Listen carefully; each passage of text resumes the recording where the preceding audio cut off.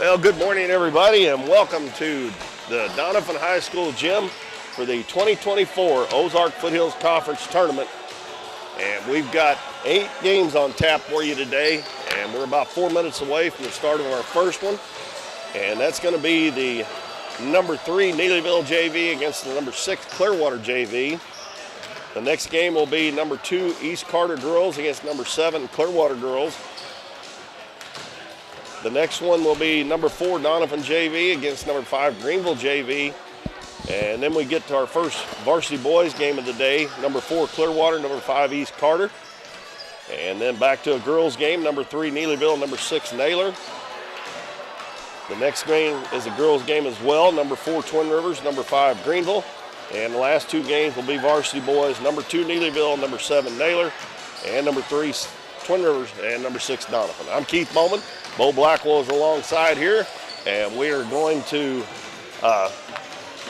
both be doing play-by-play today. Bo's going to do the JV games. I'm going to do the other one if my voice holds out, and if not, he'll be here to fill in for me. Yep. I can't remember. I was trying to think.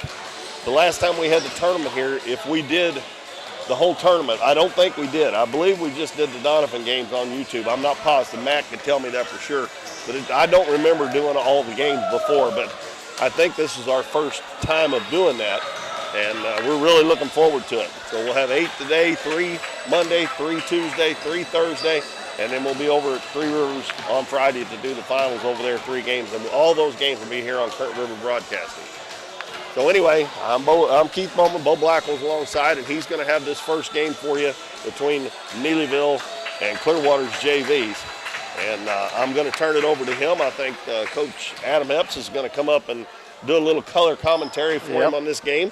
And we're going to be having different people come in and do some color commentary for us while we're doing our play-by-play today. So Coach Epps will join him here in just a minute. So I'm going to turn it over to Bo. All right. Welcome, everybody. Glad y'all are up and early and joining me for this first match of the OFC. We're a minute 50 away from the start of this first game.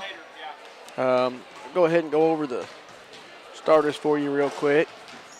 For Clearwater, we got Clay Stickford, number 12. Got number 10, Lucian Harris. Number 21, Leighton Johnson. Number 22, Isaac Thompson. And number 55, Mikey Barnes. Over to Neelyville JV. We got Jamil Watkins, number 13. Got 34, Carson Parker. Number 21, Leighton Hickson. Number 3, Camden Wolfram. And number 23, Rush Landon. That's starters for both teams here. We got a minute till game time. Can't tell if Coach Epps making his way up here yet or not. Looks like Keith didn't take his lemon drops, so those are no longer safe when Epps gets up here. Both teams at their benches now. We're getting ready to get underway here. Our first game, we'll see Neelyville seated third and Neelyville comes in, JV seated third. Clearwater comes in, number 6, JV tournament here. Coach Epps making his way on up here. Epps got his hot coffee. I've got my iced coffee.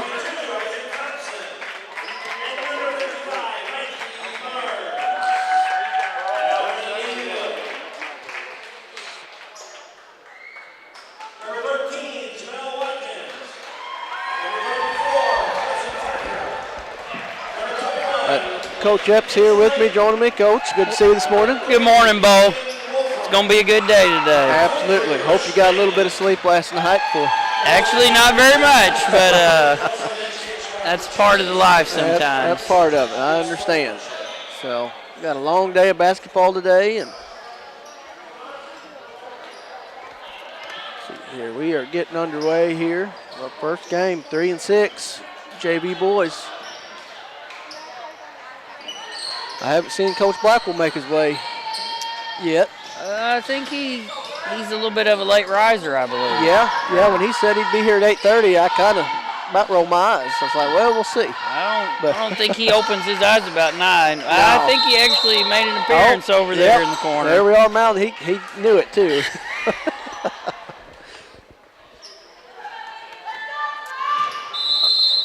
All right. Got the old 3-6 matchup today here. That's always a scary one for the 3 seed, I know. Yeah. Up the top of the key. Harris gets it down low.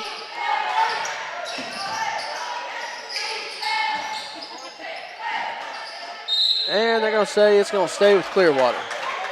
Neelyville playing a little 2-3 zone. Sometimes it's hard to rebound out of that. Had a couple opportunities there.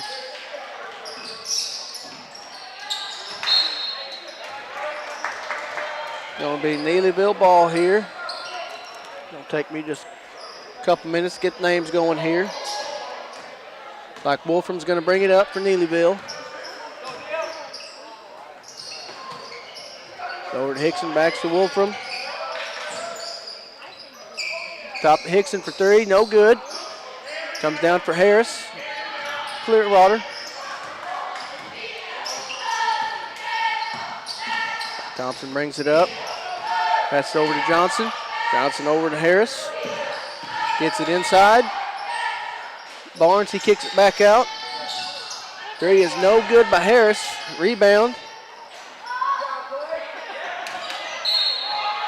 It's going to be interesting to see who gets the first basket here at a 9 a.m. game. 9 a.m., yeah. I don't think everybody's dialed in.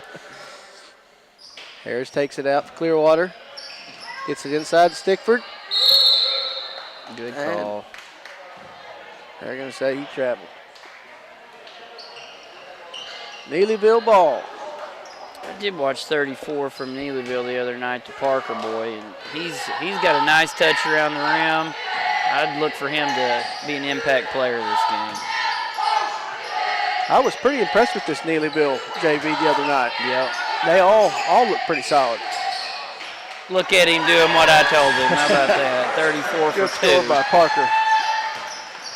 First bucket of this OFC tournament.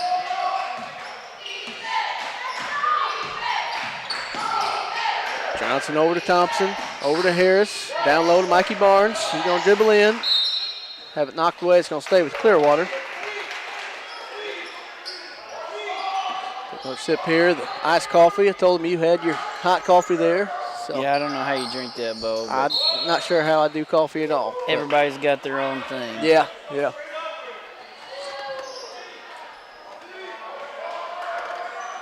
My wife, religious with coffee, has to drink it about 4 or 5 cups a day. Thompson takes it up top, kicks it over to Johnson. Neelyville extending that 2-3 zone. They're gonna make Clearwater beat him from outside, it looks like.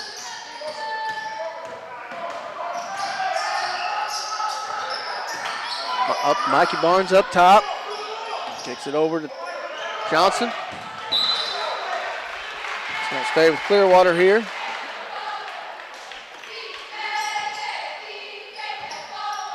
Harris takes it out, gets it inside Stickford. So it's out of bounds, Clearwater. Looking for the little high-low action, just didn't have the low man. We got Clearwater in here, a little 1-2-2. 1-2-2 zone.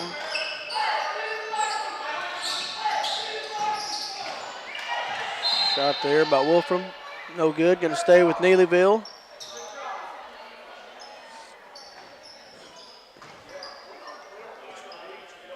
Boy, we got a good reffing crew here at 9 a.m. Good Lord, we got Bobby, Laura, and Jimmy V at 9 a.m. And you know they were calling someplace last night. Oh, yeah. Yep. I think Bobby's been calling longer than I've been alive. He don't look that old. Johnson's shot is no good. Clearwater gets it again. Like Thompson for 3 is no good. Watkins gets it for Neelyville. I'll bring it down the right side. Kicks it over to Wolfram. Wolfram kicks it to the corner. Johnson. I'm sorry, Hickson. Watkins fakes 3. Gets it inside to Parker. Shot's no good. Rebound, Mikey Barnes. Thompson's going to bring it up. Double team there. Gets it over Johnson.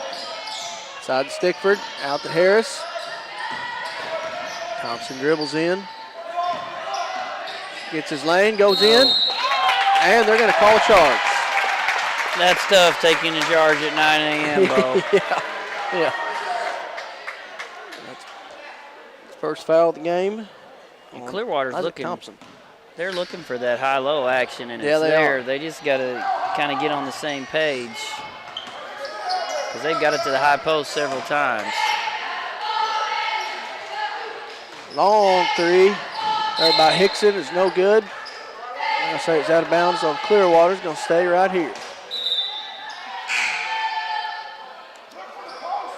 Got a sub. Lucas Ricard coming in for Clay Stickford. Gets it inside to Parker. Outside to Hickson for 3. It rattles in and out. Rebound comes to Thompson.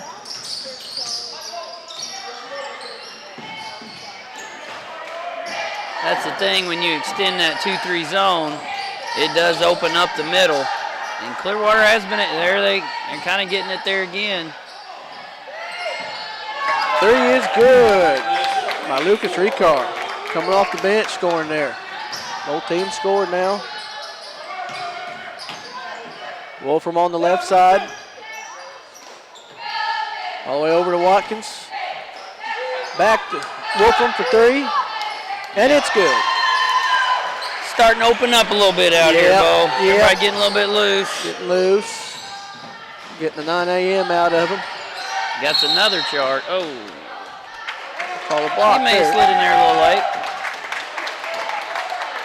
That foul's going to be on Carson Parker, his first.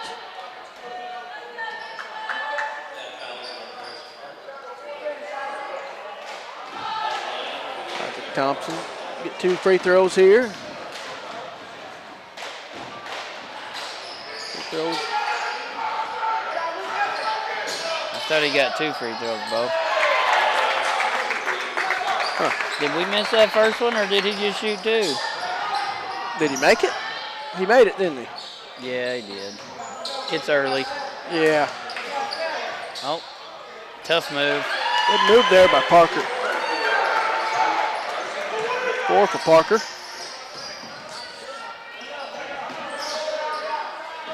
There's a little leniency with the 9 a.m. game for everybody. Yeah. Mikey Barnes, good move inside, couldn't finish. Parker with the rebound.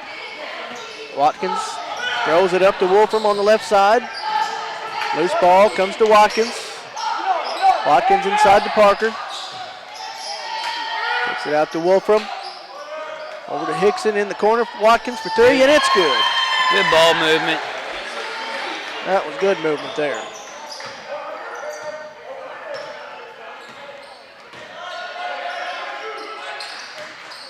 I was telling Keith, this is the first time I've ever got to experience a conference here. By the time I graduated, I was gone. I never got to experience one here, so this is my first time getting to see it here at the home gym. It's mine too, Bo. My first 3 years here we didn't host, and then the year I left, I think, was the year you graduated. Yeah. And then they hosted. So this is my first time too. I'm excited about it. I know we got a lot of people excited about it in the Doniphan community. Everybody's wanting to know what they can do to help. Yeah, but I like that we're broadcasting all of them for everybody that can't be here and watch, and it's just going to be fun. The whole community can come out and just enjoy a good Saturday of basketball. Long 3 there by Hickson. That's got plenty of arch on that thing. Yeah. Mikey Barnes up top. 8 seconds left. It's a good look. And that is the end of the first quarter. We got 13-7 Neelyville in the 9 o'clock game. A good start to a good day of basketball. So we're going to take a 60-second pause, and we will be right back on Current River Broadcasting. American Family Insurance is proud to be a sponsor of this week's OFC tournament. American Family Insurance serves all of the communities in the OFC area and provides all the protection you need under one roof. If you're looking for home, farm, auto, or life insurance, give agent Gerald Zerwanka a call for a quote at 573-686-8445. This week's OFC tournament is sponsored in part by the Bank of Grandin. At the Bank of Grandin, your community is our community. Bank of Grandin offers full-service banking for all of your financial needs. Whether you are applying for a loan, opening a checking account, or making an investment, we offer a full range of banking services. Visit one of our local branches in Doniphan, Elsinore, Grandin, Harville, or Van Buren. The Bank of Grandin, serving our community since 1913.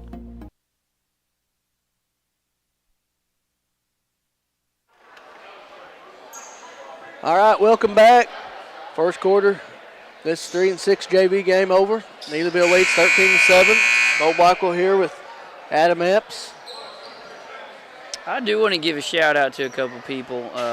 Being the AD, hosting this tournament, it's a lot of work, but I've had a lot of people that have really stepped up and made my job so easy this week. And Talina Short, she has just been running all over the place, making brackets and doing everything, stuff that I haven't even thought about. Yeah. Matt Morin, of course, he's the workhorse of Donovan Athletics, all the unseen things. So, got a lot of help. I thought it was funny. Matt's wife posted all the brackets for OFC. Said, "Well, I won't see Matt this week." No. Mikey Barnes, good rebound. Neelyville extending that lead up to 8 now. Look like that pressure's starting to get woke up a little bit for the Tigers this morning. Who scored that basket, did you see, for Neelyville? I did not see. I'll look here.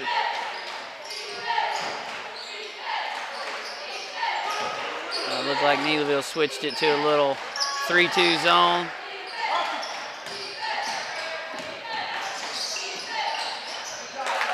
Tough finish.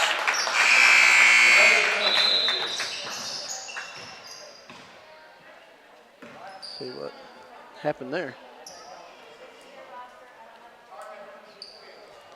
That score was by Thompson, I believe. Yeah, it was Thompson there.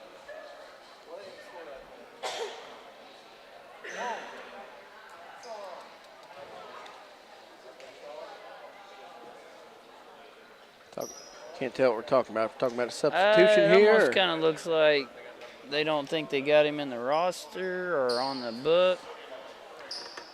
I'm not for sure about that. Yep, looks like not in a book. Going to get a technical foul charge to Neelyville, looks like there.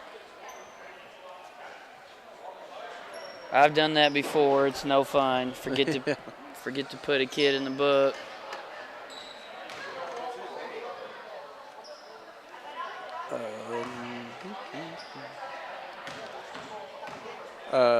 For Neelyville, it's 14 to come in, wasn't it? I believe so. Trevor Redmond. Yeah. See, last time when they played, they had him either 14 or 12. Yeah. I think 14, 22 there. I don't know if it was the wrong number or just didn't have him in the roster. Yeah. I know sometimes it's a little tricky because when you go to a tournament, you have an official book. Yeah. And then, well, you're the home team and you got a book. And it's, it's early for everybody, Bo. Absolutely, yeah. 3, no good there. Stickford. Up ahead to Hickson for 2, and it's good. These little guards are fun to watch. Yeah, they are. 3 and 21. They get after it. Barnes kicks it out. Stay Clearwater.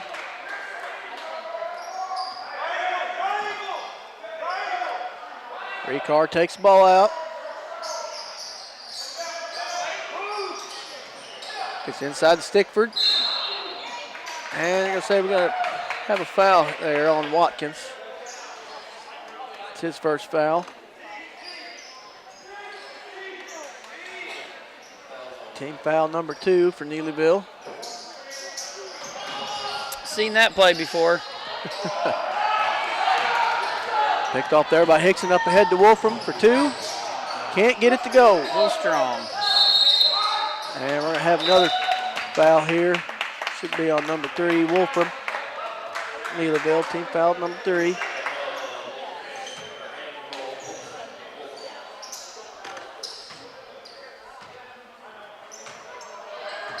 People call it T.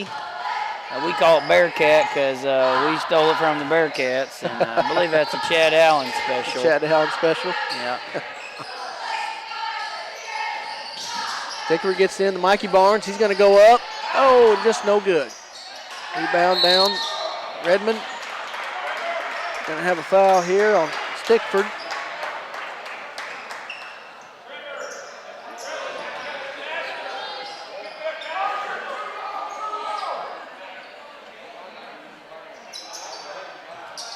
Wolfram's going to bring it up top.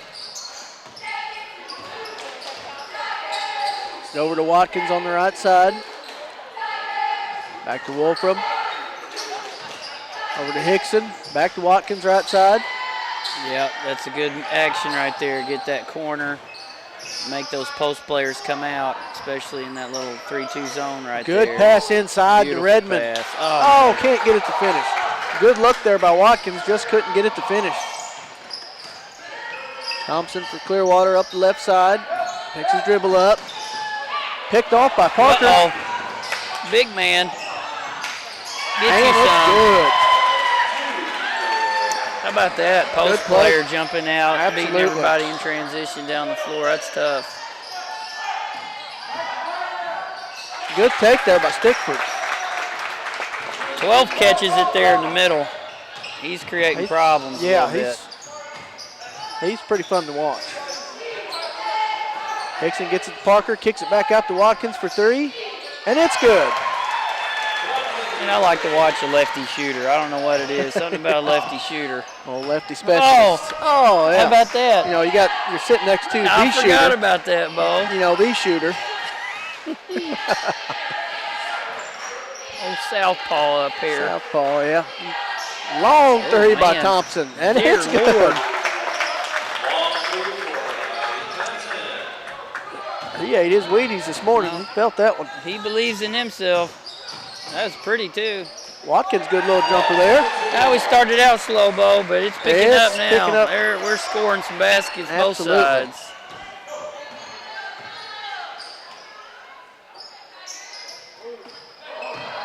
There he is. 3, no good there.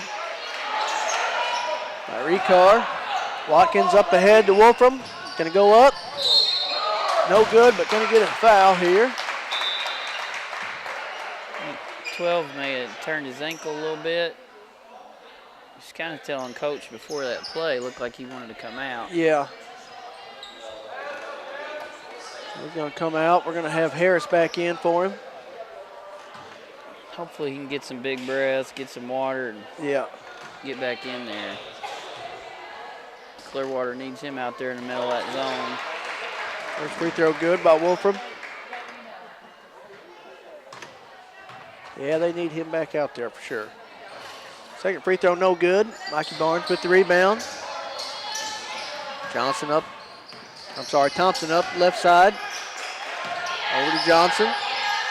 Johnson dribbles, gets it over to Mikey Barnes. It's picked off by Parker. Parker with another steal. Up ahead to Wolfram. And it's going to be blocked. Good block by 21. Good way to get back, absolutely.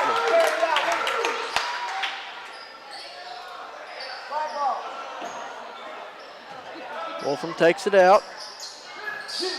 Hickson in the corner for 3. It's no good. Redmond with the rebound, can't get it to go.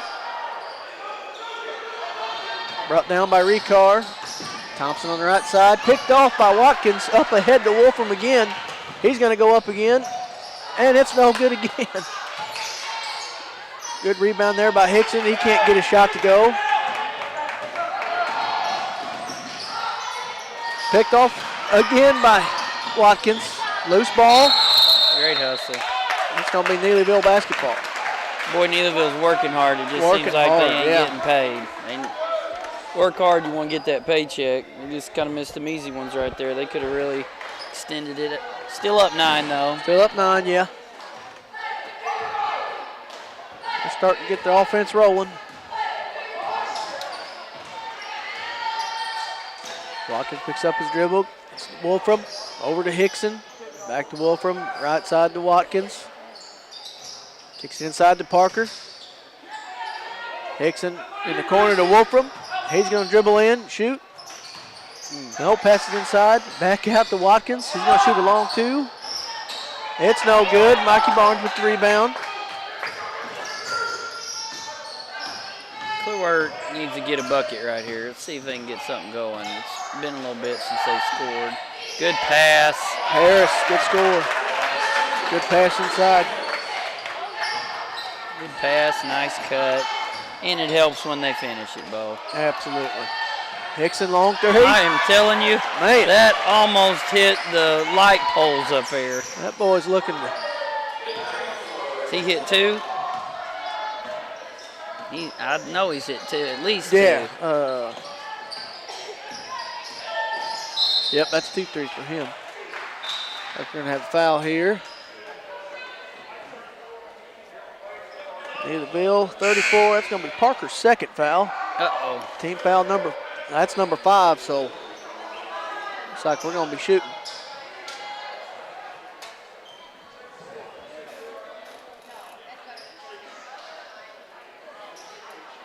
And a smart move by Coach. Up 10, pull 34 out because he got 2 fouls. Don't Yeah. let him pick up third one here.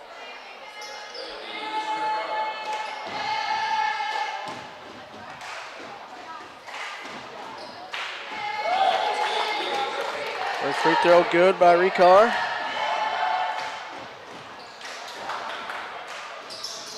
Second one no good. Comes back down to Harris. He goes up. Can't get it to go. He gets his own rebound. Goes up again. It's blocked. And it's going to be Neelyville basketball. Boy, 10 from Clearwater. He's a workhorse now. Yeah, he is. He's everywhere.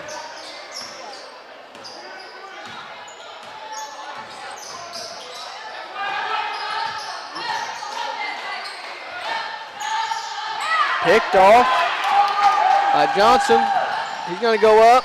Oh, can't get it to go. Gets his own rebound. Back up, and it's good.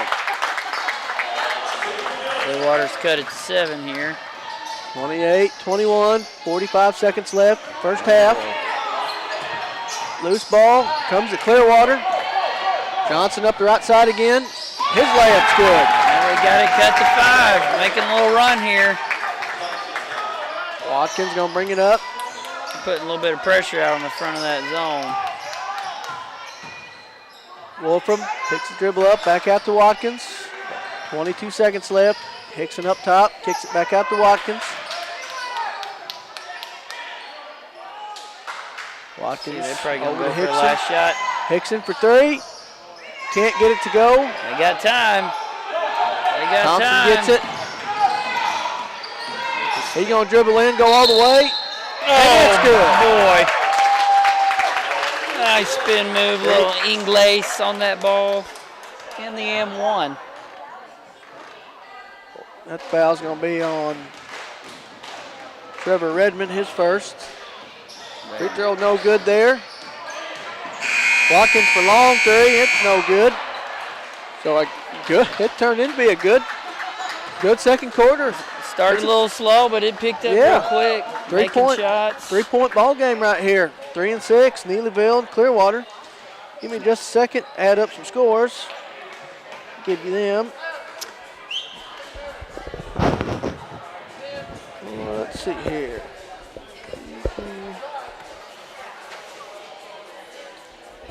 Sometimes it takes me a while. I did not major in math, especially at 9 a.m. Well, I'm sure we got some folks listening today that are going to make it out to the gym. It's going to be a long day of basketball. Absolutely. We do got some OFC T-shirts over there for $10. Deal of the day right there. That's a good deal. You can't buy anything for $10 anymore, Bo. I went ahead and got me a large because it's winter time. I'm gaining a few pounds here. I kind of figured you as a medium, Bo. Medium. I'm not quite the old Brett Reed, but I'm. All right, I got scoring here for both. So for Clearwater JV, we got Clay Stickford with 2, Lucian Harris with 2, Leighton Johnson with 4, Isaac Thompson with 11, and Lucas Ricard with 4. Neelyville JV, we got Jamil Watkins with 8, Carson Parker 6, Leighton Hickson with 10, and Camden Wolfram with 4. So second quarter, they picked it up. 3-point ball game here. We got a good ball game. Both teams starting to pick it up, offense and defense, starting to run it. And stick with us, folks. Clearwater made a little run. It's going to be interesting. Well, we're going to take a short break, and we will be back for second half action of this first game here at the OFC tournament. So stick with us, folks. Barb's Boutique is an additional sponsor of this week's OFC tournament. Locally owned by Brittany Hadley, Barb's Boutique is a Facebook group with weekly drops in women's clothing. If you're looking for something cute and affordable, check out what they have to offer and join their Facebook group. But most of all, best of luck to the Dons and Donettes this week. Oh, did you get us switched over to shelter insurance? Actually, I found a deal online. You did? Does your deal come with award-winning customer service? Oh, I'm not sure. Does the deal include a local agent? Doesn't actually say. Can we create a customized plan that fits our needs? Let's just call the local shelter agent. For insurance that fits just right, find a shelter agent near you. We're your shield. We're your shelter. This week's OFC games are being brought to you in part by Taylor Schleif, now with Poplar Bluff Realty. If you're looking to buy or sell a home, business, or land, be assured that Taylor will be with you every step of the way, making the process easier and more enjoyable for you. Check out the listings of properties online, and you can contact her anytime at either number on your screen. Taylor Schleif and Poplar Bluff Realty, coming soon to a closing near you. Lemonade House Grill is Doniphan's fun, family-friendly restaurant with a smorgasbord of choices on the menu. Enjoy one of their freshly squeezed lemonades along with handcrafted burgers, tasty tacos, trash can fries, or pizzas. Bring the family for Kids Eat Free Night on Mondays or come to Taco Tuesdays, Wing Wednesdays, Thursday's Date Night, or Fish Fridays. Lemonade House Grill is veteran owned and operated, and veterans receive a 10% discount. Lemonade House Grill is a proud supporter of the Dons and Donettes, and make sure to follow them on Facebook and Instagram for their daily specials. We see the potential of her and him and you, of where you're from and what you can accomplish. Because when you set your mind to it, there's nothing you can't do. But reaching your potential isn't just about achieving your goals. It's about helping others, supporting your neighbors, building your community, and investing in people that make a difference. Like her, and him, and you. Because when you're from here, that's just what you do. And from here, we can do anything. Do you have a special occasion coming up? Davis Trophies can help you find the award for your event. We can custom make your trophies, plaques, acrylic awards, or medallions to fit your needs. We also have specialty items such as insulated tumblers and water bottles. Tumblers and water bottles come in a variety of sizes and colors and can be personalized with a logo, graphic, monogram, or school mascot. Call us today at 573-996-5649 and let us help you make your event or special occasion one to remember. Kirby Sawmill has been serving Ripley County and their surrounding area for more than 50 years. If you have land with timber that you'd like to sell, contact Robert and Christy and they'll work with you to get the most out of your land.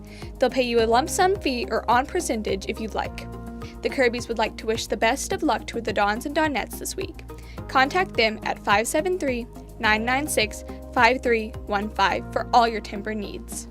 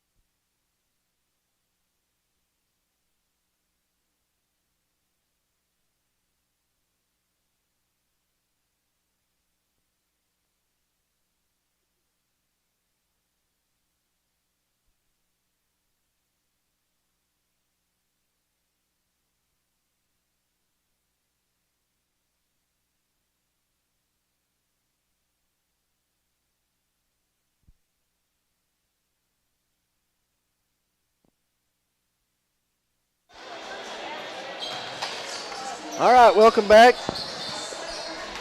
Donovan here, OFC tournament. First game, 3 Neelyville, number 6 Clearwater. Got us a ball game, folks. Bo Blackwell here with Coach Adam Epps. This is the 9 o'clock game. After this, we got number 2 East Carter girls and number 7 Clearwater girls right after this. Decent little crowd for 9:30 in the morning. Yeah. Yes. I've been to a few tournaments, especially when we were Eminence. Go over there, play early, and it's pretty awkward during timeouts. It's so hard because there's nobody there, and you got to kind of silence yourself because it just sounds like you're so loud. So I've made an error on one of the scores earlier for Clearwater. Lucas Ricard has 6, not 4. So I knew I was missing a 2 somewhere. Number 1 of 8 games today. Thank you so much for tuning in. Current River Broadcasting. And we're getting second half underway here. Clearwater ball. Thompson for 3. In and out. Parker for Clearwater with the rebound for Neelyville. Watkins up left side to Wolfram. He's going to dribble in, kicks it back out to Parker. He's going to go in for 2, and he's fouled.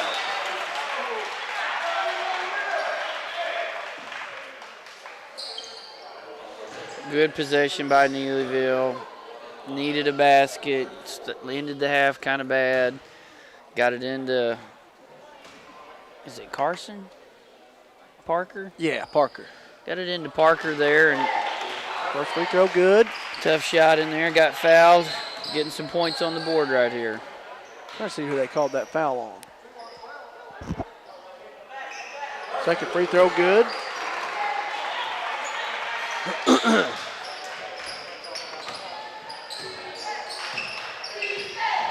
Called that on Redmond. Mikey Barnes inside. He's going to take it all the way. His shot no good. Gets his rebound. Back up. Gets it again. Yep. And he's fouled that time.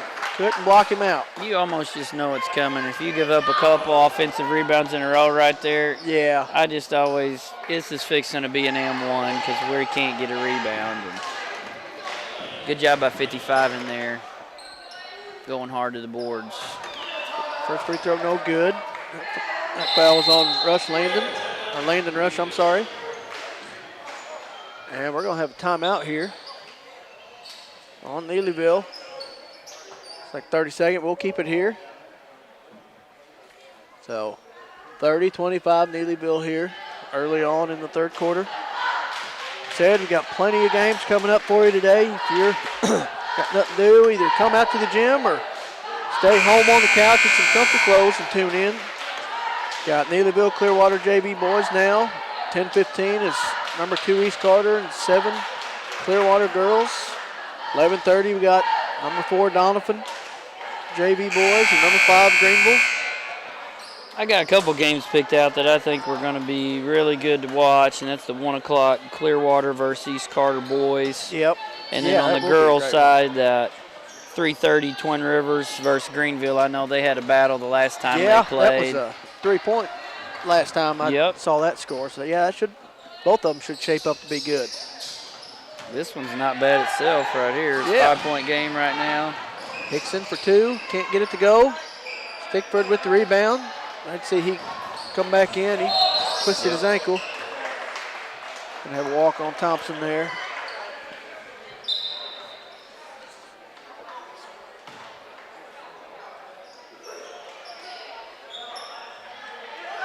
Rush takes it out, gets it up top to Wolfram. Wolfram back to Rush.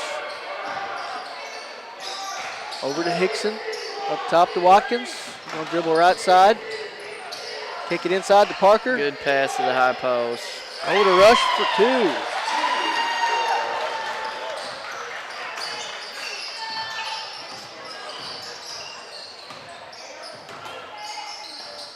Mikey Barnes up top, gets it to Harris, back to Mikey Barnes.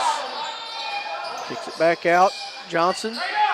Harris inside to Mikey, he loses it. Picked up by Wolfram.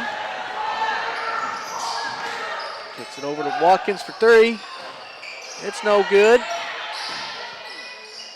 Stickford comes down with it for Clearwater. Johnson dribbles over. Stickford for three. It's no good. Harris gets the rebound, goes up. It's no good. Mikey Barnes gets the rebound, no good. They're offensive rebounding. Harris, like I said, Harris everywhere. He jumps in there. That's third foul on Carson Parker. Harris gets in there with a good offensive rebound, get that foul. Stickford gets it. His shot no good. Tries to throw it out of bounds off somebody and it bounces back in. It's getting wild out here. Getting wild. Wolfram picks it up. Neelyville, he goes up. His shot no good. Parker gets the rebound, it's no good. Thompson throws ahead to Mikey Barnes. He'll throw it, batted away by Neelyville. Good run down by 23 Absolutely. there, getting the back What tip. a way to get back. Parker inside, knocked away. Comes back to Watkins up top. Almost a steal by Clearwater, but we're going to have a foul on Leighton Johnson. That's his first.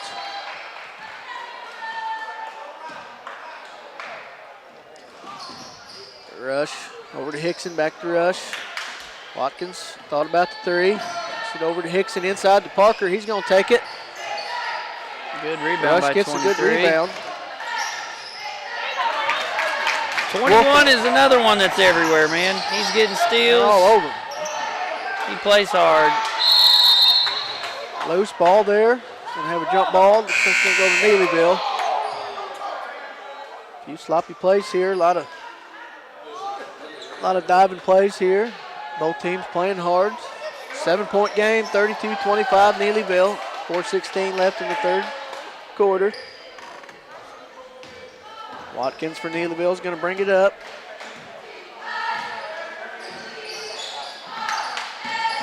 Watkins over to Wolfram. Wolfram kicks it out to Rush for two. It's no good. Stickford, good rebound. Clearwater. No, Stickford he's really controlling things on the defensive rebounds. Yeah, he is. That's going to be important if Clearwater's going to have a chance here at the end. Call a walk there. Clay Stickford's just a freshman, so he's going to be a ball player. He's just a freshman? Yep. He's good size for a Yeah, freshman. good size.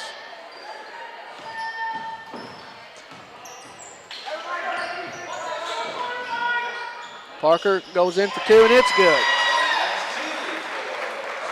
I know Stickford's dad, Daryl, pretty well. He's a good guy from Piedmont. Looks like Neelyville's face there. guarding 22. 21 goes up, no good. Watkins with the rebound. Good rush, kicks it up to Wolfram. I'm sorry, Hickson. Hickson over to Wolfram this time. Dribbles in for somebody. Parker. His shot no good.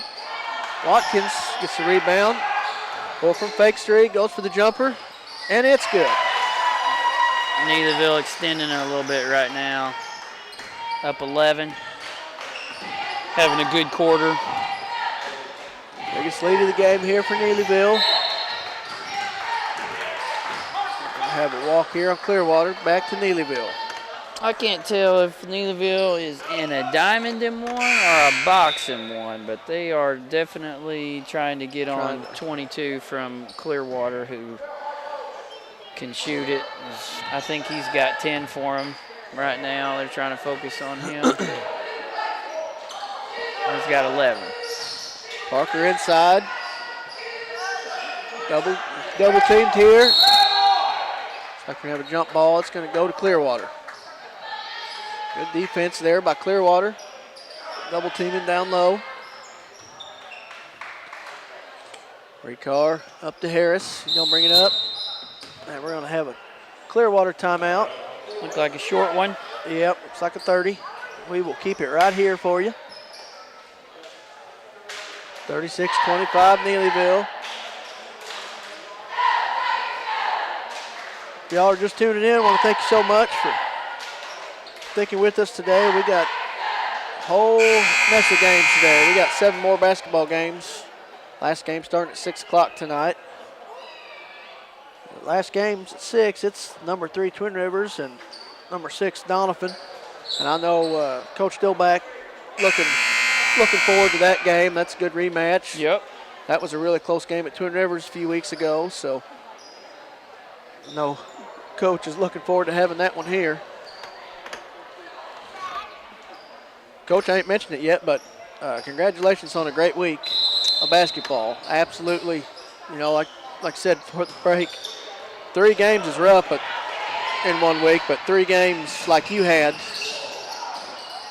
Yeah, it was. I can't say how proud I am of them girls. I mean, it just fell that way with the reschedule, and Notre Dame was on a Wednesday, and that's 3 tough teams right there in a row, 3 tests, and you know I didn't really expect to come out of that 3-0. I mean, I knew we could, but that's hard. And they showed up, went to Jackson, be a Class 6 school that has got some very good athletes.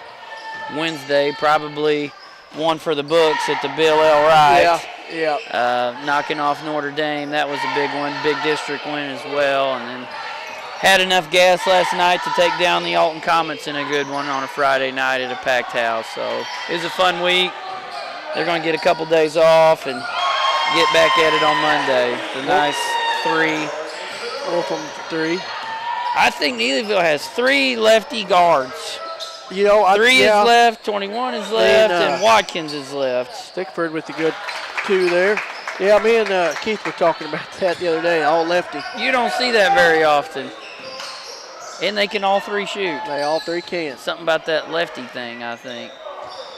I'm got telling it to you. short corner. Nice Well, jump this shot. shot's good. It's about to get out of hand if Clearwater don't start getting a couple good possessions right here. They're up 14. And turned it over again.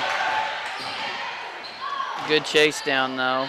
Watkins going to put it back up, Neelyville. And we're going to have another Clearwater timeout. Let's see what they called here. Looked like a full timeout, so we will take a 60-second pause and be right back here for the rest of this game. 1808 Public House is your full-service restaurant in downtown Donovan with a modern twist on home-style food. Along with their full menu with everything from burgers to seafood and steaks, 1808 has bingo and trivia nights, an all-you-can-eat buffet on Fridays, and live music on the weekends. Students can come enjoy half-price appetizers from 3:30 to 4:30, and 1808 offers free Wi-Fi. Make sure to follow them on Facebook for their daily specials, but most of all, make 1808 Public House your next dining experience in downtown Donovan.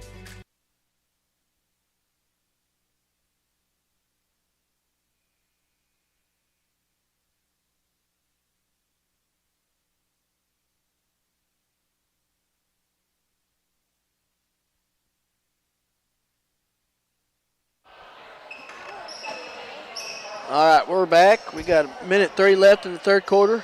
43-27 now. Neelyville lead. They've extended it out. Johnson for Clearwater's going to bring it up. Kicks it up to Harris. Inside to Stickford all the way. good shot fake. Looks like a diamond and 1 by Neelyville. Diamond and 1. We'll call that foul on Trevor Redmond. Looks like his second. Good job by Clearwater making sure that Stickford gets a touch right there. Especially if they're going to diamond and 1 a kid, that'd be green light for somebody else to start stepping it up. And I think 12 can do it there from Clearwater. Shot. Second free throw's good for Stickford. He's got 5 on the game. Wolf from up at the top over to Watkins. Might hold it for the last shot maybe here. It'd be a long time. We'll see. Long time, they seeming that way right now. Yeah. Making them chase him out there. Watkins up top, kicks it over to Hickson. Over to Wolfram, he's going. Kicks it down. Can't hold on to it. Good pass, though. Good pass. Redmond just couldn't quite hold on to it. So it looks like Clearwater might hold it for the last shot here, third quarter. Got it to Stickford at the high post. Clearwater comes away with the loose ball. Top to Stickford. Oh, A little high. great idea to try to get it down to Harris, but just a little too high. So we got 10 seconds left. Third quarter here. Neelyville's going to have a chance to extend it. Wolf from up the left side. Get a good shot here, maybe. 3 seconds. Hickson for three.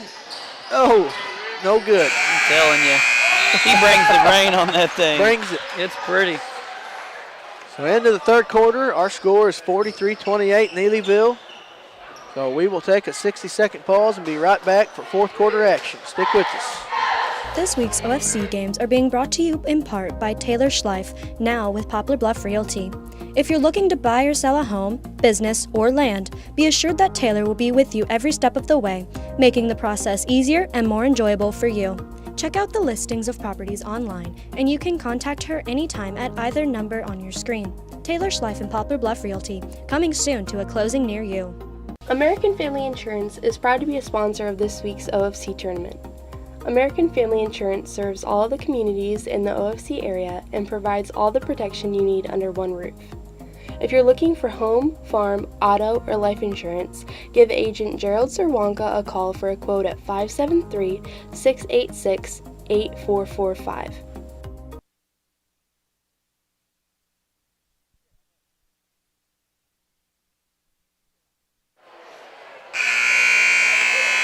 Bo Blackwell, Coach Adam Epps here, bring you this fourth quarter, first game of the day. Neelyville number 3, Clearwater number 6 JV here. Really good quarter by Neelyville in the third. What was it, a three-point game? Three-point game at halftime. So they're up 15 right now, kind of settling in. Let's see what kind of urgency Clearwater has coming out. Maybe see a press or something.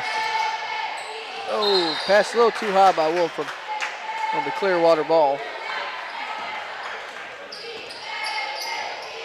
I'd be looking for Stickford to take over here in this fourth quarter. Trying to get it to him. Neelyville back to the extended 2-3 zone. Barnes kicks it out. Ricard shot, no good. I'm gonna say it was out of bounds. The Neelyville basketball.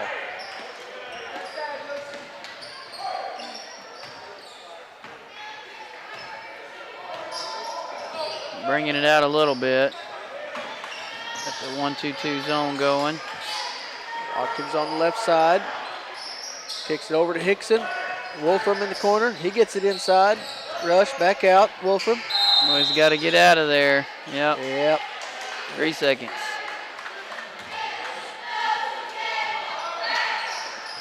It's 2 possessions for Neelyville and 2 turnovers. Yeah. So Clearwater's got to try to make something happen on these. Harris on the left side. Tried to get it to Stickford. Knocked away. Yeah, they jump in those passing lanes. Oh. Taken right back, but Clearwater up ahead to Stickford for 2, and it's good.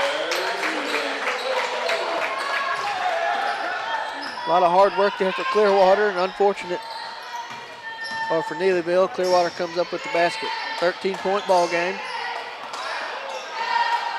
21 working up top. Watkins kicks it over to Hickson.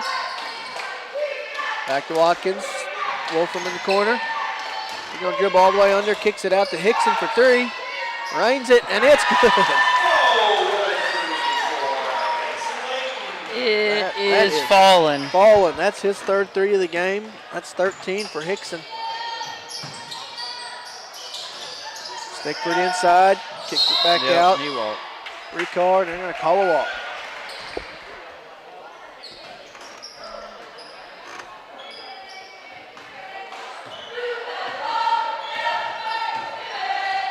Wolfram over to Watkins.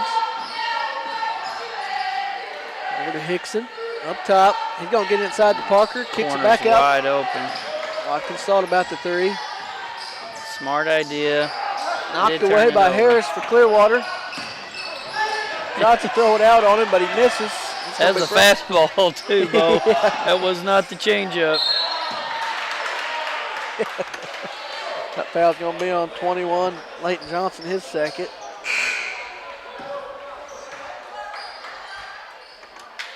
Checking the pressure on that ball on that one. Yeah. It was a rocket. Wolfram dribbles through the defenders, gets it picked away by Barnes. Thompson has it stolen away by Wolfram. Both teams kind of turning it over too much here in the fourth quarter. I'm going to say it was last off Clearwater, stayed Neelyville. Just realized I don't think I've called a, that's a good take by Parker there. I haven't called a substitution in about 18 minutes, so hopefully y'all at home are paying attention watching. And we got a legal screen there on number 12. Pushed off just a little bit. Stickford, looks like it's going to be his third.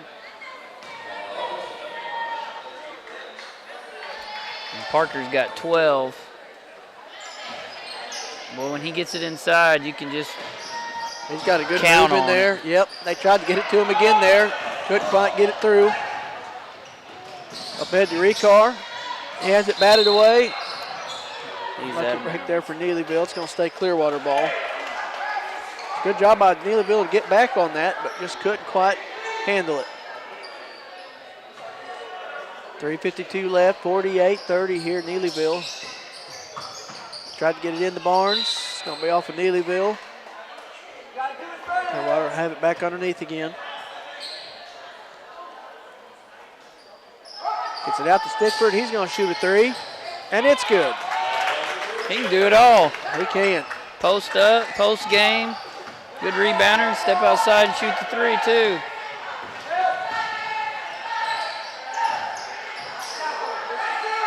Hickson at the top. Over to Watkins right side. Gonna kick it back to Hickson. Trying to use a little patience now, maybe. Yeah. Wolfram in the corner. He's going to dribble in. He's going to go up for two, and it's good.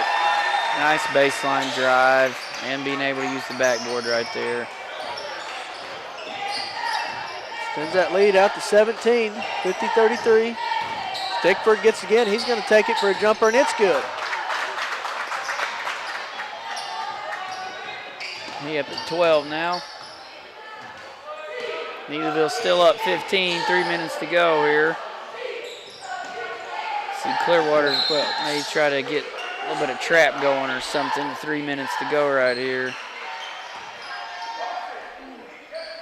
Foul's going to be on Leighton Johnson. It's his third. Funny, 21 for both teams. First name's Leighton, so that messes with me at 10 in the morning. Over to Wolfram in the right side. He's going to dribble in again. Kicks it to Parker outside to Watkins. Cross court, Hickson. No, he thought about it. Parker, he did. Watkins going to dribble in. Pump fake out to Parker. Wolfram for three. Good luck, no good. Hickson brings the rebound back down. Over to Rush, jumper. It's no good. Stickford to Clearwater. Finally gets the rebound. And he's going to take it all the way. Good take there by Stickford. Put it in overdrive. Get past everybody.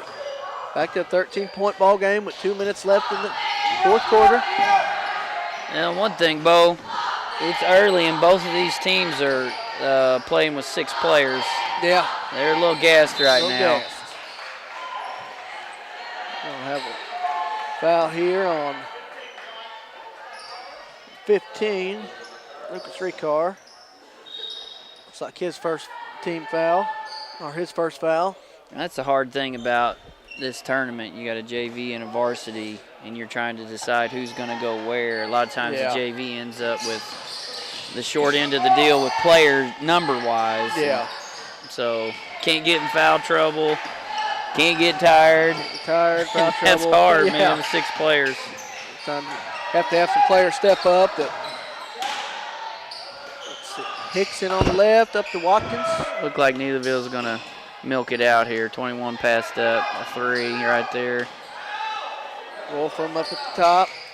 They're just playing keep away right now. Watkins Double team. And have a foul on, looks like 15 again, Recar.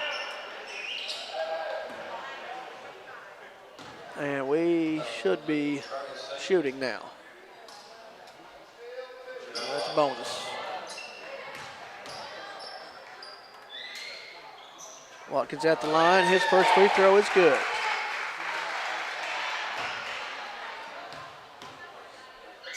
Second free throw up. No good. Stickford with the rebound for Clearwater. Coach Ayers telling him got to go. Stickford shots no good. I remember having to coach against that guy. That was not fun. Both the Ayers boys. Yep. They could absolutely go on the basketball floor, and I guess on the baseball field as well, because I believe him and his brother are both coaching baseball over there at Clearwater. Yep.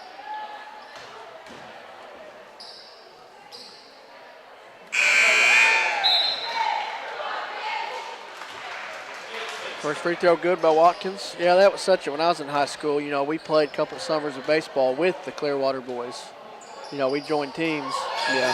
And it was one of those, we really got along with them, but when it come time to play them, you know, they were enemy. Yeah. They had a good group there. Good put in by Thompson there, Clearwater. He's got 13, 50 seconds left in this game.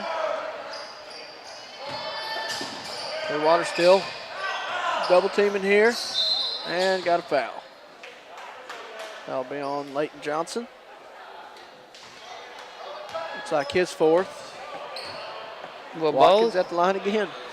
This has been fun, man. It has. I've enjoyed it. Said I'll be here all day. I'm sure you will too. Yep. I brought a whole bag of everything possible. Chargers, battery packs. You get us some snacks up here, Bo. I brought a couple of first free throw, no good. Lifesavers, I got some mints. I think I got a Slim Jim in there. I don't know. I just threw stuff in the bag yesterday at DG. So, second free throw's good. Watkins. 40 seconds left here for Clearwater. Neelyville back up by 15, 30 seconds to go. Stickford for three, step back. It's no good. Comes down, Neelyville. Parker's got it. And we're going to have another foul. It's like on Mikey Barnes, Clearwater. I got his first foul. Yep. 25 seconds left here. Russell Parker at the line to shoot two.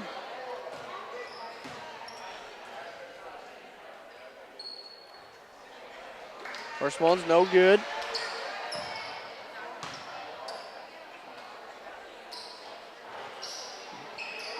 Second free throw, no good for Carson Parker. Look like Neelyville's going to move on. Who are they going to get next, Bo? Neelyville's going to move on. They will have Twin Rivers boys. Tuesday, February 6th, 5:30. That should be a pretty good game. Yep.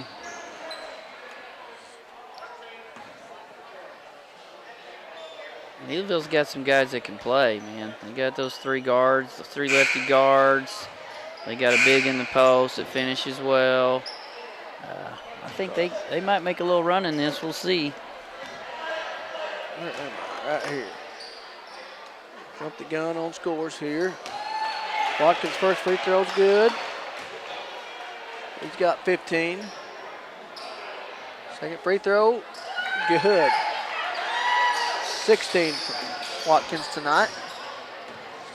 18 seconds left for Clearwater. 21's going to shoot it. It's no good. Brought down by Hickson. All right, Bo, I appreciate it, man. Absolutely. I think I'm going to bail out of here Coach, real quick. I enjoyed it. I'll see you around, obviously. All right, You're man. here till 8, so Yep, catch we'll you see here you. shortly, buddy. We got 11 seconds left here. 56-39. Neelyville's going to move on.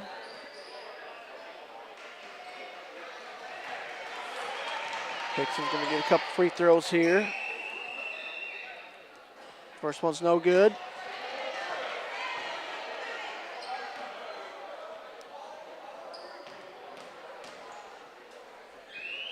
Second free throw on the way. It's no good. He'll finish with 13.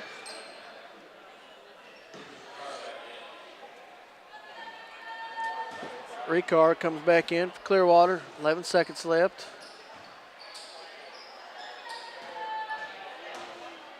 Watkins is going to walk it up the court.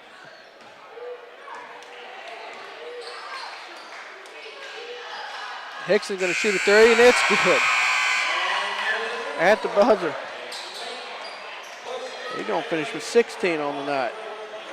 So 59-39. It's the final here from first game of the OFC tournament.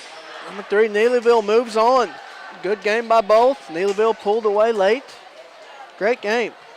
Let me figure up some scores right here real quick. Keith makes his way back up here.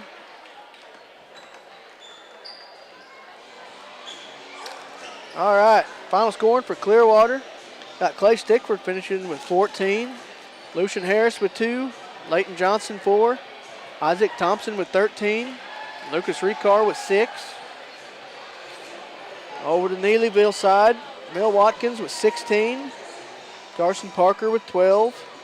Leighton Hickson 16. Camden Wolfram 11. Landon Rush with 4.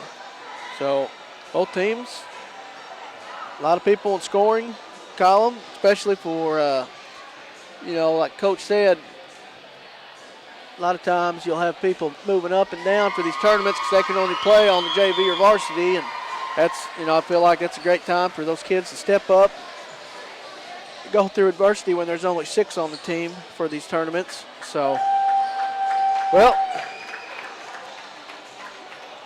you want me to go to break, or? I'm getting ready to go to break. You want me to keep it on? Or? All right, so Keith's going to have this next game for you. We're going to have number 2 East Carter, number 7 Clearwater playing. So we're going to take a short break, and then Keith Bowman's going to be here to give you this second game of 8 games today.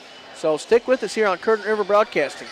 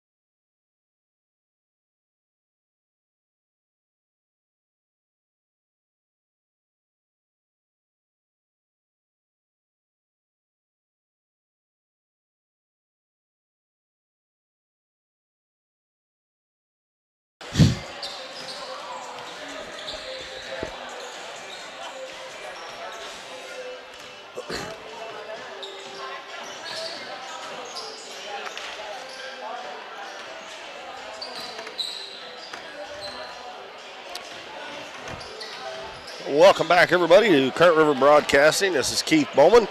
I'm going to have the play-by-play of our next game of the 2024 Ozark Foothills Conference Tournament. It'll be the number 2 seeded East Carter County Lady Redbirds and the number 7 seed, the Clearwater Lady Tigers. Before we start talking about that game, I want to thank our sponsors. We have some here that have come on to sponsor just the tournament, and we appreciate those. And we're going to give you those first. They are Nace and Michael Pigg with Shelter Insurance, Davis Trophies, Taylor Schleif with Poplar Bluff Realty, Kirby Sawmill, the Bank of Grandin, Barb's Boutique, Marty Zerwanka with American Family Insurance. And then we have our regular sponsors who have sponsored all season long: Countryside Chevrolet, Davis True Value, Farm Bureau Insurance, Hometown Pharmacy, Mathis Timber, Southern Bank, 1808 Public House, Cosmo Pest Solutions, Lemonade House Grill, Nick's Lawn Maintenance and Power Washing, and KC's on the Current. Those folks make this broadcast and telecast possible of the OFC tournament, along with, like I said, those 11 that we have who are with us all season long. We thank these other 7 for coming on for the tournament. Our first game just completed was a 59-39 win for the Neelyville JV over Clearwater. As I said, now we have East Carter Lady Redbirds, Clearwater Lady Tigers. And East Carter's coached by Angela Rogers, former Doniphan alum, and they are 17-2 on the season. And Clearwater is coached by Lexi Morris, and they are 3-14 on the season. I'm getting the starters here from our PA announcer, Mr. Kent Wilfong. And what we'll have for Clearwater, it's going to be number 5, McKinley Keister, a senior. Number 12, Miley Graham, a freshman. Number 14, Janae Keister, a freshman.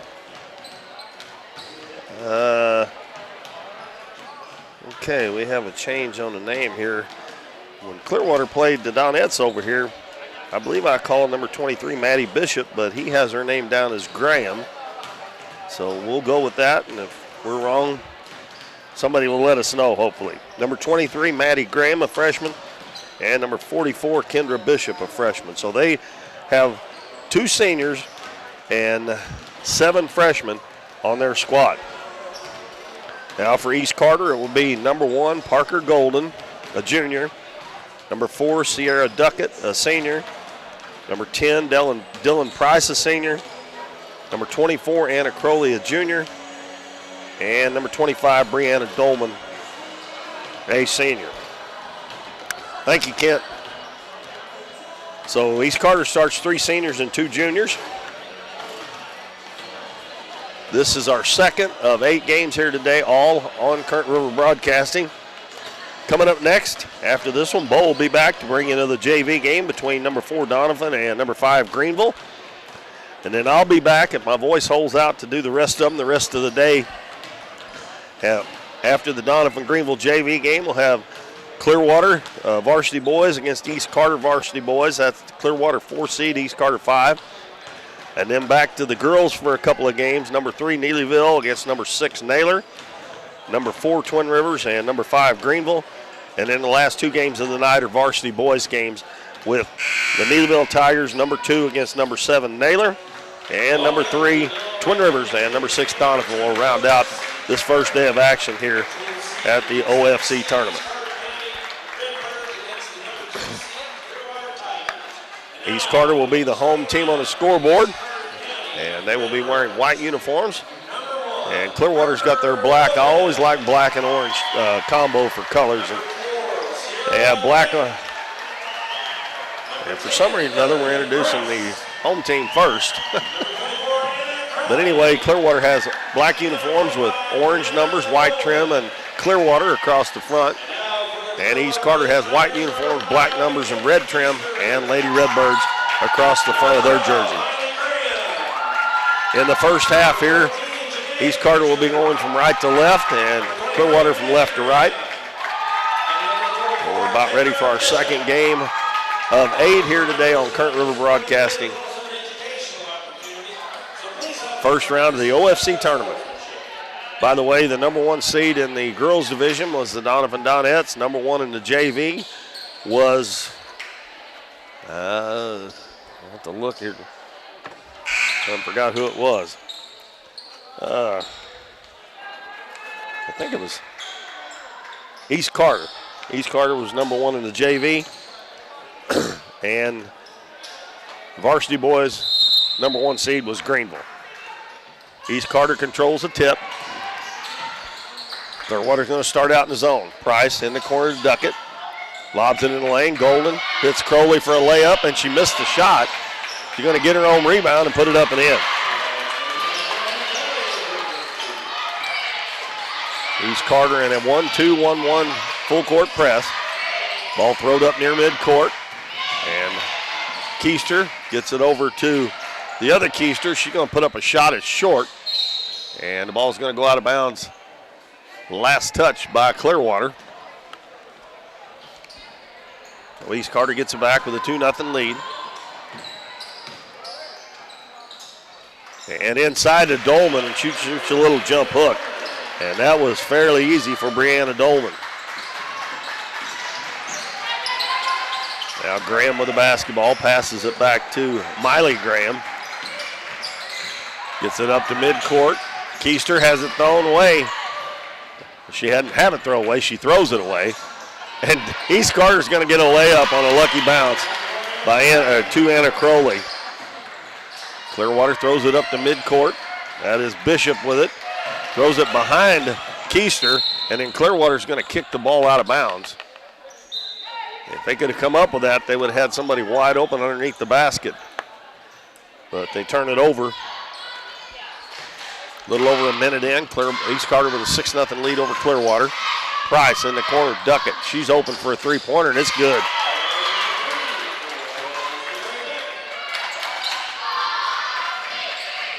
Clearwater inbounds it, and they lose it again. And East Carter comes out with it, and Price is going to score this time. So all of the starters have scored for East Carter except for Golden, and she hasn't shot a shot yet. And now Price steals the pass and scores again. And a timeout called by Clearwater as East Carter has jumped out to a 13-0 lead with less than 2 minutes gone in the first quarter. And I don't know if I guess they called a 30-second timeout there, so we'll keep it here. I thought Coach Epps was going to come up and join me here, but maybe he will before the game's over. So a quick start for East Carter, the number 2 seed. I mentioned they were 17-2. Their only 2 losses on the season are to the Doniphan Donettes. And they are kind of in the same boat as the Donettes as far as their district tournament goes.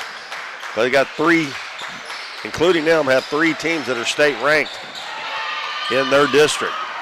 Clearwater, if they hurry, got a layup. No, Dolman comes away with it. Hands it to Price. Clearwater a couple times, if they could have just controlled the basketball, would have had wide open layups at the other end. Pass in the corner to Duckett, goes in, she shoots and scores. East Carter moving the ball well. And right now their press is really getting to Clearwater, and the ball is batted out of bounds again by Crowley.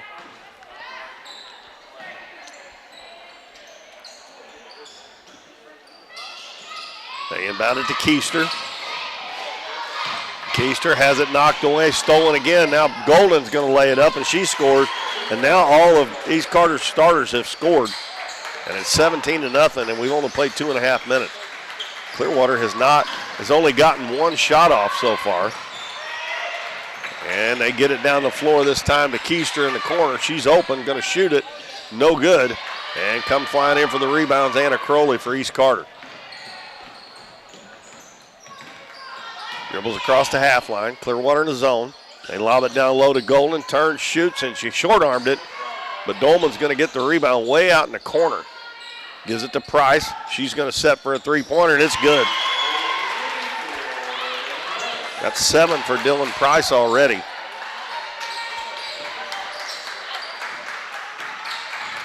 And we're going to have a foul in the back court on Parker Golden, reach-in foul.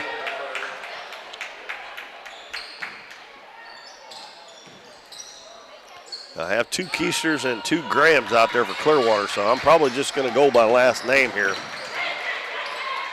Keister gets it to Graham. Back to Graham. They get it in the front court. Keister open in the corner for 3, no good. And Golden gets the rebound for East Carter. Gives it to Price. Way up the floor to Dolman. Fakes, turns to the baseline, shoots and missed it. And Crowley gets the rebound, turns, shoots. She missed it. And Clearwater gets the rebound. McKinley Keister up into the front court to Janae Keister. And she had Bishop wide open. Bishop didn't meet the pass. Baseball pass up the floor. Bob underneath the Golan. She missed it, got it back, and put it in. And we got another timeout, this time by East Carter. With the score 22-0 with 4:02 to go. We'll keep it here and remind everybody that you are watching Current River Broadcasting. And this is a, I guess you would call it a class run by Matt Morin, who was recently named Educator of the Year here at Doniphan for his second time. And it's quite an amazing program they got here. And we have 3 different camera angles for you. One to my left on the stage in the end. And our main one is right here beside me. And then there's somebody manning that camera. And then we have one straight across from me that, like if we're doing interviews and stuff, they can get us on camera, which I don't really care for that too much. But and we got a tie ball. And it will stay with Clearwater. East Carter out to a 22-0 lead. Keister has it knocked away and stolen by Price. She dribbled it right out in front of her. Price takes it down, gives it off to Ella Fuller, who just came into the game, and she scores her first 2 points. Also, Chloe Nichols, Caitlin Nichols, excuse me, a sophomore, is in the game as well. 24-0. And Price bats it out of bounds. I believe, if my memory serves me, Clearwater's only gotten 3 shots off so far, all of them by McKinley Keister. Inbounds pass comes into Bishop. She gives it over to McKinley Keister. Down on the baseline to Janae Keister, dribbles baseline up and under with the finger roll, no good, and it goes out of bounds off of East Carter.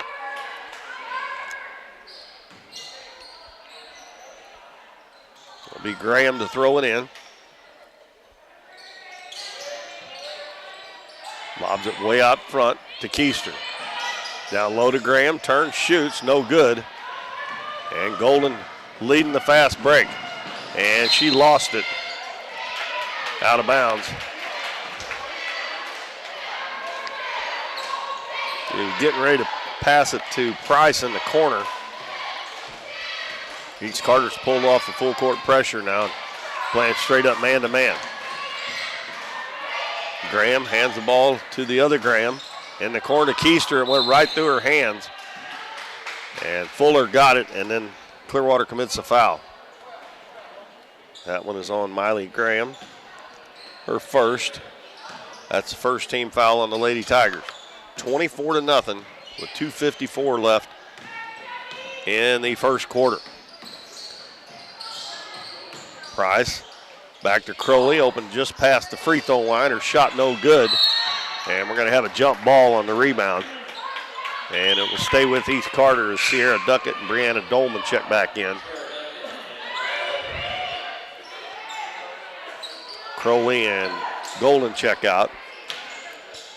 Dolman will throw it in. Out front to Duckett. On a baseline to Fuller. Back to Price on the left wing. Reverses her dribble into the paint, missed the layup. And there to get the rebound is Nichols and put it back in. So everybody chipping in for East Carter. I believe everybody that's played so far has scored now. They've got 7 different players that have already scored. Jumper put up and no good. That was by Graham. And Dolman's got a run out if Duckett gets it to her in time. And she goes down, lays it up too hard. And Clearwater comes away with the rebound. Outlet pass to Keister. 2 minutes left first quarter, 26-0 East Carter. Clearwater running a weave out front. They get it to McKinley Keister, now to Graham. Bounces back to McKinley Keister. Going to put it up just inside the three-point line. The shot was partially blocked. Fuller got the rebound. Duckett lobs it down low. Trying to get it to Nichols, and it was batted out of bounds. Now number 22, Callie Miller, a freshman, is going to check in for Dylan Price. And she will take the ball out of bounds for East Carter. Right in the middle, Dolman puts it on the floor, gives it over to Nichols on the baseline. She's cut off. Nice pass to Fuller. She's open. Her shot, no good. And Bishop gets the rebound for Clearwater.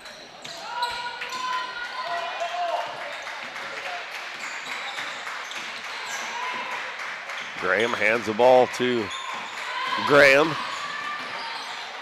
She has it knocked away by Dolman, gets it back and gets it to Bishop. Back to Graham. They run a weave. She hands it off to the other Graham, and we're going to have a foul on East Carter, and I believe it's going to be on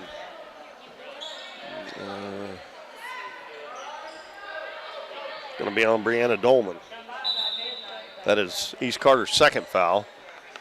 And now checking in for East Carter's number 21, Rylan Bowman.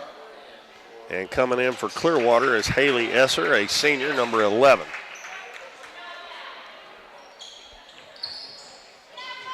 And bounce pass. And Esser finally gets it over in the corner. And Keister takes it in. Her shot no good, partially blocked again. And Duckett comes out with it. Takes it down, kicks it out in the corner, Miller. Out to Bowman. Now over to Nichols, and it goes right through her hands out of bounds. And Clearwater gets it back with 41.6 seconds to go. In the first quarter, East Carter leads 26-0.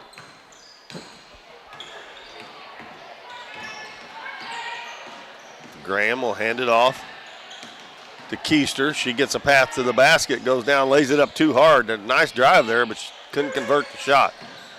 Back out to McKinley Keister. Her shot is partially blocked. Clearwater got it for a minute. Now Miller gets it to Bowman. She's one-on-one. She's going to take it in. Little runner up off the glass and good. 7 seconds to go, and I'm not sure that Graham knows how much time's left. And her pass is intercepted by Bowman. And we have come to the end of the first quarter. And East Carter has a 28-0 lead over the Clearwater Lady Tigers here in the first round of the Ozark Foothills Conference Tournament. We'll be back in 1 minute. Stay with us. Oh, did you get us switched over to shelter insurance? Actually, I found a deal online. You did? Does your deal come with award-winning customer service? Oh, I'm not sure. Does the deal include a local agent? Doesn't actually say. Can we create a customized plan that fits our needs? Let's just call the local shelter agent. For insurance that fits just right, find a shelter agent near you. We're your shield. We're your shelter. Barb's Boutique is an additional sponsor of this week's OFC tournament. Locally owned by Brittany Hadley, Barb's Boutique is a Facebook group with weekly drops in women's clothing. If you're looking for something cute and affordable, check out what they have to offer and join their Facebook group. But most of all, best of luck to the Dons and Donettes this week. Welcome back, everybody. We're back at the Ozark Foothills Conference Tournament. And East Carter all over Clearwater here after one quarter, 28-0. And Bo Blackwell has rejoined me here at the scorer's table. We're going to be helping each other out as the day goes along. I hope that we get a chance to go to the hospitality room a few times. So I went and peeked. I'm not really feeling it yet, but I went and peeked to see what plan was for later. Well, East Carter with another steal. Price, crossover dribble, is going to take it down. Their shot blocked by Bishop, and it goes out of bounds. East Carter's got their starters back out there. Price, Golden. Well, I'll take that back. Dolman's not out there. Crowley, Bowman, and Duckett. And Keister Graham, Bishop, and three-pointer put up by Bowman, no good, and it goes over the backboard, so it will be Clearwater's basketball. And also Esser will be out there for Clearwater.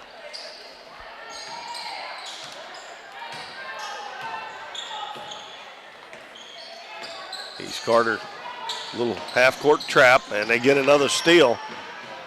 Price lobs it ahead too far for Duckett, and it goes out of bounds.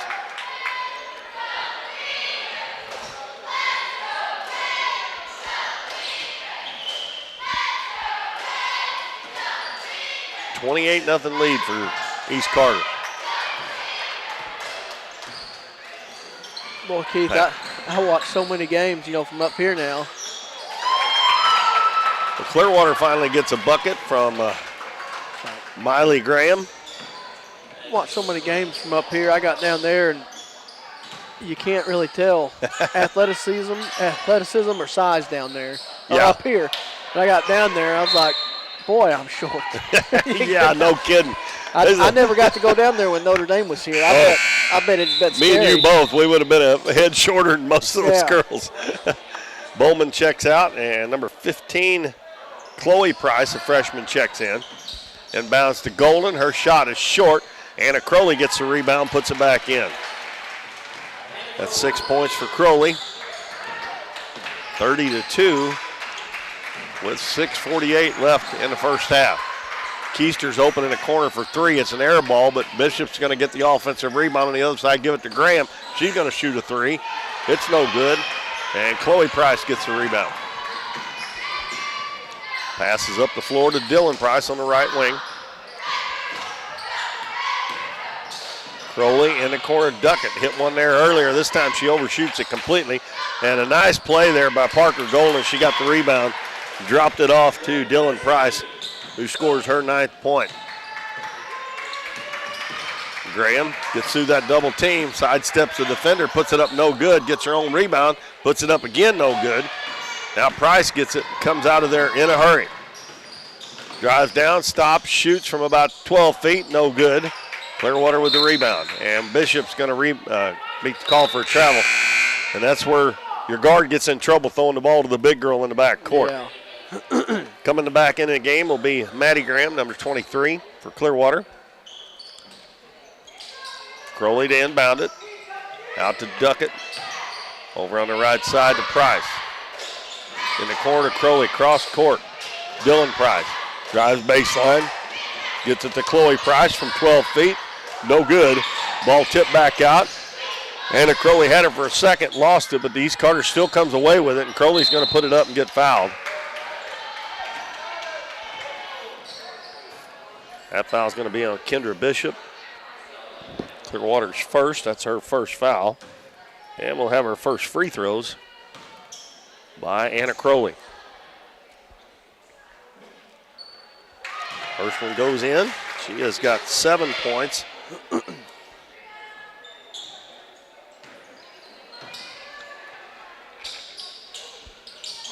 And that one no good. And we're going to have an over-the-back foul called on Dylan Price.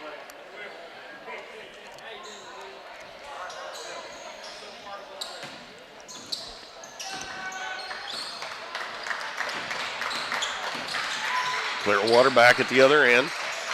Down 33-2. Graham drives in, shoots from about 10 feet, and won't go. Clearwater getting some shots off here. Yeah, they're getting now that East Carter's not pressing, but East Carter's going to get a breakaway by Golden. 35-2 with 5:10 to go in the first half. Graham tried to get to Bishop. East Carter comes up with it again, and Duckett's got a left-handed layup, and she lays it in. And she's got 7. So everybody getting in on the act for East Carter. Graham out near midcourt. She's double teamed and she throws it. I think that ball actually, thought that ball might have come back and hit Graham, but they say it's off East Carter. As Nichols and Fuller will check back in for East Carter. And coming back in will be Esser for Clearwater. He's going to replace McKinley Keister. Lob stolen by Golden. And she takes it down, lays it up, and it's good.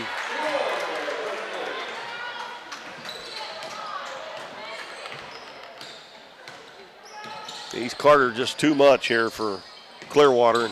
Clearwater an awful young team, and I was talking with their assistant coach, Matt Keister, who's got 2 daughters out there, and he said they got some girls coming up in 8th grade. They got about 3 girls coming up, and all these freshmen getting a lot of playing time on the varsity will help in the future for them. 3-pointer no good by Graham. It's going to go out of bounds off of Clearwater. He said it's going to be a long road, but he said hopefully sooner or later they'll get there. Get back, yep. And I asked him, I said, do you have girls walking the hall over there that could be playing basketball that could really help the team? He said, yeah. He said they're all over the place. They just won't play basketball. But everybody has that trouble anymore. Yeah, anymore. Golden shoots, misses, gets it back and scores. She's got 10 now. I mean, maybe not everybody, but a lot of schools have that trouble. And Golden gets another steal. They got her on the front of that trap, and she's going to score again. Crossover there. She handles the ball pretty good for as tall as she is. I'm pretty sure if she works on that ball handling, we got another timeout by Clearwater. She works on that ball handling, she's going to be playing college ball somewhere because she's still got another year of high school left to develop some more. She's fun to. I like that they have her up on front of that defense. Makes it long and makes it hard to get it over and get it through too. And her brother, I guess, is having one heck of a year up at Middle Area. He went to the Central Methodist or something, I think, when he first left East Carter. But he is at Middle Area now, and they're ranked, I think, number 2 in the nation, I believe, right now. Yep. And he's having a really nice year up there for them. And he's about 6'5" or 6'6", and can shoot the 3 just as smooth as he can be.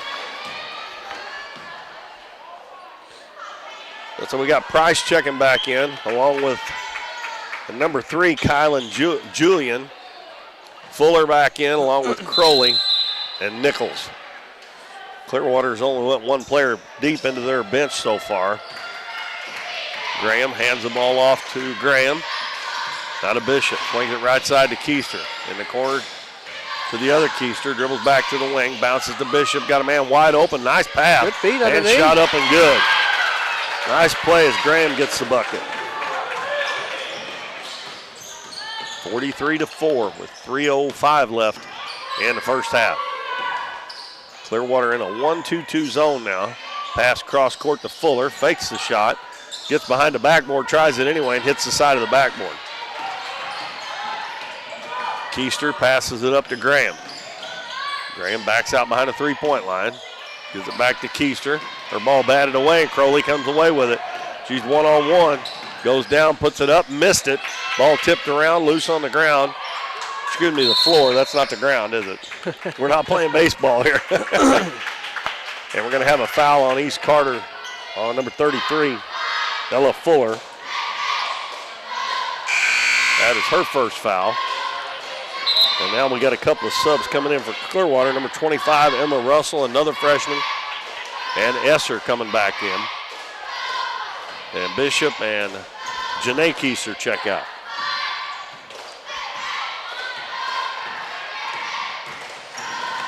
Graham got a man wide open underneath. They get it to her, but they're going to call a foul. That's a shame. Clearwater might have had a bucket there. That foul is going to be on Nichols. Her first. 3rd team foul on East Carter here in the second quarter. The inbounds pass is batted out of bounds. And Clearwater will inbound again down at the far end of the East Carter bench. Inbounds pass comes to Graham, and we're going to have another foul on Nichols. So with 2:25 left in the quarter, East Carter now has 4 team fouls. So if they commit another one, Clearwater will go to the free throw line. Graham dribbles to the elbow, gives it out to Keister. Back to Russell. Russell has it knocked away and stolen. Crowley bounces to Nichols, shot no good. That is a very unselfish play there by Anna Crowley. And she'll get, Nichols will get 2 free throws. Foul's going to be on Maddie Graham.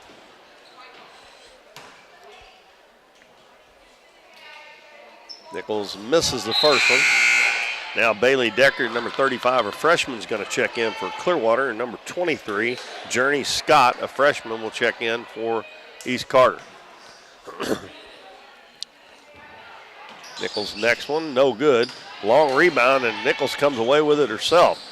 Now Crowley drives, stops, kicks it over on the other side to Scott for the jumper. It's short. Nichols with the offensive rebound, goes up, and she is fouled. And that'll be on Deckard.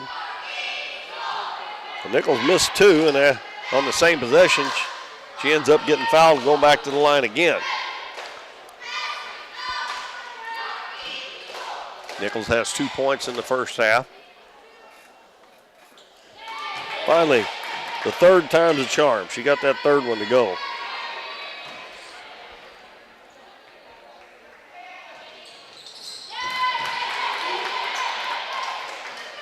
That's 4 points now for Nichols. And it's 45-4.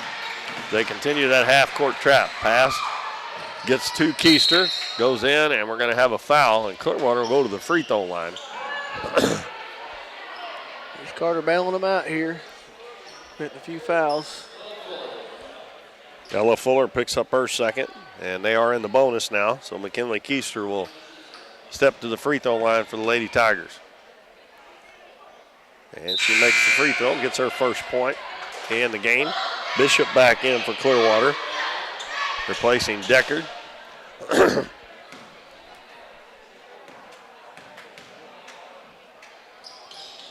And Keister makes both free throws. 45-6. East Carter on top. Minute 45 left in the first half. Scott gives it back to Price, swings it over on the other side to Nichols for 3.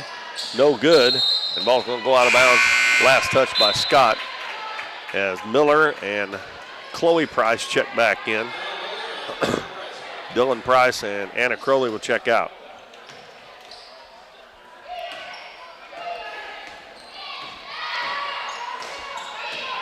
Graham walking it up the floor. Kind of hard on the Clearwater Lady Tigers. They've only used a couple of subs, and East Carter's been able to run them in and out, so Clearwater getting tired already. East Carter gets a steal, and then we got a foul on Clearwater.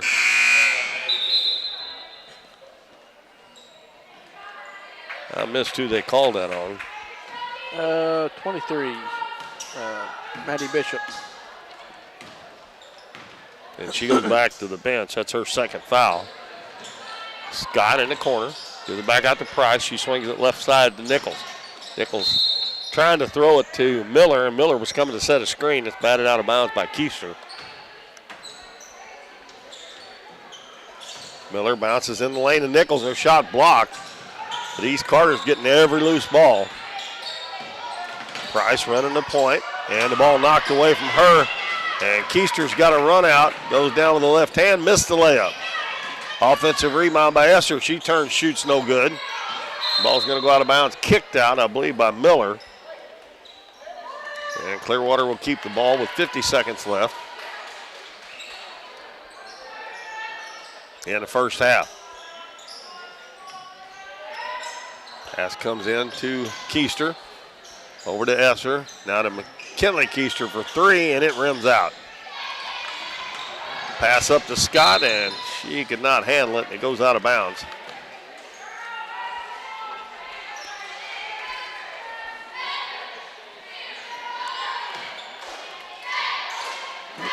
So Clearwater gets it back with 40 seconds left.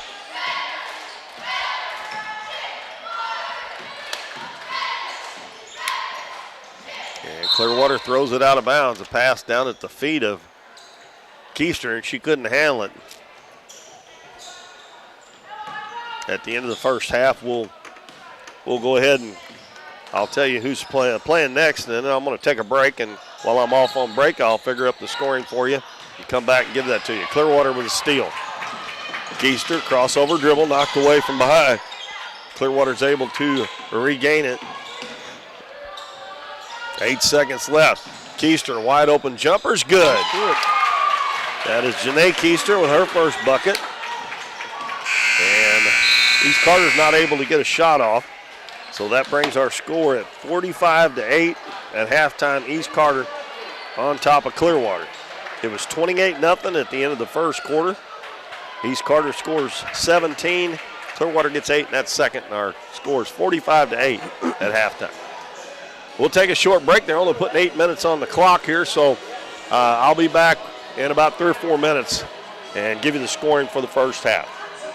You're listening and watching the Ozark Foothills Conference Tournament on Current River Broadcasting. We see the potential of her and him and you, of where you're from and what you can accomplish. Because when you set your mind to it, there's nothing you can't do. But reaching your potential isn't just about achieving your goals. It's about helping others, supporting your neighbors, building your community, and investing in people that make a difference. Like her, and him, and you. Because when you're from here, that's just what you do. And from here, we can do anything. Do you have a special occasion coming up? Davis Trophies can help you find the award for your event. We can custom make your trophies, plaques, acrylic awards, or medallions to fit your needs. We also have specialty items such as insulated tumblers and water bottles. Tumblers and water bottles come in a variety of sizes and colors and can be personalized with a logo, graphic, monogram, or school mascot. Call us today at 573-996-5649 and let us help you make your event or special occasion one to remember. Through the years, it's taken all of us to make our community great. We're proud that Chevrolet has been an important part of America's history for many generations. And Ripley County, Missouri, you are as American as it gets. And that's why your friends at Countryside Chevrolet of Donovan want to say thank you. Thank you for making our country and our community great.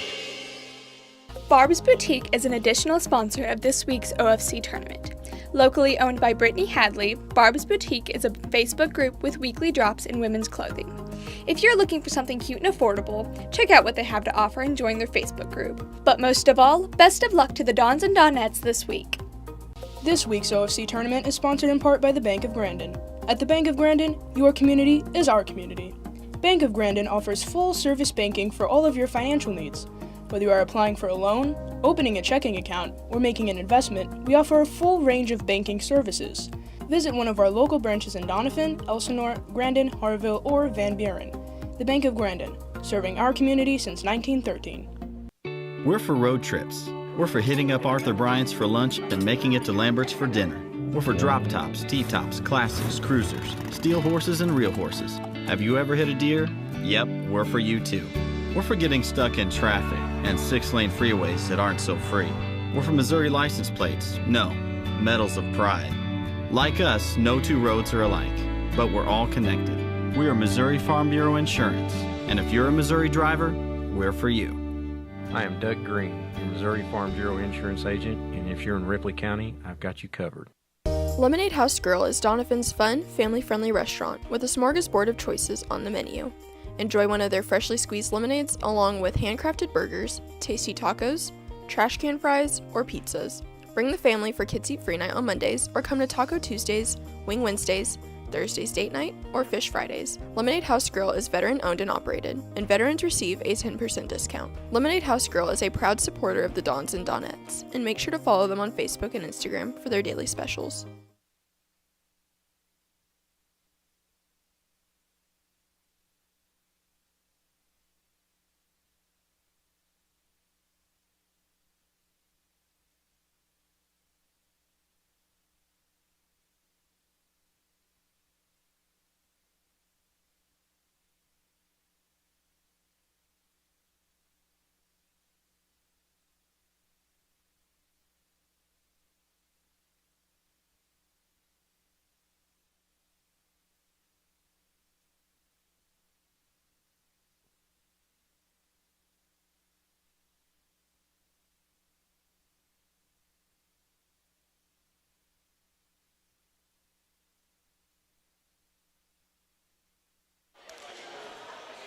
Welcome back to the 2024 Ozark Foothills Conference Tournament. Keith Bowman here. We are at halftime of our second game of the day, and the East Carter County Lady Redbirds in a big way leading the Clearwater Lady Tigers 45-8 at halftime. We'll take a look at the scoring here real quickly for Clearwater. They had 2 points from McKinley Keister, 4 from Miley Graham, and 2 from Janae Keister, and they were 2 of 2 from the free throw line. And nobody in any serious foul trouble. For East Carter, it was Parker Golden with 12, Dylan Price with 9, Anna Crowley 7, Sierra Duckett 7, 4 for Caitlin Nichols, and 2 apiece for Brianna Dolman, Rylan Bowman, and Ella Fuller. And East Carter was 3 of 6 from the free throw line at the first half. East Carter leads 45-8. First game this morning was a JV boys game. Neelyville 59, Clearwater 39. Coming up next will be another junior varsity game. The Donovan Dons and the Greenville Bears. Bo Blackwell will be back here to do the play-by-play on that one. That game will be followed by the varsity boys, Clearwater, the number 4 seed against East Carter, number 5. And then we'll have 2 girls games in a row after that. Number 3, Neelyville, and number 6, Naylor. And number 4, Twin Rivers, and number 5, Greenville. And then the last 2 games of the night will be boys, varsity boys, number 2, Neelyville, number 7, Naylor, number 3, Twin Rivers, number 6, Donovan. And that will end the first round of this year's Ozark Foothills Conference Tournament. We play Monday night. We'll have 1 junior varsity boys semifinal game and 2 girls. Let me check and make sure, but I'm pretty sure the girls are on Monday. Get the bracket out here. Yes, we'll have 1 junior varsity boys game, which will be East Carter against the winner of the Donovan Greenville junior varsity game later. And then we'll have the 2 girls semifinals on Monday at 7 and 8:30. And then on Tuesday, we'll have the other junior varsity semifinal, which is already set. Number 2, Twin Rivers, number 3, Neelyville. And then the 2 varsity boys semifinals. And then the third place games will be played here at Donovan on Thursday night. Friday night we'll be over at the Libla Family Sports Complex on the campus of Three Rivers College for all 3 championship games. And all those games will be here on Current River Broadcasting. 20 games total, I believe, from now until through next Friday night. It is going to be Clearwater's basketball. They send out Miley and Maddie Graham, McKinley Keister, Janae Keister, and Kendra Bishop. East Carter sends out their starters. Minus Brianna Dolman. Again, it's Price, Duckett, Crowley, Golden, and Nichols on the floor for East Carter. They get it into Golden, throws it out to Price for a 3, no good, and Parker Golden all over the floor gets the rebound, and then she loses it. Oh, I thought that went off of her leg, but they're going to give it to East Carter. And Duckett will inbound it. Gets it into Price. Clearwater still playing his own. Over to Crowley. She's going to fire up a 3 and nothing but net. And Crowley in double figures now with 10. Makes it 48-8.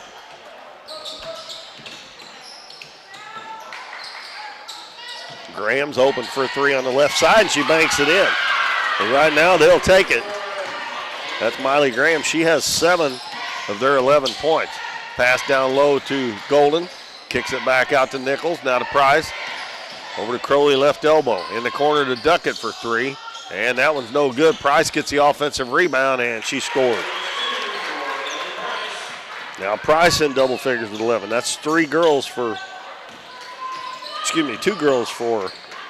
East Carter. Maddie Graham misses a jumper. And Sierra Duckett brings it up the floor for East Carter. In the lane to Golden, right through her hands. Now it's loose again, and East Carter's getting all of the loose balls, and a good pass down to Caitlin Nichols, and she gets the easy bucket. Clearwater can't get their hands, they get their hands on it, but they just can't come away with it. Now it's East Carter almost every time. Graham goes in, goes up for the shot, and we're going to have a foul. on East Carter. It'll be a 2-shot foul. And they're going to call it on Dylan Price, I believe.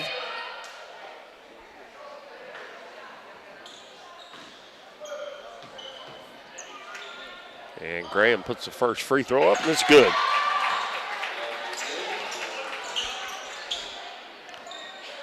Miley Graham with 8 points now.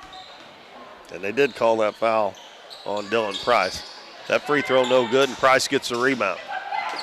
And she run off and left the basketball, but she's able to get it back. Gets a screen, gives it to Crowley. He's going to stop and pop a three. That one's short. And again, the long rebound comes out to East Carter. And they try to throw a pass to about 10 people, and Clearwater gets a steal ahead to Keister, and she can't come away with it. Now Crowley's got Golden up the floor. Goes down, lays it up. She missed it, but Crowley follows it up and scores. I did say that right. They do have 3 girls in double figures. Parker Golden, Dylan Price, and Anna Crowley. Long three-pointer, put up an air ball, and the ball hits on the end line. And it'll go back to East Carter.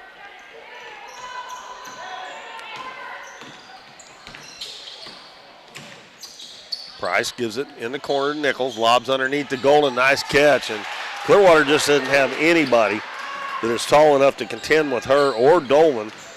And I'm not sure. Dolman may be a little under the weather because she hasn't played very much in the game. And Graham puts the shot up. No good. We're going to have an over-the-back foul called on Caitlin Nichols of East Carter. And I have that down for 3 on her as Ella Fuller's checking in the game for East Carter. And she will replace Nichols. Maddie Graham throws it in. Keister's got an open 3. Off the rim, no good. Price with another rebound. Dribbles down, is going to take it all the way. Nobody picked her up. She missed it, but Crowley gets the rebound and puts it in again.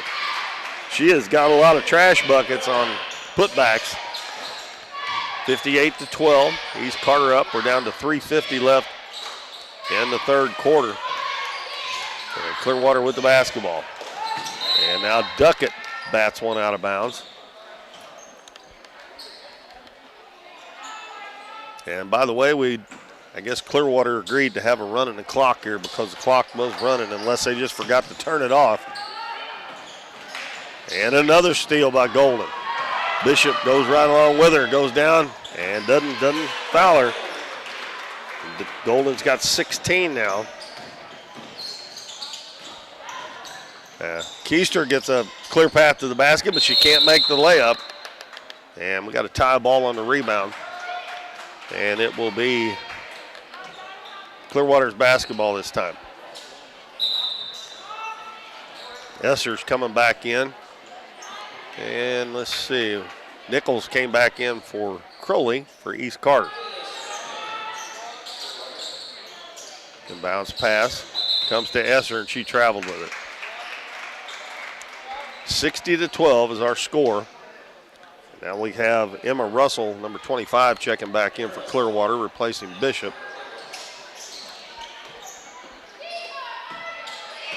Clock running with 2:30 left third quarter. Price dribbles down, and we got a pushing foul. That could be intentional. They didn't call it, but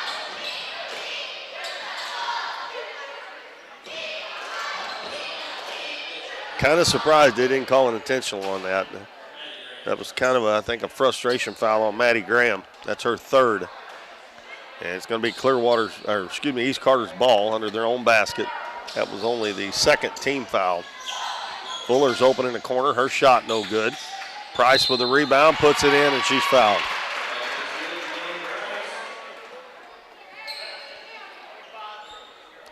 That foul's going to be on Emma Russell. Price will try to convert the old-fashioned three-point play as Miller checks in for Duckett. And Crowley back at the scorer's table, and she must be waiting to check in for Dylan Price, who missed the free throw.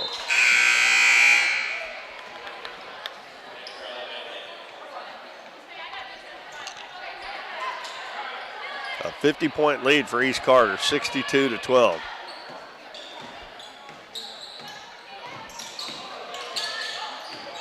Now Miller gets a steal. Going to take it in. Now she decides to do better of it. Gives it out to Golden for a three. It's short. And again, Clearwater had a hand on it, but they cannot come away with the basketball. And then we're going to have another foul on Clearwater. This one on Janae Keister. That's her first. East Carter will inbound again. They bounce it in the lane. They finally come away with a steal for a second, and then East Carter gets it back. Nichols' shot is no good. Golden with it. Throws it out to Fuller. With 30 seconds left. Pass over to Miller. Fakes the shot, dribbles in, going to put it up from the baseline. No good. And she was fouled. Emma Russell with that foul. And Miller will shoot 2 free throws. The clock running here. It may. And they're telling him to stop the clock here with these free throws. And Miller misses the first one. I was getting ready to say the clock might run out before she got these 2 free throws shot, but they stop it with 12.3 left. And that one is off the left side, goes out of bounds. And we got a lane violation on Clearwater, so Miller will get another one.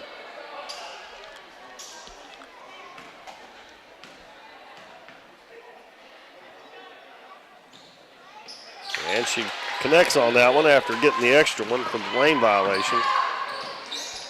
Callie Miller gets her first point. And the clock's about to run out. And they're not going to get a shot off, as Graham was dribbling the basketball out there near midcourt. Well, that's the end of the third quarter, 63-12. East Carter on top of Clearwater in this varsity girls game. We'll be back in 1 minute with the fourth and final quarter. 1808 Public House is your full-service restaurant in downtown Donovan with a modern twist on home-style food. Along with their full menu with everything from burgers to seafood and steaks, 1808 has bingo and trivia nights, an all-you-can-eat buffet on Fridays, and live music on the weekends. Students can come enjoy half-price appetizers from 3:30 to 4:30, and 1808 offers free Wi-Fi. Make sure to follow them on Facebook for their daily specials, but most of all, make 1808 Public House your next dining experience in downtown Donovan.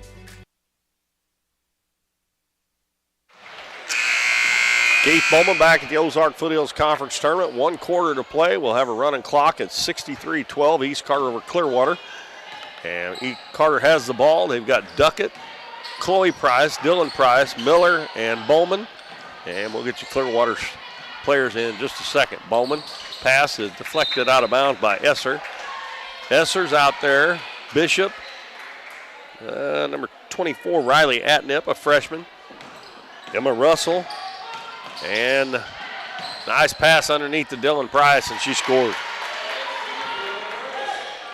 And then we also have number 35, Bailey Deckard, out there for Clearwater. Russell will bring it into the front court. Knocked away from her by Miller. Got to get rid of it, got to get some help. Bishop comes to help her. Passes to Esser, and Esser traveled with it.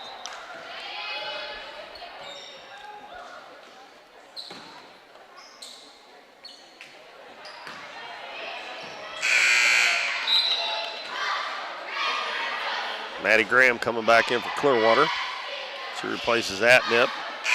And Miley Graham coming in as well, replacing Deckard.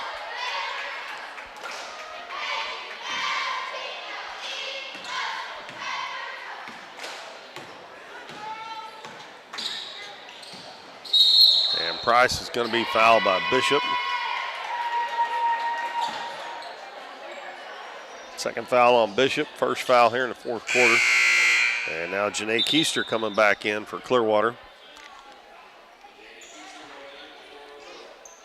And she's going to replace Russell.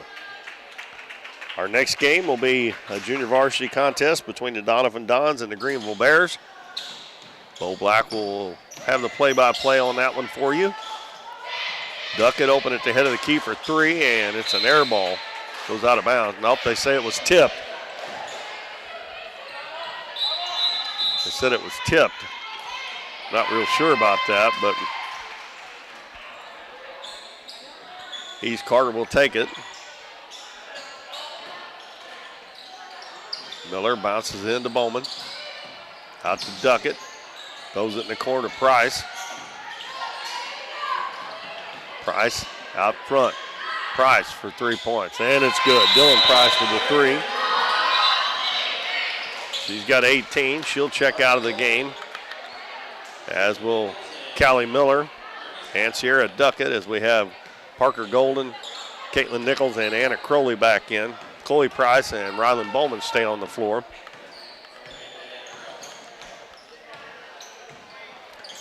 .508 to go. 68-12 is our score. Drive to the basket by Keister, and gonna have a foul on. I thought he called out on number 14. Again, oh, number 15, I guess. Chloe Price. Free throw is good. That is, I believe that's Miley Graham. Again, sometimes I have a hard time with those girls with ponytails. I believe that's Miley Graham. And she makes both free throws.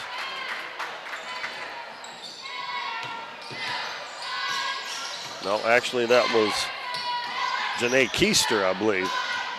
I'm not real sure, but I'm going to give it to Keister. Crowley with another offensive rebound, and we're going to have a jump ball between her and Graham.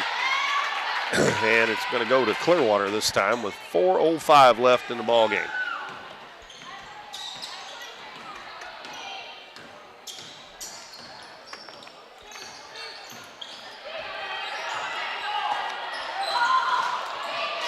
Pass down low. Nice job there by Maddie Graham to save it, but then she throws it away and then commits a foul.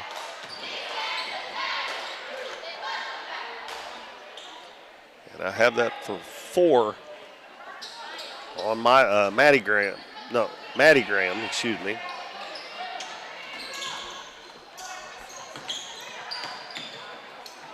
And another tie up, and this one will go to East Carter.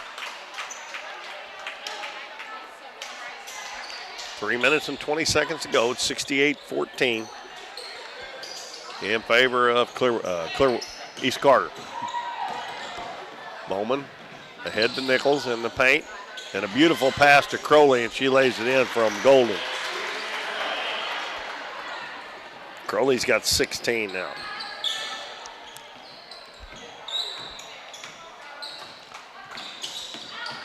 Graham tries to hit Keister. Ball knocked away and stolen. Here comes Chloe Price with it. Lobs it up to Golden. Golden in the lane to Crowley. We're going to have a foul before the shot by Crowley.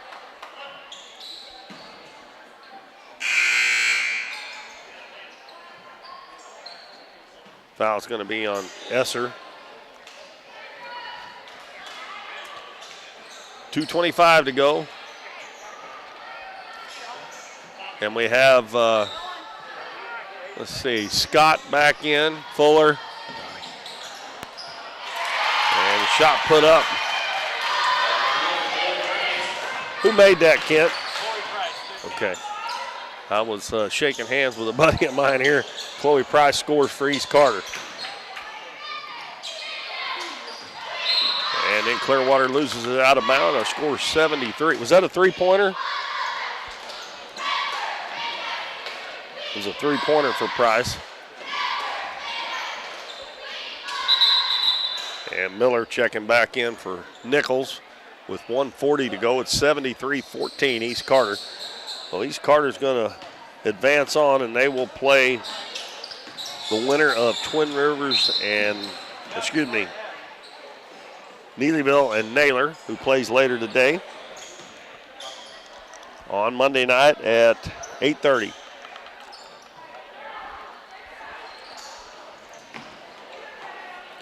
Kylan Julian also in for East Carter. Miller out in the corner, Scott. She gives it to Fuller. Fuller faces the basket, knocked away from behind by Keister, and she's going to pick up her second foul. And that's going to put East Carter at the free throw line. Going to be Ella Fuller. She's got 2 points in the game.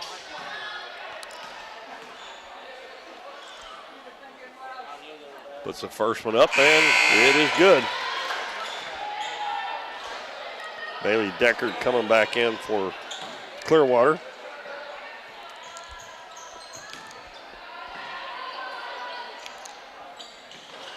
That one rims off, and Graham had it. The ball knocked out of bounds, so it'll go to Clearwater.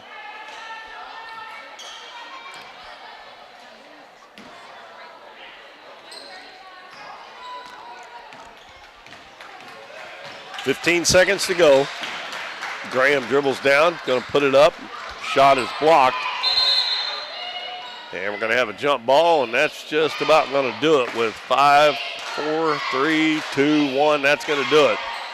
And East Carter is going to advance to the semifinals with a 74-14 win over the Clearwater Lady Tigers. Bo, put your headset on there and talk about the tournament while I figure out my scoring, will you? Bo's back with us here. All right. That was our second game of the day. We got 8 games for you. Pull this up right here. So we got next game coming up. We got number 4 Doniphan, number 5 Greenville JV. The 2:15 game got number 3 Neelyville, number 6 Naylor girls varsity. 3:30 we got number 4 Twin Rivers and number 5 Greenville girls. 5 o'clock number 2 Neelyville boys and number 7 Naylor boys. And 6 o'clock is number 3 Twin Rivers and number 6 Donovan boys varsity. So we're going to have games for you today, Monday, Tuesday, Thursday, and championships Friday. So. All right, we'll look at the scoring here, and then Bo's going to take over for this next game. 74-14 is our final. East Carter advances to Monday night. They'll play the winner of Neelyville and Naylor at 8:30. Scoring for Clearwater, 8 points for Miley Graham, 2 for McKinley Keister, and 4 for Janae Keister. They were 5 of 6 from the free throw line. For East Carter, they spread it around pretty good, had 3 in double figures, led by Dylan Price with 18. Parker Golden 16, Anna Crowley 16. 7 points for Sierra Duckett, 6 for Caitlin Nichols, 3 points for Ella Fuller, 3 for Chloe Price, 2 for Rylan Bowman, 2 for Brianna Dolman, and 1 for Callie Miller, and they were 5 of 12 from the free throw line. So they advance on, and Bo's getting ready for Donovan and East Carter's JV, and then I'll be back the game after that with Clearwater varsity boys against the East Carter varsity boys. So, Bo, it's all yours. All righty. Well, we got 12 minutes to game time here. Donovan, I know Coach Stillback, they played this JV. They played twice, and they're 1-1 against each other. So, best of 3 here looks like. Meeting here in the OFC tournament. It's going to be a good JV game here. First game of the day, we had Neelyville, number 3, and number 6 Clearwater JV boys, and that was a pretty good game up till towards the end. Neelyville pulled away. So, second JV game of the day coming up for you. But I guess we will go ahead and take a short break, and we will come back ready for your third game of the day. So stick with us here on Current River Broadcasting.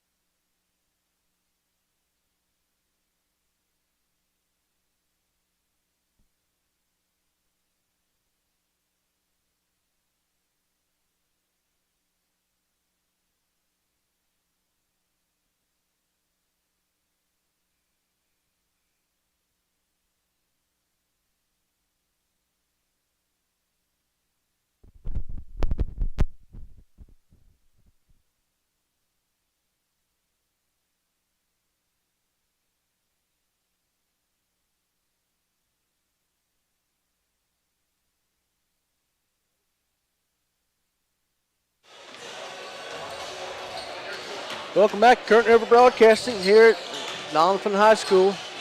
Beautiful Saturday outside. If you're here watching or tuning in with us, thank you so much hanging out with us. This is Bo Blackwell here with music trivia legend and coaching legend Jim Bo Blackwell. Well, so good to have you up here with me. Well, thanks, Bo. Easy on the legend, but it's nice to be here, and it's great to Doniphan gets a chance to host the OFC.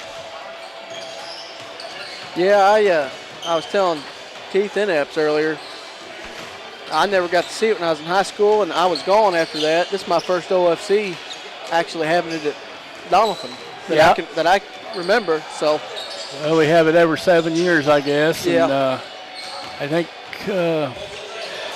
think we had it.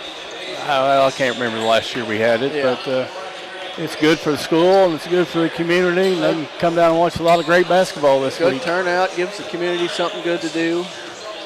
So I'm glad everybody showed up. Decent little crowd here to watch. Third game of the day. So we've got number 4 and 5 here, JV. Doniphan taking on Greenville. They've played twice and they're 1-1, so this will be a good third matchup here. We got a minute to game time. I'll go ahead and give you the starters here in just a second for Greenville and Doniphan. And we're going to get this one underway. So for Greenville, we're going to have number 2, Bo Bollinger. Number 3, Eli Evans. Number 10, Landon Bratton. 24, Logan Hillis. Number 41, Logan Rogers. Over to the Don side, we're going to have number 4, Waylon Kelly. Number 13, Mike and Pig. 14, Cage Tipton. Number 30, Tyler Larry. And 35, Lansing Todd. So we are getting underway here. Third game. Like you said, Bo, both these teams have played twice and split, so this is a 4-5 seeds, and this ought to be a really good one. Hopefully the Dons can pull it out. I know Coach Dillback, both of his games today, he's real excited for her. He knows both of them are going to be great games, and got some Doniphan crowd supporting today, so it's going to be a fun one. Yeah. I don't know about you, but I don't know how much sleep I truly got after last night. Yeah, after the whole week, but after last night's game, going home and having to be back here early. Well, it was a great week for the Donettes, I can tell you that.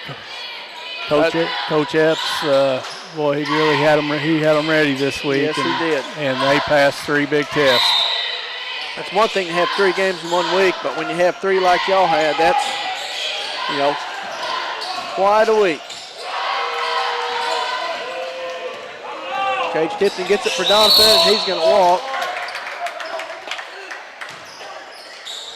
Going to be Greenville ball. The Dons are in half-court man. Evans going to bring it up for Greenville. He's going to pass it over to Bollinger. Tried to get it inside, but Todd gets control of it for Doniphan. It's great help by Lansing Todd on that play. Greenville got a little bit of size in there with Hillis inside.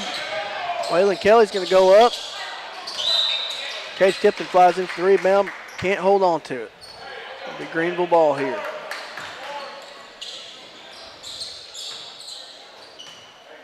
Evans going to bring it back up towards the right side. Tyler Larry steps back on him. Over the corner, back to Evans. Quarter to Bollinger. He's going to get it inside to Hillis. He's going to go up. It's no good. Todd with the rebound. Larry's going to bring it down. He's going to pass it in the corner to Pig, and he can't quite hold on to it. It's a great box out on the other end by Lansing Todd to get that rebound. He's doing a good job on him so far, first couple minutes here. Yeah, he's given up some inches. I don't know how tall Hillis is listed at, but so far it looks like they're trying to force it into him. Evans shoots three. It's no good. Rebound by Bollinger. He's going to take it back in, and he's going to be fouled. Looks like foul's going to be on Waylon Kelly. First foul of the game there. Bollinger's going to shoot two. Boy, it's a much needed, probably a couple days off for the Donettes. I'd say that's just a lot physical and mentally. Yeah, it was a long week, and we're back at it next week. We've got the semifinals OFC on Monday, and then hopefully the finals on Friday. Y'all are going to have the winner of Greenville and Twin Rivers today. I believe can't remember if that's a 2 or 3:30 game. Yeah. Y'all will have the winner of that.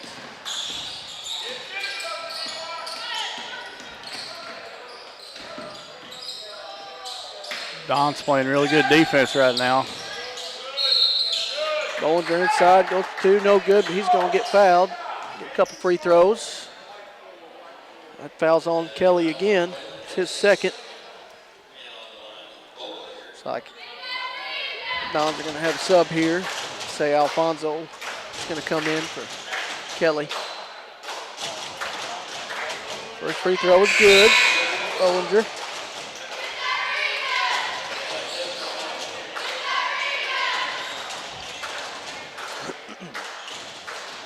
Second free throw on the way. It's no good. Todd with the rebound. Larry pushing it up to Alfonso. Tries to dish it off. Comes back to Todd out. He shoots a three. Rattles in and out. Comes down to Hillis for Greenville.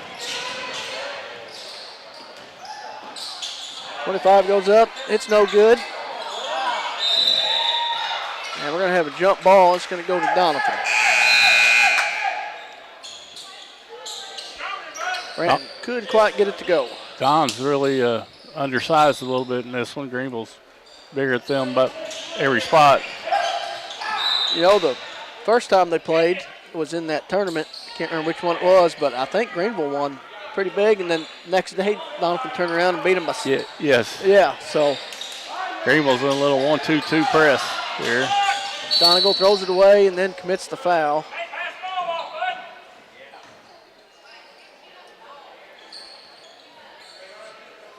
Have it out of bounds here. 4:37 left in the first quarter.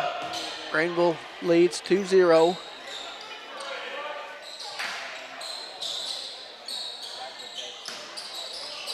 Branton up top, gets it to Bollinger.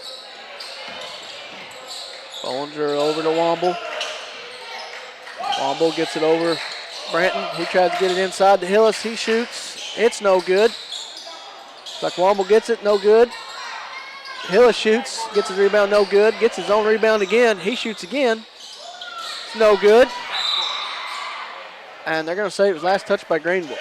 Don's really having trouble now on the boards. Greenville's so big and gave up 3 shots that time, but it's probably going to be a big key in this game is how well they can defensive rebound against this team.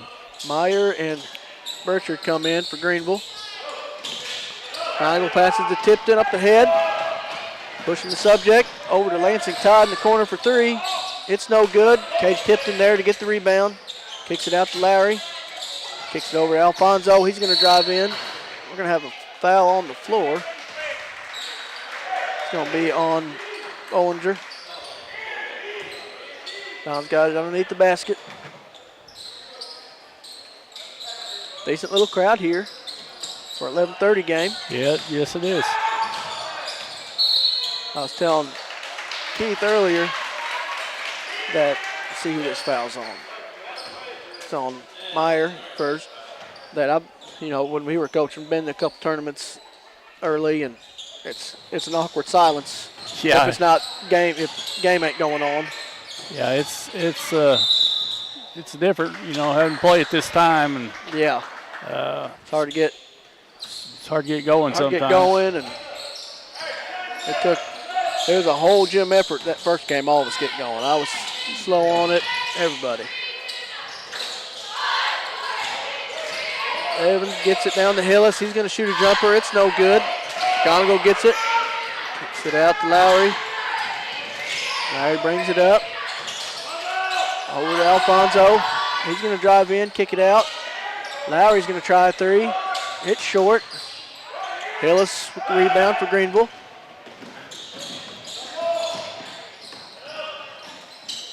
They're going to kick it out. Number one's going to shoot the ball, Burchard. It's no good. Hillis gets the rebound. He goes up, and it's good. Hillis is going to be hard to deal with on the boards. Yep. Try to find him, get him on your back. Todd kicks it back out to Donegal. Todd's going to shoot a three, and it's good. Good ball movement there by the Dons. Great ball movement. 4-3 Greenville's our score. 2:35 left in this first quarter.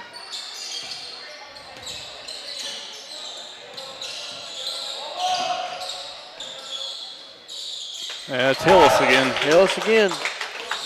He's got a good little move in there. If he gets it in there, he's hard to handle. That's a steal by Burchard for Greenville. He's going to go up and shoot. It's no good. And they're going to say Tipton touched it on the line. Troy Gimlin's going to come in for the Dons, replacing Cage Tipton. Chase McGonagall's also in there off the bench. Burchard takes it out for Greenville. Gets it into Evans, or Bollinger, sorry. He can't hold on to it. Full court pressure here. Greenville still in that 1-2-1-1. Gets it ahead to Lowry. Went off of Burchard's knee. Stayed Doniphan ball. If you're tuning in, thank you so much for tuning in with us. We got a long day of basketball. Final game starting at 6 o'clock tonight. Doniphan and Twin Rivers boys. It'll be another great matchup. That was a close game at Twin Rivers. Gonagall's going to try a three. They're going to say he walked.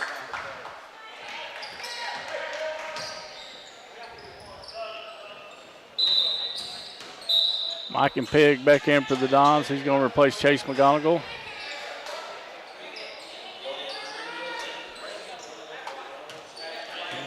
And also looks like Hillis is out of the game, getting a breather for Greenville.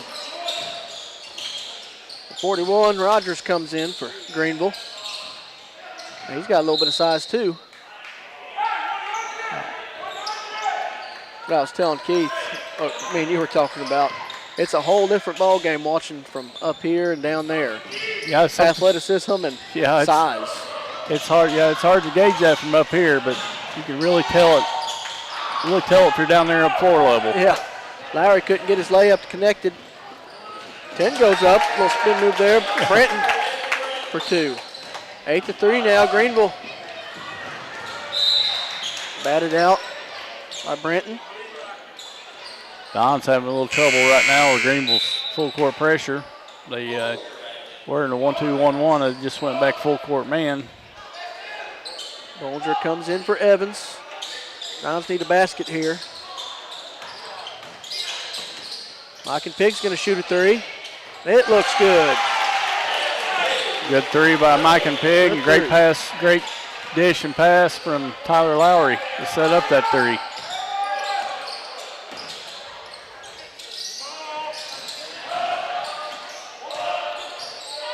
Rogers kicks it out. Bollinger for three. It's no good. They're going to say he fouled. Tyler Lowry's going to get a foul there. That's his first. Dons have 14 fouls now. 2 more free throws coming up from Bollinger. I think they called it, call that 3-shot foul. Yep. Yep, gonna get 3 here, ain't he? Yeah. First one's no good.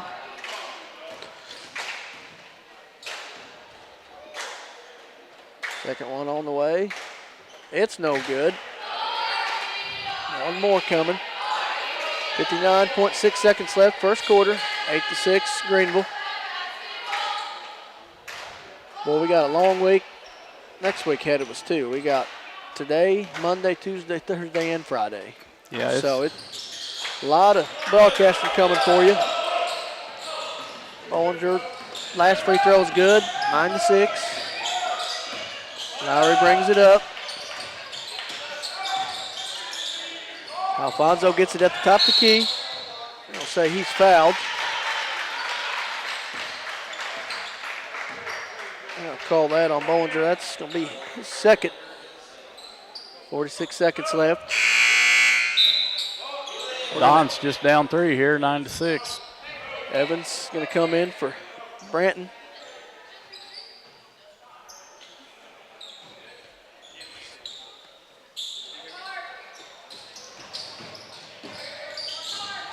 Gets it to Mike and Pig. Lowry at the top. Lowry kicks it out to Todd. They're going to say it was out on Donovan there. Going to be Greenville ball, 38 seconds left. Cage Tipton and Chase McGonigal back in for the Dons. But Mike and Pig and Lansing Todd take a seat. And Hills is back in for Greenville. Evans brings it down for Greenville. He's going to kick it over to Hillis on the outside. And we're going to have a foul on Meyer. Good break there for Donovan. Waylon Kelly back in for Chase McGonigal for the Dons.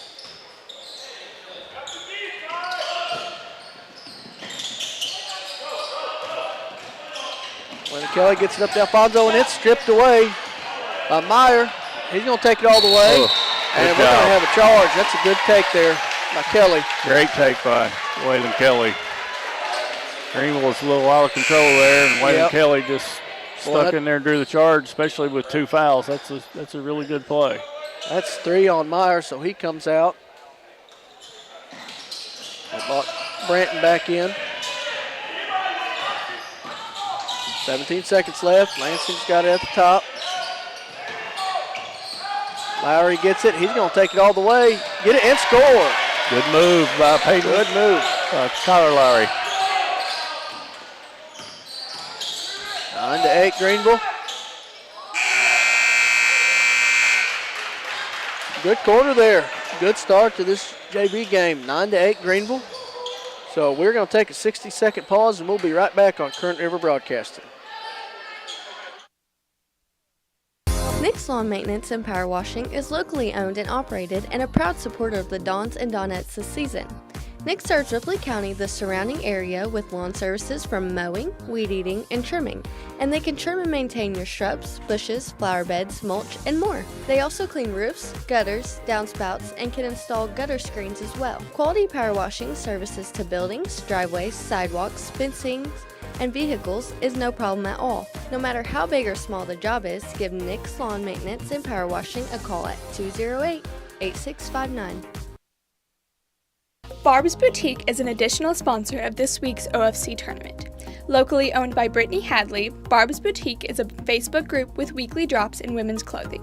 If you're looking for something cute and affordable, check out what they have to offer and join their Facebook group. But most of all, best of luck to the Dons and Donettes this week. We're back here for the second quarter action. 4-5 game of the JV boys. Greenville and Donovan. Greenville with a 1-point lead, 9-8. Bo Blackwell here with Jimbo Blackwell. Thank you so much for tuning in. It's a pretty day outside. Funny how it always works. Got a full day of basketball today, and it's going to be beautiful, and then I think tomorrow it's going to rain. Yeah. And there's nothing going on. That's normal. That's how it always goes.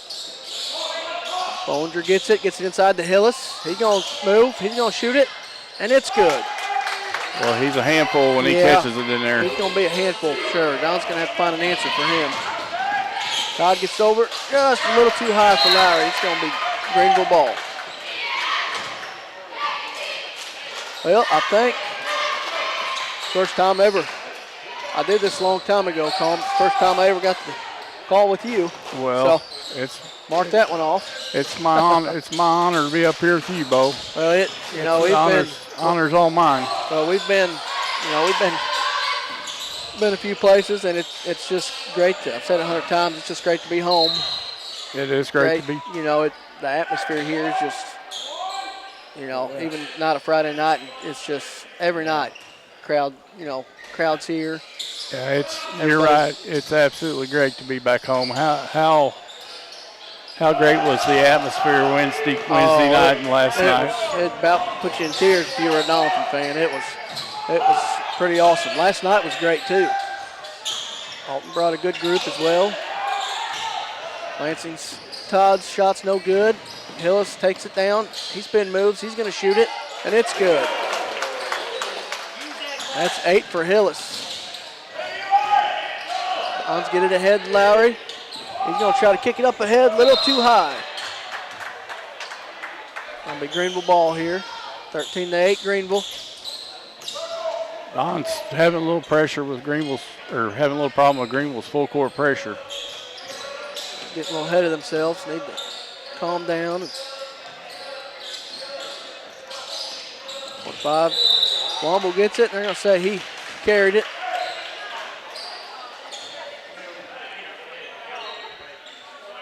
Greenville's went back to the 1-2-1-1 full court press. I think we're going to have Burchard come back in. Kipton gets over Alfonso. He's going to take it up himself. Pass ahead to Kelly. He's going to take it all the way. And his shot's good. Good move by Waylon Kelly. 13-10 game now.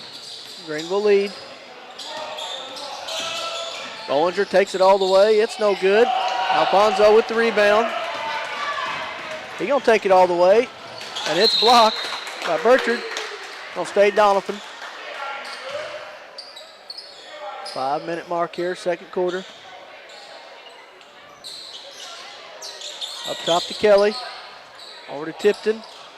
Kelly swings it. Alfonso gives it over to Lowry. He thought about the three. Gets it back to Kelly. And they're going to say he walked. A couple of turnovers here for both teams. Don's still hanging right there, though. They're only down 3. Yeah. They could find an answer. Get it ahead of that press and find an answer for Hillis inside. Rogers post up. He shoots. It's no good. Good job by the Dons. Great block out by Cage Tipton on that play. He kept Hillis off the boards.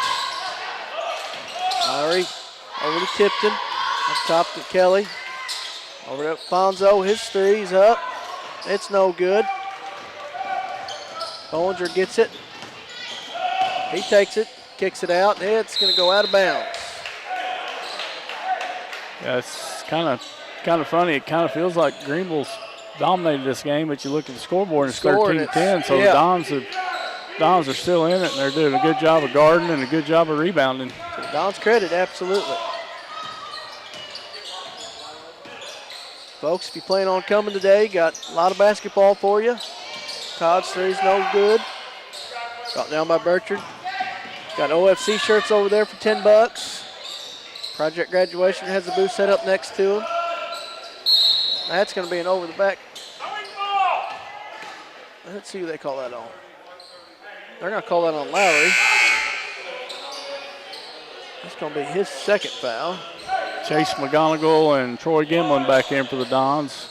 Waylon Kelly and Devin Alfonso will take a seat. Looks like Womble's going to come out for Greenville.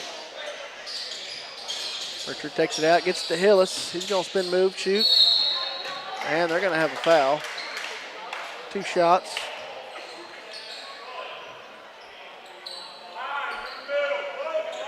That foul's going to be on Lansing Todd. His first. Team foul number 2 for the Dons. First free throw, no good.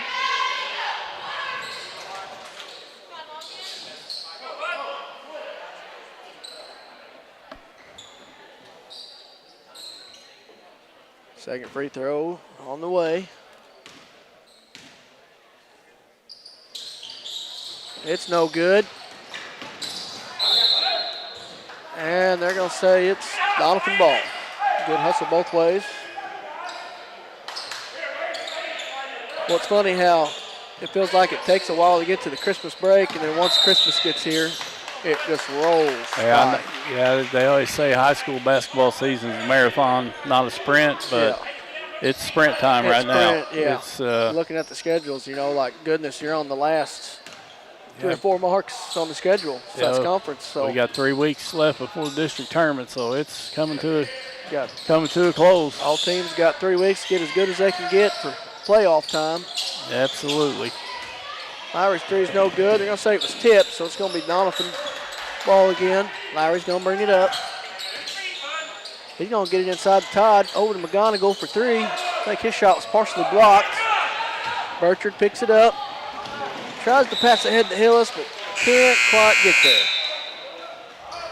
Still 13-10, 3:12 left, second quarter. Devin Alfonso checks in for Cage Tipton. Don's going 4 across against that 1-2-1-1. Treats him well this time. Couldn't quite hang on to it. And we're going to have a foul. It's going to be on Lowry. That's going to be his third. Looks like Kelly's going to come in for Lowry. And Mike and Pig's coming in as well.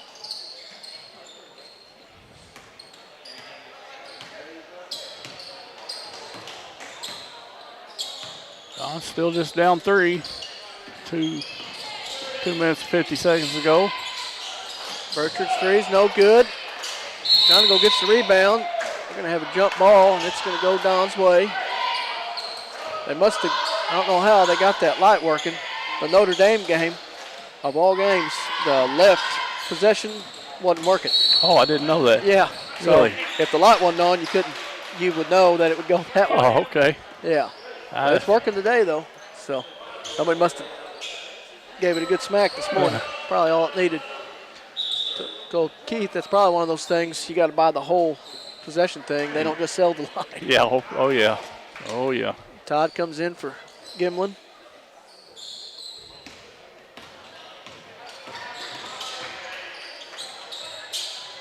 Gonna go up to Alfonso. Tried to get inside the Pig. Picked away by Burchard. He's going to get it ahead to Bratton. It's no good. Kelly gets it. He rushes down.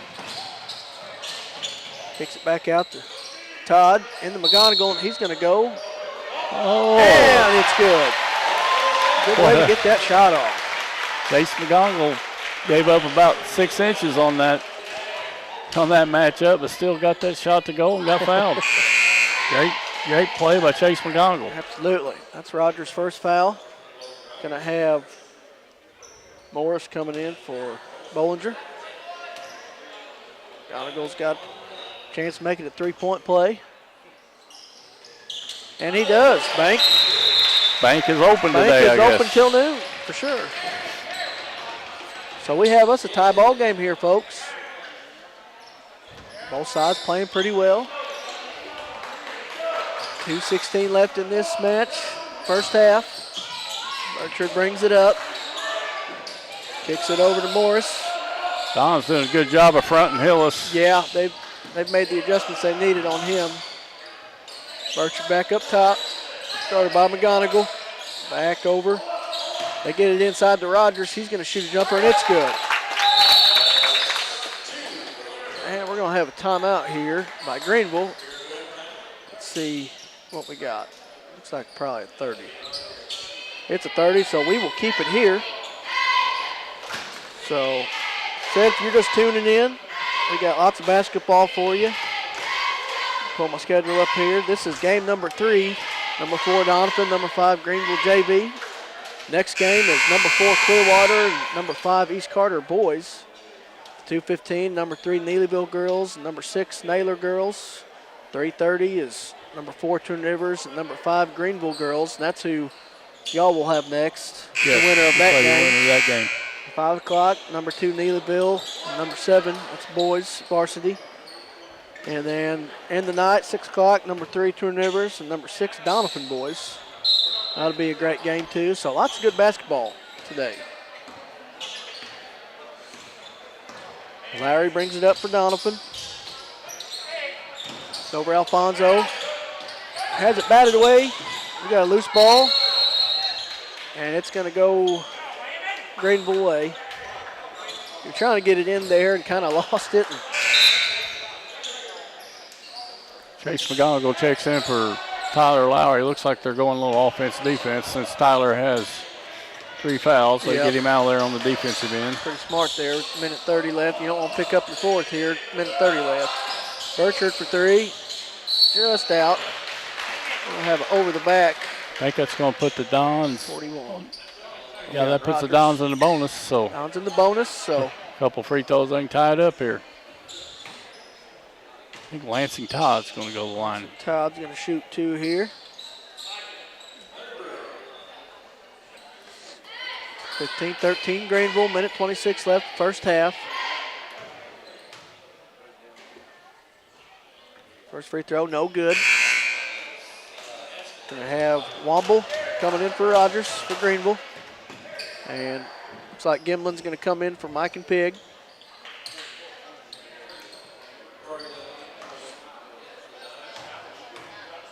Second free throw on the way, and it's good. 1-point ball game. Burchard's going to bring it up. Don's still in their man-to-man. Tried to get it in the Hillis. Cage Tipton couldn't quite hold on to it, so we'll stay Greenville. Good interior defense. Lansing Todd with the front. Cage Tipton had the weak side help and kept it from getting in there. Gary Morris going to have a couple free throws here. Foul on Cage Tipton. That's his first.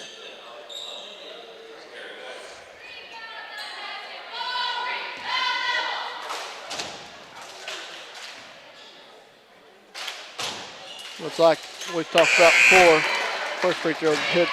This type of weather doesn't feel like playoff tournament weather.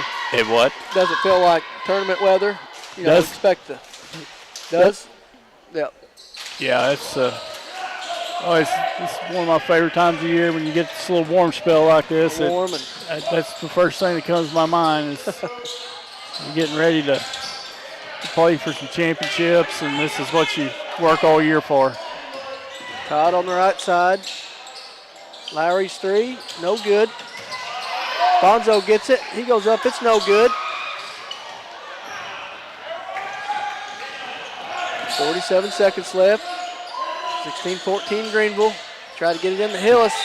Another great defense there by Tipton and Todd on Hillis. Yeah, Dons have done a really good job of adjusting to him after the first 2 or 3 minutes of the first quarter. They've really limited his touches in there.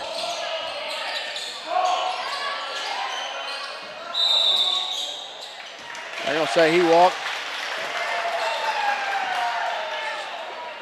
Doniphan's going to have it here. 37 seconds left. Be anxious to see if they're going to try to score or try to hold it for last shot. Todd on the left side. Gets it over to Tipton. Up to Alfonso. Todd's shot is blocked. And it's going to go to Greenville. So Greenville will have a chance here with 22.6 seconds left.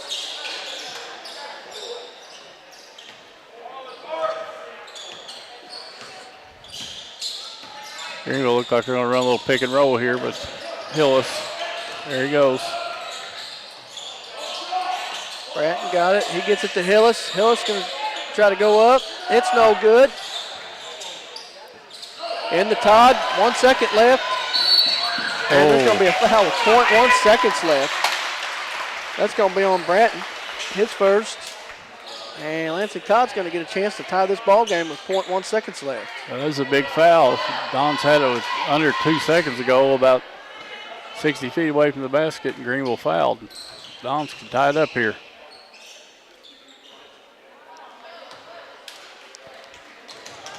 First one, no good. Second one is good.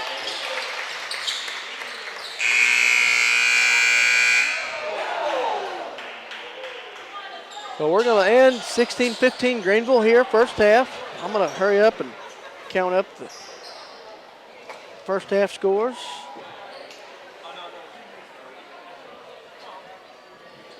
So for Greenville, Bo Bollinger has 3, all free throws. Landon Bratton has 2. Gary Morris with 1. Logan Hillis with 8. And Logan Rogers with 2. Over to the Dons JV side, Chase McGonigal has 3. Waylon Kelly with 2.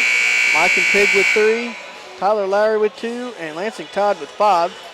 Big free throw there to keep it 16-15 Greenville. And got a ball game here, folks. Good JV game going on. Both sides playing well. Good defense. So we were going to take a break. I want to thank thank you, Jimbo, for coming up and calling with me. Thanks for having me. I enjoyed it, and pleasure being up here with you. And just thanks to Current River Broadcasting and you and Keith for the job that you guys do. And we got a lot of basketball left, and I'm sure at some point we'll have you back up here in the next 4 or 5 days. So, well, we're going to take a quick break, and then we'll be back to bring you the second half. So stick with us, folks.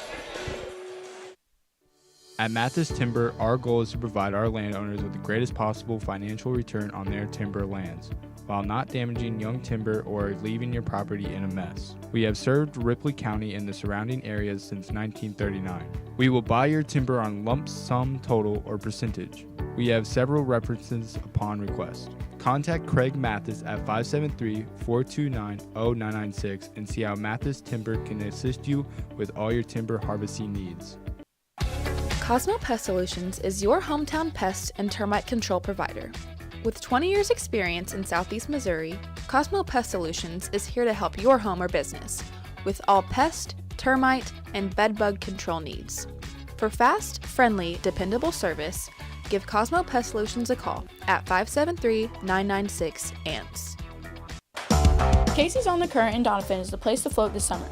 On the crystal clear waters of the Current River, Casey's on the Current offers floating the way you like it, with shuttle services and float times ranging from 3 to 12 hours. And if you want to make it a weekend or a week-long trip, they also have full-service campground and cabins on the river. Come enjoy the beautiful Current River and make Casey's on the Current your floating destination this summer. Do you have a special occasion coming up? Davis Trophies can help you find the award for your event. We can custom make your trophies, plaques, acrylic awards, or medallions to fit your needs. We also have specialty items such as insulated tumblers and water bottles. Tumblers and water bottles come in a variety of sizes and colors and can be personalized with a logo, graphic, monogram, or school mascot. Call us today at 573-996-5649 and let us help you make your event or special occasion one to remember. Oh, did you get us switched over to shelter insurance? Actually, I found a deal online. You did. Does your deal come with award-winning customer service? Oh, I'm not sure. Does the deal include a local agent? Doesn't actually say. Can we create a customized plan that fits our needs? Let's just call the local shelter agent. For insurance that fits just right, find a shelter agent near you. We're your shield. We're your shelter.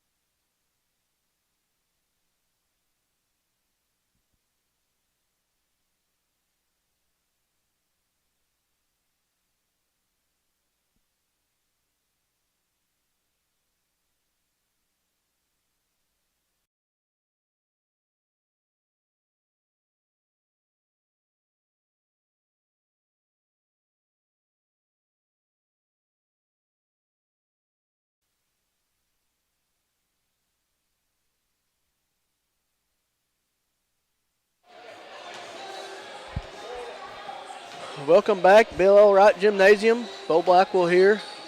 Got us a good JV matchup here. Doniphan and Greenville boys. 4-5, 16-15, Greenville lead. I'm going to go ahead real quick, go over some sponsors. Go over our current sponsors, then the OFC sponsors.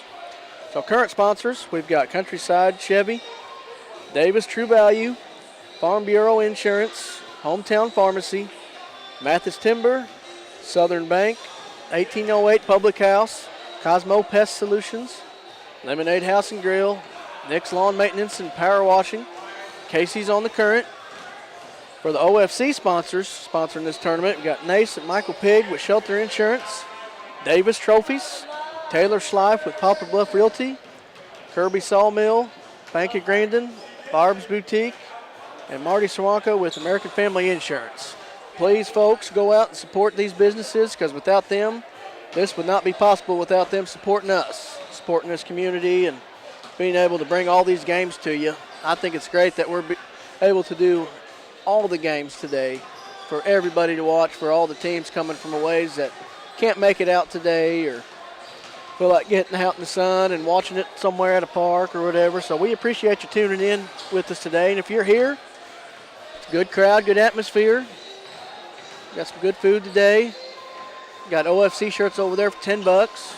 So support these kids. We're a minute away from third quarter action here. Both teams out on the court getting their shots in. And both teams pretty even scoring. All five. It's 5 across the board for Greenville with scoring. It's like 4 or 5 for Doniphan across. So we're getting underway here. Get it started. Said they've played, this is their third matchup of the season. Both teams, they're 1-1. So we kind of knew coming into this one it was going to be probably a barn burner, good JV game, and pretty good crowd for noon on a Saturday here to watch good basketball. So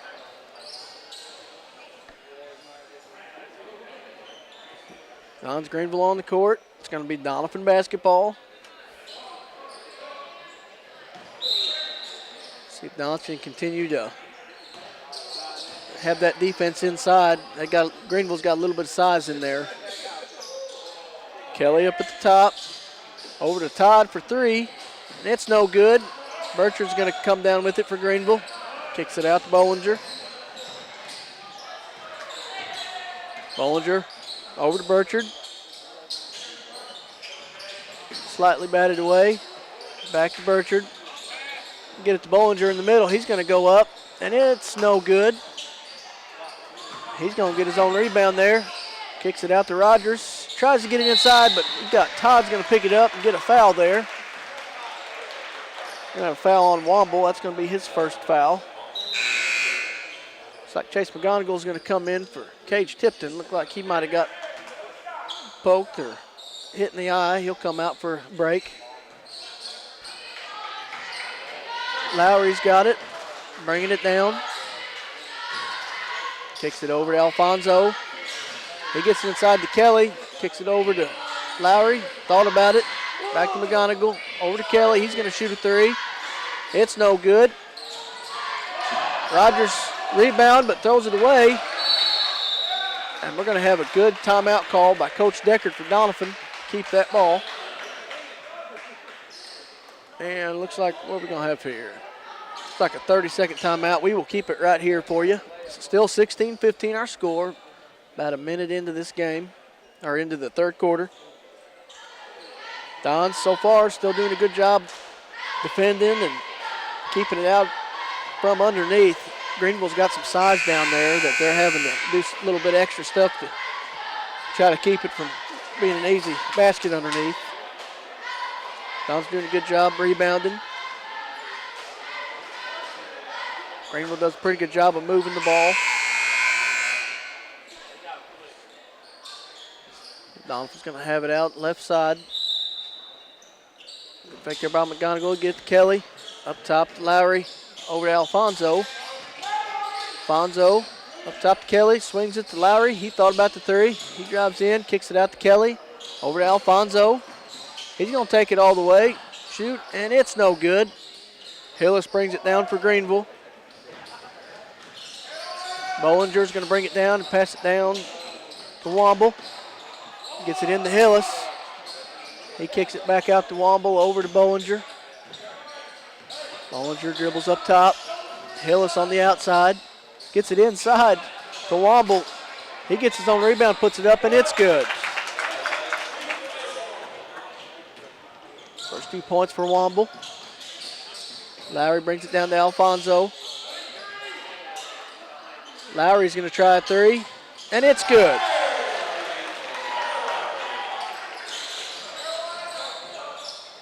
It's 5 for Lowry. We got a tie ball game, folks, 18-all. 5 minutes left in this third quarter. Womble gets it in the Hillis, and we're going to have a foul. And I think they're going to call that on, they're going to call that on Lansing Todd. That's his second. Each team, 1 team foul apiece. Greenville got it underneath. Good defense there by Lowry. Greenville's going to have it underneath the basket again. Womble takes it out. Womble gets it over to Burchard in the corner for 3. It's no good. Alfonso, good rebound. He's going to kick it ahead. Todd, he gets it, puts it up, and it's good. 7 for Todd now.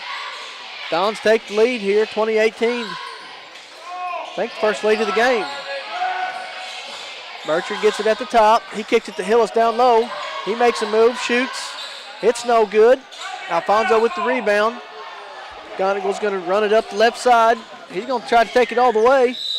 It's no good, but we're going to have a foul.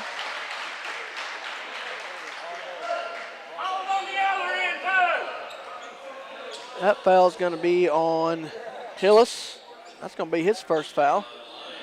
Gonagall's going to have a set of free throws here.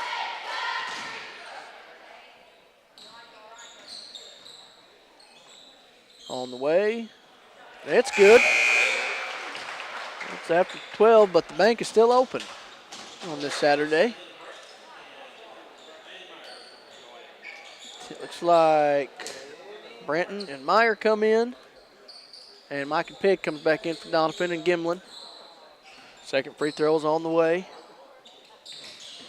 It's no good. Pig almost gets it. Evans gonna bring it up for Greenville. Don's up 3. Bollinger's going to try a 3. It's no good. 11 gets the rebound. Meyer, no good. And Brant's going to get the rebound and shoot, no good, but he's going to get a pair of free throws. That's going to be on Mike and Pig. That'd be his first. Both teams at 2 team fouls apiece. First free throw on the way. It's no good. So we're going to have Waylon Kelly come in for Gimlin. 3:58 left in this third quarter. Second free throw on the way. No good. Rebound comes down to Alfonso. Throws away for a second. Larry picks it up. Don's getting her set up. Lowry crosses over there, gets it to Alfonso. He finds a gap. Oh, they're going to call a foul there. That foul's going to be on Meyer. That's going to be his 4th. Yeah.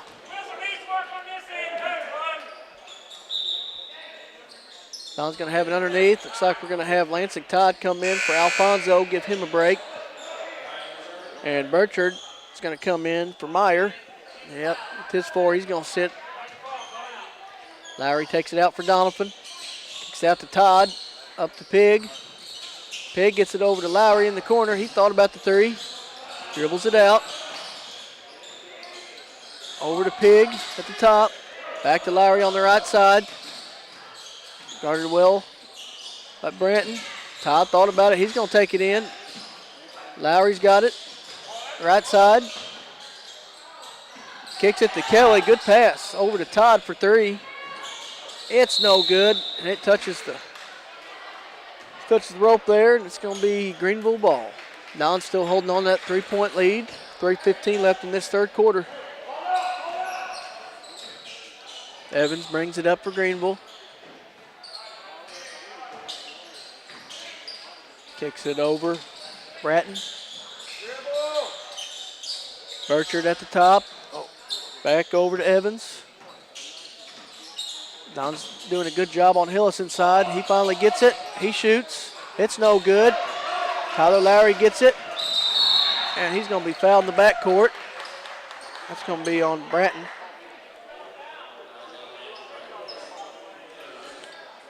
And that's going to be team foul number 4 for Greenville. So if they foul again, Downs will be in the bonus here, shooting. 2:47 left, third quarter. Hillis came out. Rogers came back in for Greenville. Lowry brings it up for Donovan. Kicks it over to McGonigal. He's going to try to take it all the way, and we're going to have a foul on the floor.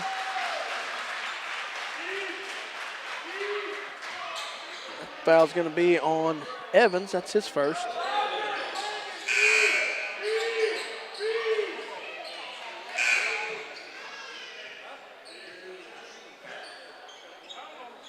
Yep, that's right. Shooting foul. Forgot about that. So McGonigal's going to shoot 2 here.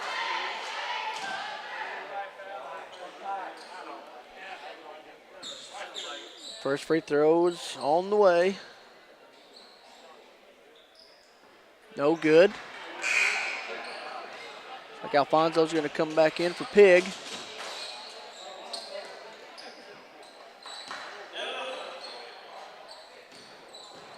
Second free throw on the way from McGonigal.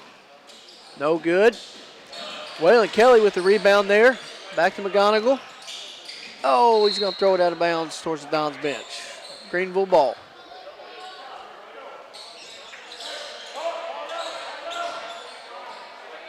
Evans brings it up for Greenville.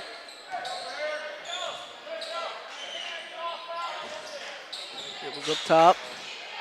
Kicks it over to Rogers. He picks his dribble up. Have a little trouble. Gets it out to Bratton. We got a steal. Oh, throws it ahead. Waylon Kelly gets it. Throws it ahead. Tries to get it to Alfonso. And we got a loose ball. And Greenville's going to pick that up. Good effort by both teams. Got wild there. Rogers gets it. He's going to try to make a post move and shoot. And it's good. What a series of events leading to that basket. It's 21-20, Don's lead. Minute 46 left here in the third. Waylon Kelly going to try a 3. It's no good. Nobody there to rebound. Evans up ahead. Good deflection there by Lowry. He's getting ready to be a layup. He's going to try to take it all the way. It's no good. And they're going to say it's going to stay Doniphan basketball. Greenville might have got away with the foul there. Works to Don's favor. Get the ball back underneath. They're going to get it up top to Lowry. Kick it over to McGonigal. He has it batted away and stolen by Bollinger. He's going to try to take it all the way. And it's good. That's 5 for Bollinger. Fonzo on the right side. Kicks out to Todd. Greenville with a 1-point lead here. Lowry on the left side. Under a minute to go in this third quarter. They're going to call a foul on the floor here. And going to be shooting 2 here. That foul is going to be on Rogers. That'll be his third. Tyler Lowry's going to get a chance. 2 free throws.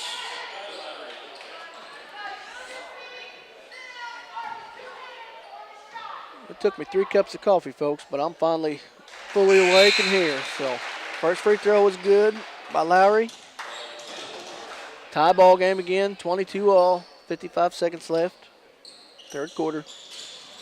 Lowry's second free throw is good. Now we take the lead by 1. We're going to have a timeout. Donovan. Looks like a full timeout. So we're going to take a 60-second pause, and we will be right back right here on Current River Broadcasting. We see the potential of her and him and you, of where you're from and what you can accomplish. Because when you set your mind to it, there's nothing you can't do. But reaching your potential isn't just about achieving your goals. It's about helping others, supporting your neighbors, building your community, and investing in people that make a difference. Like her, and him, and you. Because when you're from here, that's just what you do. And from here, we can do anything. Cosmo Pest Solutions is your hometown pest and termite control provider. With 20 years experience in Southeast Missouri, Cosmo Pest Solutions is here to help your home or business with all pest, termite, and bedbug control needs.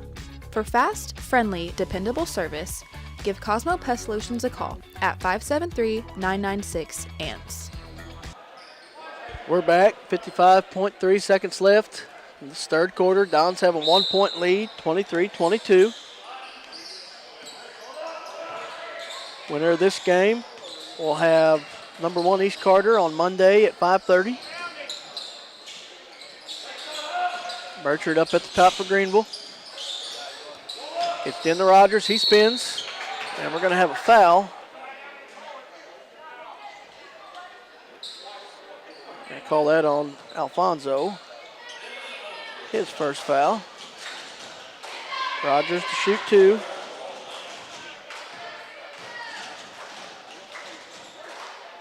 First free throw is no good. Mike and Pig's going to come in for McGonigal.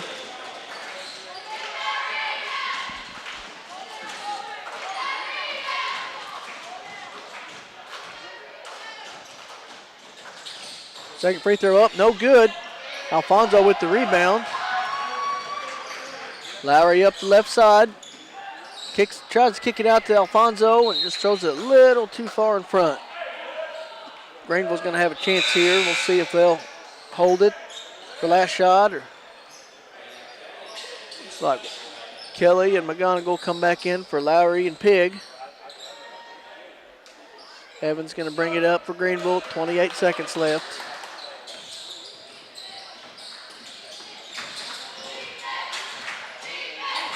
Evans up top. Bollinger kicks it over to Bratton. Evans gets it back. He goes in. He tries to shoot. He's going to get fouled there. It's like by Waylon Kelly. It'll be his third. Evans with the chance for his first buckets of the game.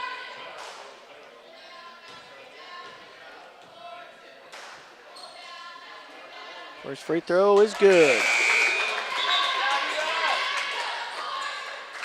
Lowry going to take over for McGonigal. Tie ball game.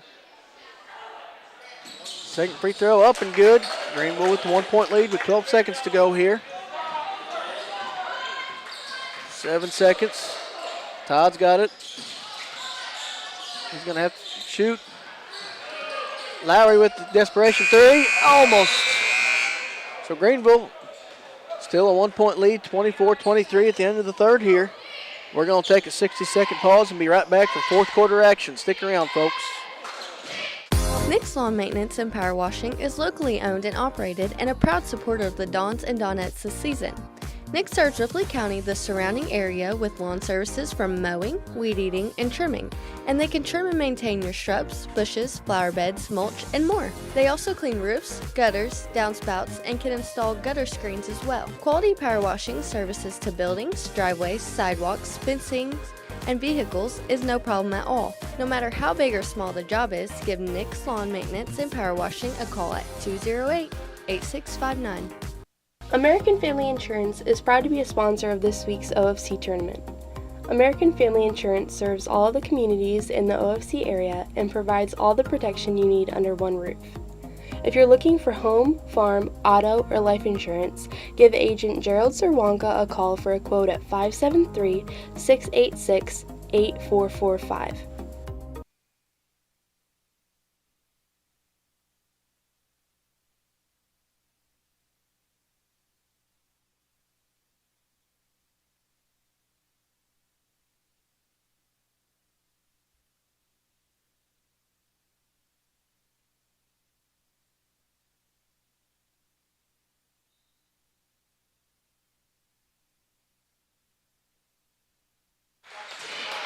We're back here, fourth quarter action. Greenville 1 point lead. Evans goes up, shot's no good. Rogers gets it, he's gonna get fouled. He's gonna get a pair of free throws. They called that on Alfonso. It'll be his second. Rogers' first free throw is good.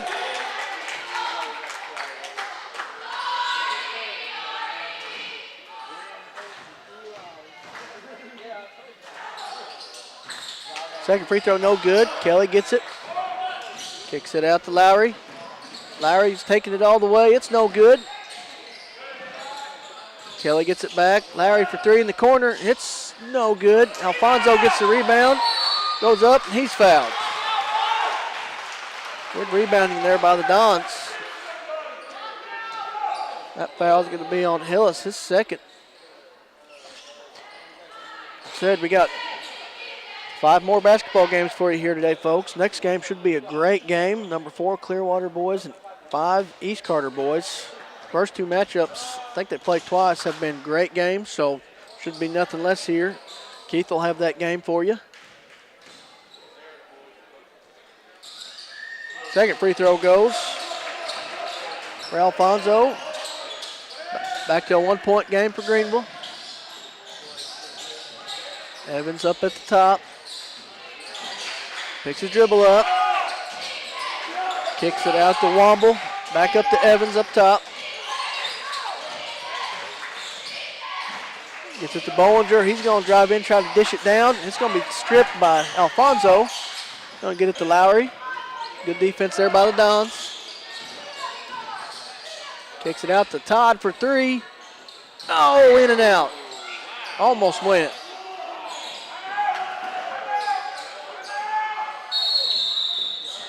Greenville coach yelling for timeout there. See what they're going to call here. Going to be a 30-second timeout. We'll keep it right here. So, close game here, folks. Expecting nothing less of this third matchup between these two teams. Pretty good crowd today. Everybody coming out to support their teams. Nothing else to do. Come watch some basketball. If you're watching online, thank you so much for tuning in with us. All of us here at Current River Broadcasting, it's going to be a long day for us. Matt, mastermind back there, doing a bunch of work. Everybody running cameras.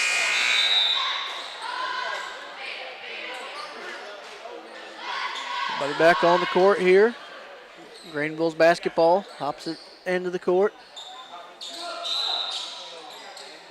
Looks like both teams have 3 timeouts left. And they're going to say that's all for Greenville. It's going to be Doniphan ball. That's a hard one after getting a timeout to try to draw something up, and then it immediately goes out of bounds. Lowry at the top. Dons get set. Over to Tipton. Kelly over to Lowry. Lowry thought about it. Back to Alfonso at the top to Kelly.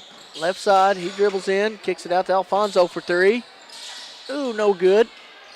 Kelly almost got it, but Rogers brings it down for Greenville. Gets it to Bollinger. Evans will take it down. He's going to go up. He's going to be fouled by Cage Tipton. That'll be his second.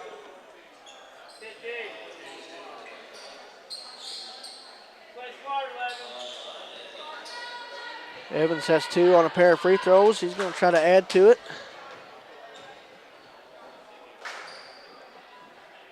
First one's good. That's 3 for 3 from the free throw line today.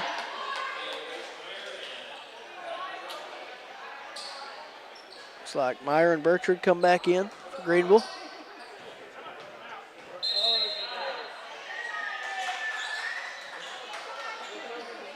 And not sure what they're trying to figure out here. Maybe how many men are on the court over there. Little hockey situation, too many men on the ice. I think we got it figured out now. Second free throw is going to be on the way. And it's good. That extends Greenville's lead to 3, 27-24. 5.5 minutes left in this fourth quarter. Lowry gets it into Kelly. Right back to Lowry for three at the very top. Oh, no good. Evans going to come down with it for Greenville. Over to Bollinger. He's going to run it up top. Double team there. Over to Meyer. Bollinger's going to try a three, and it's good. Lead up to 6 now. Don's going to have to figure out a way, get back in this a little bit. Still a lot of ball game left. Strip by Hillis. He's going to try to take it all the way. And that foul's going to be on Lansing Todd. That's going to be 3 on him. Hillis will get a pair of free throws here. Hillis has 8 so far.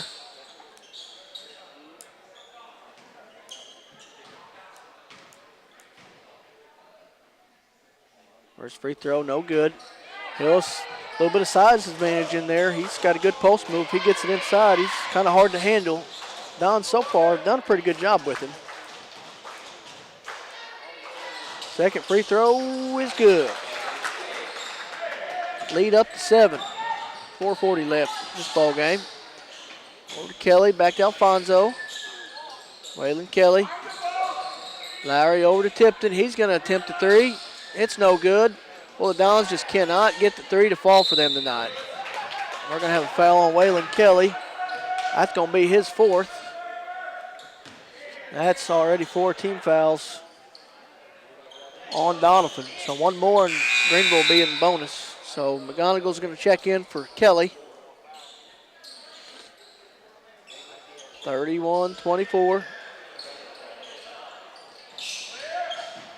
Evans going to bring it up the court. Guarded by Lowry. Now they're going to try to double team here. Almost stolen by Alfonso. Bollinger gets it. Tries to kick it down. Meyer gets it back. Evans for 3. It's no good. Oh, and it's going to go out of bounds on Donovan. So it's going to be Greenville ball under the basket.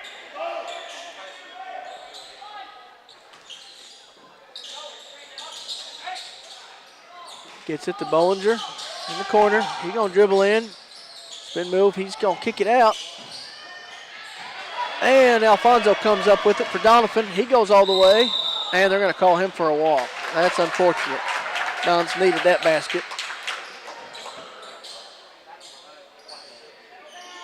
Greenville's got it. Bollinger gets it. Double team there. He's going to throw it up ahead to Burchard. Mishandles it for a second. Guarded by Tipton. Meyer cross court pass to Evans. Evans gets it. Picks up his dribble. Back up top to Bollinger. 3:40 left in the game. Up 7. They're in no hurry. Evans shoots it. No good. Burchard with the rebound. We're going to have a foul on the floor. Let's see. That's going to be on McGonigal, his 2nd. And they will be shooting now. Burchard's going to get a pair of free throws, try to get his first points of the game.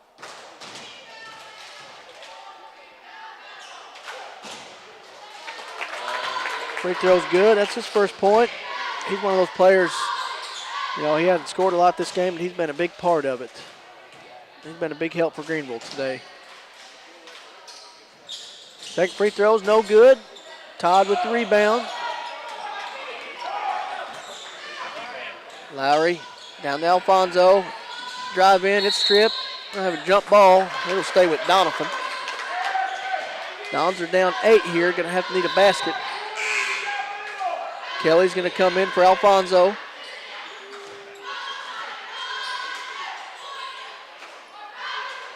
Top to Todd, wide open 3. It's good.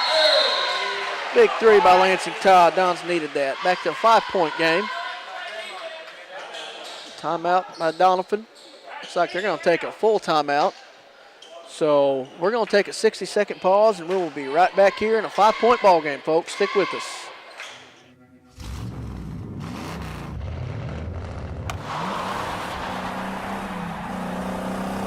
When an accident, theft,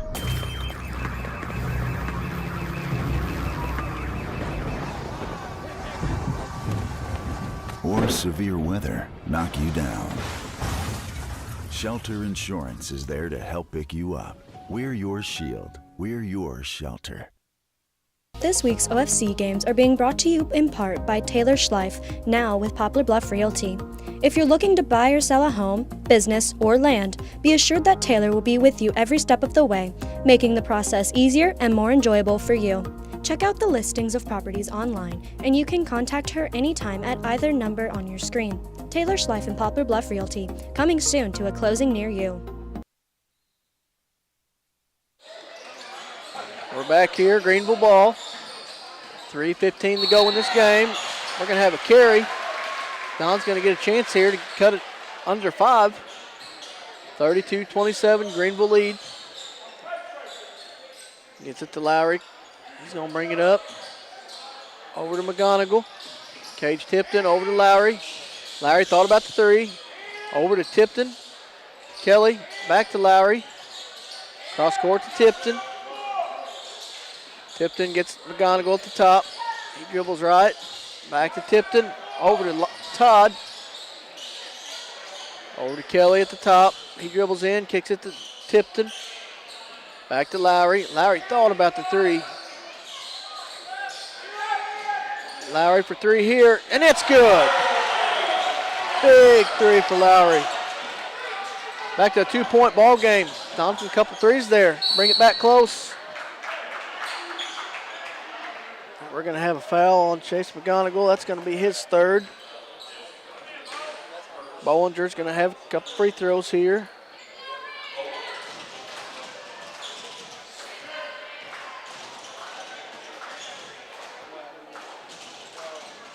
First free throw, no good. Not to see somebody else with the same name spelt as mine. You don't see very many Bows around here. And with the same initials, BB. I'll take it. Second free throw, no good. Oh, and they're going to say Donovan crossed the line, so he's going to get another one here, and I can tell you what usually happens when this happens. Second free throw usually falls. Always did when I coached. Oh, and it does not. Jinxed it there. Lowry brings it up, down 2, 2:27 to go. Dons need a good basket here and a good stop after. Good save there by Todd, almost goes out. He's got it at the top dribbling. He's going to kick it over to Kelly on the left side. Kicks it inside to Tipton. He's going to take it in. He's going to get fouled.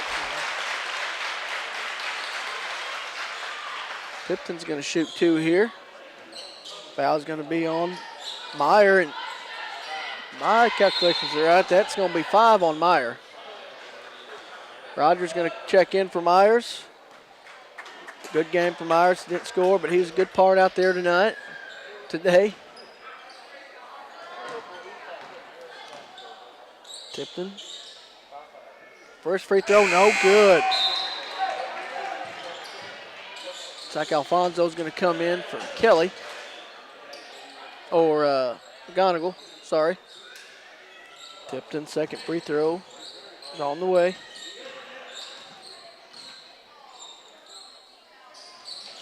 No good. Dons needed those 2. Need a good stop here. Bollinger all the way. He's going to score and get the foul. Tough break there for the Dons. Foul on Tipton. It's his 3rd. Anytime Greenville gets fouled now, it's going to be 2 there in the bonus. Donovan with only 2, or Greenville with only 2 team fouls. And that free throw is good for the 3-point conversion. Tough break there for Donovan. Now down 5, under 2 minutes to go. Dons need a basket here. Tipton's got it. Inside to Lowry, he's going to take it. It's good. Lowry with 2. Back to a 3-point ball game. Minute 40 left. Up ahead to Evans. He spins and he's going to lose it. It's going to be Donovan basketball. Minute 33 here. been a pretty good JV game, folks. I really figured it would be, and it's lived up to it.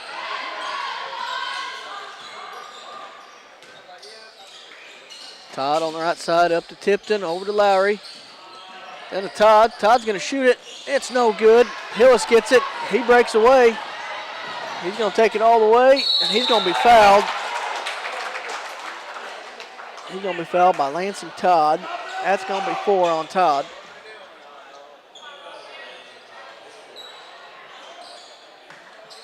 Couple free throws coming here. 3-point ball game.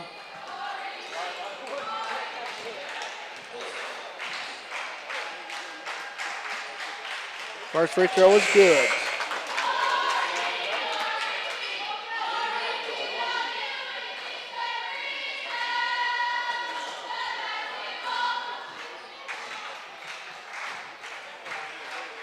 Zach Burchard comes out. Second free throw's up and it's good. It's 11 now for Hillis. Lowry is going to bring it down. Give it to Alfonso. In the cage, Tipton, and it's batted away, and it's picked up by Evans for Greenville. Over to Bollinger. He's going to take it all the way in. No good.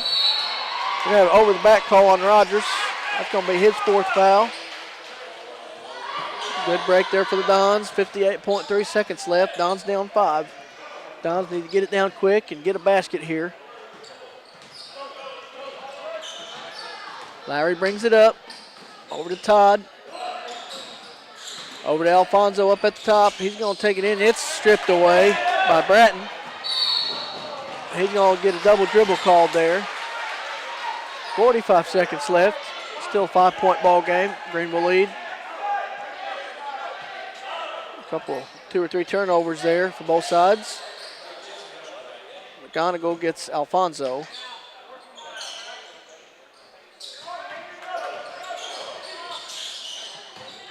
Tipton on the left, gets it to Waylon Kelly.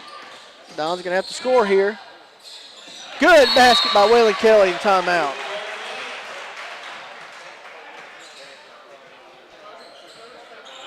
Looks like it's going to be a 30. Second timeout. We will keep it right here. 34.1 seconds left on the clock. Back to a 3-point ball game here. Dons need to get a good stop and try to get a good shot opportunity here. Try to tie this thing. Or get it down low for the and one.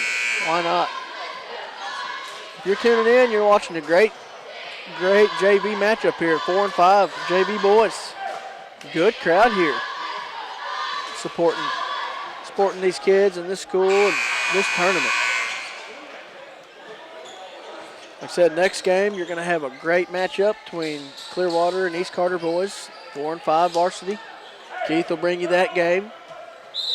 Like the first 2 games been barn burners. Wouldn't expect anything different this time. Bollinger gets it to Burchard. Oh, steal by Lowry for Doniphan. He's going to try to take it down to Tipton, and it's good.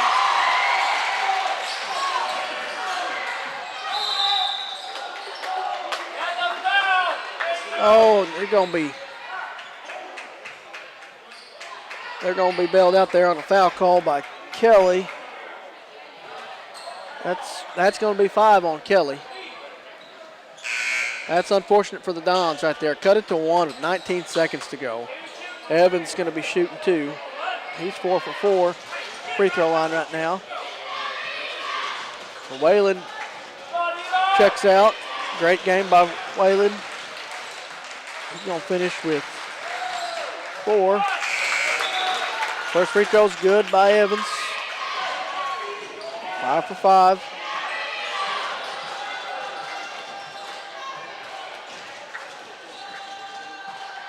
Second free throw on the way, and it's good.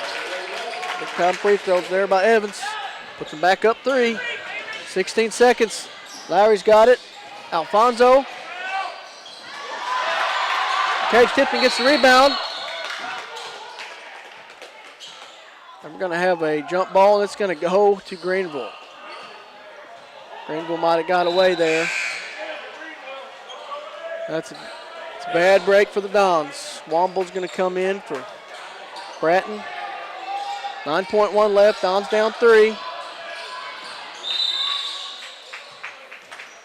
Dons have to foul. So that's going to be on, I think, Alfonso. Yep. It's going to be his third. Tough break there for the Dons. Had a real chance there, and just unluck. Sometimes just don't go your way. Bollinger's going to have 2 more free throws here. 7.1 seconds left. First one's good. Makes it a 2-possession game. 7.1.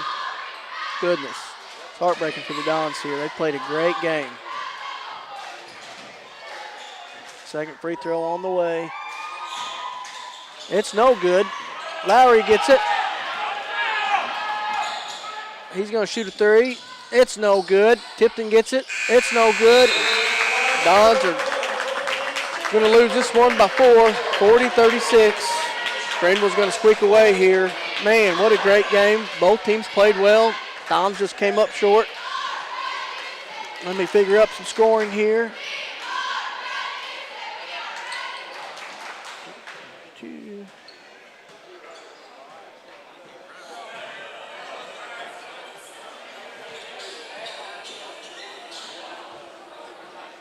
Keith coming back up here now.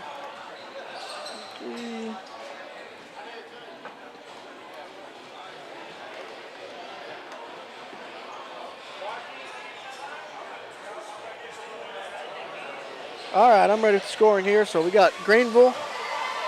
A lot of people in scoring column here. Ty Burchard with 1. Bo Bollinger with 12. Eli Evans with 6. Landon Bratton with 2. Gary Morris with 1. Logan Hillis, 11. Mason Womble, 2. Logan Rogers with 5. Over to the Don side. Got Devin Alfonso with 1. Chase McGonigal with 4. Waylon Kelly, 4. Mike and Pig with 3. Cage Tipton, 2. Tyler Lowry with 12. And Lansing Todd with 10. What a game. We knew it would be a great JV matchup. And unfortunately, Dons just fell short in this conference matchup. So Greenville's going to advance, and they will play. Let me look here again, make sure. They move on to Monday at 5:30.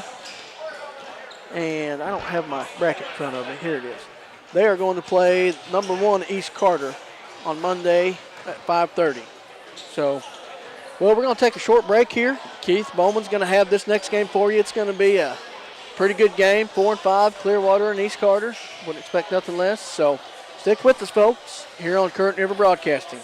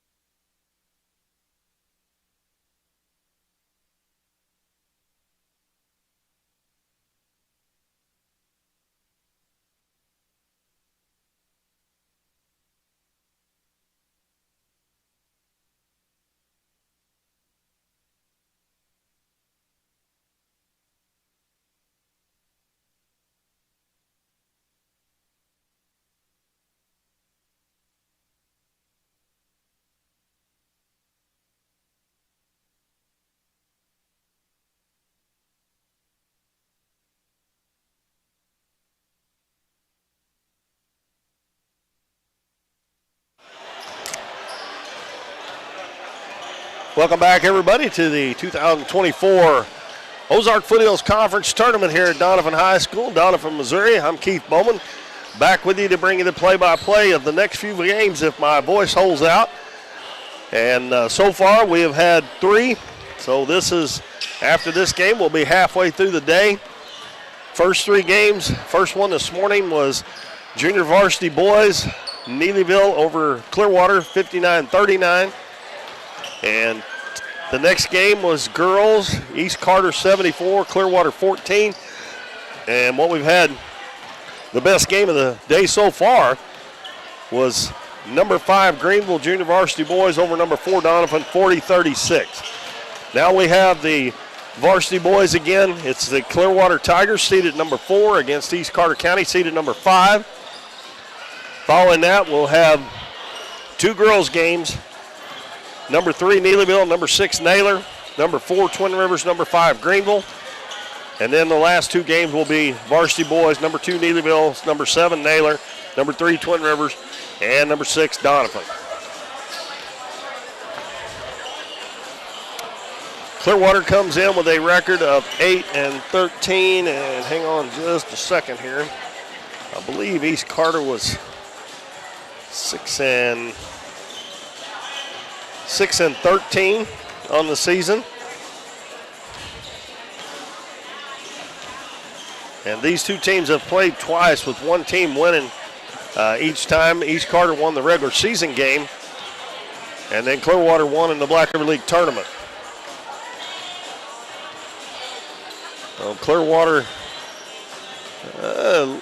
looks like Clearwater they're the home team, they're the higher seed. They'll have their home uniforms on, and East Carter will have, I believe, their black uniforms. They still have their warm-up jerseys on. We're about 4 minutes away from the start of this game.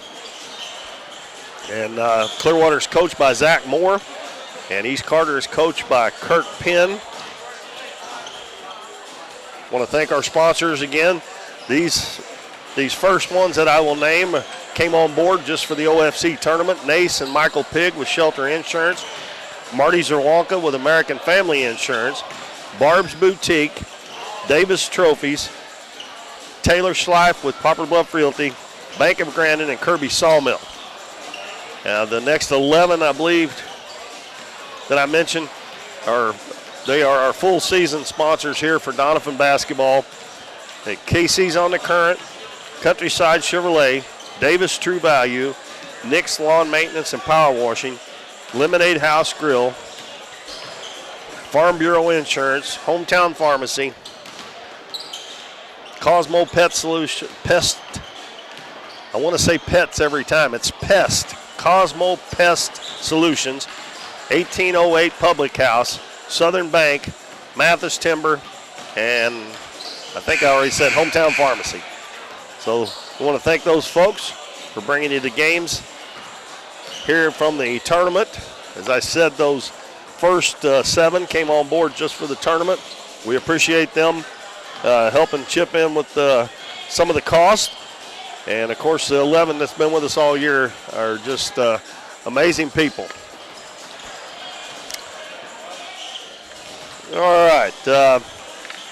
We will go ahead and give you the starters for the East Carter Redbirds with a record of 6-15. Their coach is Kirk Penn. They will start number 0, Mason Carter, a senior. Number 2, Brendan Reynolds, a senior. Number 4, Wyatt Chase, a senior. Number 5, Hunter Croy, a senior. And I believe the other one was Caleb Stahl, a junior, number 34. May have to go back on that one, but I think that's what we've got down. Now for Clearwater Tigers, coached by Zach Moore, have a record of 8-13. They will start Charles Robbins, a senior. And Clearwater was just over here to play Doniphan.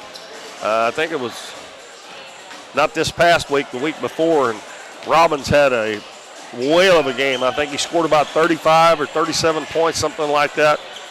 And he wears number 1. Evan Took, also a senior, number 2. Brendan Lashley, a senior, number 3.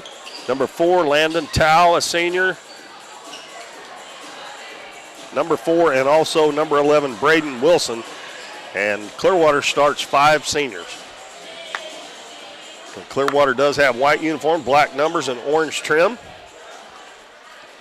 And East Carter with black uniforms with white numbers and red trim. And we're about ready to get game number 4 of 8 underway here in this year's Ozark Foothills Conference Tournament. We'll be back here Monday night with the 1 junior varsity semifinal. That game is set. That is going to be East Carter, the number 1 seed in Greenville. And then we'll have the 2 varsity girls semifinals, which are not set yet. And Tuesday, it will be Twin Rivers and Neelyville's junior varsities matching up in the other JV semifinal. And then we'll have the boys varsity semifinals on Tuesday. 3rd place games will be Thursday right here at Donovan. And the finals, as they've done the last few years, over at Three Rivers College at the Libla Family Sports Complex. So we are ready for action here. This will be my 2nd one that I've called today. And as I said a little bit earlier, I'm going to try to finish the day out if my voice holds out. And hopefully my lemon drops will do the trick.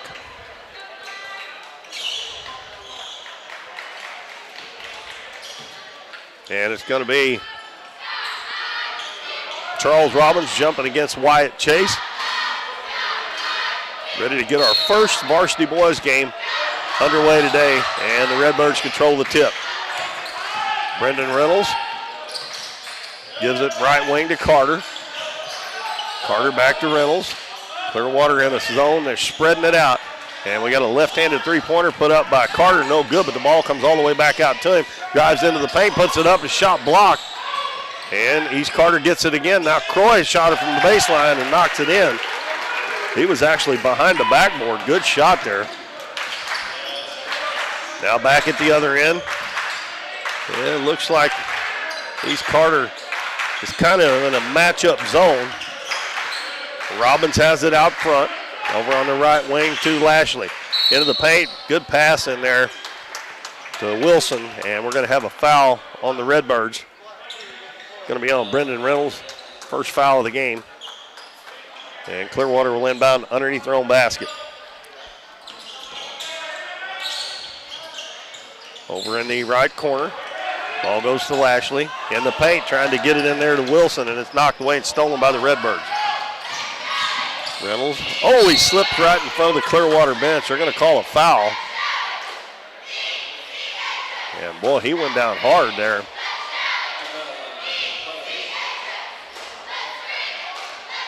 Yeah, there's got to be a wet spot right in front of the floor there. And then Brendan Reynolds holding his right wrist just a little bit. He went down hard there, right in front of the Clearwater bench. They did call that foul on Evan Took. Reynolds' jumper from the baseline short. And the ball's going to go out of bounds. Last touch by Stahl. And it'll go over to Clearwater with play just a little over a minute. And it's 2-0 in favor of the Redbirds. Robbins dribbles up ahead of the key, passes left wing to Lashley. Lashley looks inside, nobody open, goes cross court to Tao. Back to Robbins. Gets a screen from Took. Robbins shoots a 3, long. Offensive rebound by Tao. And his pass is going to be intercepted, and then, nope, they're going to call a jump ball. And it'll be Clearwater's ball.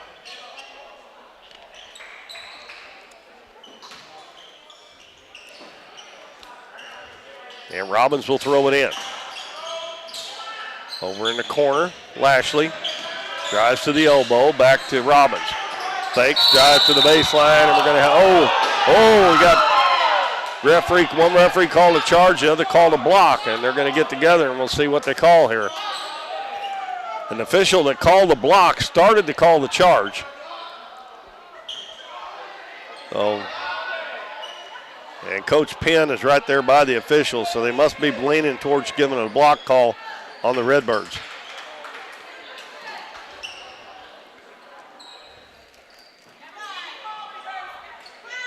And I think they're going to call a block. Looked like a pretty good play there And again, we may have a wet spot on the floor. And Coach Epps told me last night before the girls' game that their what they call it, microfiber broom, the handle got broke on it, and that's what they've been using to clean up the wet spots. It does a fantastic job, and they're not able to use it here today. So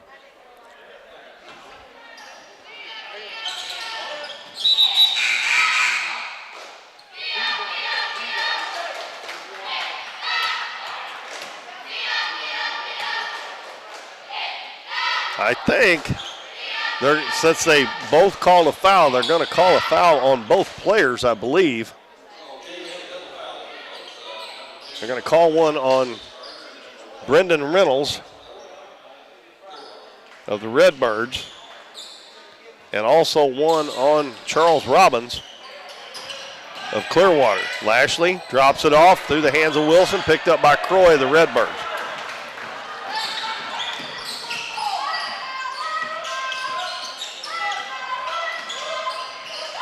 Now the ball batted out of bounds. I'm looking at the scores table to see.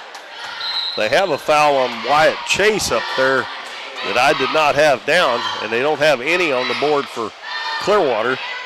And I thought they called since they called double foul, they give Clearwater the ball on the alternating possession. So we'll have to find out here, catch up with it later. But that was, I think, Brendan Reynolds was the one that tried to draw the charge. Roy with it, bounces it to Carter, goes in, puts up a tough shot, no good, ball batted around.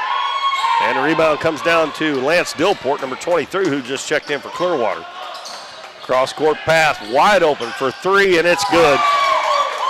And that is the number 4, Landon Tao. And when they played Donovan here, I think Tao took 5 shots and made them all. He does not shoot very much, but when he does, he makes them. Clearwater up 3-2. Another three-pointer from the right wing, this time by Mason Carter. And that puts the Redbirds back up 5-3. Now number 20 has come in for East Carter, and of course I do not have a number 20. Oh my goodness. Ken, who's number 20 for East Carter? 20. PJ Jackson, number 20 for East Carter. And we're going to have a travel, I think, on Robbins. PJ Jackson, okay.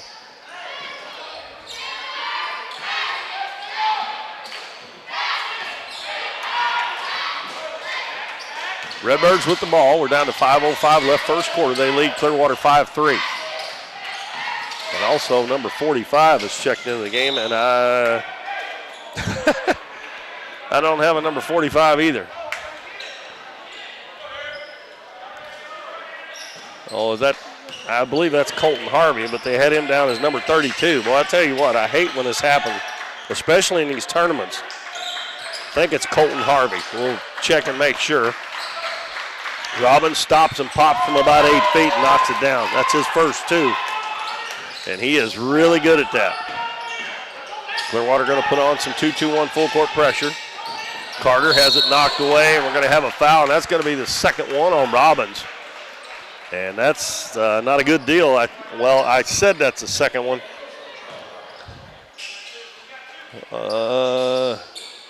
Yes, they did. So they did call that one earlier on Robbins. And he will stay in the game. Croy gets around the defender. Gets a screen from Stahl, stops and pops it short, offensive rebound underneath. And that is going to be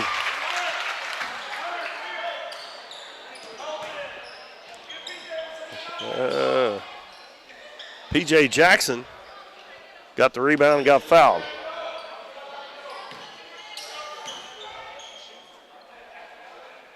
Free throw, no good.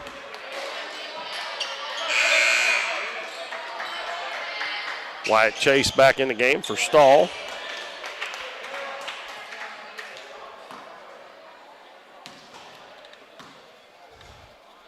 Jackson missed the first, second one on the way, that's good.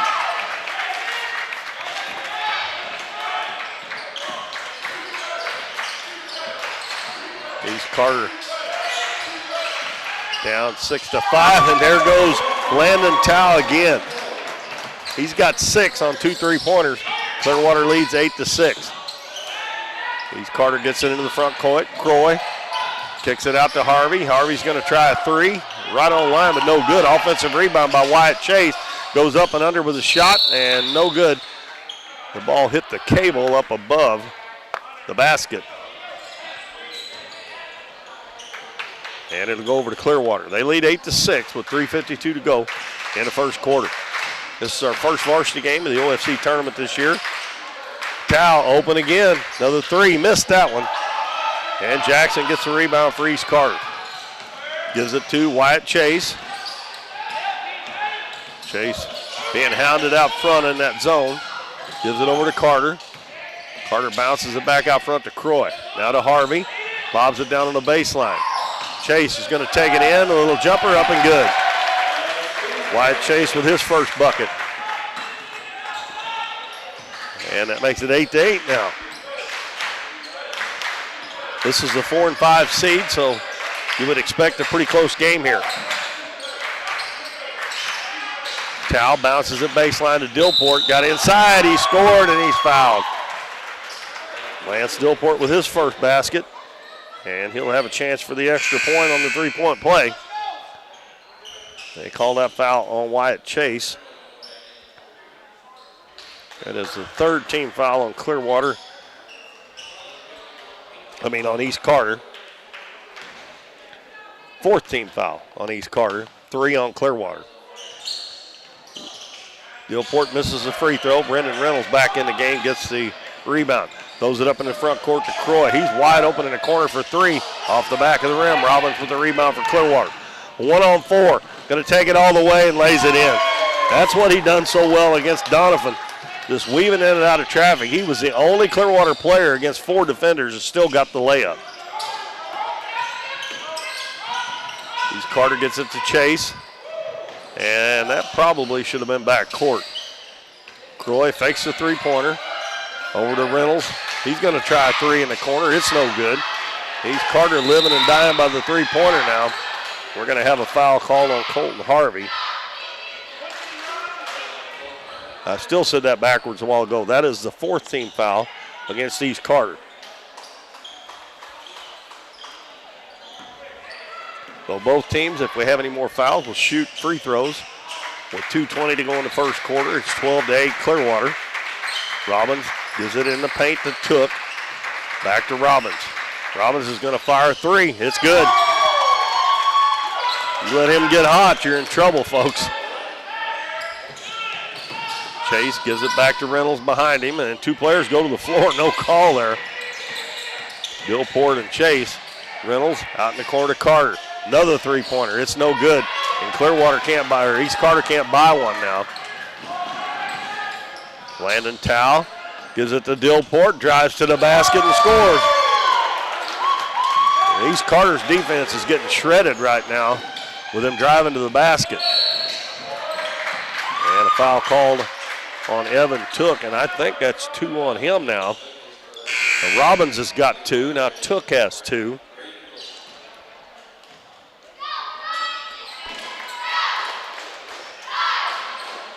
And we will be shooting free throws. It'll be Hunter Croy going to the line for the Redbirds. Clearwater has opened up a 9-point lead, 17-8. Lane Pinkley, number 5, is checked in for Clearwater. And Croy makes the first one. He has 3 points. Jackson comes back in the game for the Redbirds, replacing Carter.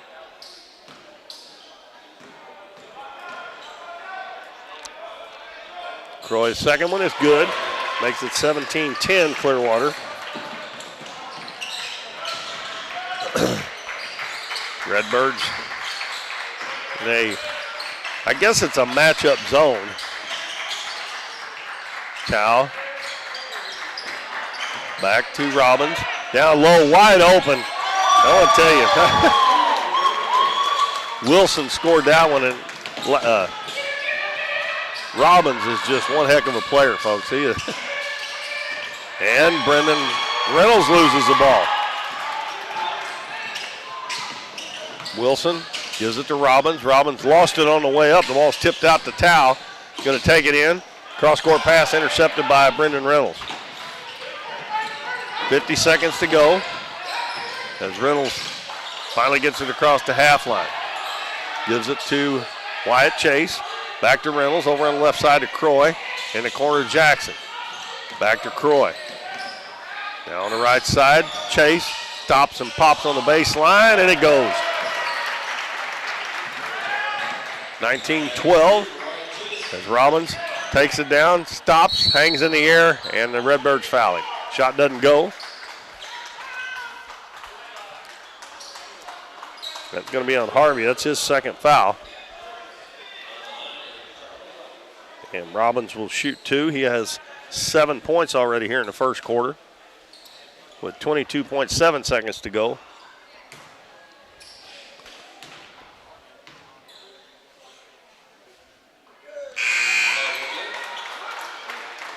Gets the first one.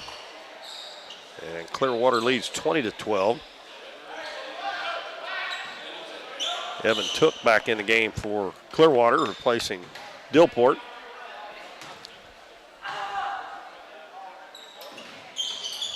And that's another thing. Robbins is an excellent free throw shooter. He makes both free throws, and it's a 9-point lead for Clearwater.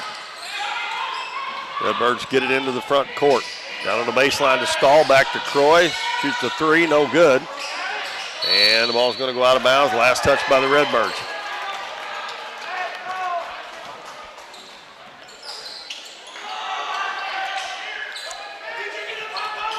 Everybody run off and left Robbins. He has to get Wilson to come back and help him. Layup no good. Offensive rebound. Wilson goes up, no good. And that's a buzzer. The end of the first quarter, and the Clearwater Tigers lead the East Carter Redbirds in the OFC tournament. Varsity boys 21-12 at the end of one. We will take a 1-minute break and be back with more of the Ozark Foothills Conference Tournament on Current River Broadcasting. Lemonade House Grill is Doniphan's fun, family-friendly restaurant with a smorgasbord of choices on the menu. Enjoy one of their freshly squeezed lemonades along with handcrafted burgers, tasty tacos, trash can fries, or pizzas. Bring the family for Kids Eat Free Night on Mondays or come to Taco Tuesdays, Wing Wednesdays, Thursdays Date Night, or Fish Fridays. Lemonade House Grill is veteran-owned and operated, and veterans receive a 10% discount. Lemonade House Grill is a proud supporter of the Dons and Donettes, and make sure to follow them on Facebook and Instagram for their daily specials. Barb's Boutique is an additional sponsor of this week's OFC tournament. Locally owned by Brittany Hadley, Barb's Boutique is a Facebook group with weekly drops in women's clothing. If you're looking for something cute and affordable, check out what they have to offer and join their Facebook group. But most of all, best of luck to the Dons and Donettes this week.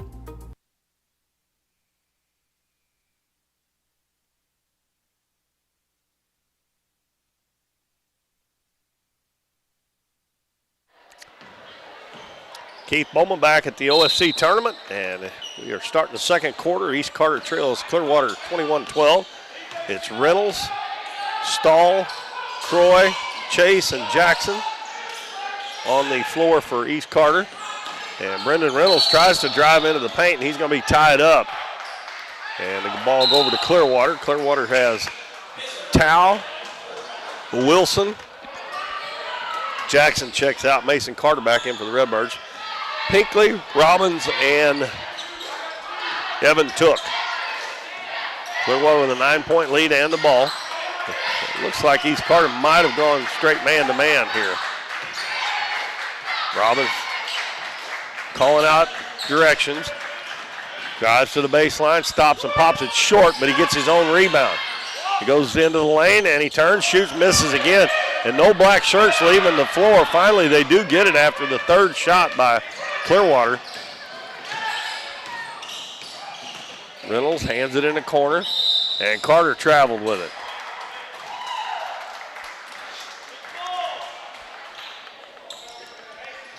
So Clearwater gets it back with a 9-point lead. Just underway here in the second quarter.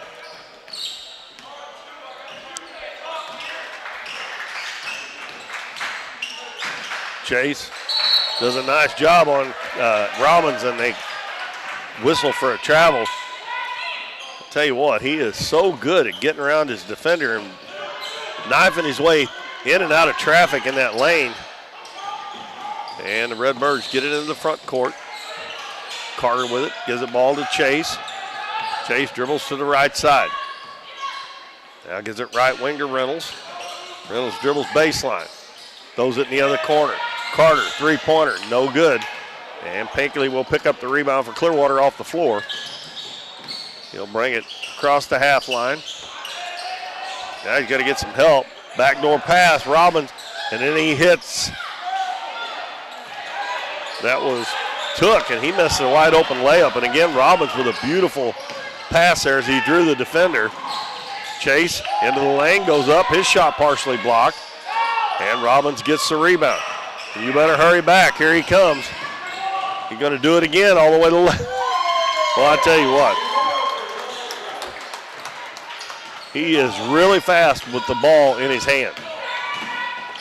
Most kids have trouble when they have the ball in their hands going full speed. Croy, a long three-pointer, no good. Robbins with a rebound, and he's going to take it all the way again, and he lays it up and in again. And he is up to 13 points now with 5:41 to go in the first half. Clearwater's opened up a 25-12 lead, and Coach Penn calls the timeout.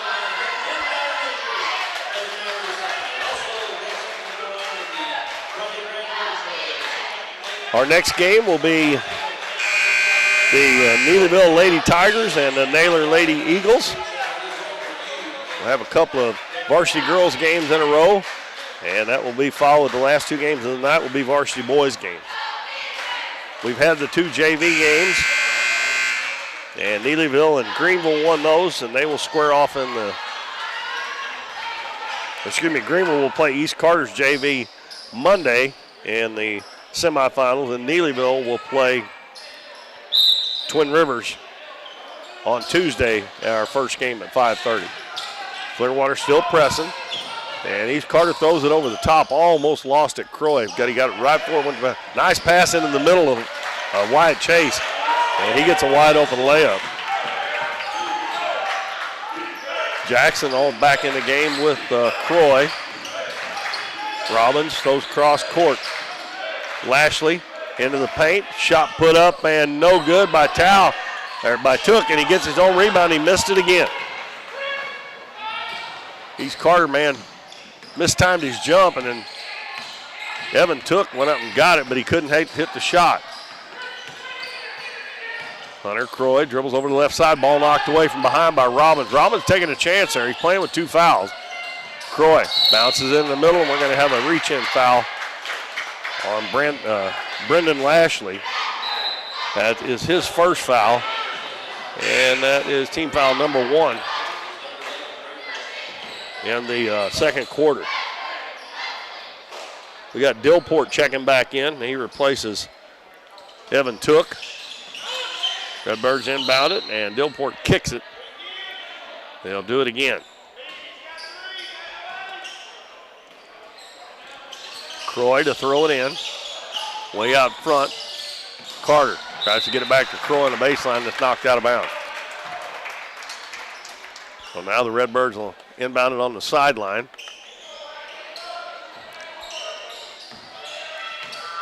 Reynolds drives straight line to the basket, laid it up a little too hard. Ball tipped around, loose on the floor, and held ball. And this jump ball, the arrow is pointing towards East Carter this time.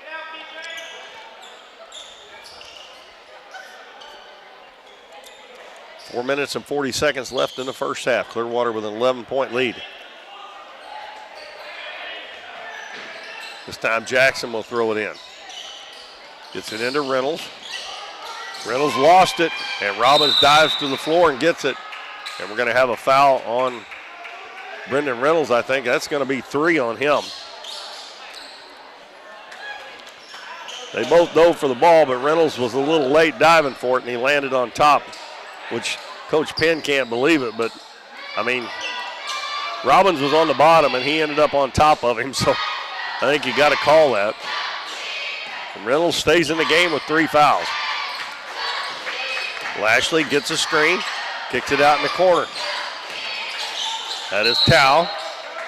And we got a travel on Tao.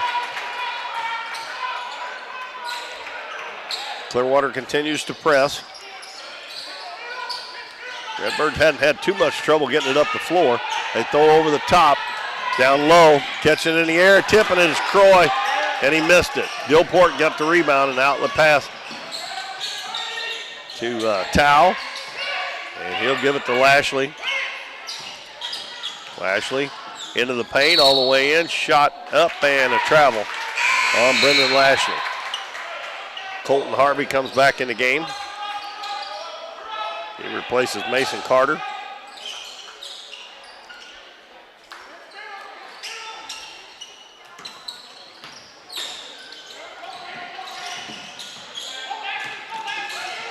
Reynolds still in the back court.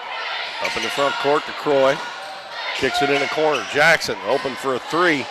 No good. Offensive rebound by Wyatt Chase. Puts it back up, no good. And Reynolds tips it in. Reynolds gets his first two. Redbirds got it back under 10 points, 25-16. Lashley open for a three at the head of the key, no good. Chase with the rebound. Passes on the other side of the floor, tries to hit Croy. And here comes Robbins all the way to the other end. He lays it in. Got the long pass to make. Had too much airtime underneath it. Jackson in the corner to Croy. Pass in the lane, good pass, and Chase is going to be fouled. And we'll have two shots for Wyatt Chase, and he is down on the floor. Looked like he's holding a knee. And Brendan Reynolds helps him up.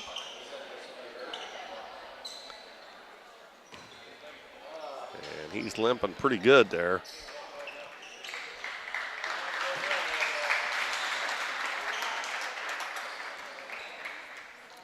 And he's holding down around his ankle. I thought maybe it was a knee. They're going to help him off the floor. And it looks like Mason Carter's going to come in and he'll shoot the free throws.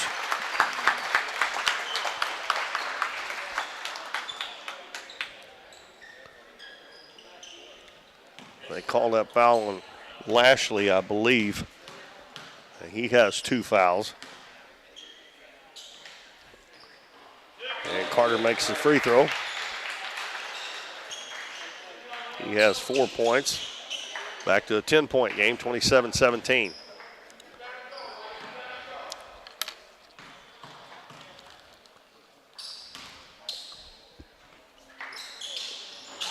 And second shot good as well.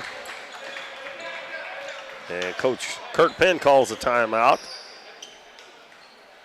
And we'll see, it's a full timeout, so we'll take a break here and you can hear from some of our fine sponsors right here on Current River Broadcasting. Be back in 1 minute.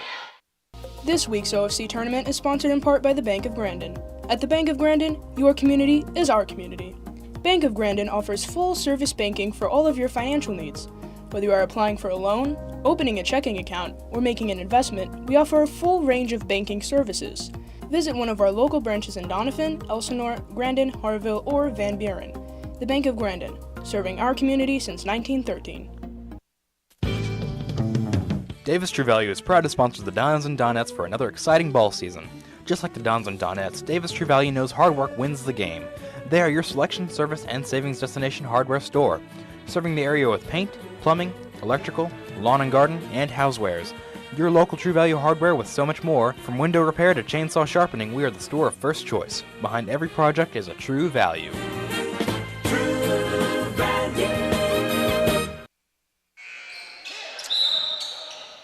We're back here at Donovan, and it's 27-18, Clearwater over East Carter. We got 3:09 left in the first half.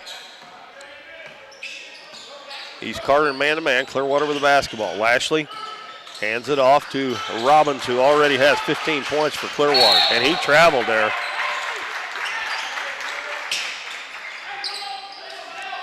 Ball turned back over to East Carter. The Neelyville Lady Tigers and the Naylor Lady Eagles both just came into the gym. That's our next game.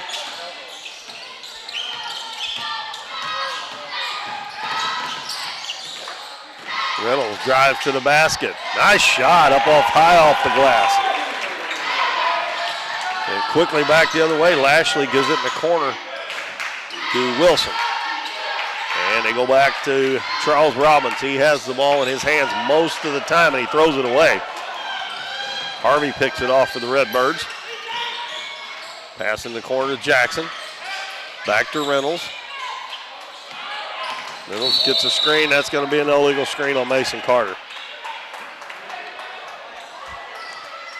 That is what coaches call wasted possession there. You don't even get a shot off. Those screens you have to be set.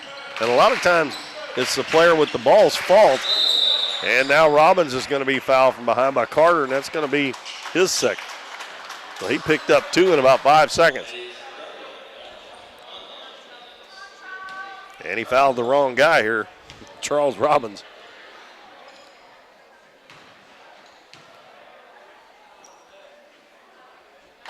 Well, that ball barely wrinkles the net when it goes through on his free throws. He's got 16 now.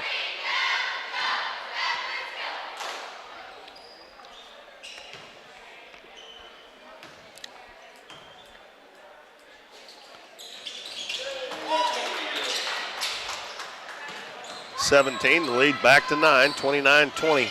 And that was a 4-point swing. East Carter never got a shot off, and Clearwater goes to the other end and scores. Reynolds, another nice drive, and he throws it in.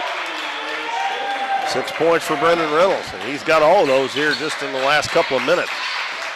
29-22 Clearwater. Pass to Lashley. He's going to try a 3, and it's good. That's Lashley's first bucket. From 7 to 10, just like that on a three-pointer. Those three-pointers.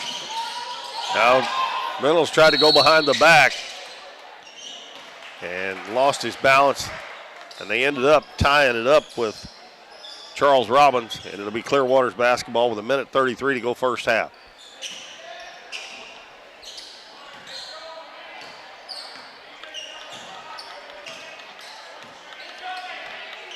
Robbins walks it up slowly. He was getting close to a 10-second call. With nothing on it. Robbins fires a 3. That one's way off, but Lashley gets a rebound. He missed the shot. Clearwater's missed some pretty easy ones in there on putbacks. Carter, he drives it in. He puts it up. Oh, my goodness. Boy, there's all kinds of contact there. No call. Tao, who's made 2 3-pointers, and I think he's only shot 1 shot besides that. He just does not shoot very much. Robbins gets a screen. Dribbles out to the right wing. Now he backs it up to the volleyball line. And Evan Took, that's about all he does is set screen. Cross-court pass. Lashley, who just hit a 3 on the other side, missed that one. And Took is going to out-battle for the rebound. Gets it to Robbins. Robbins into the lane. And we're going to have a blocking foul. That's going to be on Colton Harvey. He tried to get there, but did not make it. That's going to be his 3rd foul. And Robbins will go back to the free throw line again, where he's 4 of 4 and has 17 points in the first half. Lane Pinkley comes to the scorer's table to check in for Clearwater after this first free throw. Robbins scores again.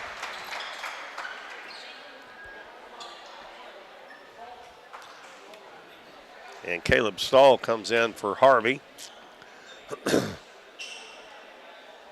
And Pinkley, I believe, is going to come in for Robbins here to give him an extra 30 seconds here before to go along with his halftime break. 19 points for Robbins, and he will go to the bench, and Pinkley will come in. And Clearwater's lead is back up to 12 after the Redbirds had cut it to 7.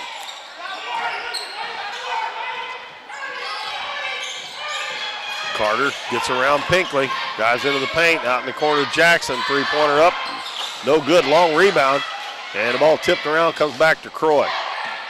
Croy dribbles into the paint, out to Reynolds. Reynolds drives baseline, high off the glass, no good, ball tipped around, goes out of bounds, and they're going to say Clearwater touched it last with 6.6 seconds to go.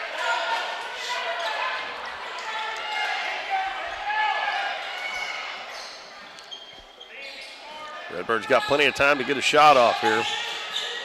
Throw it way out front to Croy. He's going to turn around, throw it to Reynolds. He's going to have to fire up a long one at the buzzer. No good. And that is our halftime score. It is Clearwater 34, East Carter 22.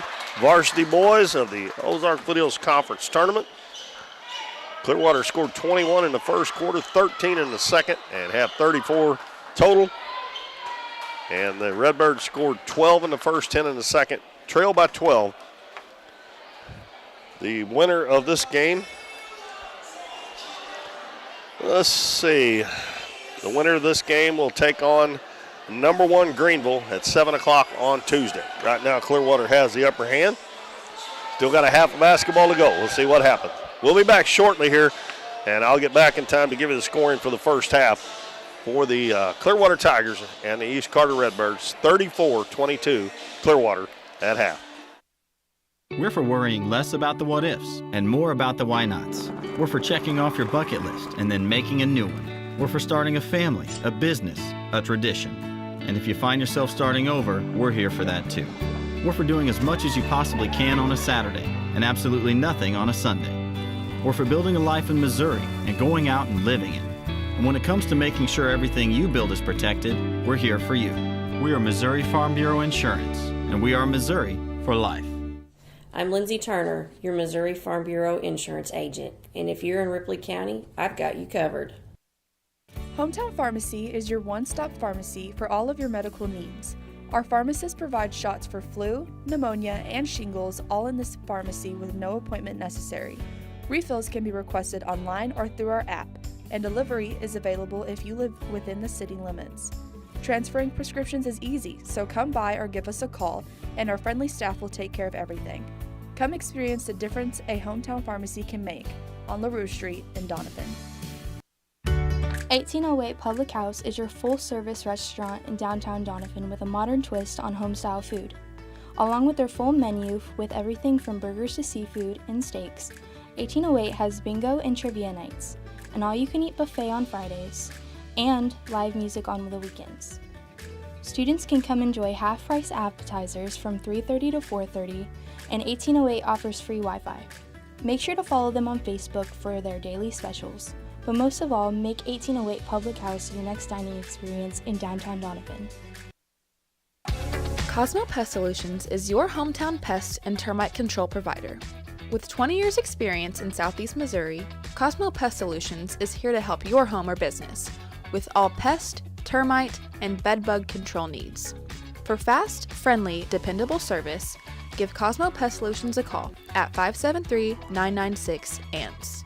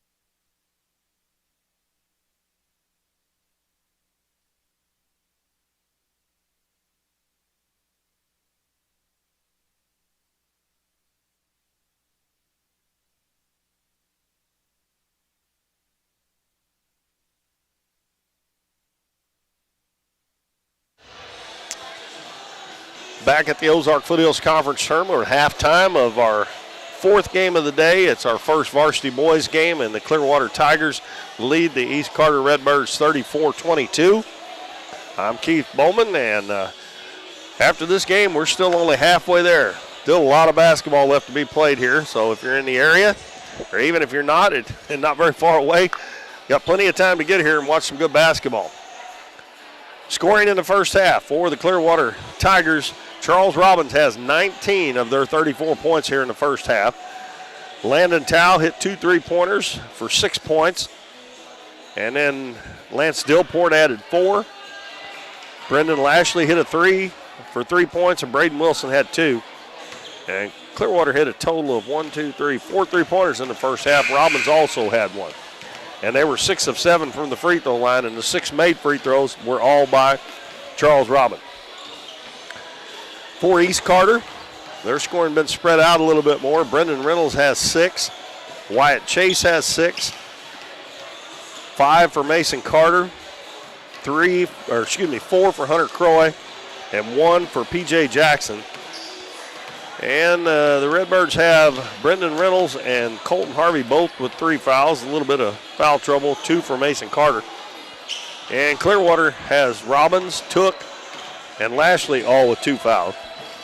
East Carter made 5 of 6 from the free throw line. So both teams shot free throws well. They didn't get there a whole lot, but with this new rule change on the free throws, resetting them at the end of every quarter, it seems to me that we don't have near as many free throws shot as we used to did. But that may just be me. I don't know. But it's 34-22. Games earlier today, the first one this morning, the Neelyville Junior Varsity defeated Clearwater's Junior Varsity 59-39. East Carter's girls defeated Clearwater 74-14. And in the game right before this one, Greenville's JV defeated Donovan 40-36. The JV semifinals are set Monday at 5:30. It will be East Carter, the 1 seed, against number 5 Greenville. Number 2 Twin Rivers will play number 3 Neelyville on Tuesday at 5:30. And that is the only bracket that we have set up for the semifinals, which the girls will play their semifinals the 2 games after the East Carter Greenville JV game on Monday. And the boys varsity semifinals will be Tuesday after the Twin Rivers and Neelyville Junior Varsity semifinal. Well, that catches us up to date on everything that's happened so far. Our next game coming up is the Neelyville Lady Tigers and the Naylor Lady Eagles, followed by the Twin Rivers Lady Royals and the Greenville Lady Bears. And then we switch over to varsity boys, Neelyville Tigers, Naylor Eagles, and Twin Rivers Royals and Donovan Dons.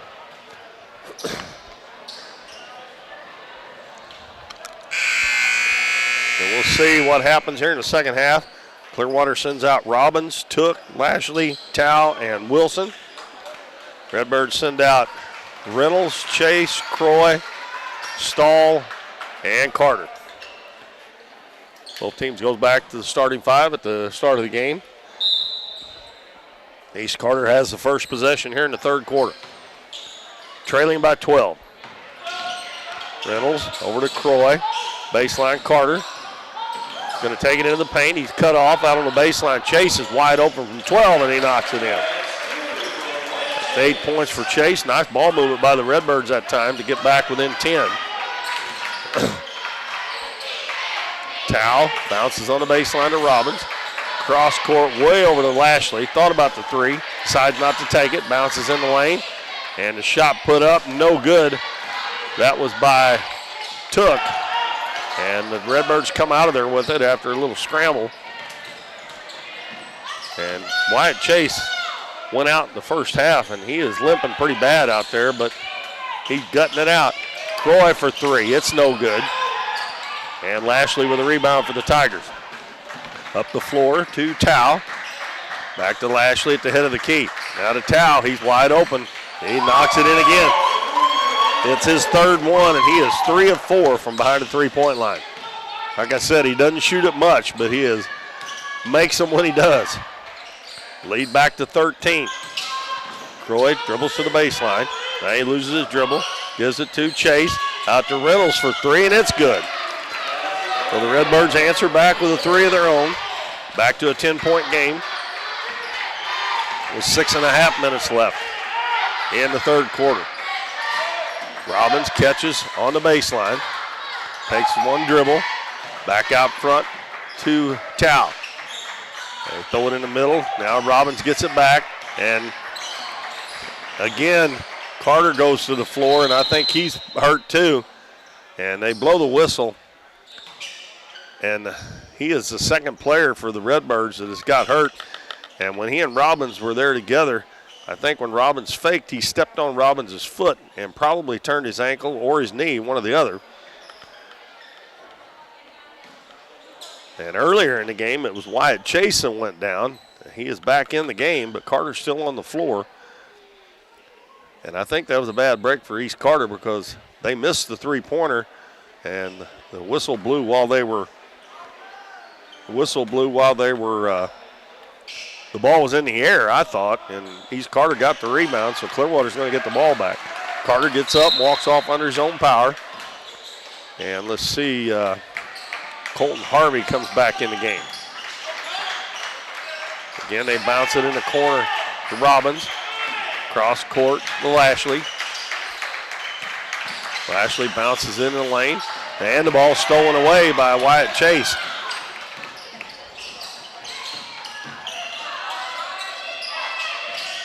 Chase gives the ball to Reynolds out near midcourt. Reynolds dribbles over to the right side, hands it to Hunter Croy. Croy back out front to Chase. In the lane to Reynolds. Turn range jumper is short. Wyatt Chase with the rebound, muscles it up and in. That's 10 points for Wyatt Chase, and it's an 8-point game again. Last time the Redbirds got within 8, there was like a 5-point run for Clearwater. Lashley's going to fire the three. It's short. Long rebound and the putback, and he missed it. And now another putback, and he missed it for Clearwater, and finally Chase comes out with it. As Wilson and Took both missed putbacks. Harvey into the paint, throws up a runner, no good. That was a wild shot there by the Redbirds. And here comes Robbins, 1-on-4 again, takes it down and lays it in. He gets ahead of steam. The only thing you can do is try to take a charge, and boy, I tell you what, that might be quite a collision. Leads back to 10 with 4:35 to go in the third quarter. It's his 39-29 East Carter. Reynolds drives to the baseline, comes back out front, over to Hunter Croy. Bounces it to Harvey, back ahead of the key, and lob it in the lane to Chase. He takes it back out to the wing, back out front to Croy. Now over to Reynolds. He's open for a long three-pointer. That one's in and out. And Took with a rebound. Out the pass to Robbins. Clearwater's got a 4-on-3. Bounce underneath, wide open, and another missed shot by Wilson. And another beautiful pass by him. Now Took gets a steal in the middle of the floor. Robbins takes it in, and they're going to get a block. Oh, that was so close. As Harvey's tried that a couple of times, and he's got whistled for the block both times. When Robbins gets ahead of steam, you've got to have a lot of guts to stand in there in front of him. And Harvey did there, but that's his fourth foul. And Charles Robbins, who is 6 of 6 from the free throw line, has 21 points, is there again. And I'm shocked he hit the rim on that one, but it went in. And we got Dillport back in for Clearwater, replacing Evan Took.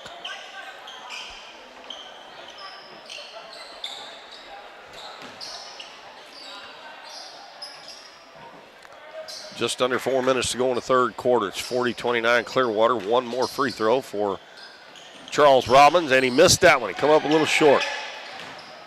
Brendan Reynolds gets the rebound for the Redbirds. Every time the Redbirds get it down to about 8, Clearwater scores a bucket or two to get it back up there. Jackson is also in the game for the Redbirds. Harvey's still out there with 4 fouls. Free throw line to Reynolds. Reynolds goes down, gets his man in the air. Nice move, and he scores a little jump hook. And Brendan Reynolds is up to 11 points now, and he'll have a chance to get it back to 8 here as they'll count that basket. And he'll have a free throw coming. And Pinkley's going to check in and replace Lashley, and Carter's going to come in for Harvey. Harvey goes to the bench with 4 fouls. And I look down at the other end, and Wyatt Chase is still messing with that ankle. That free throw no good. Dillport gets the rebound for the Tigers. So it stays a 9-point lead. Robbins going to stop and pop a 3. That one's no good.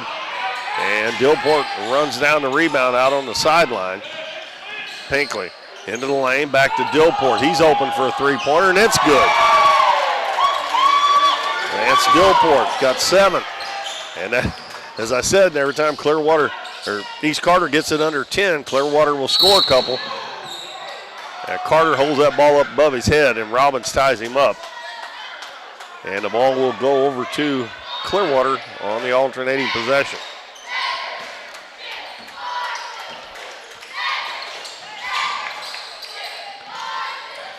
Dillport with it out front. Go back on the right wing to Tao, and cuts to the basket. Dillport missed an easy one. Clearwater's missed 3 or 4 easy ones this quarter. They could have a bigger lead than they do. Reynolds with a jump stop. And we're going to have a foul on Braden Wilson. And that is his 2nd foul. Reynolds steps to the free throw line. He has 11 points to lead the Redbirds. Wyatt Chase also in double figures with 10. And this free throw goes down.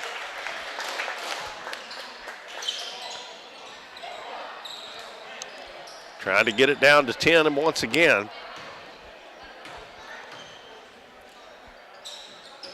And that one rims out. And Wilson gets the rebound, gives it to Robbins. Here he comes. Goes down to the baseline. Kicks it back out front. Dillport's going to try another 3. That one rims out.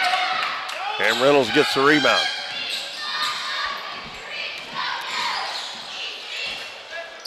.220 to go in the 3rd quarter. Croy dribbles back out near midcourt. Benz gives the ball to Jackson. He's going to shoot a 3. No good. And Reynolds tried to save it, but couldn't quite do it, so it'll go over to Clearwater. Lashley will check back in. He'll give Braden Wilson a rest.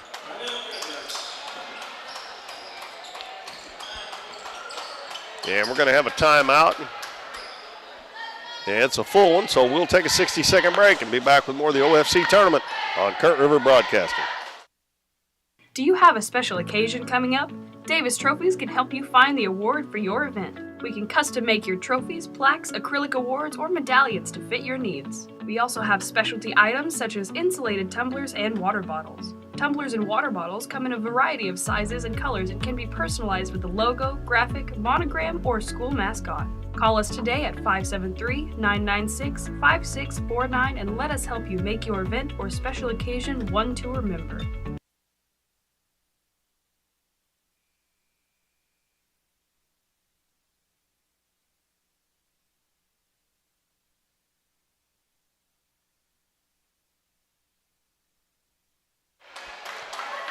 .43-32 is our score. And it's going to be Clearwater's ball after the timeout. They lead it by 11. We got 2:08 left, 3rd quarter.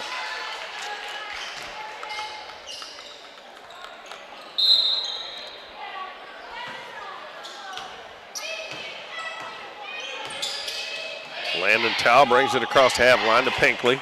Over to Lashley. Back to Tao. Going to shoot another 3, and it's good again. That is, all his points have come from the 3-point line. He's got 12. Got 4 3-pointers.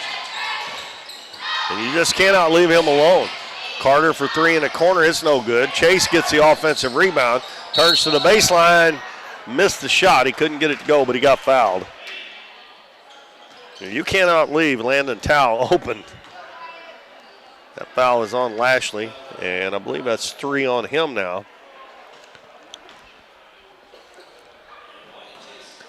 And Wyatt Chase with 10 points steps to the free throw line. Free throw's good.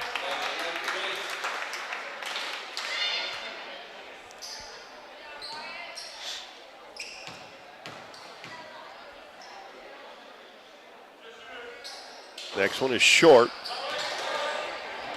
46-33. Robbins down through the lane, and he finger rolls it in.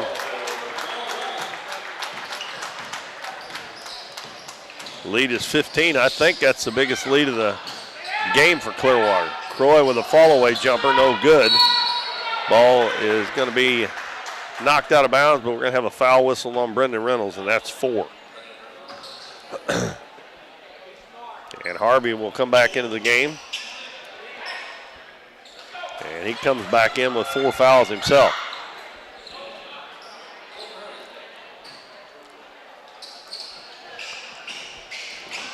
Robbins going to do it again. Stopped and popped from about 6 feet, and it's good. That's 26. I don't know what to say other than the kid can play. Lead is 17. Redbirds had it down to 8 not very long ago.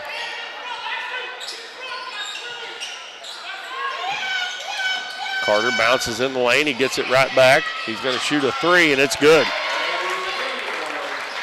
That's Carter's second 3, got 8 points. And those can get you back in the game, but you have to get some stops on the other end, and they haven't been able to stop Charles Robbins. 34 seconds left in the third quarter. It's a 14-point lead for Clearwater. Robbins just holding the ball. They may go for the last shot here. He calls for a screen from Dillport. Robbins drives to the baseline, all the way underneath, reverse layup up, and he missed it. And they give the Redbirds a chance here with 14 seconds left. And we're going to have a foul on Robbins reaching on behind, and that's kind of a silly foul there. That's his third now.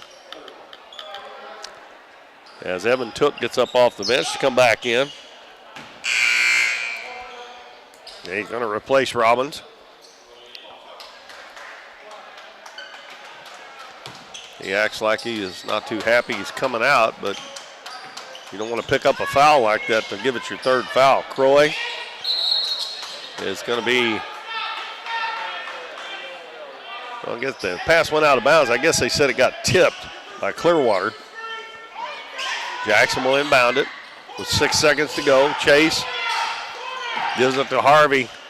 Over to Croy. Three-pointer to buzzer is no good. And we have reached the end of the third quarter. Clearwater leads East Carter 50-36. Winner moves on to the semifinals to play the Greenville Bears on Tuesday. We'll be back in 1 minute on Kurt River Broadcasting with more of the OFC tournament. Through the years, it's taken all of us to make our community great. We're proud that Chevrolet has been an important part of America's history for many generations. And Ripley County, Missouri, you are as American as it gets. And that's why your friends at Countryside Chevrolet of Donovan want to say thank you. Thank you for making our country and our community great. Well, we got 1 quarter of basketball left in this game between Clearwater and East Carter. Right now, Clearwater leads at 50-36 at the end of 3. And when this game's over, we'll be halfway through with our games for today. Still 4 more to go. 2 varsity girls games coming up next, and then 2 varsity boys will finish off the first round. Jackson, Croy, Carter, Chase, and Harvey out there for the Redbirds. They get the ball first. Jackson gives it in the corner to Harvey. To Chase, throws it out front. Croy fakes the three-pointer. Now goes into the lane, gives it to Harvey. He shoots from about 8, no good. Dillport with a rebound. Dillport, Robbins, Lashley, Took, and Tao.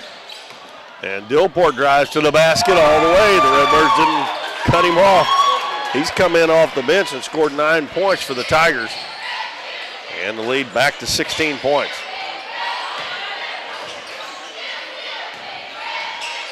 Croy gives it to Jackson on the baseline. Back out to Croy. Clearwater's been in that zone the entire game. Jackson bounces to Chase, gets it back. He's going to fire a 3, and it's good. P.J. Jackson nails a three-pointer to make it 52-39. Robbins stops and pops from 12, and he shot an air ball. And Took saves it, but he saves it into the Redbirds. Carter, little hesitation move, goes to the baseline, bounces to Croy on the wing. He guarded closely by Robbins. Now in the corner, Harvey. Harvey shoots a three, and it's good. It's back to a 10-point ball game. That's Harvey's first basket. 52-42. Robbins stopped, bounces to Tao, and he made another one. Wow. If I was Clearwater, I think I'd have him shooting more. He's got 15 points on 5 3-pointers. And again, the Redbirds cut it to 10, and Clearwater go right down and hits another three, build it back to 13. And now Tao may get his first 2-pointer of the game, and he does. A nice steal by Landon Tao. And he's up to 17 points now. And that's probably 4 or 5 times in this game that's happened. The Redbirds have cut it down to 8 or 10 points. And then Clearwater score about, 5, 6 points in a row. And we're going to have a foul on Robbins, and that's going to be 4. Well, let's see if Coach Zach Moore leaves him in. We got almost 6 minutes to go. And Brendan Reynolds is going to check back in for Jackson. And it's going to be Redbirds ball underneath their own basket, and Coach Moore hadn't taken Robbins out of the game yet. He's got a 15-point lead, so Robbins can be careful. Pass out front to Carter. Over to Croy. His three-pointer up. It's no good. Robbins gets the rebound. He's got Toa on the other towel on the other side, but he don't need him. 28 points for Charles Robbins. And Brendan Reynolds goes to the other end, sidesteps the defenders. Nice save there by Chase. Croy into the lane. His jumper up short. Chase saves it again, but he saves it to Robbins. And Robbins is one-on-one with Harvey. Goes down and lays it in. And just like that, 19-point lead after they had cut it to 10 points.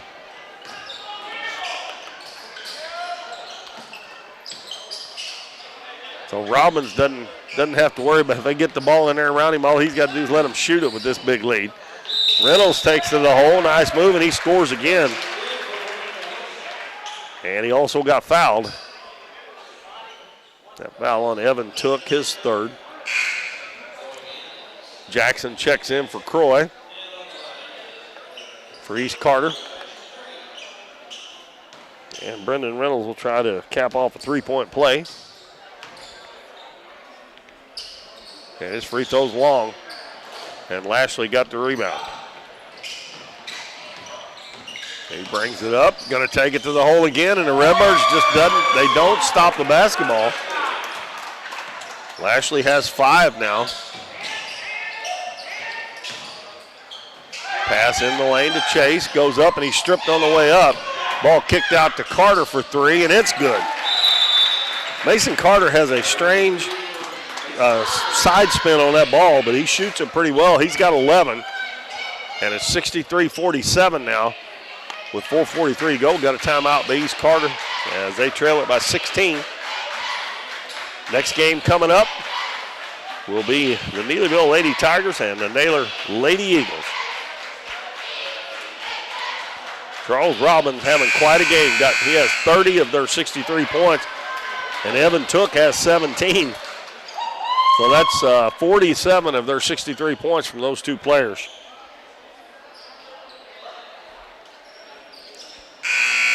4 minutes and 43 seconds to go. After the timeout, it'll be Clearwater's basketball. And Robbins is playing with 4 fouls.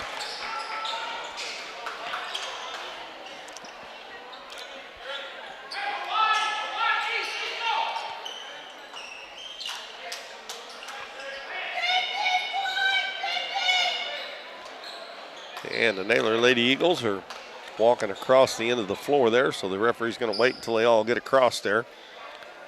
The East Carter cheerleaders are on that end as well. A baseball pass, and it hits the speaker up at the top of the gym as they had Took wide open, or Towel, wide open down at the other end. And Croy's going to check back in for East Carter. And he's going to replace Jackson.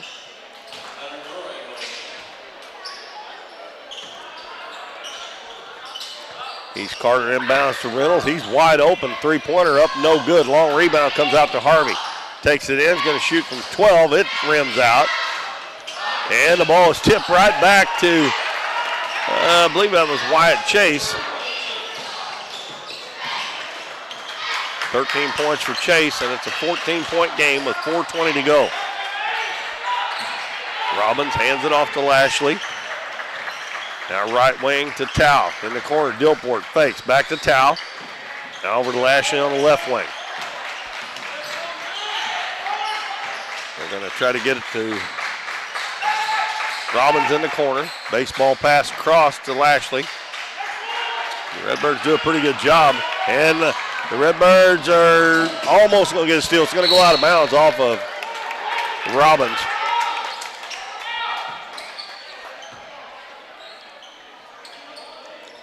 Good defensive set there by the Redbirds, but they did use a little, Clearwater used a little bit of time off the clock. The 14-point lead, 3:45 to go. Carter gives it to Croy. Croy dribbles back to the head of the key, hands it to Carter. Now left side Reynolds. Sidesteps the defender, his little floater's good. That's 16 for Reynolds. And Robbins takes it all the way, and he scores again. And Coach Kirk Penn just puts his hands on his head.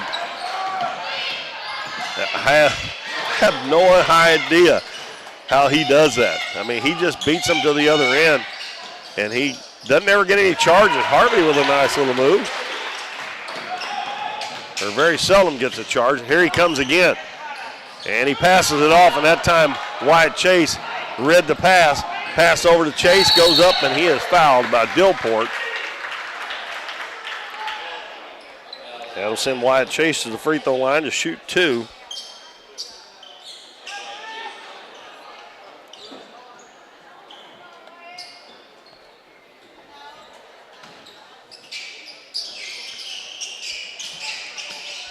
Chase with 13 points for the Redbirds. 2 minutes and 58 seconds left in the ball game. Trying to get it back to a 10-point deficit. Chase's free throw, good.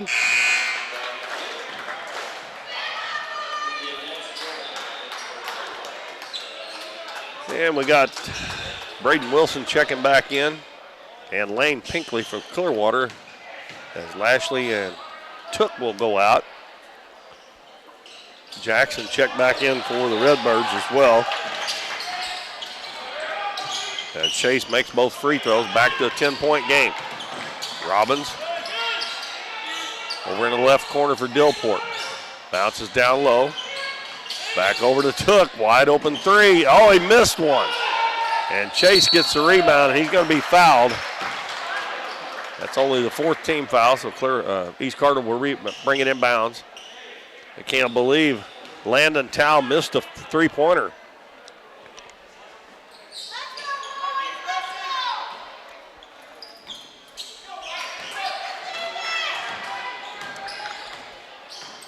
Redbirds short on time here.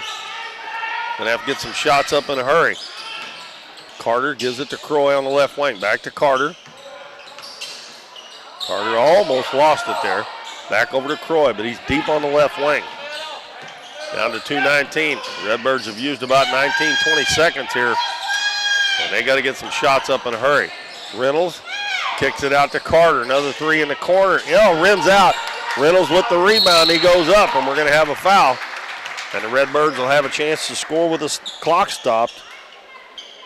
Can't ask for any more than that. We got 2:05 to go. It's a 10-point game. And Colton Harvey's getting ready to check back in for the Redbirds.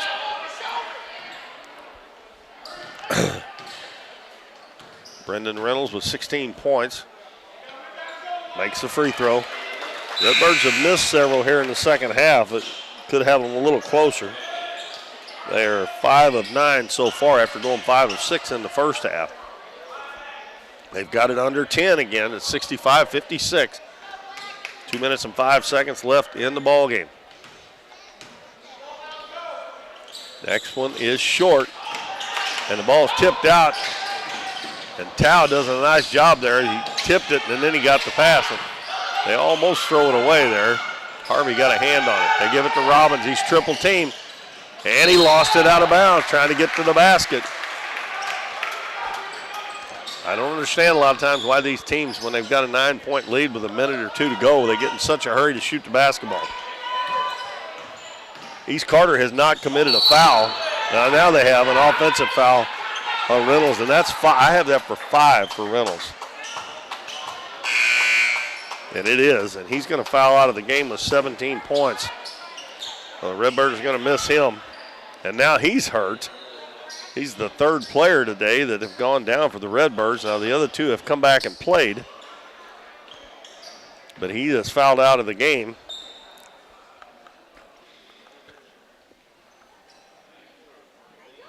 But I started to say that's only the first team foul on East Carter, so if East Carter is going to try to foul and put Clearwater on the line, and now Reynolds has got to be helped off, and it looks like his left ankle.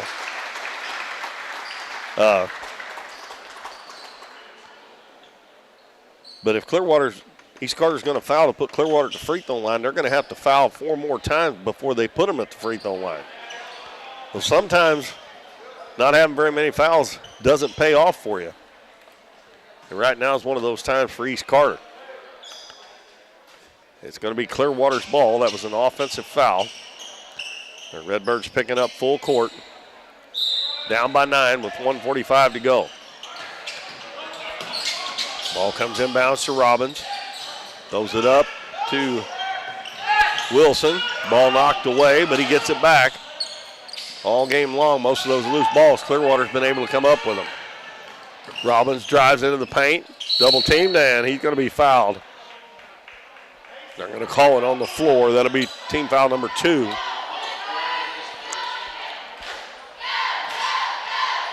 And Robbins will trigger for Clearwater. Wide open underneath the basket, and Dillport misses. Got his own rebound, and his shot blocked, but they're going to call a foul. And I think that's going to be number 5 on Harvey.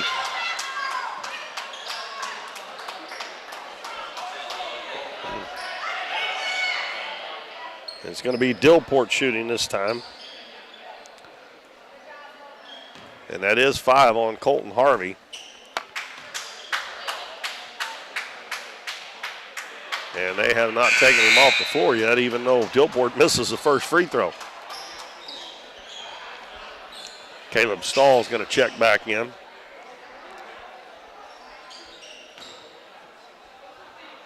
Coach Moore sends all of his players down to the other end, which I think is a good deal, because, and that one rims out. Because that way you don't get an over the back foul. Because East Carter is in the bonus. 1:15 to go. Going to have to get some shots off. Croy goes up in the air. He was going to pass that to Chase. He was wide open. And Carter almost stole the outlet pass. Bounce pass down low. And the ball loose. And again, Clearwater picks up the loose ball. Dillport, a step back 3. No good. Tipped up, no good. Stahl gets a rebound for the Redbird. Not over yet, but Redbirds are going to have to get some points in a hurry. Chase throws it back to Carter. Back to Chase on the baseline. He's going to dribble in. He's going to put it up. And they're going to call an offensive foul on Chase.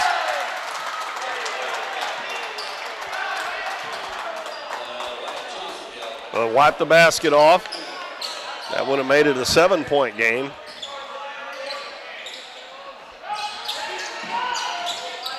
So Robbins dribbles right through the press. And he's going to take it all the way, lay it up, and they're going to call an offensive foul on him, and he's going to foul out.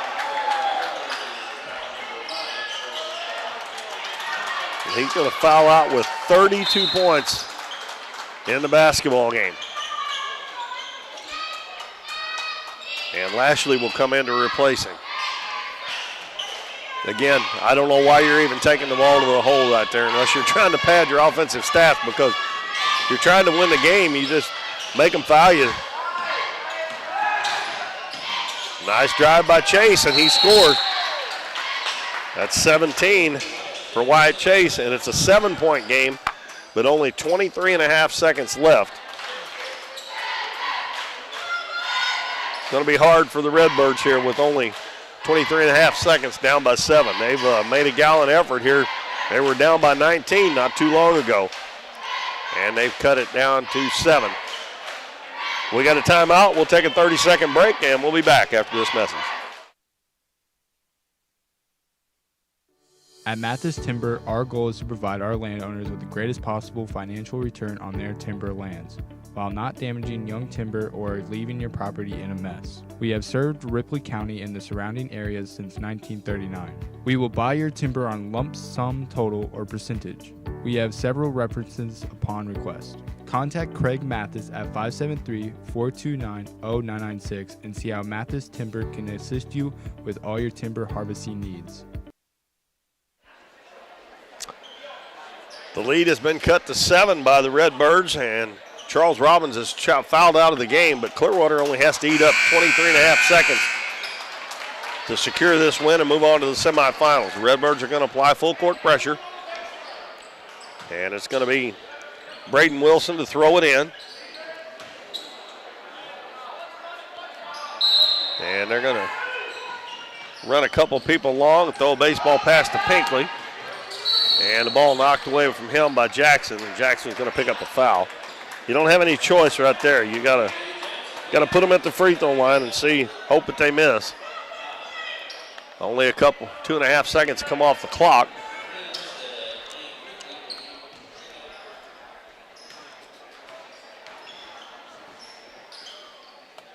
And Pinkley gets that's his first point of the game as he makes the free throw.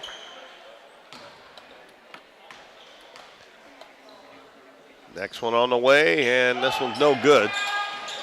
And Chase will bring it into the front court. Kicks it out to Croy for a three-pointer. It's up and good. Redbirds are just going to run out of time is all it's going to be here. They throw it up to Pinkley, and he's fouled with 7.9 seconds to go, and the Redbirds have cut it down to 5 at 66-61. Pinkley 1 of 2 there just a few seconds ago. We'll go back and shoot 2 more.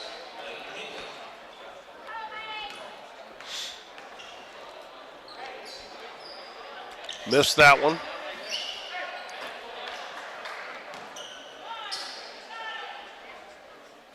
Pinkley lays the ball down and wipes his hands off on his shorts. And it worked as he got the second one to go. Chase brings it up, gives it to Carter. And the ball knocked away from him, and it's loose, and that's going to do it. And the Clearwater Tigers survive here. They had a 19-point lead in the fourth quarter, and Redbirds cut it to 5 at one point, and they end up losing it by 6, 67-61. So the Tigers move on, and they will play against Greenville, the number 1 seed, at 7 o'clock on Tuesday, and that'll be the Battle of Wayne County, Greenville and Clearwater. I'm going to run down the scoring here real quick for you, and we'll take a short break before our next game. And let's see. Get the free throws here, and we'll go from there. Okay, the leading scorer in the ball game was Charles Robbins with 32. Brendan Lashley had 5. This was Clearwater. 17 for Landon Tao. 5 3-pointers for Tao. 2 points for Lane Pinkley. 2 for Braden Wilson. And 9 points for Lance Dillport. And Clearwater was 9 of 15 from the free throw line. For East Carter, it was 17 points for Brendan Reynolds, 17 points for Wyatt Chase, 7 points for Hunter Croy, 11 points for Mason Carter, 5 points for Colton Harvey, and 4 points for P.J. Jackson. And the Redbirds were 10 of 16 from the free throw line. So our next game is the Neelyville Lady Tigers and the Naylor Lady Eagles. And we're going to take a short break, and we'll be back to get that one underway for you on Current River Broadcasting.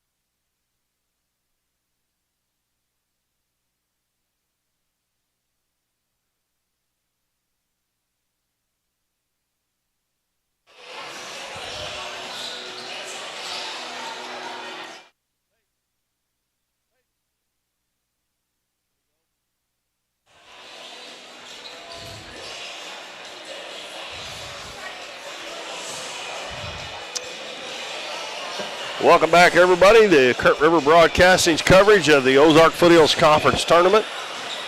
And Bo Blackwell has joined me back here at the announcer's table for this one. It's the Neelyville Lady Tigers, the number 3 seed against number 6 Naylor. And we're still almost 4 minutes away from our opening tip.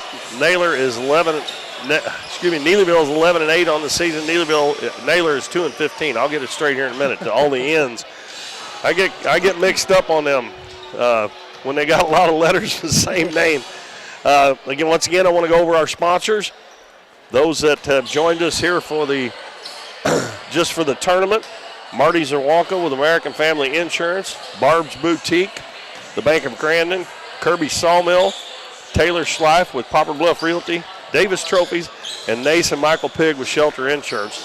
And then our full-time announcers for Dons and Donettes basketball are Countryside Chevrolet, Casey's on the Current, Davis True Value, Nick's Lawn Maintenance and Power Washing, Farm Bureau Insurance,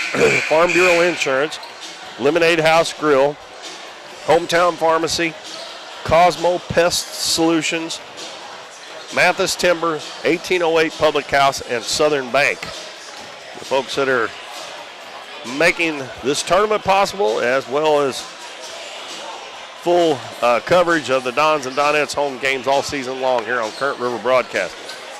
So far, our games have gone like this. This morning it was Neelyville's JV 59, Clearwater's JV 39, and East Carter's girls defeated Clearwater 74-14. Another JV game was Greenville 40, Donovan 36, and the game just completed 67-61. Last 2 games have been pretty good games. Absolutely. That was Clearwater over East Carter. And we do have the boys semifinals on the JV side set. Monday at 5:30, it's going to be number 1 East Carter against number 5 Greenville, number 2 Twin Rivers against number 3 Neelyville. That will be on Tuesday, at 5:30. Our girls semifinals will be Monday at 7. Donovan will play the winner of Twin Rivers and Greenville, which is a game coming up after this one. And East Carter, who won earlier, will play the winner of this Neelyville-Naylor game at 8:30 Monday night.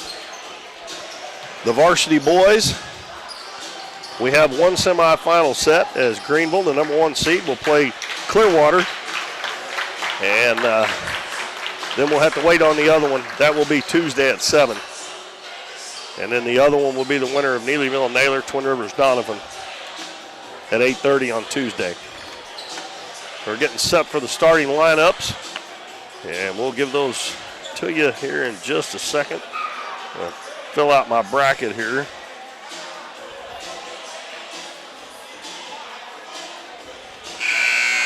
We're over. Starting, this is game 5, ain't it? Game 5. We're starting the downhill slide now. Yep. Been a great day of basketball. The starters for Coach Ed Moore. They're not going to do the national anthem. I thought they said they were going to do it halfway through. Okay, I guess not. So. The starters for the Naylor Lady Eagles and Coach Ed Moore, the record of 2-15, will be number 11, Trinity Futrell. Number 14, Ella Cannon, a freshman. Futrell is a sophomore. Claudia Bedoy, a sophomore. Number 24. Number 31, Chloe Mitchell, a senior. And number 35, Jasa Gillian, a freshman. Mitchell is the only senior on the Naylor squad. For Neelyville and Coach Becky Hale with a record of 11-8. They will start Addison Couch, number 3, a junior. Number 11, Jade Crosswhite, a junior. Laney Dobbins, number 12, a senior. Elena Prince, number 25, a junior. And 34, Parker Ernst, a sophomore. Neelyville in their white uniforms, maroon numbers, gold trim. Naylor in their black uniforms with gold numbers and white trim. And we're set to get game number 5 underway here at the Bill Elwright Gymnasium in Donovan. It'll be Ernst jumping against Mitchell. And tip right to Crosswhite, right back to Mitchell. Passed a little too far out in front of her. She'd had a layup. Now Dobbins goes in for the shot and it's partially blocked. And Prince is going to get it, put it up, no good. But she is fouled, and Neelyville will go to the free throw line rather quickly here. Just 12 seconds into the game. That foul was on Trinity Futrell. Prince's free throw rims out.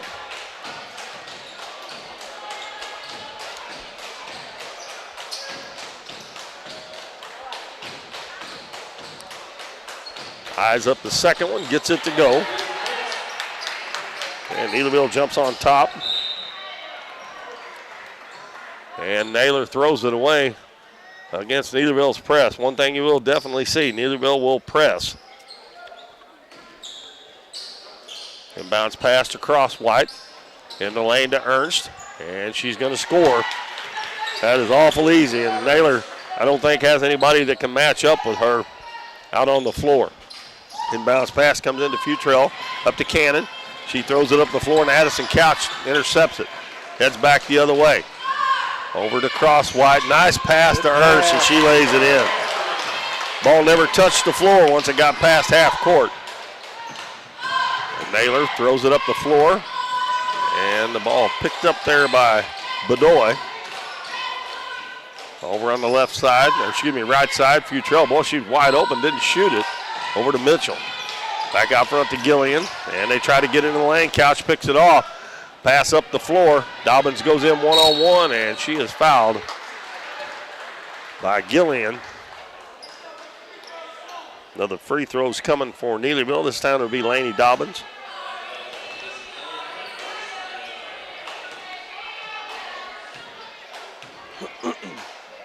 They got down here that Dobbins is a senior. I thought she was a junior, but I guess that must be right.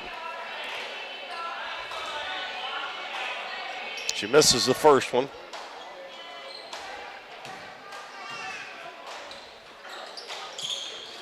Next one up, it's no good as well. And we're going to have Elena Prince touching the ball while she was out of bounds, so it'll go over to Naylor. And this looks like full court man-to-man pressure, and Cannon tries to get it in. The ball knocked away by Prince.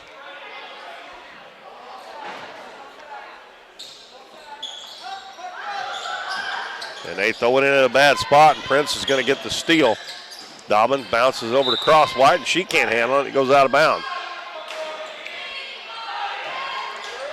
And Naylor threw that ball in right there in the corner, right where Neelyville wanted them to throw it. And they are setting no screens to get open, and they've got all four players in the front back court. Number 15, Olivia Mullins, a sophomore, is going to come in.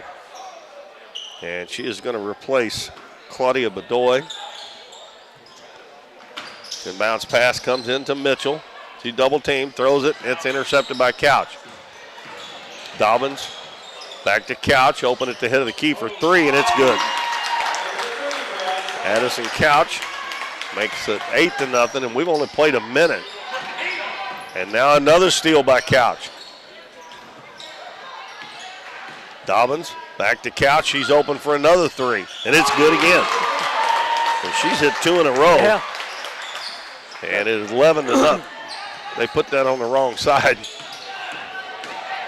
Futrell brings it into the front court. It's 11-0. Naylor gets it into the front court. Over to Mullins, and she throws a cross-court pass intercepted by Prince. Pass up the floor to Couch, now to Dobbins. Back to Couch on the wing. And a foul on Chloe Mitchell.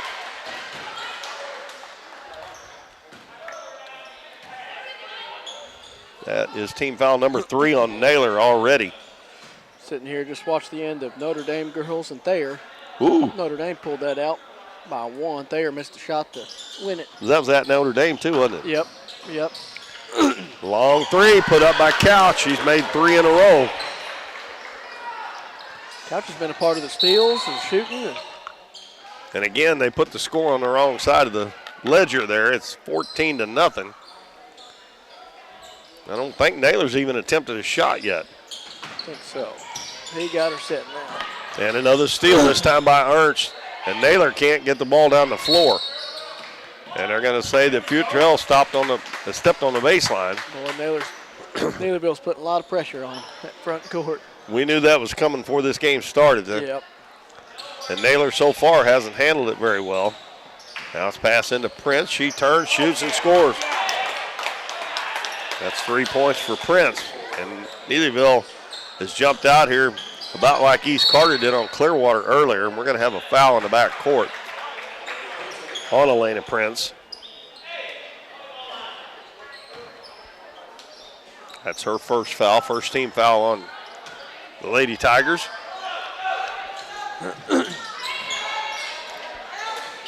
And a baseball pass is almost intercepted there right on the baseline by Parker Ernst. She knocked that ball down and she almost caught it, but and they were trying to throw it long down the court. They get it in bounds to Mullins, up to Mitchell. Mitchell goes down and Laney Dobbins reaches in and knocks it away from her. Well, Naylor will inbound underneath their own basket. Bounce pass underneath the cannon. She loses it. Dobbins has got it. Dribbles out to the right wing. Passes it back to Crosswhite. Prince on the left wing. Cross court to Dobbins. She's open for a three-pointer, and it's off the back of the rim. She gets her own rebound.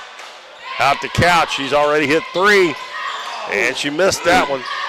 And Chloe Mitchell gets the rebound for Naylor. Outlet pass to Gillian. Her pass up the floor too far for Cannon, and it goes out of bounds.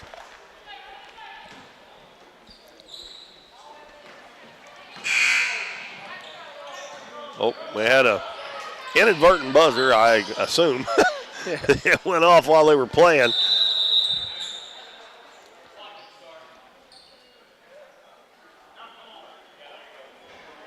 Well, the clock didn't start, and then it was started when it wasn't supposed to be started.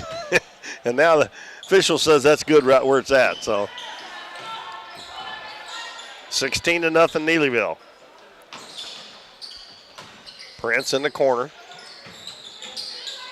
Back out front to Crosswhite. Now over to Couch. Baseline to Prince. Prince bounces it into Ernst. Turns, shoots, and missed it. Ball loose on the floor. Dobbins comes out with it. Gives it to Ernst. Free throw line to Couch. Her shot no good. And we're going to have a foul on Neelyville on the rebound. That one's going to be on Dobbins. Her first, second team foul on the Lady Tigers.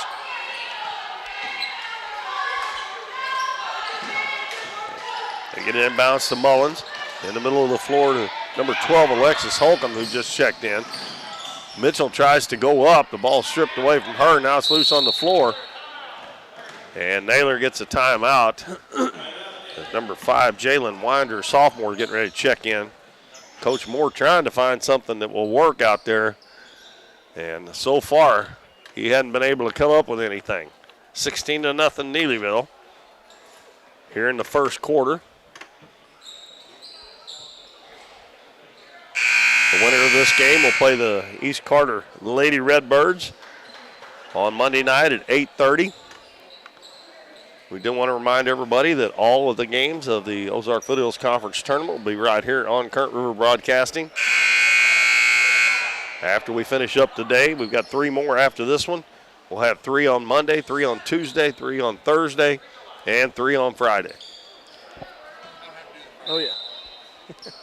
Naylor to inbound it. Comes into Futrell. Back in the corner. Mullins. And they finally get a shot off, and they make it. That was Olivia Mullins with that basket. 16-2. Pass over to Crosswhite. She's open for a 3. It's short. And Futrell comes down with a rebound. Passes it up the floor. Holcomb's going to take it down. Almost lost it. Gives it back to Futrell. A three-pointer up, and air ball goes out of bounds. Back to Neelyville.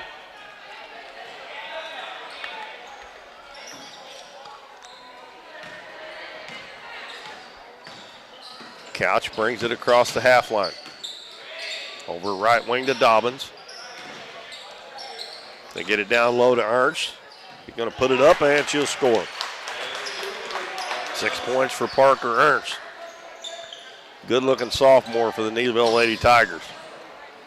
Pass cross court, good pass to Futrell. Down underneath the basket, lets the defense go by, shoots and scores, and that's going to be number 5, Jalen Winder. That was a nice play there to let that defense fly by. Pass to Ernst at the free throw line. To Crosswhite, to Dobbins for 3. It's short, and nobody picked up the rebound for Naylor. I guess every one of them thought the other one was going to get it. Yeah. Couch is double teamed on the baseline. Good pass into Ernst, and she lays it in. Sneaky little pass there, got it through and got it down there. Looked like she was going to lose it, and then she ends up getting an assist on the play. 20-4. Pass in the middle of the floor to Holcomb. Up the floor, Mitchell. She's going to shoot it from the free throw line, no good. And Dobbins had the rebound for a second and lost it. And it goes out of bounds. Well, Neelyville will bring in number 2, Gracie Green. Number 33, Maddie Prosser. And number 10, McKinley Day. Ernst and Crosswhite stay out there. Naylor throws it into the back court. And they would have had it, but not able to come up with it. It's going to be Winder, and it's going to go out of bounds. And it'll be Neelyville's ball under their own basket. You don't see that very often. No. Throw it in from that end with the team that was on that end, and it goes out of bounds on the other end, back to the other team. Inbounds pass to Day. Out front to Prosser, now over to Crosswhite. In the lane, a little bit too high there for Gracie Green. Naylor comes out of there with it. Driving to the baseline, Futrell. She's going to put it up, and I think somebody got a hand on that one. Crosswhite. Over to Day.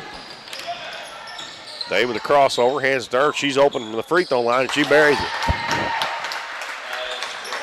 10 for Parker Ernst. 22-4. Passing, good bullet pass there to Futrell. Great pass. Shot up, no good. That was Mullins with that bullet pass. Crosswhite hits Prosser. Back to Green. Now ahead of the key. Out to Day. Long three-pointers, no good. And losing it. Back to Naylor. Green's got it. Over to Day. Free throw line to Ernst again. Back to Day. Out front to Crosswhite.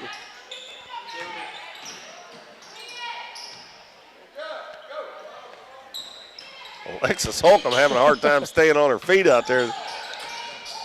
Drop off underneath and shot up left-handed by Prosser is good. That was a good pass from Crosswhite. Maddie Prosser gets her first 2 points. Pass to Futrell. Got a 3-on-2. If she hurries, she's going to take it herself and miss the layup. She got it up over Ernst, but it wouldn't go. And Neelyville heads back the other way with 1 minute left in the first quarter. Crosswhite is going to be fouled. And going back to the free throw line will be Crosswhite for Neelyville. That foul was on Olivia Mullins. That's her first and the fourth team foul on Naylor. Crosswhite has not scored yet.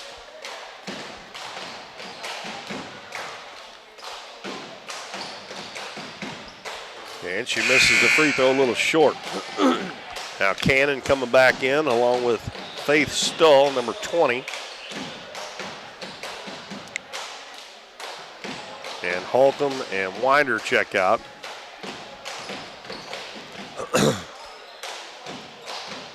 Next one is good. Crosswhite gets her first point. Ernst will check out, and number 32, Alexis Shepard, will check in. With a minute to go in the first quarter. Holcomb throws it in the middle, the ball batted away. And Futrell's got it. She got a man wide open under the basket, and the shot is up and good with Faith Stull. 25-6. Day gives it in a corner to Prosser. Back to Day. Got a Crosswhite between the circles. Left side to Green. Takes a shot. Back to Crosswhite. She's going to try her luck at a three. It's short. And the rebound comes down to Chloe Mitchell. And they're going to throw it away. It's Stoll stopped and almost went into the front court and back, but she only put 1 foot over, so. 15 seconds left in the first quarter. Shepard back out front. Prosser over to Day in the corner cross white. 3-pointer up and no good. And the ball rebounded by Shepard, no good. Now Mitchell gets the rebound. And that is going to be the end of the first quarter. And the Neelyville Lady Tigers lead the Naylor Lady Eagles 25-6 here at the OFC tournament. We'll take a minute break and be back with more for you right here on Current River Broadcasting.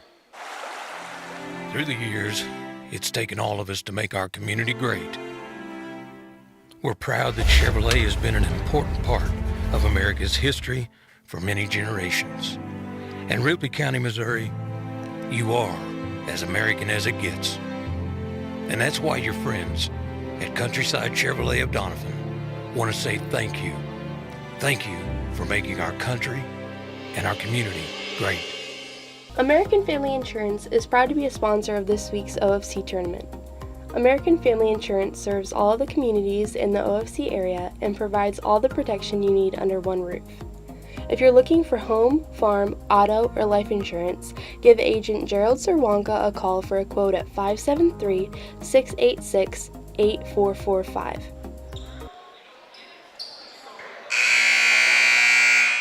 Keith Bowman and Bo Blackwell back at Doniphan High School. We're the site of the Ozark Foothills Conference Tournament for 2024. We're on game number 5 of 8, and right now at the end of the first quarter, the Neelyville Lady Tigers lead the Naylor Lady Eagles 25-6. The Naylor's basketball, they'll send out Futrell, Mullins, Mitchell, Stull, and Cannon. They throw it into Futrell, right down the pipe, hands it off to Mitchell. Oh, she just took that up. Yeah, she should have shot that one. And Neelyville, with their starters, most of their starters back in, steals the ball. And Couch drives into the paint, throws up a wild shot, no good, and ball's going to go out of bounds. I think last touch by Parker Ernst. They've got Green, Couch, Prince, Dobbins, and Ernst on the floor. And again, they throw it in that corner, the bad spot.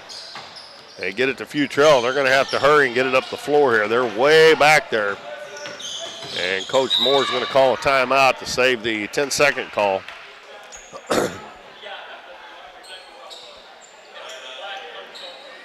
It's a 30-second. We'll keep it here. Let you know the next game will be the number 4 seeded Twin Rivers Lady Royals, number 5 seeded Greenville Lady Bears. And then we've got a couple of varsity boys games for you after that. Yep. That next game, it'll be a good game. Yeah, it should be one of the 4 or 5 games have been pretty good. Both of them have so far. I know Twin Rivers won that matchup first by 3, so it'll be another good one here. It's like you said, our JV and the 4 and 5s have been pretty good matchups so far. Yeah, even the first game you had this morning with Neelyville and Clearwater was close for a while. It was close. Inbounds pass to Futrell. She's going to take it down, feather out to the baseline. Passes it to Mitchell at the free throw line. Mitchell fakes a shot. Nice cut to the basket, and the shot up no good there by Mullins. But that was a pretty good play by the Naylor Lady Eagles. Dobbins is going to stop and shoot from 15, and she knocks it down. Dobbins' first basket, 27-6. Pass in the middle of the floor, Futrell. And the pass is knocked out of bounds. Maybe a little bit over passing there again. I think she could have shot that. Now Gillian's going to check in and replace Stoll. Mitchell open at the right elbow. Jumper's up and good. Mitchell gets her first 2. 27-8. Ball passed in the lane. It's going to be saved. Nice save there by Prince. Ernst throws it back out to Couch. Dribbles to the baseline. Cross court. Dobbins wide open just inside the 3-point line. Missed it. Ball tipped around. And it's tipped out to Green. Hands it to Ernst. Almost traveled. As a matter of fact, I don't know how she didn't travel. Green on the baseline, back to Couch. Down low, Ernst actually went back away from the basket. And Green's going to throw it up, no good. Ball's going to go out of bounds. Last touch by Naylor. Futrell.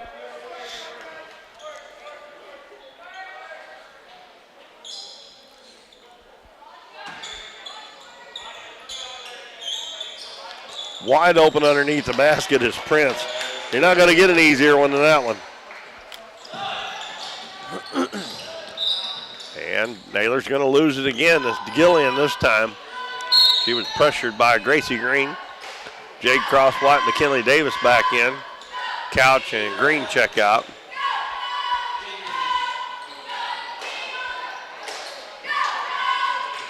And bounce pass comes to Day. Gets it right back to Dobbins.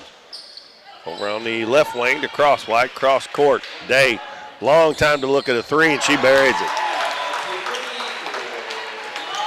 32-8. And bounce pass comes to Summers. Gets it to Futrell. Back to Summers, and she'll get it across the half line. Dribbles to the baseline, spins, going to put it up, and a shot blocked by Ernst. Now it's loose on the floor, and diving for it. It's going to go out of bounds off of Naylor. Good hustle there by Jasa Gillian.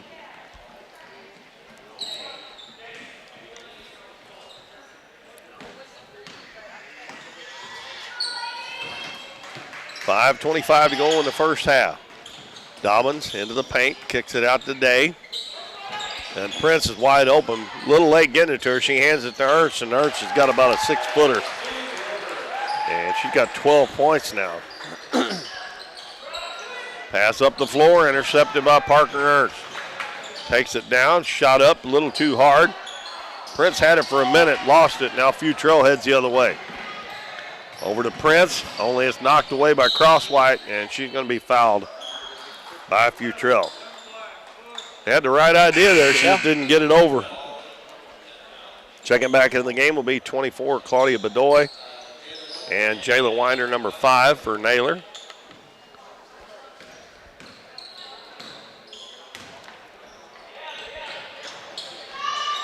Dobbins for 3. There's it.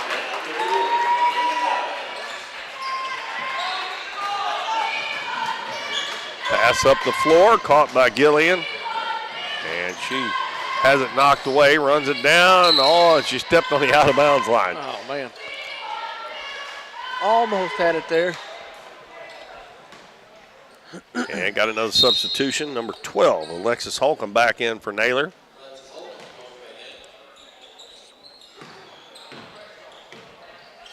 Four and a half minutes left till halftime, 37-8 in favor of Neelyville. Day, cross-court pass intercepted by Mitchell. Going down one-on-one, puts it up in the left hand, it's good. And quickly back the other way before I can look up. It's Cross-White scoring at the other end. Got 3. Naylor breaks the press easily this time. Mitchell's going to go down. She's going to throw it up a little too hard. Ball comes all the way out, picked up by Day. And she'll get it over to Cross-White. 39-10 in favor of Neelyville. Pass is going to go off of Parker Ernst as it was tipped by Mitchell. And then Ernst touched it last. This Naylor team's young. Yes, they are. Lone senior. Yep, Mitchell's the only one, I think. And one junior. So Cannon from the free throw line. She knocks it down. count it.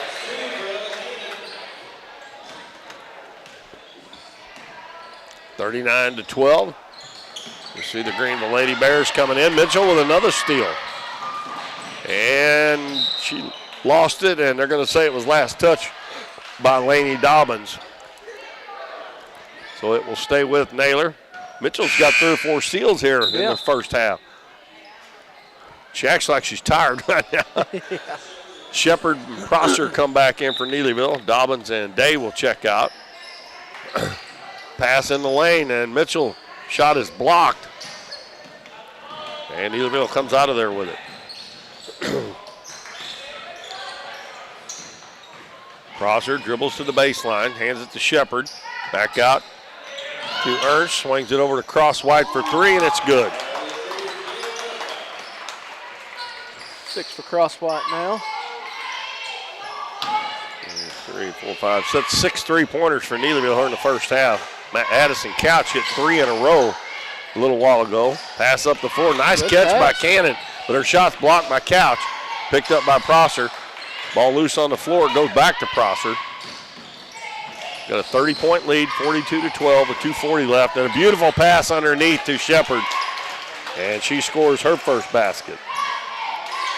That was a pretty pass from Jade Crosswhite. Pass over to Winder. And it's going to go into the back. Oh, didn't that hit in the backcourt? It did. Winder gets it back at the head of the key. Over to Mitchell. Naylor got some subs at the scorer's table, getting ready to check in next dead ball. Cannon bounces it back to Holcomb. Cross court. Winder, 3-pointer short. It's going to go out of bounds. And we're going to have Stoll coming in, Mullins, and Futrell for the Lady Eagles with 2:02 left in the first half.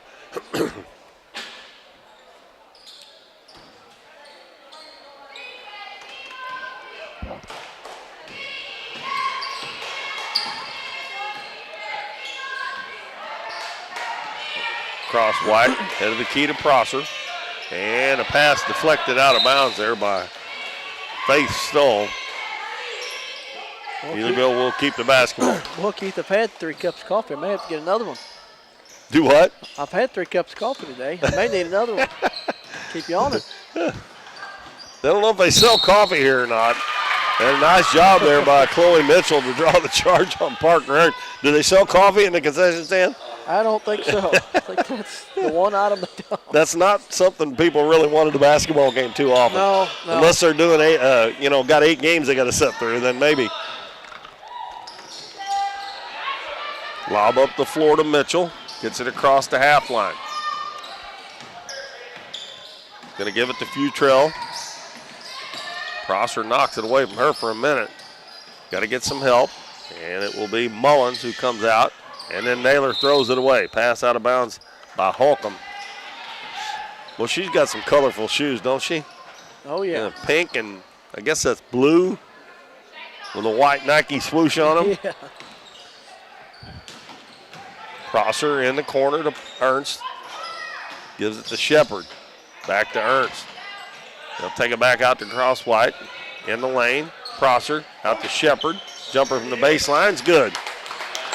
Yeah, back when I was in school, it was team shoes. Everybody got the same. Yeah. I feel like everybody goes and gets their own color. No 2 pair of the same. Neelyville got a steal, but then Naylor stole it back. Now Neelyville's going to steal it back again. And Prince will throw it over to Crosswhite with 40 seconds to go. And we've got an injured player, Futrell. Coach Moore goes out to check on her. She must have got hit in the face. She's holding her nose. I'm not sure if her nose may be bleeding. And it'll be Gillian to come in and take her place. Lainey Dobbins checks back in the game as well. Yep, bloody nose.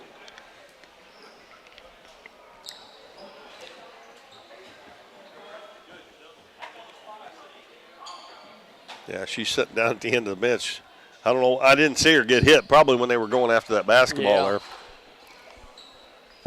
She's in pretty good pain down there. It'll be. Boy, look at her. Boy, she's shaking. I'll tell you, when I get hit in the nose, it about drops me. I can't stand it. Yeah, that's a bad place to get hit, I tell you. It's 46-12 with 41 seconds left in the first half. Neelyville has the basketball. Dobbins goes to the left elbow, stops, gives it to Crosswhite.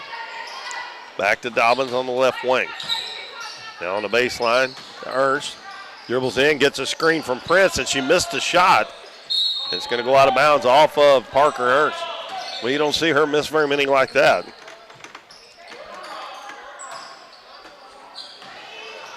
And bounce pass comes to Holcomb in the middle of the floor to Gillian. And she loses it, and then she's tied up.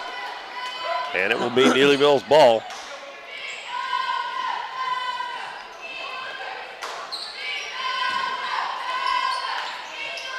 Dobbins to inbound it. Got to get some help. Shepard comes up front. Over to Crosswhite. Back on the left side, Dobbins fakes the three. Bounces to Shepard at the head of the key with 11 seconds left. Now over to Crosswhite. Baseline to Ernst. Turns and shoots. It's short. And Naylor gets the rebound. Up to Gillian. And she does not recognize how much time's left. And the buzzer will sound to end the first half with Neelyville on top of Naylor 46-12. The winner of this game will play Monday night against East Carter at 8:30. And right now, Neelyville with a leg up on that at halftime, 46-12 over the Naylor Lady Eagles. Twin Rivers and Greenville girls coming up next after this one. I'm ready with the scoring when you are, Keith. All righty, go ahead, Bo. Over Naylor. Jalen Winder has 2. Ella Cannon with 2. Olivia Mullins with 2. Faith Stoll with 2. Chloe Mitchell with 4. Over to Neelyville. Addison Couch has 9. McKinley Day with 3. Jade Crosswhite with 6. Laney Dobbins 5. Elena Prince with 5. Alexis Shepard with 4. Maddie Prosser with 3. And Parker Ernst with 12. So a lot of scoring across the board for both teams. Well, the Naylor Lady Eagles did not go to the free throw line in the first half. Neelyville shot 6, and they only made 2. Everything else has gone pretty good for them besides that 2 of 6 from the free throw line. And nobody in foul trouble on either team. There weren't very many fouls called combined in that first half. So we'll start the second half with nobody in foul trouble and Neelyville with a 46-12 lead over the Naylor Lady Eagles. We'll take a break, and we'll be back in just a few minutes for that second half here on Current River broadcasting the OFC tournament. Lemonade House Grill is Doniphan's fun, family-friendly restaurant with a smorgasbord of choices on the menu. Enjoy one of their freshly squeezed lemonades along with handcrafted burgers, tasty tacos, trash can fries, or pizzas. Bring the family for Kids Eat Free Night on Mondays or come to Taco Tuesdays, Wing Wednesdays, Thursday's Date Night, or Fish Fridays. Lemonade House Grill is veteran-owned and operated, and veterans receive a 10% discount. Lemonade House Grill is a proud supporter of the Dons and Donettes, and make sure to follow them on Facebook and Instagram for their daily specials. Hometown Pharmacy is your one-stop pharmacy for all of your medical needs. Our pharmacists provide shots for flu, pneumonia, and shingles all in this pharmacy with no appointment necessary. Refills can be requested online or through our app, and delivery is available if you live within the city limits. Transferring prescriptions is easy, so come by or give us a call, and our friendly staff will take care of everything. Come experience the difference a hometown pharmacy can make on LaRue Street in Donovan. Cosmo Pest Solutions is your hometown pest and termite control provider. With 20 years experience in Southeast Missouri, Cosmo Pest Solutions is here to help your home or business with all pest, termite, and bedbug control needs. For fast, friendly, dependable service, give Cosmo Pest Solutions a call at 573-996-ANTS. Nick's Lawn Maintenance and Power Washing is locally owned and operated and a proud supporter of the Dons and Donettes this season. Nick serves Ripley County, the surrounding area, with lawn services from mowing, weed eating, and trimming, and they can trim and maintain your shrubs, bushes, flower beds, mulch, and more. They also clean roofs, gutters, downspouts, and can install gutter screens as well. Quality power washing services to buildings, driveways, sidewalks, fencing, and vehicles is no problem at all. No matter how big or small the job is, give Nick's Lawn Maintenance and Power Washing a call at 208-8659. American Family Insurance is proud to be a sponsor of this week's OFC tournament. American Family Insurance serves all of the communities in the OFC area and provides all the protection you need under one roof. If you're looking for home, farm, auto, or life insurance, give agent Gerald Zerwanka a call for a quote at 573-686-8445. This week's OFC tournament is sponsored in part by the Bank of Grandin. At the Bank of Grandin, your community is our community. Bank of Grandin offers full-service banking for all of your financial needs. Whether you are applying for a loan, opening a checking account, or making an investment, we offer a full range of banking services. visit one of our local branches in Doniphan, Elsinore, Grandin, Harville, or Van Buren. The Bank of Grandin, serving our community since 1913. 1808 Public House is your full-service restaurant in downtown Donovan with a modern twist on home-style food. Along with their full menu with everything from burgers to seafood and steaks, 1808 has bingo and trivia nights, an all-you-can-eat buffet on Fridays, and live music on the weekends. Students can come enjoy half-price appetizers from 3:30 to 4:30, and 1808 offers free Wi-Fi. Make sure to follow them on Facebook for their daily specials. But most of all, make 1808 Public House your next dining experience in downtown Donovan. Barb's Boutique is an additional sponsor of this week's OFC tournament. Locally owned by Brittany Hadley, Barb's Boutique is a Facebook group with weekly drops in women's clothing. If you're looking for something cute and affordable, check out what they have to offer and join their Facebook group. But most of all, best of luck to the Dons and Donettes this week. This week's OFC games are being brought to you in part by Taylor Schleif, now with Poplar Bluff Realty. If you're looking to buy or sell a home, business, or land, be assured that Taylor will be with you every step of the way, making the process easier and more enjoyable for you. Check out the listings of properties online, and you can contact her anytime at either number on your screen. Taylor Schleif and Poplar Bluff Realty, coming soon to a closing near you. Kirby Sawmill has been serving Ripley County and their surrounding area for more than 50 years. If you have land with timber that you'd like to sell, contact Robert and Christy and they'll work with you to get the most out of your land. They'll pay you a lump sum fee or on percentage if you'd like. The Kirbys would like to wish the best of luck to the Dons and Donettes this week. Contact them at 573-996-5315 for all your timber needs.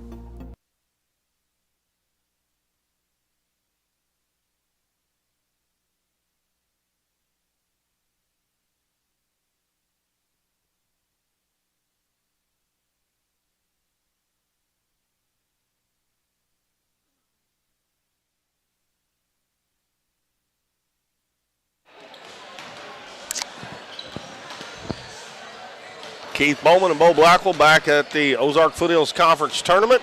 We're at halftime. The Neelyville Lady Tigers lead the Naylor Lady Eagles 46-12. This is our fifth game of the day. We still have three more to go. One more varsity girls game coming up next between number 4 Twin River and number 5 Greenville. And then number 2 Neelyville boys against number 7 Naylor. And the final game of the night will be the number 3 Twin Rivers Royals and the number 6 seeded Donovan Dons. We still got a while to be here, and if you're anywhere close, you still can come out and see 3 more games if you get here pretty quick. And the next game, we're looking for a really good game with a 4-5 seed game. And so far, those have been the best games of the day, which they normally are. Yeah. And we have first round, a lot of times you have some blowouts. And once we get into Monday, those will start narrowing down the margins of victory. It is going to be, Neelyville's basketball to start the third quarter. Looks like Naylor's going to send out a Mitchell. Let's see, Gillian, I believe, Futrell, Cannon, and Bedoy. I believe that's the 5 they started. And Neelyville will bring out their 5 starters as well as Couch, Crosswhite, Dobbins, Prince, and Parker Ernst.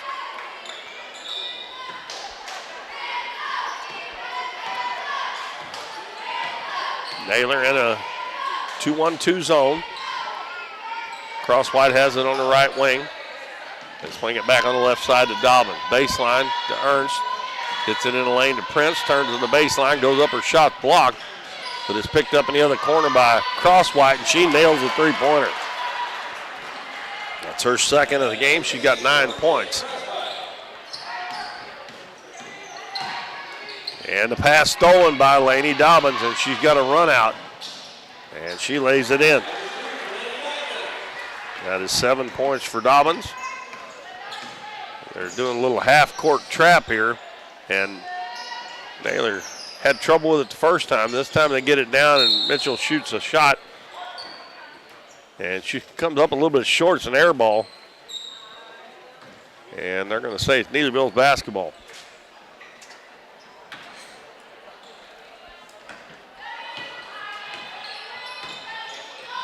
Couch passes it left wing to Dobbins. Gives it to Ernst. Down to Couch, and a nice pass to Crosswhite. She misses, but Ernst gets the rebound. She misses. Couch gets another offensive rebound out to Dobbins for another, Crosswhite for another three, and they get another offensive rebound. And this time Ernst has got it right under the basket, and she missed it. And Prince got it and put it in.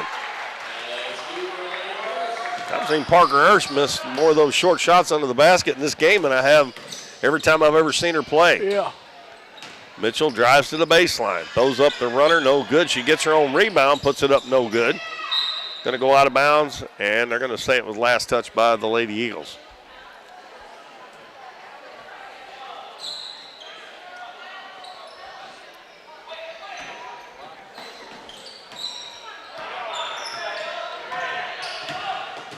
Couch to get it across the half line. Hands it to Crosswhite. And Couch falls down, but she gets the ball back, gets it to Crosswhite. Back out front. Gillian knocks it into the backcourt. Good hustle there by Jason Gillian. And Naylor comes away with the turnover. Three-pointer put up a little too hard by Futrell. Now Crosswhite comes down. And she'll feather out to the left wing, give it to Dobbins in the corner for three. It's no good. And Bedoya gets the rebound, and she's going to be pushed, I believe, by Addison Couch. It's Couch's first foul.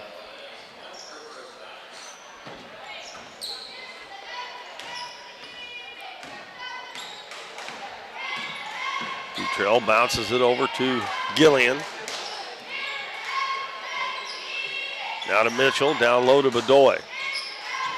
Bounces it back out to Gillian. Over to Futrell, free throw line to Mitchell. Mitchell holding that ball above her head over to Bedoya. Bedoya shoots it, and it won't go. And Ernst gets the rebound.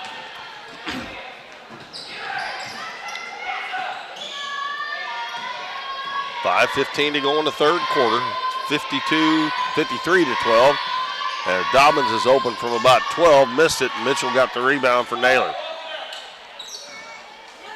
Everybody clears out, she'll bring it up herself. In the middle of the floor, gets it to Futrell. Pass down to Gillian. And it's going to be knocked out of bounds by Prince on the pass. I think Gillian probably could have shot that one.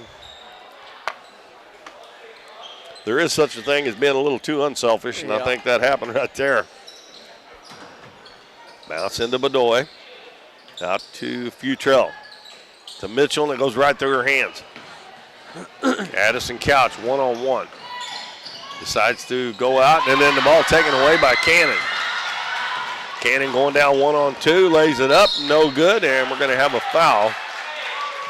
And Naylor will shoot their first free throws of the game here. It's going to be Ella Cannon. That foul on Jade Crosswhite. Her first.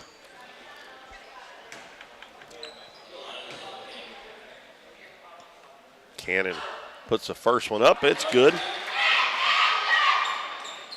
That is 3 points for Ella Cannon. Another one of those freshmen for Naylor.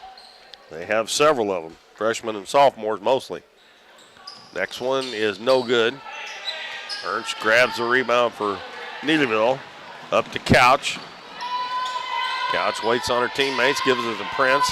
Down to Ernst. She turns, shoots, and scores. 14 for Ernst. That's pretty much usually the way she does it. She scores right there if she gets it, but she's missed some easy ones here in this game today. Bedoya from the free throw line shoots an air ball. Mitchell gets the rebound. She turns, she puts it up. It's no good. And Couch runs down the rebound on the baseline. Get it over to Crosswhite with 4 minutes left third quarter. It's 55-13. And Couch gets a path to the basket, and she missed the layup. And Bedoya had the rebound and knocked out of bounds by Elena Prince. Olivia Mullins back in for Bedoya.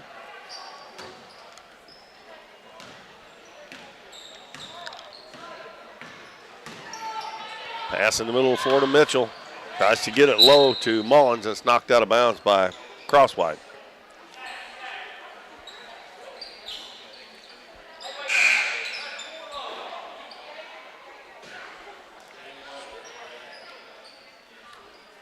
Jalen Winder checks back in for Naylor.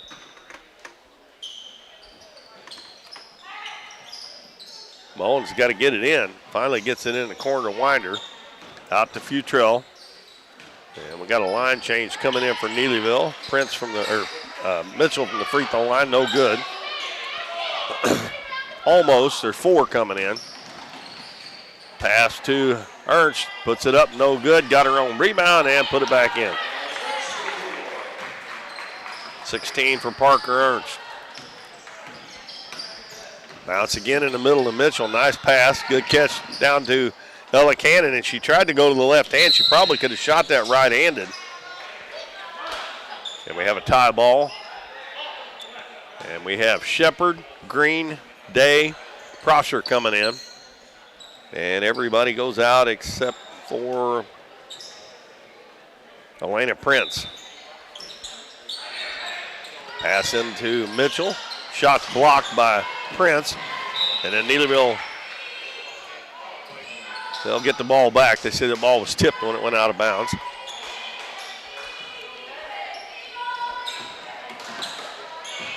Three minutes and 5 seconds left in the third quarter. Shepard dribbles to the corner, gives it to Green.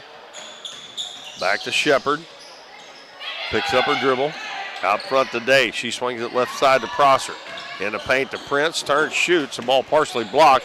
Rebounded underneath by Green. She missed it. And we're going to have, well, they're going to say the ball went out of bounds.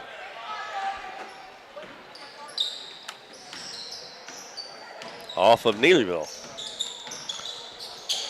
And then they throw it away. And Coach Moore just sits there with his arms crossed. I don't know what else you can do. I'm good. Green on the left wing. In the corner, Shepard just inside the three-point line, and it won't go. And Prince with the offensive rebound. She missed it. Now Shepard dives to the floor and gets it to Day. She drives in, falls down. And Neelyville almost got another offensive rebound by Prosser, but it goes out of bounds. Pretty sloppy little set of shots. They kind of just shoot till they make it or it goes out of bounds, one or the other. Alexis Holcomb back in the game for Naylor, number 12. Pass in the middle of the floor. Naylor's doing a good job of getting that ball in the middle. Shot missed by Holcomb, got it back, put it up again. And both of them went in and came back out. Green will get it across the half line. Gets it to Day, and we're going to have a foul on Futrell. That'll be her third. Nobody close to the bonus here in this third quarter. Shepard double teamed in the corner, and Cannon knocks it out of bounds. Naylor putting pressure on there in the corner. Well, they're playing hard, and they're actually doing a good job of getting that ball in the middle on the press, and they just can't make the shots. Mitchell's doing a good job when he catches it, turning around and finding somebody open. Shepard throws it up. Prosser's able to get it and get it over to Day. She hands it to Green. Now to Shepard at the head of the key. Lost it and got it back. Helter-skelter. Shepard drives, kicks it out. Prosser, she's going to shoot a three, and that hits the cable up above the basket, and that'll give it back to Naylor with 1:20 left in the third quarter. Well, they got some shots, but that was pretty sloppy. Neelyville's getting like 5 shots every time down the floor. Now that time, Neelyville converged on Mitchell, and they got a steal, but they can't make the layup. And Naylor is going to have it stolen right back by Prosser, and she's going to be fouled by Olivia Mullins. That will be her second personal foul, second team foul on the Naylor Lady Eagles. Naylor comes up into the front court to put a little pressure on, but they throw over the top to Day. We're under a minute to go in the third quarter. Pass down low, good pass to Green, and she missed it. Prince put it up, she missed it, but she got fouled. And we'll have free throws for Neelyville. They were only 2 of 6 in that first half. This will be the first ones in the third quarter. That foul was on Chloe Mitchell, her second. Prince makes the first one. And that will give her 8 points in the game. And we will have a running clock in the fourth quarter.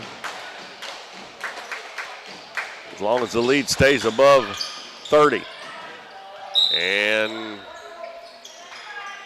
ball goes out of bounds after that second missed free throw. And one of the officials going to the other end. I thought he called white, but he went to the other end. So I guess he said black ball.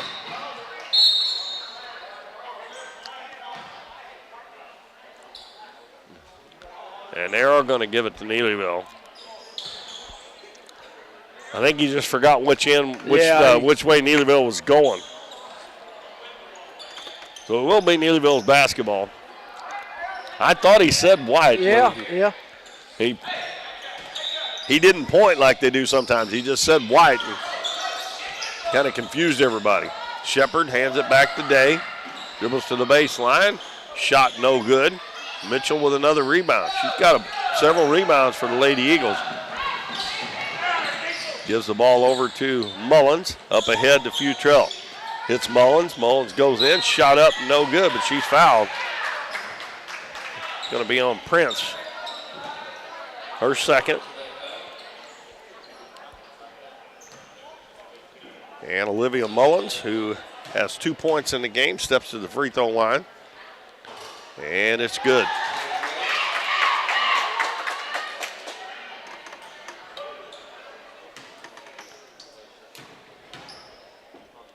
Second one on the way, and that one's off.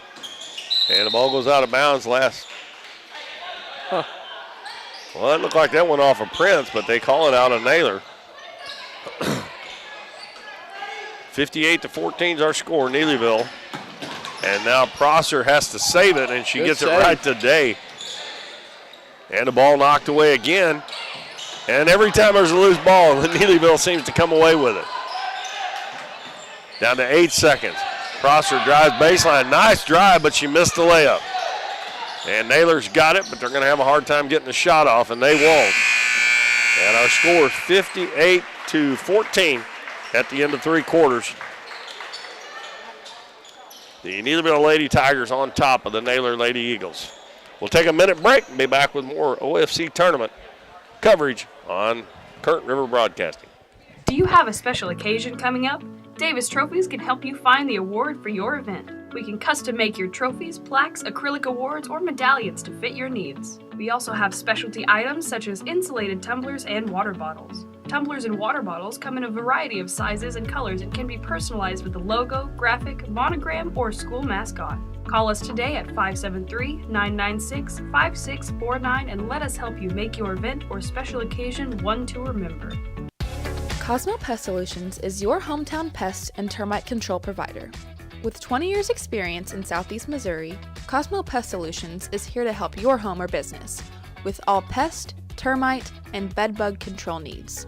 For fast, friendly, dependable service, give Cosmo Pest Solutions a call at 573-996-ANTS.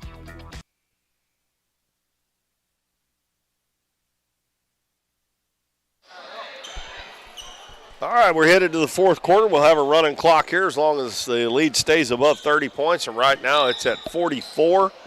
Neelyville over Naylor. Naylor has Futrell, Winder, Mullins, and a steal by Prosser. And she's going to go down on Futrell, try to pass it, knocked out of bounds. That's one of them where she would have probably got fouled if she'd have shot that, but let's see. Mitchell's out there as well as Ella Cannon. And nice steal by Cannon. Passes it to Winder. It's across the half line and stops.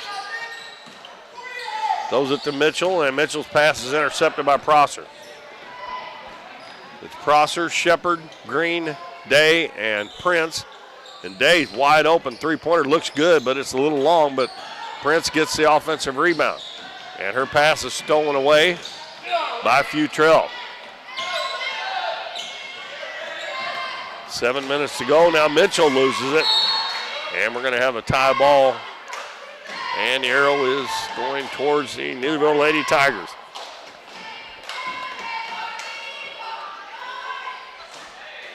Well, barring a miracle here, the Neelyville Lady Tigers are going to have a matchup with East Carter again. And they played about a couple of weeks ago. Yep.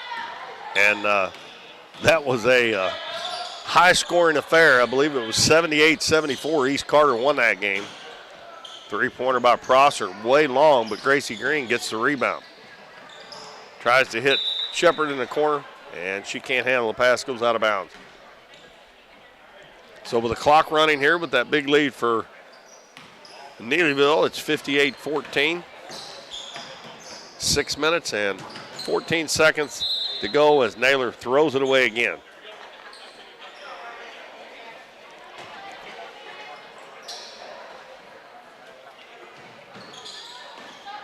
Day gets it across the half line. Hands it to Maddie Prosser. She picks up her dribble, gets it over to Shepard on the left wing. Shepard dribbles to the right side. In the lane to Day. She hits Prosser. Prosser goes in, and what a shot, almost went in. And it's going to go out of bounds off of Elena Prince. One of those you just got to say, keep shooting. I mean, eventually it's going to. And we got subs coming in, and Alexis Holcomb, number 12. And Claudia Bedoy, number 24, check in for Naylor.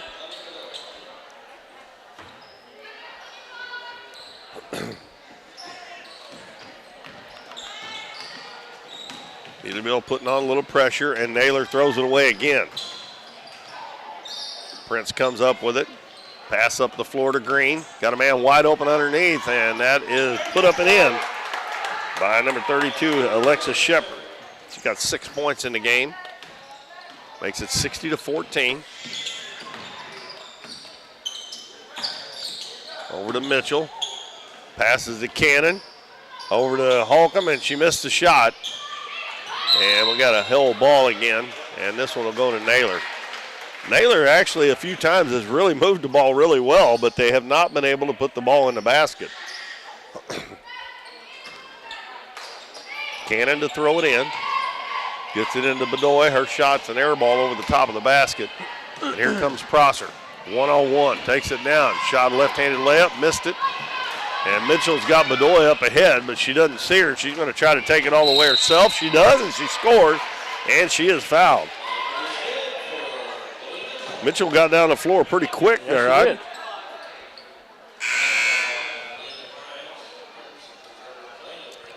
That foul was on Elena Prince. She will check out, and number 5, Nicole Akers, a sophomore, checks in. Mitchell's free throw, no good. And a rebound by Green.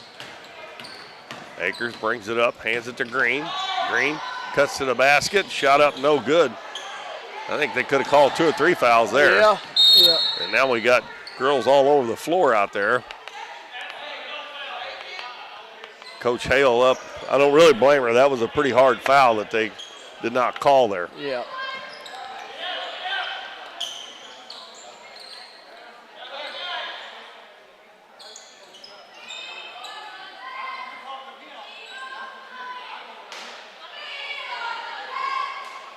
And we got a fan down here getting a little belligerent with the referees. Yep. A nice move there by Green, and she gets to go. And I believe that's Gracie Green's first bucket as well. It's 62-16. Holcomb gets it up to Mitchell. And coming in and stealing it from hers, Green, and she's got a layup. And she lays it in. Well, Gracie Green had not scored in the whole game. Now she gets 2 buckets in a row. 2 minutes and 35 seconds left in the game.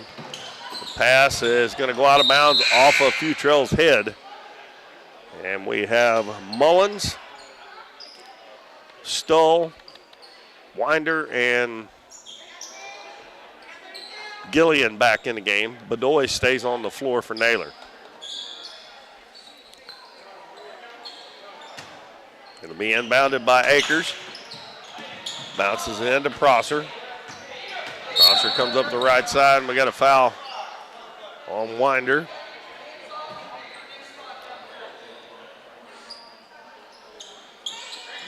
We're under 2 minutes to go now. Pass is intercepted by Gillian, and we're going to have a foul. And an illegal screen call on Maddie Prosser. I didn't even see her there when she must have got out of there in a hurry.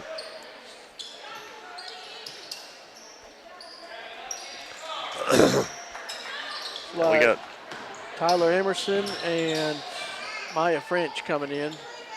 Neelyville. I don't think I have them down because they weren't on the. I don't think they were. Well, they might have been on the roster. Were they on? You did? Are they on the roster? Straight. Yeah. Yeah. Okay. I think I went by the last. I put Neelyville. The last game. Well, I think I went by. The roster they had down at Twin Rivers. Oh, I got you. Before I got those from Matt. Yeah. So if they score, you'll have to tell me who. Okay. Which one? 14 is which one? 14 and 13? 13 and 14. Shot put up, and we got to travel. And number 30 out there. And 30, yeah. I didn't see 14 either. Stacey Kennedy.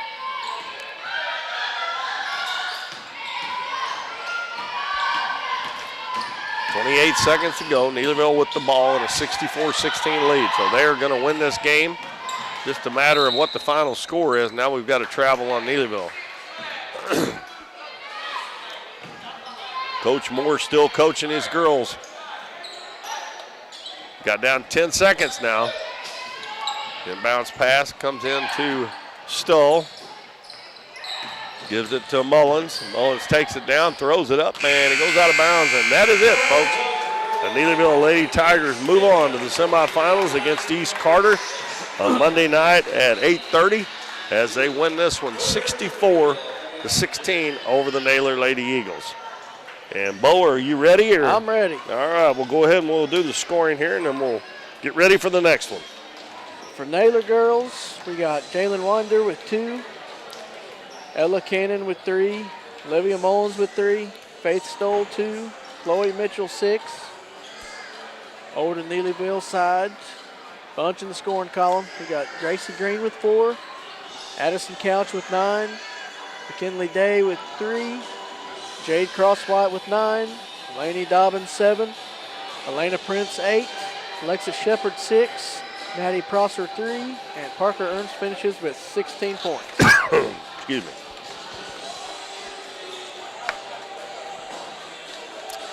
All right. Did you already give Naylor's? Yep. Okay. Naylor shot 2 of 5 from the free throw line, and Neelyville was 3 of 8. So they move on. They'll play East Carter Monday night at 8:30. And that will be our second semifinal in the girls bracket on Monday. And right now we are getting ready for the number 4 seeded Twin Rivers Lady Royals and the number 5 seeded Greenville Lady Bears. And we will be back shortly to get that one underway. So stay tuned here to Current River Broadcasting.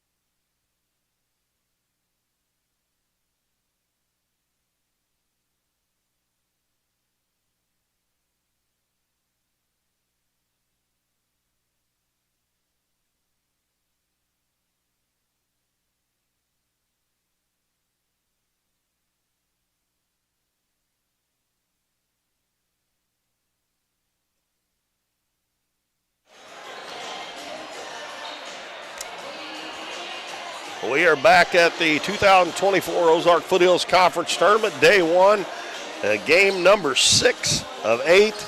And it's the Twin Rivers Lady Royals, the number 4 seed, and the number 5 seeded Greenville Lady Bears. And the first time these two teams played, I believe it was a 3-point game in favor of Twin Rivers. So thus, they got the 4 seed, Greenville got the 5 seed. So we're looking at probably the potential for a pretty good game here in this one. Hey, the Lady Bears are 8-13 on the season, and the Lady Royals are 10-9. Go ahead and give you the scores from earlier in case you're just tuning in. First game this morning, it was a junior varsity boys game. Neelyville over Clearwater, 59-39. Second game, East Carter Lady Redbirds over the Clearwater Lady Tigers, 74-14. Then the third game was another junior varsity game. Greenville JV boys over Donovan, 40-36. And then our first varsity boys game was Clearwater 67, East Carter 61. And the game just completed, the Neelyville Lady Tigers 64-16 over the Naylor Lady Eagles. So we've got Twin Rivers and Greenville coming up now, and then we've got a couple of varsity boys games coming up after that. Number 2, Neelyville, number 7, Naylor. Number 3, Twin Rivers, and number 6, Donovan, rounds out the first round of the tournament. We already have the brackets set for the semifinals in the junior varsity boys. Monday at 5:30, it'll be number 1, East Carter, number 5, Greenville. And then on Tuesday at 5:30, it'll be number 2, Twin Rivers, number 3, Neelyville. We have one of the girls' semifinal set, and that will be Monday at 8:30. It'll be East Carter, the number 2 seed, against Neelyville, the number 3 seed. And the winner of this game will play at 7 on Monday against the number 1 seeded Donovan Donettes. We have one of the varsity boys brackets set as well for the semifinals. It'll be number 1 Greenville against number 4 Clearwater, and that will be on Tuesday at 7. And the other semifinal will be determined in the 2 games coming up after this one. So that brings us up to date on this one, about a minute and a half away from the introduction to the starting lineups. Real quickly, I want to go over we'll do that at halftime. Need to thank our sponsors again. The starters, first of all, for the Greenville Lady Bears. And what is Greenville's coach's last name? Her first name's Breyer, right? Johnson. Breyer Johnson, okay. I think this is her first year, right, at Greenville? Yes. Okay. Their starters will be number 2, Ella Walk, number 4, Brianna Despain, number 11, Ashlyn West, number 21, Ariel West, number 35, Kayla Hill. They will be in black uniforms with red numbers and white trim. And the Twin Rivers Lady Royals will be in white with blue numbers. And their starters for Coach Michael Snyder will be number 1, Macy Hockersmith, number 4, Reese Chrisman, number 20, Layla Tompkins, number 30, Amelia Douglas, and number 32, Annie Middlestadt.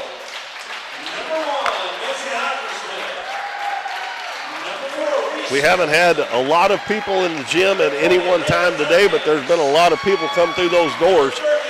And still got 3 more games counting this one.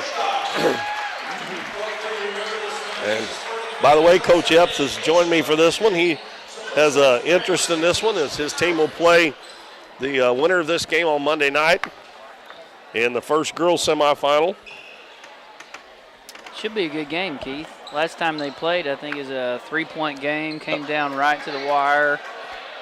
I think Twin Rivers edged them out in that game. So the problem with the first days of these, the high and the low seeds, you have a lot of blowout games. But when you get to the 3-6, 4-5, sometimes you have some pretty good games. yeah. And so far, 4-5 games have been the 2 best games of the day. Yep. Twin Rivers controls the tip. Greenville be playing his zone. Chrisman cross court to Hockersmith. Back out front to Tompkins. It's a 2-3 zone. Now Chrisman, 3-pointer from the corner, and she nailed it. So Twin Rivers gets off to a good start. They start out in a 2-2-1 full court press. West gets it in the middle of the floor to walk. They got a 3-on-2 if she hurries. Gets it out in the corner. Hill jumper, it's no good. Ball is tipped out of bounds, and they're going to say it went off of Greenville. So it'll go over to Twin Rivers. Just jump in there anytime you want to, Adam. Looks like Greenville running just a regular old 2-3 zone right here. Going to force Twin Rivers to make a few shots. So. Well, they did the first time down. Chrisman Yes, hit a three-pointer. But they're still in the zone. They don't go very deep on their bench, so I'm sure they'll probably play a lot of zone anyway and not much full court pressure. Huh? Hockersmith from the other side, and she nails a three-pointer. Good So they're start. 2 for 2 on threes, and that might bring somebody out of a zone in a hurry. Walk gets it up the floor. Despain takes it all the way, lays it up, and it's good. 6-2 Twin Rivers, just underway here. 6:40 to go in the first quarter. Tompkins on the left wing, back out front between the circles to Chrisman. Over to Hockersmith on the right side. Cross court to Chrisman on the left wing. Dribbles to the elbow, gives it to Tompkins. Now right side to Hockersmith, right back to Tompkins. She's going to try her luck, and she nails a three-pointer. That's three possessions, 3 3-pointers. And I don't think Coach Schneider could have drew up a better game plan right there. 3 for 3, 9 points, 3 possessions. That's a pretty good start. Yeah, and Coach Johnson may have to rethink what they're doing on defense too. Huh? Yeah, you're going to have to get out on those 3. And, you know, sometimes everybody starts out hitting some shots. We'll see if they can continue that. Well, I think most of the time they end up cooling down before, you know, it may take a little while, but yeah. You usually can't shoot at that percentage. You just can't do it. Even I don't know. Anytime we ever go zone, somebody hits a 3, so we just don't go zone. Well, Twin Rivers will set up in their press. Greenville, after the timeout, down 9-2, and we just haven't even played 2 minutes yet. Twin Rivers has hit 3 threes. Ball in the middle, knocked away and stolen by Tompkins. Hands it to Hockersmith, and she'll dribble back out front, and they'll reset. Greenville stays in the zone. Baseline to Middlestat. They haven't got the ball inside yet. They haven't needed to. No, they got a little high-low action going. It looks like Greenville's middle girls coming all the way up, covering that up. They got a couple of big girls down low there, Middlestat there it is. and Douglas, and that three's no good, but they get an offensive rebound. Back out to Chrisman, now to Tompkins. Dribbles to the elbow, to Chrisman, back on the left side to Hockersmith. And she'll hand it back to Tompkins. She's going to try another 3, and that one's way off. And West picks it up for the Lady Bears. So they went from 3 for 3 to 3 to 5, 3 for 5 right away. So that dropped them 100% to 60%. West has it knocked away, and Twin Rivers is going to come out of there with it. Yeah, put the ball on the floor in that traffic, and that's what happens. It's Hockersmith's going to try a 3. That one's no good. First 3 trips, 3 for 3. The next to a couple of trips, 0 for 3. And Ellen Walk is called for a travel. Walk played really good last time we played them. I'm looking for her to get going, maybe the Despain girl. Seems like she's played for Greenville for 7 years. Yeah, and Walk is just a freshman, so pretty good little player there. Yes, she is.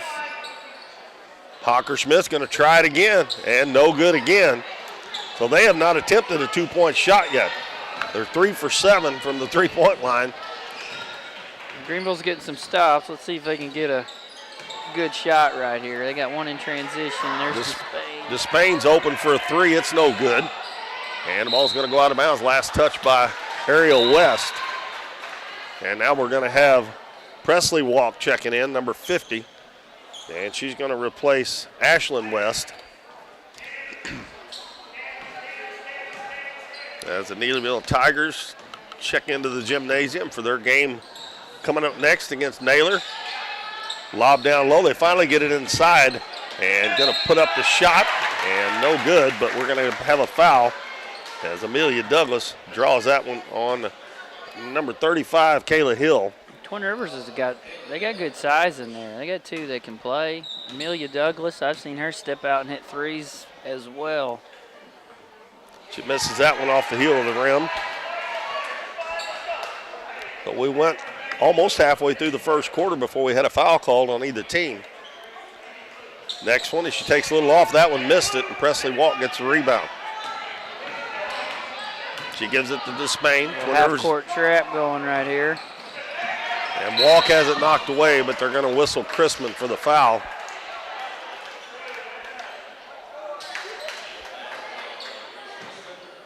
That's her first personal and first foul on Twin Rivers. Now they drop back into the 2-3 zone. Ella Walk with the basketball. Lobs it into West. She's open. Turns, shoots, and a little bit too hard. And Hill had the rebound and is stripped out of her hands, but they're going to call a jump ball, I believe, before the takeaway there, and it will be Greenville's basketball. And checking back in will be Ariel West. She's going to check in for, Ashlyn West checking in for Ariel West. Spain inbounds it. Now to Hill. Long three-pointer. It's short. And it is going to be saved. Nope. Presley Walk couldn't get there before it got to the out-of-bounds line. I remember seeing Greenville play down at Twin Rivers, and the other Walk girl, she didn't shoot very much, but she's a good three-point shooter. She made some threes down there, but it didn't seem like they got her the ball enough. Middlestat will kick it back out to Tompkins. Now to Hockersmith, right side to Chrisman. Back to Hockersmith, free throw line to Middlestat, drops it off low down, and the shot up, no good, but we're going to have a foul. And it will be Douglas going back to the free throw line. That looked like Doniphan had high-low there a little bit. Yep. Oh, Presley Walk, she's kind of got a different role as her sisters. Presley likes to get in there, throw bodies around, get rebounds, but I have seen her hit a shot or two from outside. Douglas, after the last time she was there, missed two. She makes the first one this time.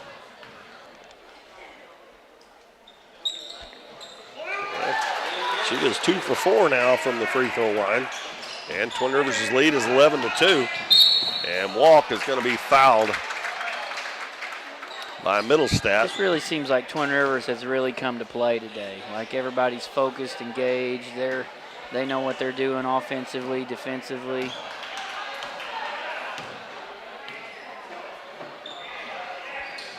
Ball in the lane to West, and again, she tried to put it on the floor, and every time they do that, there's a guard there to knock it away. Ella Walk gets into the lane. Her little shot's up and good just inside the free throw line. It's a good shot. They get her going. They can get some points on the board in a hurry here. Yeah, I was impressed with her down at Twin Rivers when I seen them play a couple times down there. Pretty good-looking player for a freshman. She scored 18 or 19 on us, Keith. Did she really? Yes, she did. She had about half their points then, didn't she? Yes, she did. She was hot that night for sure. They hand it to Middlestat. Nice play there, but the Good shot block. blocked by West. But Twin Rivers is able to come up with it. Looked like Greenville's gone man here, Keith. Yeah. Well, they waited till they started missing threes before they went man. And the ball is knocked away, and we're going to have a foul. I think that one's on to Spain. Her first, third team foul on the Lady Bears. It's 11-4 with 2:22 to go first quarter.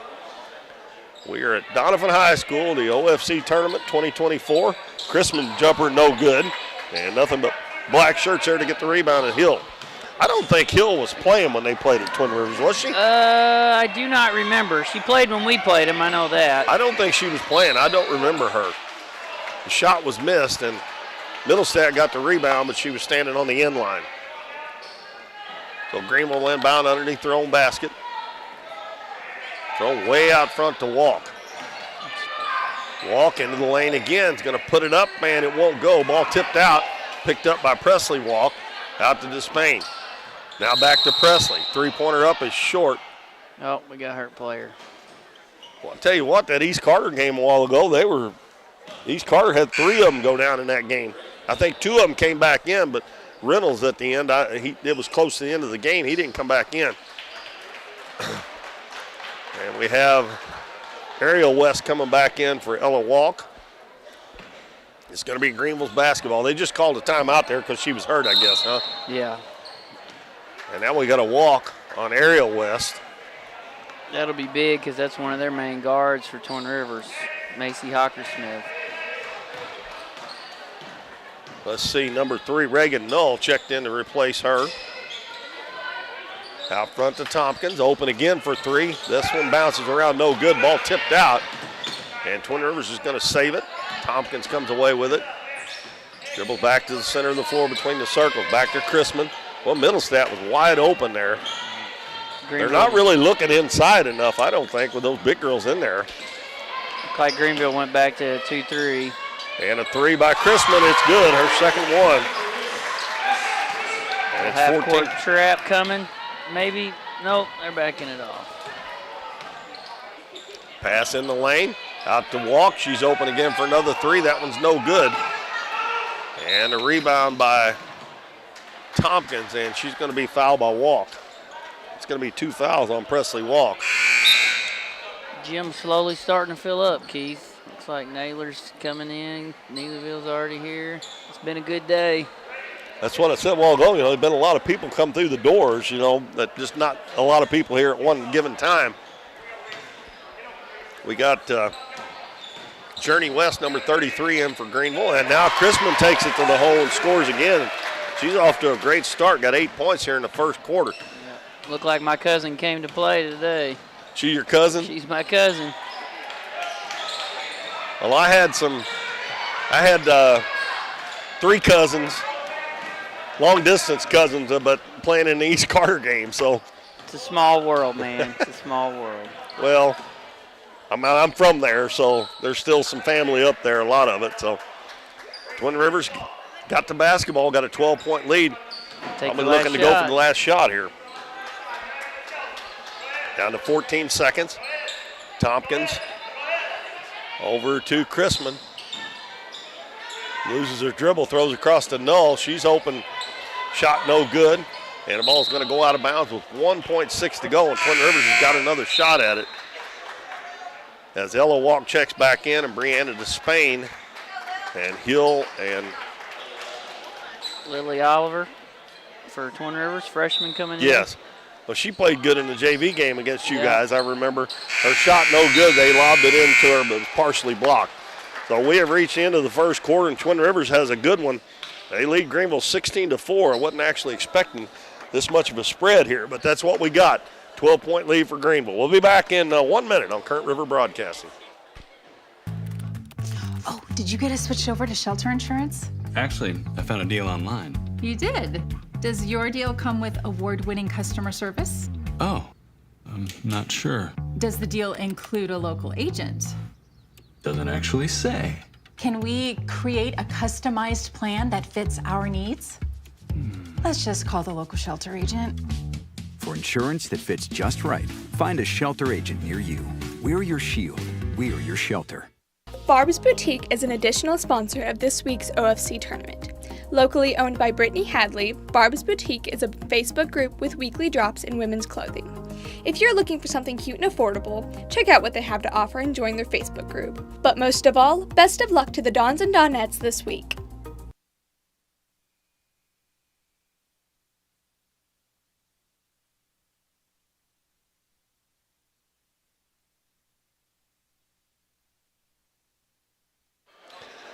Welcome back, everybody. This is Keith Bowen back at the Donovan High School gym. We're in the end of the first quarter of our 6th game of the day, and Twin Rivers has a 16-4 lead over the Greenville Lady Bears. Twin Rivers will have the first ball. Coach Adam Epps of the Donettes alongside doing some color commentary.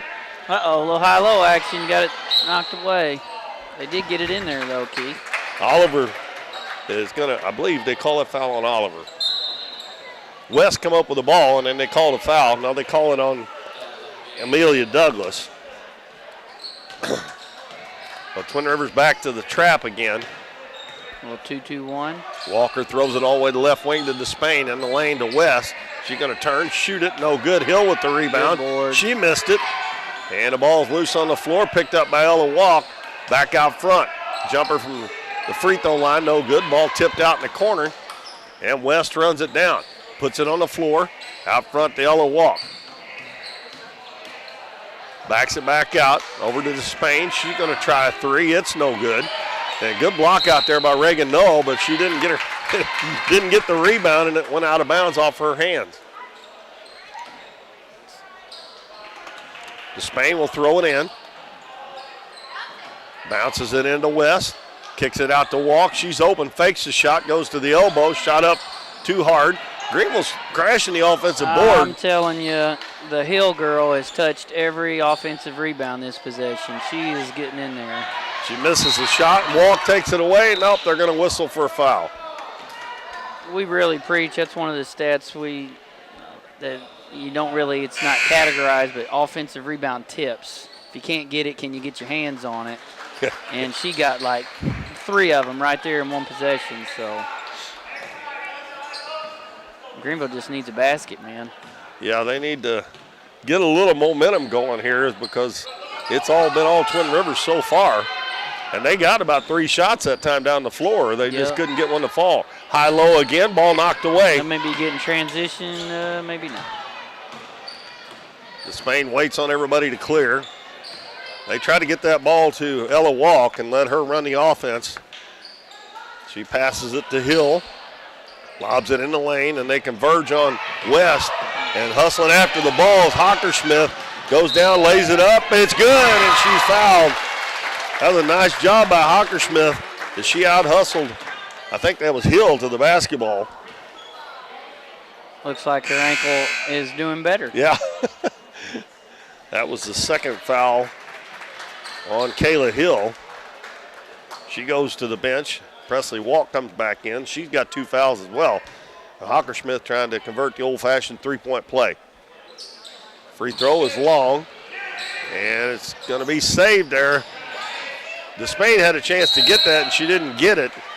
And it almost cost him a possession. It cost him a possession arrow, and that's just about as big, in my opinion. If you can get that ball, you need to grab it, I think. She was trying to hold off 2 Twin Rivers players, and they actually got to it. Walk throws it over the top to West. She's open, puts the shot up. Got a hand on that, I believe. It seemed like every one of Greenville's shots has been really contested by Twin Rivers. Like, they've not had an uncontested shot, I don't think. Greenville drops back into that zone. It's 18-4. We've only had 2 points this quarter, that by Twin Rivers. Greenville having a hard time, but they get a steal here. Bad pass into the middle, picked up by Ella Walk. She gets around Chrisman, stops and shoots. It's no good. West crashes the board. Back out to Presley Walk. Her shot's up and in. Might have been a little luck involved in that one, but Greenville needed the basket. Yeah, when you work hard, sometimes good things happen, Keith. That's true. Chrisman trying another 3, and she hits another one. That's 3 of them for her. She's got 11 points now. 21-6, so as soon as Greenville gets a basket, they answer right back with a 3. Despain 3-pointer, no good. Ella Walk gets the offensive rebound. Goes across court. West fakes the shot, goes to the hole, puts it up and in. Now, Greenville is doing a good job on the offensive boards. They keep doing that, they're going to keep getting opportunities. Got to convert. That was a good possession for them. They're going to have to stay on those 3-point shooters, especially Chrisman, the way she's shooting it. Chrisman's got hot here. I would. Over to Hockersmith on the right wing. Free throw line, down low, and it's going to be put up and in, and that's Annie Middlestat. That didn't look real good, but it worked out. It's a tough shot. 23-8. Lob in the lane to West, out to her sister. She drives baseline, and we're going to have a foul on Middlestat. As we're going to have Amelia Douglas checking back into the game. Greenville's got 2 sets of sisters on team, I guess. Yeah, and there's 3 West girls on there. 3? Yeah, the Journey West. And yep, then, I see it. Holy cow. Yeah, I know. It's all in the family. Well, that's like what was it? What game was it? Clearwater's girls. They had 2 sets of sisters out there. One was twins and what they call their jump ball? I don't know, Keith. Yeah, I need to pay attention here. Yeah, I guess I do too. Lob in. West catches. Gets it out to Ariel West. Well, she should have shot that one. Oh, boy. And they're going to throw it away. 4:09 left in the first half. Twin Rivers leads 23-8. The winner of this game will play Coach Epps' Donovan Donettes at 7 o'clock on Monday night. Hawker Smith in the corner, Chrisman down low, and a good play there by West, and Donettes get the steal. Ella Walk, 1-on-5. Takes it down, puts it up, and oh my goodness. Just a little high.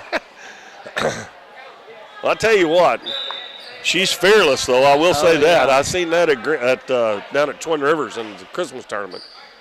And Walk's going to check out. We got number 10 coming in, Jenna Marler for the Lady Bears. Twin Rivers just got their starters back in the game. Tompkins between the circles. Over to Chrisman.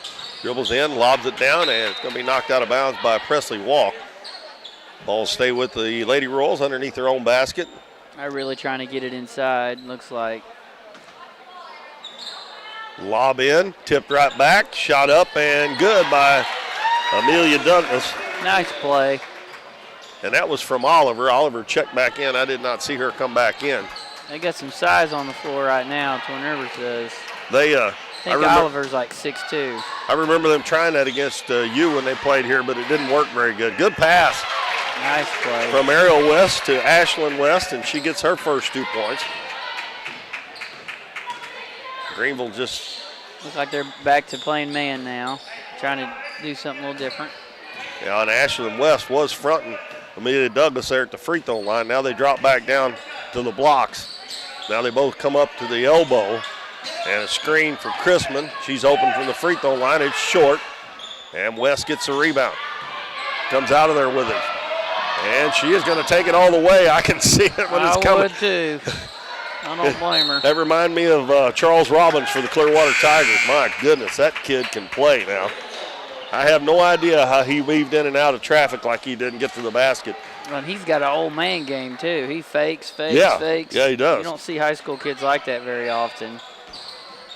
West drives into the paint, goes up, and we're going to have a foul. And we're looking at 2 free throws, the first of the game for Greenville. Looks like Ariel West has kind of turned it on a little bit here, got aggressive on offense. That was the second foul on Amelia Douglas. She is the first one for the Lady Royals with 2. And Tompkins comes to the scorer's table to check back in. West misses the free throw. Reagan Null also checked back in.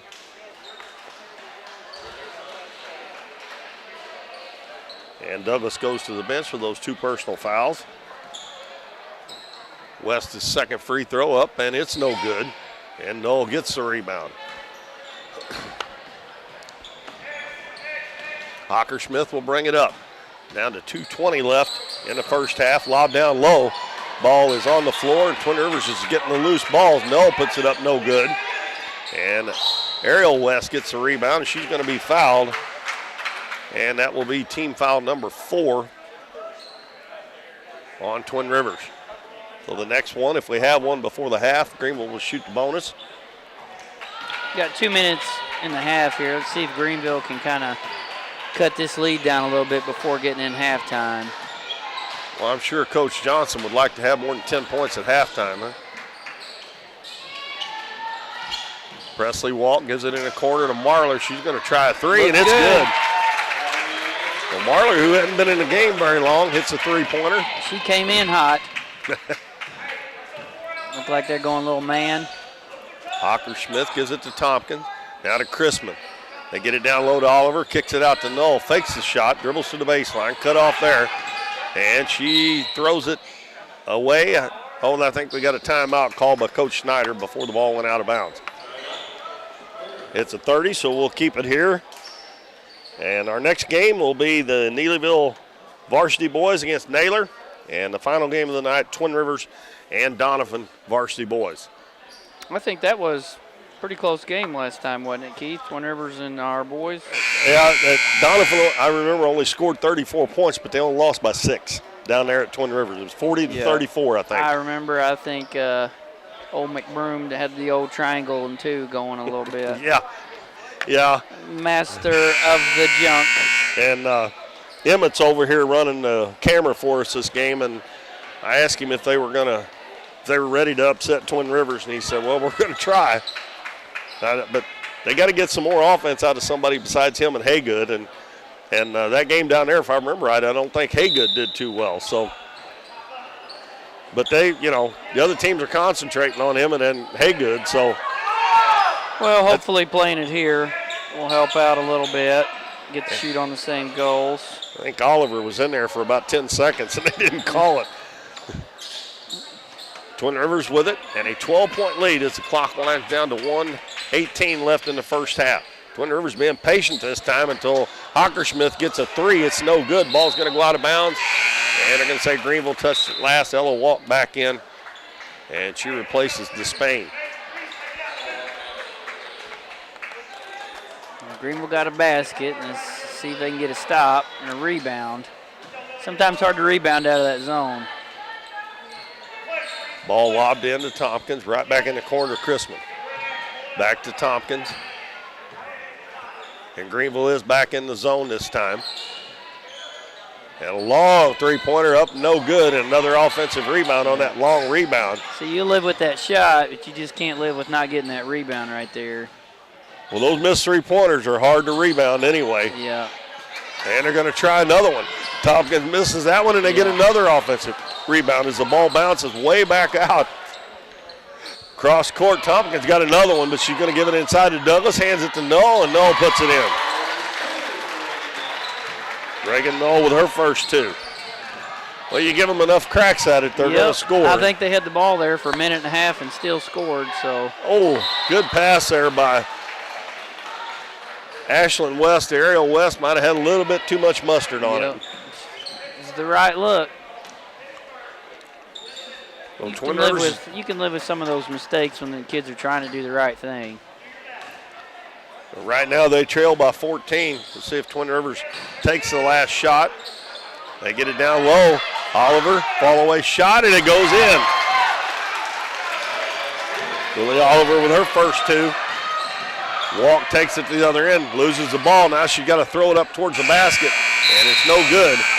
And Twin Rivers holds a 29-13 lead over the Greenville Lady Bears in this matchup of 4 and 5 seeds. I actually thought it might be a little closer than that. Twin Rivers came to play. They came to play. They're hitting shots. I don't think Greenville really expected this. Well, they probably didn't, because they come out and hit those first three-pointers, the first three trips down the floor, and that kind of got them off to a good start. So it's 29-13 in favor of Twin Rivers over Greenville. And the winner of this to meet the Donettes, that's 7 o'clock on Monday night. We're going to take a short break. I'll figure up the scoring, and we'll be back a couple, 3 minutes before the second half starts here from the Ozark Foothills Conference Tournament at Donovan High School on Current River Broadcasting.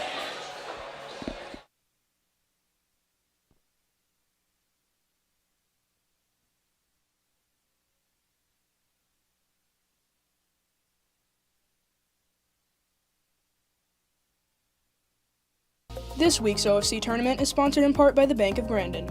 At the Bank of Grandin, your community is our community. Bank of Grandin offers full-service banking for all of your financial needs.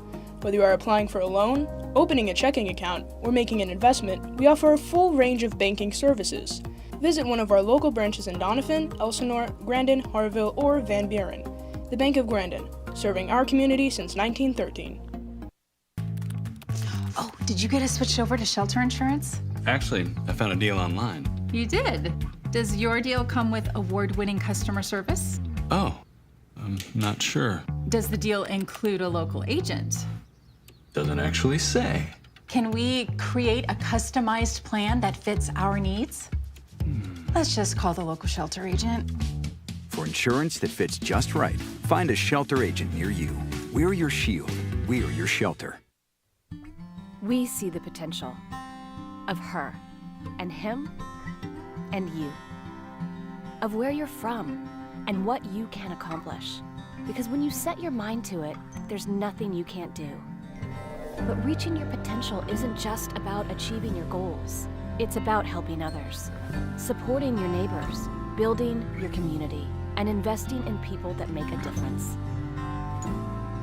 Like her, and him, and you. Because when you're from here, that's just what you do. And from here, we can do anything. Barb's Boutique is an additional sponsor of this week's OFC tournament. Locally owned by Brittany Hadley, Barb's Boutique is a Facebook group with weekly drops in women's clothing. If you're looking for something cute and affordable, check out what they have to offer and join their Facebook group. But most of all, best of luck to the Dons and Donettes this week. We're for worrying less about the what ifs and more about the why nots. We're for checking off your bucket list and then making a new one. We're for starting a family, a business, a tradition. And if you find yourself starting over, we're here for that too. We're for doing as much as you possibly can on a Saturday and absolutely nothing on a Sunday. We're for building a life in Missouri and going out and living it. And when it comes to making sure everything you build is protected, we're here for you. We are Missouri Farm Bureau Insurance, and we are Missouri for life. I'm Lindsay Turner, your Missouri Farm Bureau insurance agent, and if you're in Ripley County, I've got you covered.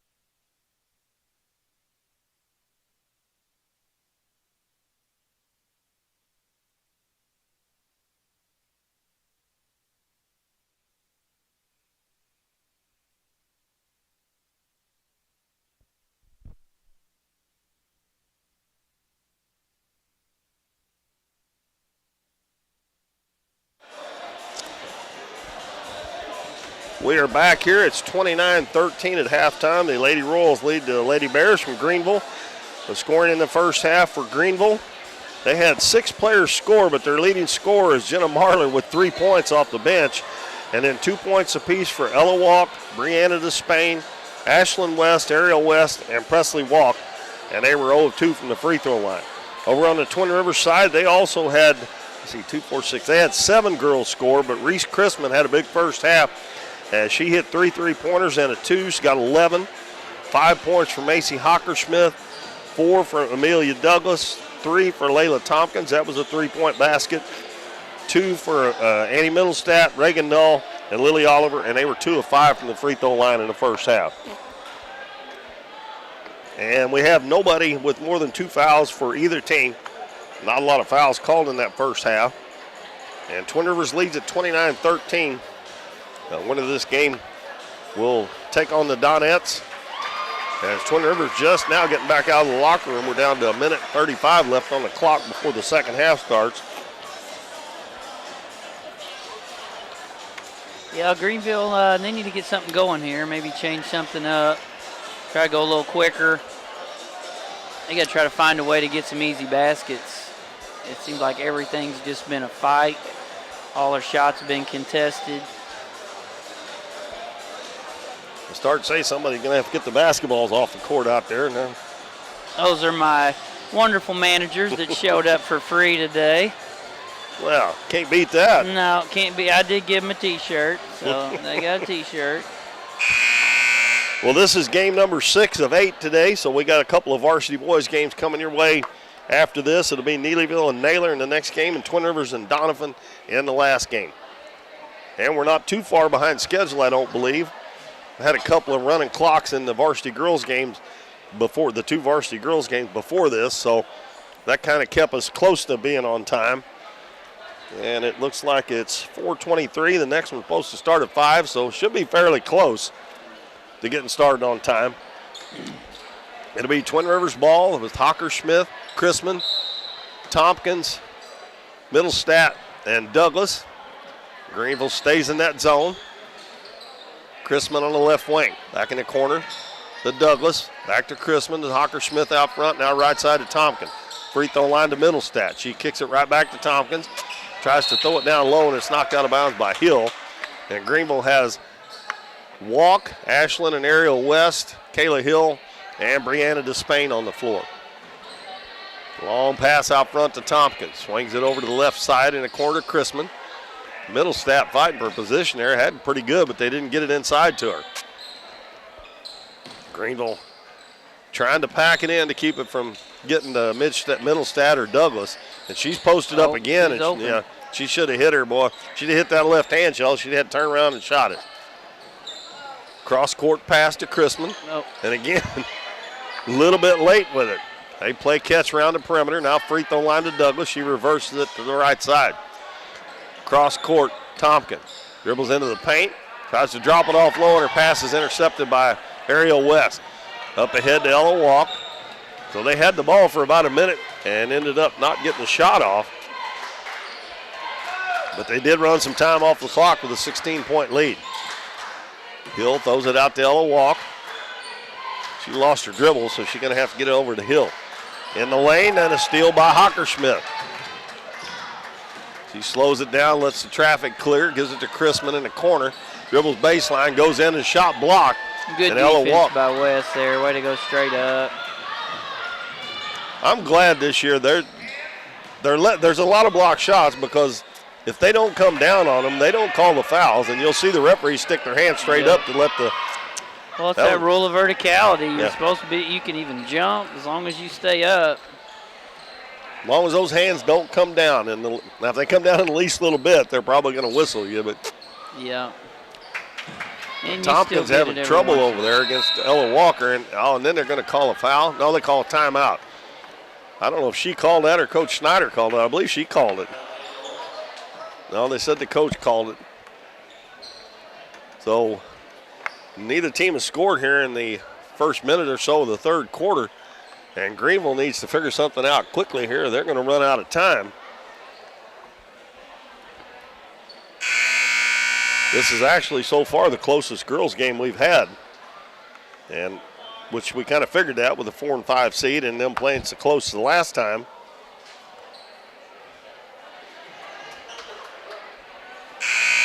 I kind of thought this game would be a little bit closer, but. Yeah, I did too. Greenville hadn't been able to get anything going on the offensive end. No, they have not. They actually haven't done that bad on defense. I mean, they've got rebounds. A couple minutes in the third quarter, only got to give up 29 points, but Twin Rivers will have the ball. We're down to 6 minutes left in the third quarter. Get it to Middlestadt. She's looking low. And now Tompkins for 3, and no good. And Douglas gets an offensive rebound, but she dropped it on the end line. Twin Rivers bringing up the pressure here. Bad pass. It was stolen. Now Despain steals it back. Walk takes it in. Runner off the glass is good. So the freshman drives to the basket and scores. Gives her 4 points and cuts the lead to 14. That's the first points by either team here, and we played 2.5 minutes in the third quarter. Tompkins to Chrisman. Now to Hockersmith. Back to Tompkins. Has the 3 guards. Well, I guess Greenville gone man here, Keith. Now they bounce it high, and they hand it off, and a good hands there by West to steal that pass, and then we're going to have a foul in the back court on Hockersmith. Good job there by West to get a hand on that, knock it to her teammate. They was trying to run that little pick off the handoff to the like off the give elbow. And go there, a little old school action. West throws it in the middle to Spain. Drops it off down low to Hill. Goes in, puts it up, it won't go. And Greenville almost had the rebound, but couldn't quite control it. Twin Rivers heads the other way. I still think those are the kind of shots you want. Get it, especially they're going to press, get you an easy basket or easy look at a basket. Going to have a foul on Ariel West on that pass inside to Douglas. Inbounds pass. Comes into Hockersmith. They get it low to Douglas. She turns, shoots off the glass, and scores. That's 6 for Amelia Douglas. Pass up ahead. Now to Hill. She's one-on-one. Going to go up with it, and she's going to be fouled. That one's going to be on Tompkins. Layla Tompkins that is her first foul. And Kayla Hill will shoot 2 free throws. This is only going to be the 8th and 9th free throw totals we've had in the game. Combined for both teams. Been pretty clean, ain't it? Hill has not scored. She's had some opportunities down around the basket, but she misses the first one off the back of the rim.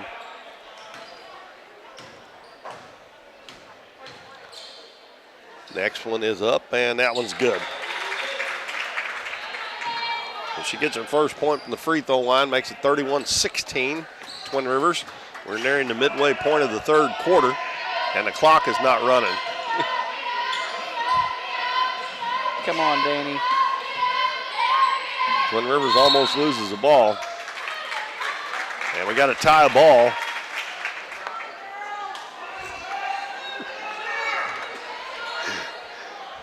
And it goes to Greenville. Now the clock is running.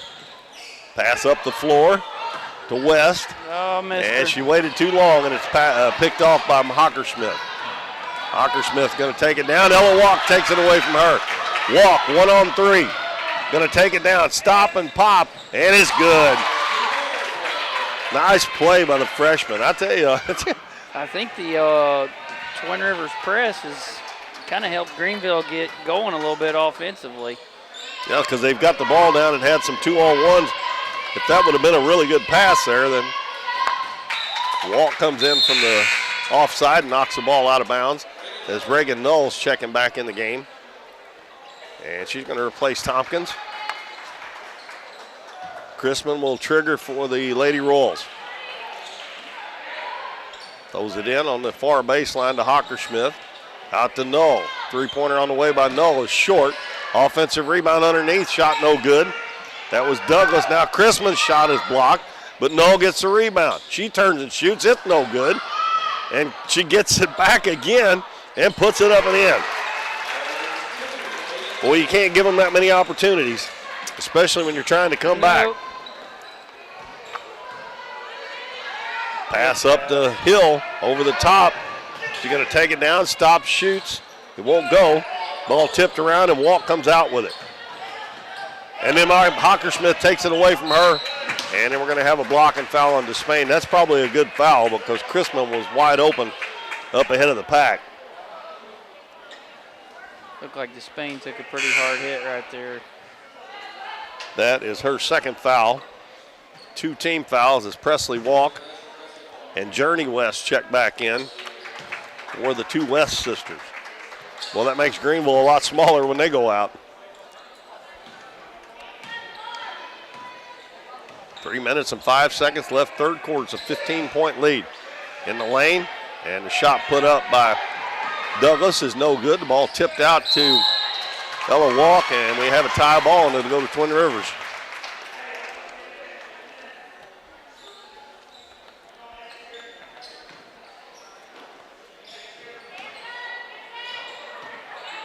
Ball down low. Middlestadt got good position, but Hill blocked her shot.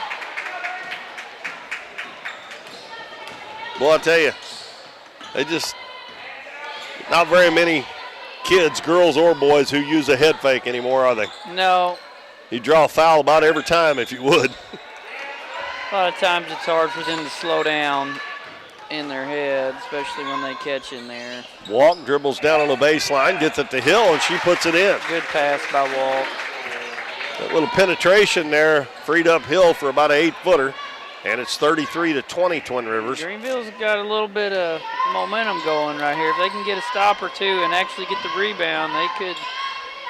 That's the thing, it's been killing them, and if they not get the rebound, they get a turnover. There's a stop that they want. And Lily Oliver comes back in the game, replacing Middlestadt. Here comes the West kids. They need them in there on offense. Yeah, bring them both back in because Oliver comes in, like you said, she's about 6'2", I think, and maybe taller. They're long.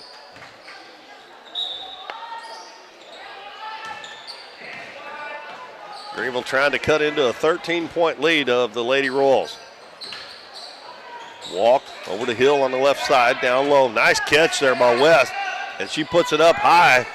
The shot is no good, and a rebound by Oliver. Gets it to Middlestadt, and Walk hounding Hockersmith as Chrisman drives in the lane. Walk knocked it away, but they're going to whistle her for the foul. A lot of times they get you on that if you go in with your hand over the top instead of the underneath back tip. I don't know what the difference is, but that's the language they like to use. And a bad pass is stolen by Despain. She got Walk ahead of her. Walk goes down, lays it up and in. There we go. Cut it to 11 right here. This is the closest they've been in a while, Keith. Yep. 33-22, the minute and a half to go. Chrisman's open again, and that three-pointer rattles in and out, and back in. That's 4. She's dialed in. That's a big shot there after. Yes, it was. That's a backbreaker. And we're going to have another foul on Macy Hockersmith. That's her second. Team foul number 3. And we got Jenna Marler checking back in, and Presley Walk. Inbounds comes to Presley Walk. She's open for a three-pointer, no good. And Reagan Null gets the rebound. Was tied up there for a second, but West took her hand off the ball, looked like to me. Looked like she got it right in the nose. Yeah, she's rubbing her nose now, isn't she? Pass over to Null on the left wing with a minute to go. Drives, ball knocked away. And they're going to call a foul on Ella Walk again. That's 2 times in a row. It's going to be her 3rd foul. Yep, no bonus yet. 57.5 seconds. Pass is lobbed in. She tips it right back. Shot up, no good. And the Douglas is going to be fouled, and there will be shots now. That was team foul number 5.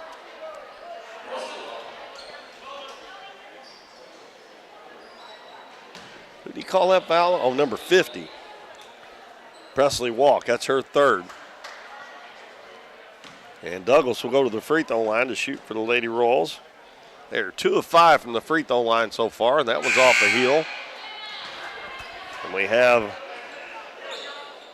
number 20, Layla Tompkins, back in. Also number 34, McKenna Russell, a junior. I think this is her first action in this game. Try to get a little speed on this press, maybe. Free throw off the heel again. Ella Walk with the rebound. Man, she got wide open up the floor. Nice catch there, but Greenville's able to keep it, and the shot put up. It'll be put up by West, and she's going to be fouled, and she'll get to go to the free throw line. That was a good catch by West to catch that, not Walk right there, pivot around. That's the first foul on McKenna Russell. West's free throw is good. That shot by Chrisman down there, that's stuff that leaders do. The other team's making a run like that, and she stepped up and stopped the bleeding with that big 3. Yeah, because the momentum had definitely switched a little bit. That was a big shot. West makes both free throws to get it back to a 12-point deficit. 40 seconds left in the 3rd quarter. Twin Rivers with the ball in that 12-point lead. They bounce it down low and a steal by could cut it to 10. Ashlyn West. She hands the ball back to Jenna Marler. Barlow dribbles down, throws it across, and a bad pass is picked off by Amelia Douglas. Pass up the floor. Oh, boy, it's getting wild, Keith. Boy, Twin Rivers got lucky there. And then they end up turning it over anyway with a travel call. And Macy Hockersmith coming back in. And she replaces McKenna Russell. 15 seconds here. Let's see what Greenville's got drawn up. Over to West, and it's intercepted as she tried to get it back, to Walk. And the layup is good by Tompkin. And that's a killer right there. And we got a travel as time expires here in the third quarter. That was a big turnover right there. Could have cut it to 10. Now we're 14, 38-24. Twin Rivers on top in the first round of the OFC over the Greenville Lady Bears. We'll be back in 1 minute here on Current River Broadcasting. 1808 Public House is your full-service restaurant in downtown Donovan with a modern twist on home-style food. Along with their full menu with everything from burgers to seafood and steaks, 1808 has bingo and trivia nights, an all-you-can-eat buffet on Fridays, and live music on the weekends. Students can come enjoy half-price appetizers from 3:30 to 4:30, and 1808 offers free Wi-Fi. Make sure to follow them on Facebook for their daily specials. But most of all, make 1808 Public House your next dining experience in downtown Donovan.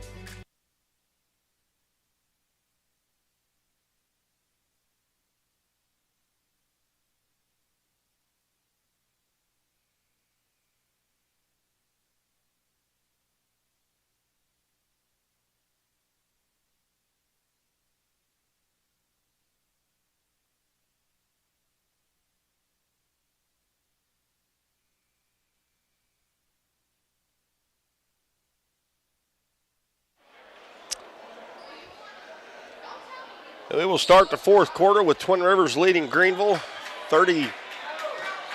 Well, they just changed the score back to 36-24 for some reason or other. Yeah, I don't know. I did not add up my points. So I guess it was 10 when they made that turnover. Could have cut it to 8, but Greenville does get the ball back right here. I don't see nobody arguing, so I guess it's right. Yep. Bounce in the lane and almost turned over. West gets it out to Presley. Walk for three. It won't go. And Middlestat's going to be fouled on the rebound. Going to be Ashlyn West with that foul. That is her first. That three-pointer, just like the hair going in, if it had been a little bit longer, it would have been perfect. And they could have used that to start this quarter. That would have cut it under 10. Now she just picked up her fourth foul. Yeah, if they lose her, that's really going to hurt. I think Despain's going to come get her. See how long Coach Johnson keeps her out over there before you roll the dice. Down 12. Well, I wouldn't think it would be very long unless they can cut into the lead with her on the bench. Yeah. 7.5 minutes to go. It's 36-24. Look to Greenville probably try to get Despain going. The high-low, the pass is picked up by Oliver. And boy, it looked like it got grabbed on the arm. It's getting physical. They're going to call that a jump. That kind of might have made up for that non-call there. It's getting physical. And the alternating possession favors Twin Rivers.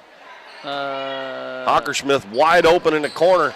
She's going to launch a three. It rims out, and the ball is going to go out of bounds off Greenville. They cannot secure those rebounds down there on the defensive end. Kind of going back to that shot Reese made, Greenville needs a leader to kind of step up right now and get the stop, get the rebound, do something.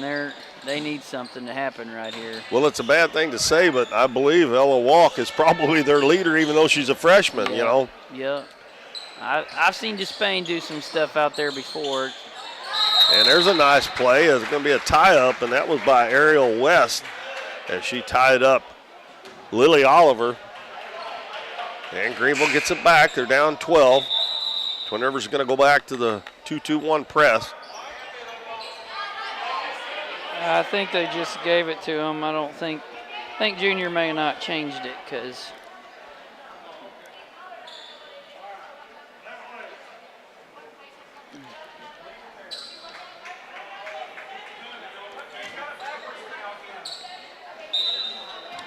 Yeah, I don't know. Well, I thought it was Greenville's ball. I did too. Despain lobs it up to West. West is going to take it right at Oliver. That's a good and Oliver shot. blocked it. And then Presley Walk got the rebound, and her shot got blocked. And Macy Hockersmith will bring it up for Twin Rivers. Nobody stopped ball right there. Yeah, she could have dribbled up to the head of the key and shot a three-pointer. There's Long a long two. two. It's off. We're going to have a foul, and that's going to be on Lily Oliver, I believe. Her first personal, first team foul. Looks like Hill's going to get Walk right here. How long does Little Walk sit out right here? Let's see. I'd look her come back about the Pass up the middle is knocked away and going to be stolen by Middlestat. probably 5-minute mark, you think, Keith? Yeah, I'm surprised she's not back in there right now because they haven't scored a point since she went out. Not cutting Twin that Rivers lead at all. fixing to air the ball out right here. Well, they'll have to come out and get them man-to-man Yeah. unless they almost throwed that one away. Yep. Here she comes back in. Hockersmith goes down, missed it. Well, I think that was a pass. And Annie Middlestat gets it and scores. I believe that was a pass. We'll give her an assist on it anyway. Despain up into the front court to West. Going to stop and pop a long one, no good. And the ball out of bounds off of Twin Rivers.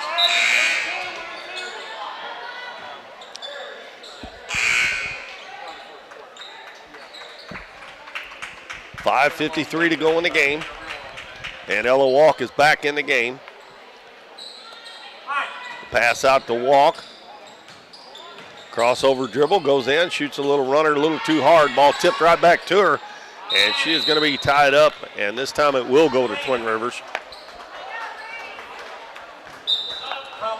As we got Amelia Douglas checking back in for Lily Oliver. A while ago when Ella Walk came back in, Journey West also came in, number 33. Got Greenville's man now. Little lob play, back door, good call by Coach Snyder. And Macy Hockersmith gets the 2 points, and it's up to a 16-point lead. Pass to Despain. Dribbles down, lobs it down low. Nice catch there by West. Good pass. As Ashlyn West, and she scores. They get the 2 points right back. We're down to 5:17, and it's still a 14-point lead for Twin Rivers. Greenville gone man-to-man again. Lob down low, ball loose, picked up by Kayla Hill. Gotta go, gotta go, gotta go. I can't see Twin Rivers actually forcing that ball in there when you got a lead like that, but it happens all the time. Walk, penetrates, and gonna have another tie ball. And this one will go to Greenville.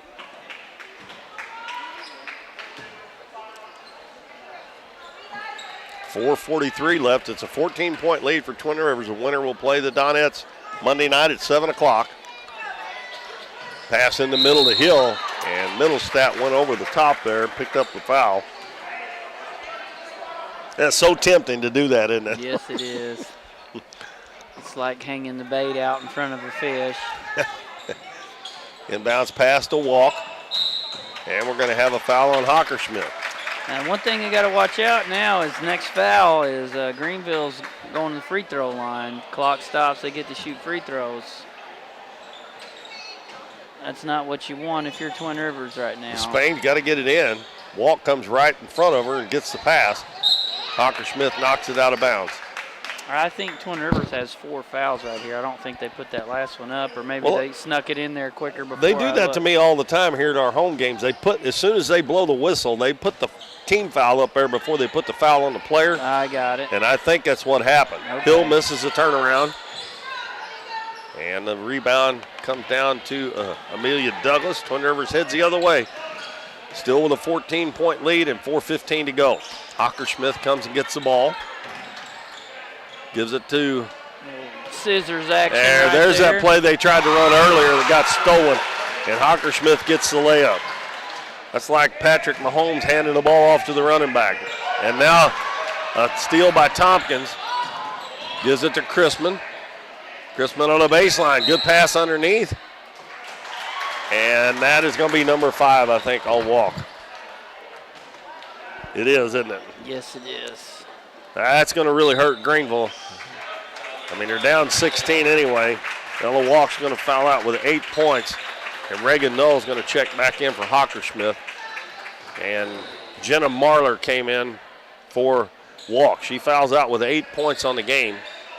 Down low, Douglas catches, puts it up a little too hard.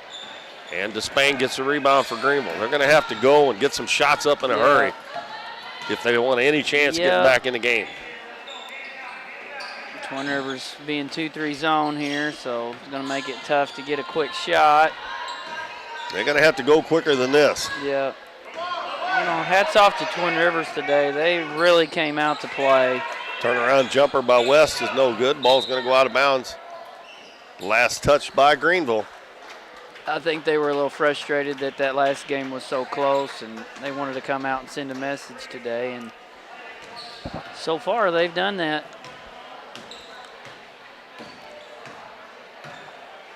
Chrisman brings it across the half line.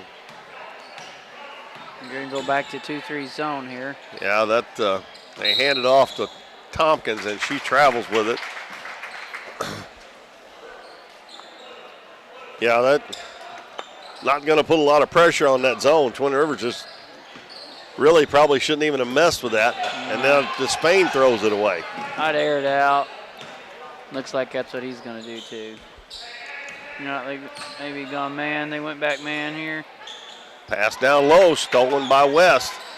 Gives it to Hill. She'll throw it over to Marler as we're under 2:40 to play. And Greenville down by 16. Despain backing it out towards midcourt. Got to get the ball. Yeah, I heard somebody said we got to make something happen. Time to start yanking it. And West is going to fire up a 3, no good.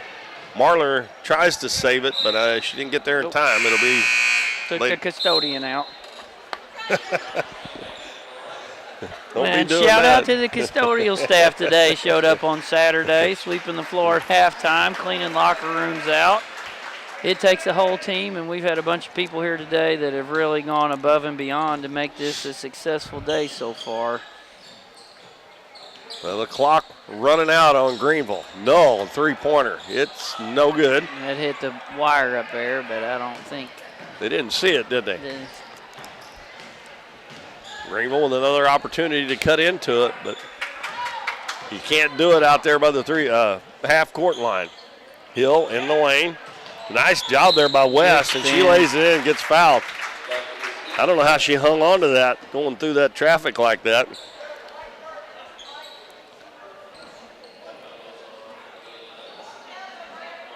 That foul was on Amelia Douglas, her third. And a shot up and good. Ashlyn West has got 9 points now. And it's 42-29. And Hockersmith just walks it up the court. And Greenville's gone back man-to-man again. That's the only choice they've got here now. Middlestat, step back, kicks it out front to Null, fakes the shot, now puts up the little runner and gets it to go. Nice move. Null has 6 points off the bench. Minute and a half to go. Journey West drives, puts it up, and her shot blocked by Amelia Douglas. So Greenville inbound underneath their basket. Despain throws it in out front. Barely gets it over Tompkins. Over to Marler. Yeah, got to get a shot off here. West gives it back to Marler. West had a shot there. They're going to run out. They're running out of time. Yeah. Hill in the corner. Marler back out front to Despain. Dribbles down all the way underneath the basket. Nice drive, and Despain scores. They could have used a little bit more of that earlier. Yeah. We're under a minute to go now, 50 seconds. And it looks like Greenville's going to play it out here and not foul unless they get one down around the basket somewhere. Shot put up by Tompkins, no good. Kayla Hill with the rebound for Greenville. It's a 13-point lead. We're down to 35 seconds to go now. to Spain. Pass is deflected to Marler. Gets it back. Now it's loose on the floor. And the tie ball will give it back to Twin Rivers. Chrisman back in. Also coming in will be McKenna Russell, number 34.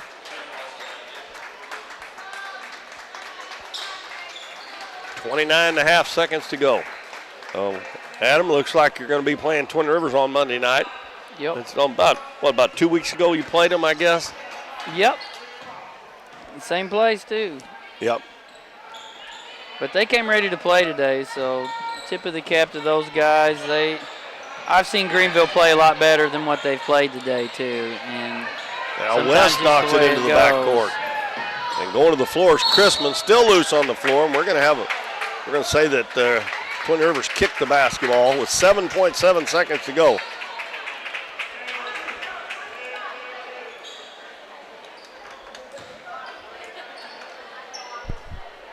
Pass into Despain, out to West, three-pointer up, no good. Twin Rivers rebound, and that's going to do it.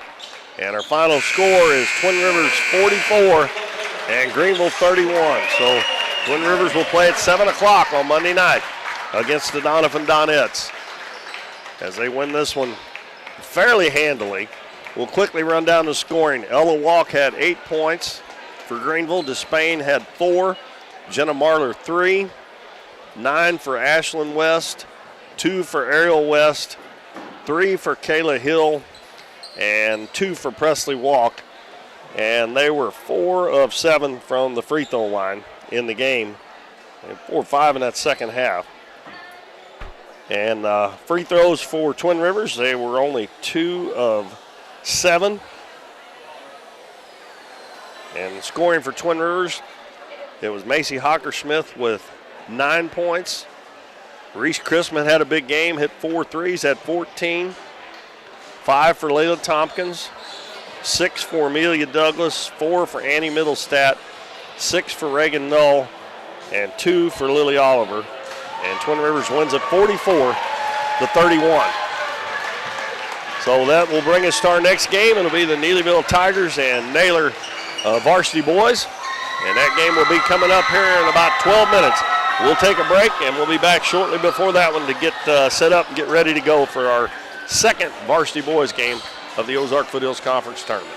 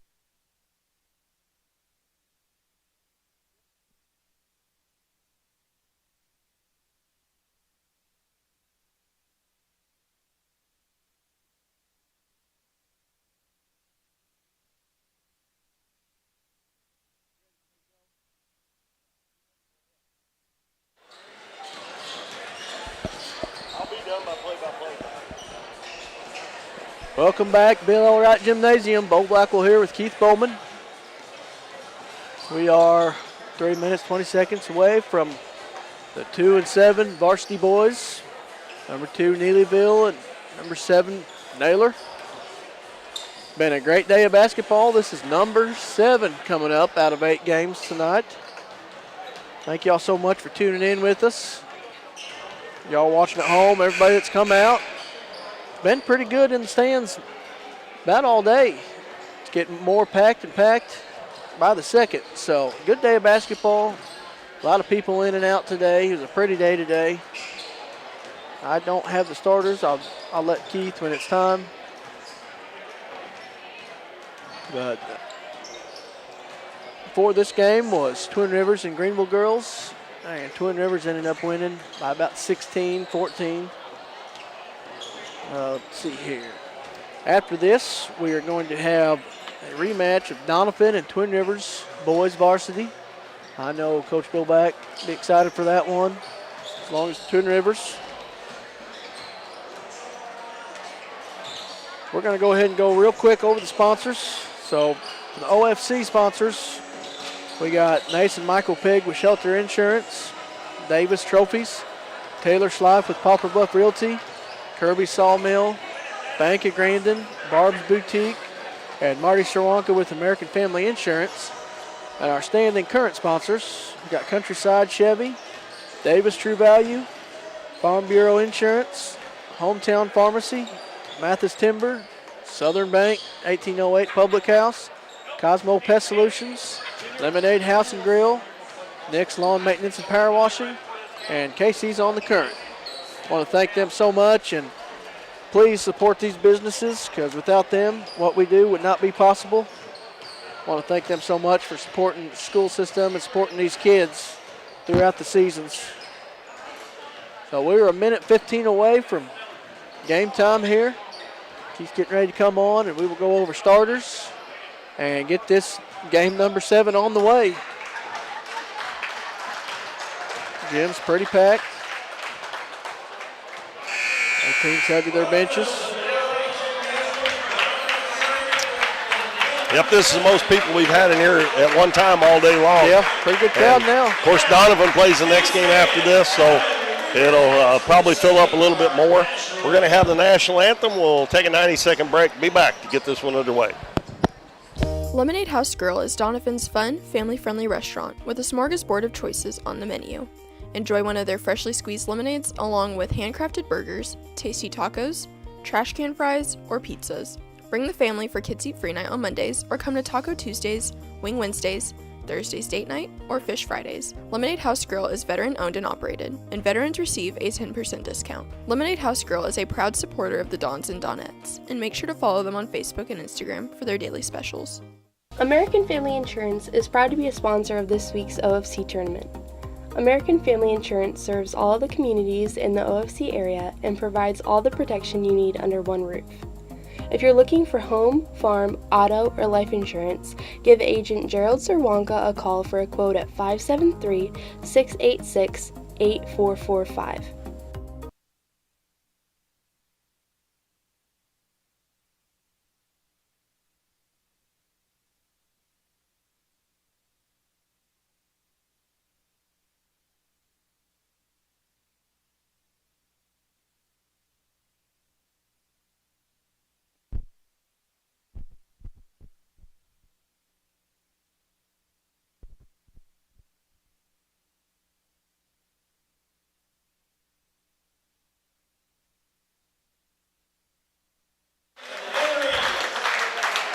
Starting lineups for the Naylor Eagles, the number 7 seed with a record of 4-17. They're coached by Logan Foster, Junior McCoy, number 0, a senior. Jackson LaRue, number 1, a senior. Number 5, Colby Sullivan, a sophomore. Number 15, Colin Thomas, a sophomore. And Sam Rose, number 23, a sophomore. So a couple of seniors and 3 sophomores starting for the Naylor Eagles. For Neelyville, it will be Grant Hale, number 32. Number 24, Kason Stephen. Number 22, Kai Wolfram. Wolfram, number 5, Drew Shands, and number 2, Zach Cowley.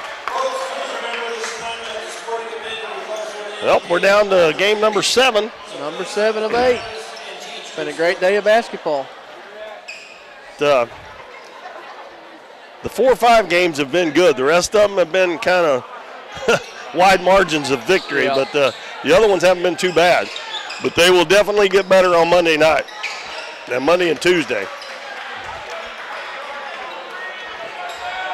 Going to be Case and Steven jumping against Sam Rose.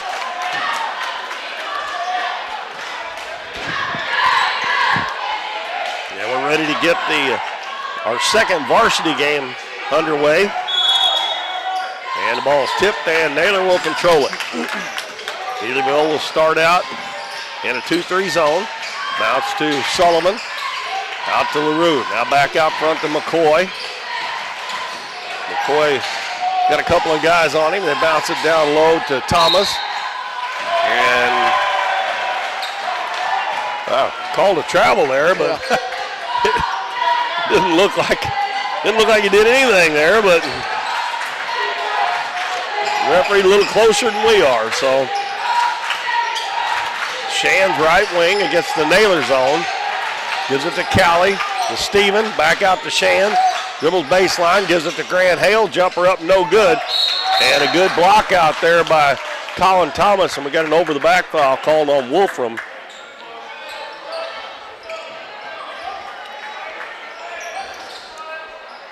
Neelyville gonna up the pressure just a little bit. Lob up into Thomas in the front court, out to Rose, now to Sullivan on the right wing. Back out front to McCoy. McCoy bounces back to Sullivan. Sullivan back out front. They swing it left side to McCoy. Bobs it down on the baseline to Rose, out front. Now back over to McCoy for 3, and it's good. Junior McCoy puts Naylor on top 3-0. Just over a minute gone in our first quarter. Wolfram will take it on the left wing to Stevens.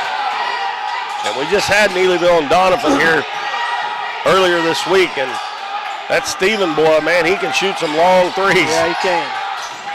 Hale gives it to Cowley. Back to Steven, and there's one of those long threes, and it rims out.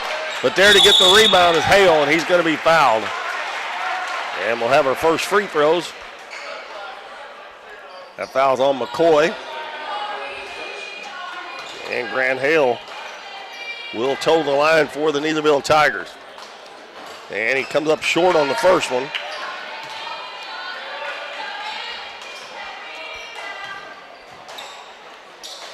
Next one on the way, he gets 1 out of 2. And it is 3-1 in favor of Naylor. Now Neelyville ups the press a lot. Naylor breaks it pretty easily, and Rose almost traveled there. 2 guys on the front of that zone come out and guard the point guard. The free throw line should be open. Sullivan for 3, and it's good. So 2 threes by Naylor here early. Wolfram hands it to Steven. Back to Wolfram. Naylor in a 2-1-2 or a 2-3 zone. Cowley dribbles into the paint, and we're going to have a blocking foul. Little late whistle there. I thought he was going to get away with it. Foul's going to be on number 15, Colin Thomas. His first and the second foul against the Eagles here so far in the first quarter. Cowley to inbound it. Lobs it to Wolfram left wing in the corner. Steven, wide open 3. It's no good. Cowley with the offensive rebound. He missed it. Steven with the offensive rebound. And already the 3rd foul on Naylor. This one's going to go on number 5, Colby Sullivan. And it'll be 2 free throws for Case and Steven. First one's good. It's 6-2 Naylor. 1 more free throw on the way for Case and Steven. And he buries both.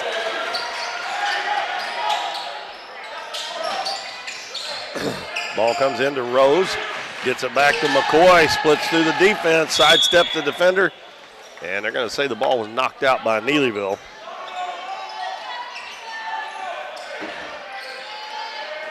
And And Sullivan will throw it in. Gets it into McCoy. Dribbles over the left side to Sullivan on the left wing. Back out front to LaRue. Back to Sullivan. Pass over on the other side. Another three by LaRue. This one no good. Rose with the offensive rebound. He muscles it up, no good. And Steven gets it this time for the Tigers. Hale will throw it up in the front court to Cowley. He gives it to Wolf from between the circles.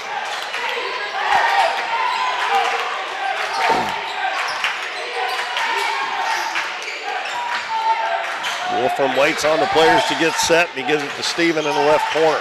Throws it in the lane, bad pass. McCoy trying out ahead of the pack, and he lays it up and in. That's 5 points already for junior McCoy, and it's 8-3 in favor of the Naylor Eagles. Well, so far, it looks like Naylor's come to play here, even though they are the number 7 seed. Yeah. Naylor and Neelyville only about 6-7 miles apart, so it's a natural rival for sure. Yep. Even though one of them's in Ripley County and the other one's in Butler County, they're only about 7 miles apart. Wolfram takes it back to Cowley. Wolfram throws it away. And it'll be Naylor's basketball. Well, I don't think Coach Logan Foster could have asked for a better start than what we've had, or he's had right here with his team. And bounce pass comes to Rose, and he's going to be fouled by Wolfram. That was a little bit of a lob pass there that didn't have much zip on it, but that's 2 fouls on Wolfram, too. He checks out. Worked out to Zach Rollins comes in. Yeah, worked out to Naylor's favor on that one. Yeah, it did, because Wolfram's got 2 fouls. They inbound it to the big man, Rose. Throws it up in the front court to McCoy. McCoy penetrates to the free throw line. Out to Sullivan, another long three, and it's good again. At 2 threes for Colby Sullivan, and it's 11-3 in favor of Naylor. Boy, surprising start to this one. Cowley out to Steven, couple steps behind the three-point line. Gives the ball to Cowley, over to Shands in the corner. Now Rollins is a good three-point shooter, number 1, who checked in the game. Now McCoy took it away for a minute, and now Shands is going to throw it away. Everything going Naylor's way here in the first 4 minutes or so. Yeah. Naylor's fired up.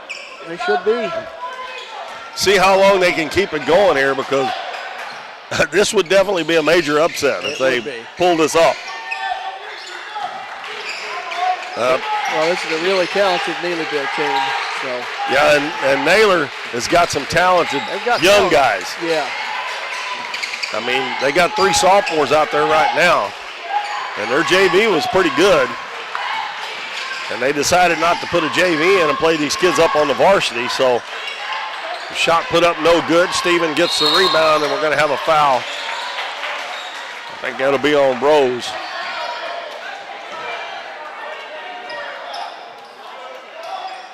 That's Sam Rose's first foul. That is the 4th team foul on Naylor, so the next one will put Neelyville into the bonus. And that's very possible still with 3:05 to go in the first quarter. Cowley to Rollins in the corner. Steven, 3-pointer up, and it's good. They can get back in the game in a hurry. They've got some excellent 3-point shooters. 11-6, and Naylor throws it away.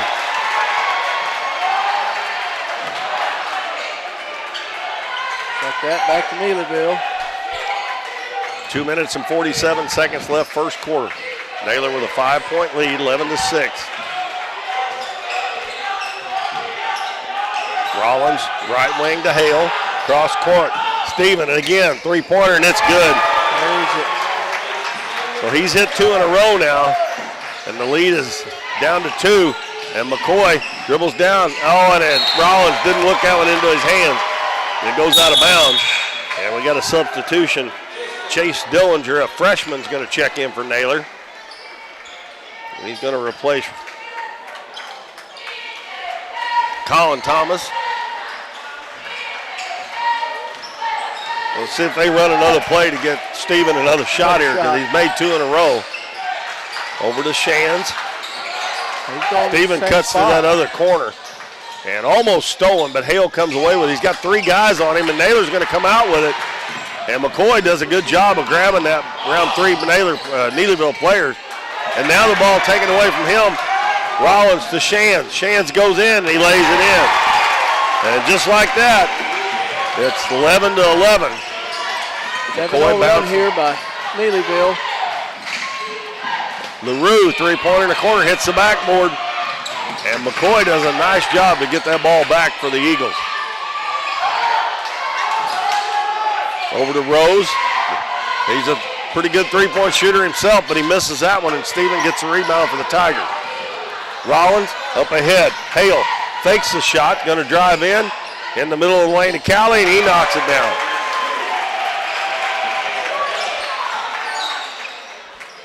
Just like that, Neelyville takes the lead. I was anxious to see how long Naylor could keep that up, and the intensity and momentum has definitely gone over to the Neelyville side. And LaRue misses a short jumper, and a good rebound there by Dillinger, and he's going to be fouled. And I believe that will be on Kason Steven, his first. And Dillinger, the freshman, will go to the free throw line for Naylor. His free throw is good. That breaks the string that Neelyville was on. And now Percy White, a senior, checking in for a junior McCoy for Naylor with 1:04 to go in the first quarter. And Dillinger knocks down both free throws, tie the game at 13. With 1 minute left in the first quarter. Steven gives the ball to Rollins. He swings it over, lob pass to Steven. A little floater is up and good. Couldn't run it much better than that. No, that's pretty good. Steven's got 10 points now. Naylor gets the ball into the front court. Rose, and the ball is going to go out of bounds off of LaRue. And McCoy checks back in for LaRue. So Neelyville back on top, 15-13, and they have the ball with 40 seconds to go in the first quarter. Rollins over to Steven. He wanted to let that go. He thought about it. Bounce to Steven in the lane, back to Hale. Back to Steven in the corner. 22 seconds left in the first quarter. Steven bounces baseline to Callie. Gonna dribble back out front, gives it to Rollins. Rollins in the corner. Steven thought about it, decided not to. Now down to 10 seconds. Callie's got it. Drives, drops it in the middle to Hale. He misses a jumper. Nice job by Naylor there in that last defensive. And they got the stop. And it's 15-13 at the end of the first quarter. The Neelyville Tigers, the higher seed, only up by 2 on Naylor. And we will take a minute break, and we'll be back here on Kurt River Broadcasting to the Ozark Foothills Conference Tournament. Kirby Sawmill has been serving Ripley County and their surrounding area for more than 50 years. If you have land with timber that you'd like to sell, contact Robert and Christy and they'll work with you to get the most out of your land. They'll pay you a lump sum fee or on percentage if you'd like. The Kirbys would like to wish the best of luck to the Dons and Donettes this week. Contact them at 573-996-5315 for all your timber needs. Cosmo Pest Solutions is your hometown pest and termite control provider. With 20 years experience in Southeast Missouri, Cosmo Pest Solutions is here to help your home or business with all pest, termite, and bedbug control needs.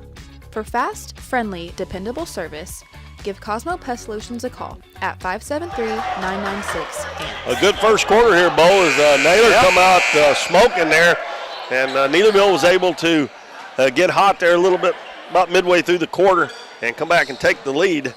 But it's only 2 at the end of the first quarter. Neelyville will get the first possession in the second quarter. They have Hale, Rollins, Steven, Callie, and Shands. And we're going to have a foul on Rose. And I believe that's number 2 on him. And Naylor can ill afford to get him in foul trouble because he is the only really big guy that they have. He's going to stay in the game with 2 fouls, and they leave Steven open again, and he buries another three-pointer. He's got 13 of their 18 points here in the first half. And Neelyville's got their biggest lead. McCoy gives it to Rose. Over to Sullivan. High arcing three, and it's good. That is the third three for Colby Sullivan. Well, he answers right back with a three of his own.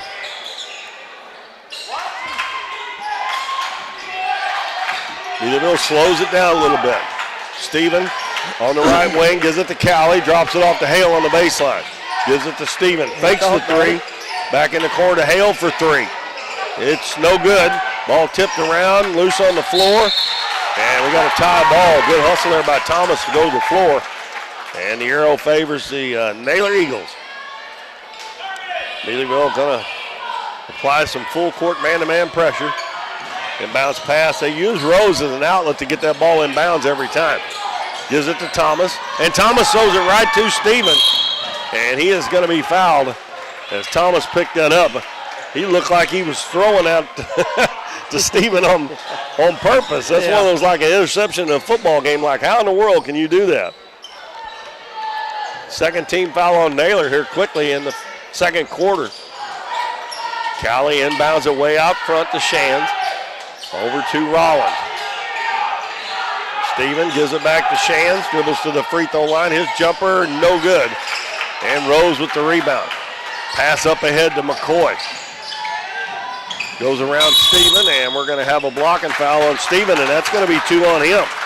So that's a big foul on Neelyville's side now. Wolfram is on the bench with 2 fouls, and now Steven has got 2.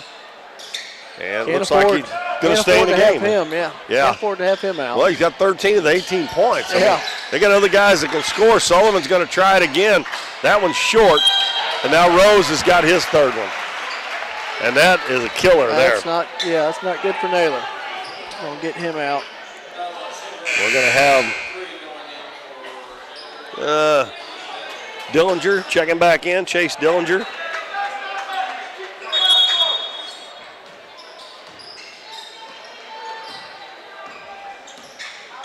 (18-16) Neelyville, 6:25 to go in the first half. We got one more game coming up. It'll be Twin Rivers and Donovan. And that will end our first day of action here at the 2024 Ozark Foothills Conference Tournament. And now Colby Sullivan draws a charge on Drew Shands. And that's 2 team fouls now on Neelyville. Naylor's got 3. And Coach Foster's calling a timeout. It's a full. So with Neelyville on top, 18-16, with 6:14 to go first half. We do have a timeout. We'll take one with them, and this will be a 1-minute break. And we'll be back here on Current River Broadcasting. Through the years, it's taken all of us to make our community great. We're proud that Chevrolet has been an important part of America's history for many generations. And Ripley County, Missouri, you are as American as it gets. And that's why your friends at Countryside Chevrolet of Donovan want to say thank you. Thank you for making our country and our community great. Davis True Value is proud to sponsor the Dons and Donettes for another exciting ball season. Just like the Dons and Donettes, Davis True Value knows hard work wins the game.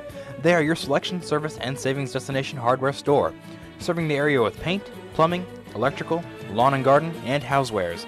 Your local True Value hardware with so much more. From window repair to chainsaw sharpening, we are the store of first choice. Behind every project is a True Value.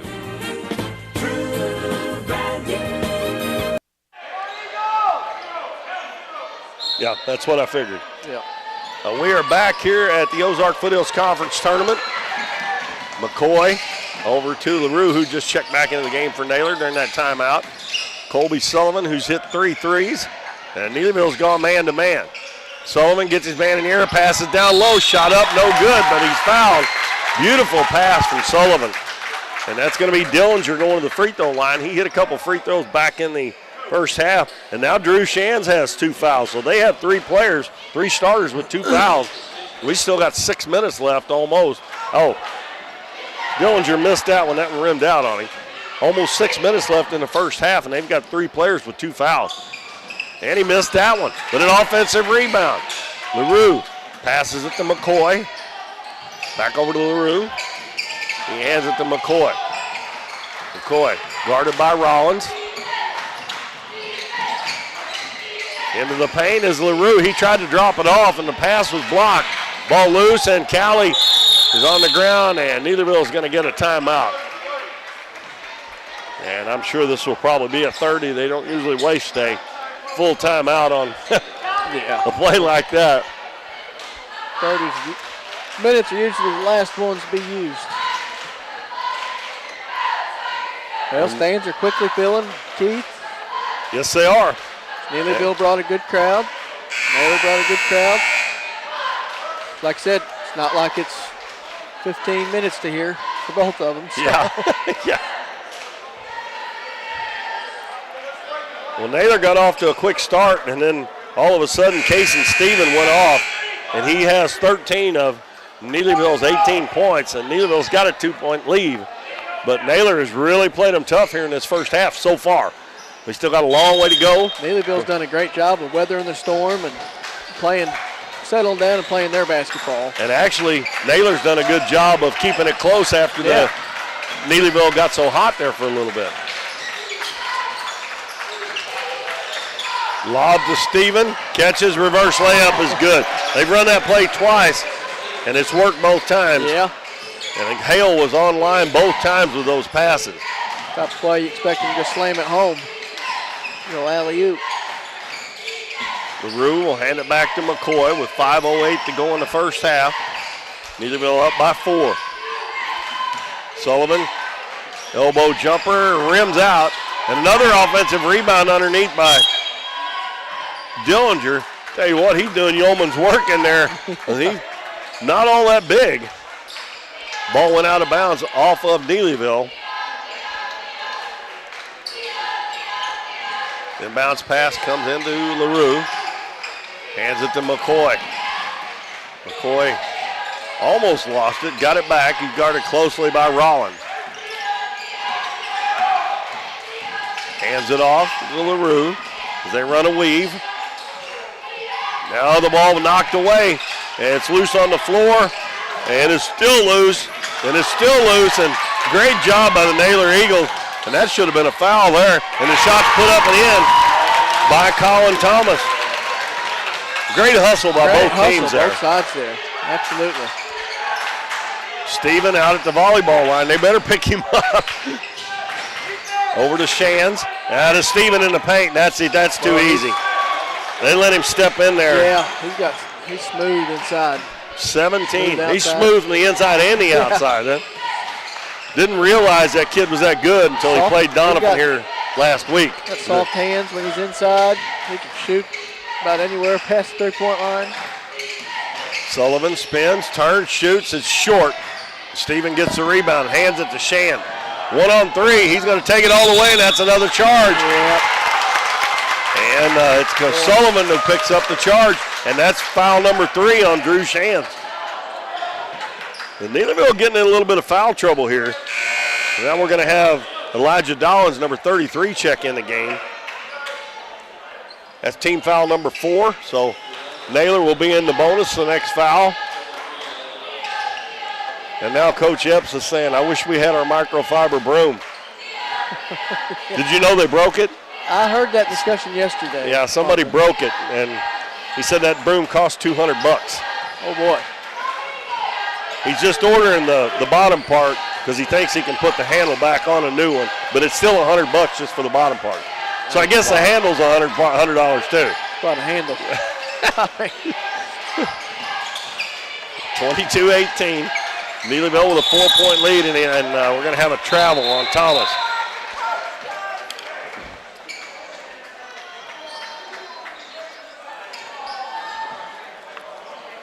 Coach Foster getting a little excited. He does that sometimes.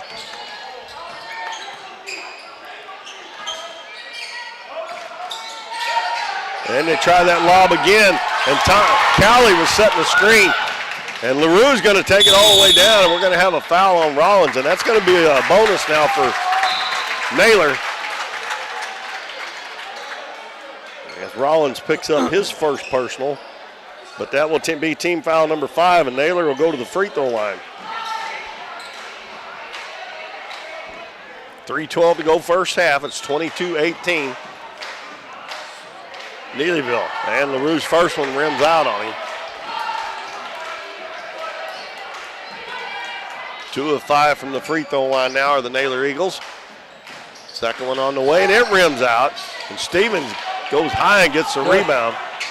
Pass ahead to Callie. Callie stops and pops. It's good. I'll tell you what, that's a pretty good-looking freshman right there, I tell you. He's going to be a ball player. He's a real good baseball player, too. Matter of fact, I know his dad and mom real well. They take him all over the United States playing baseball. And I'm not joking, literally all over the United States. We'll lead up to 6 for Neelyville now. That's their biggest lead. Sullivan bounces in the lane to McCoy, drops it off. And down underneath, getting tied up. Oh, and a pass. That looked like that hit Zach Callie right in the face. I don't know if it did or not, but I couldn't tell if it was face or chest. It hit him up high somewhere. Yeah. He's not holding his face. I guess probably hit him in the chest. That or he's hard-headed. Well, that's possible.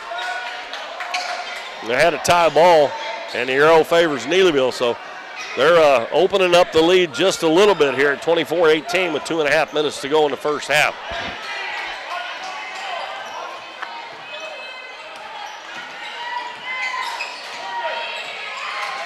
Rollins dribbles it over towards the right side, gets a screen from Hale.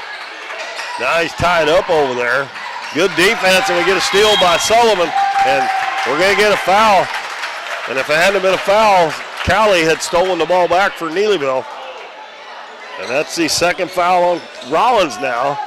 And Wolfram's going to come back in the game with 2 fouls. I think Neelyville only has 7 players, I believe. So if they get in foul trouble, they're hurting. Of course, Naylor doesn't go very deep in their bench either, but I think they have a little longer bench because they didn't have a JV team in here. And Sullivan misses a free throw. They've missed 5 in a row now.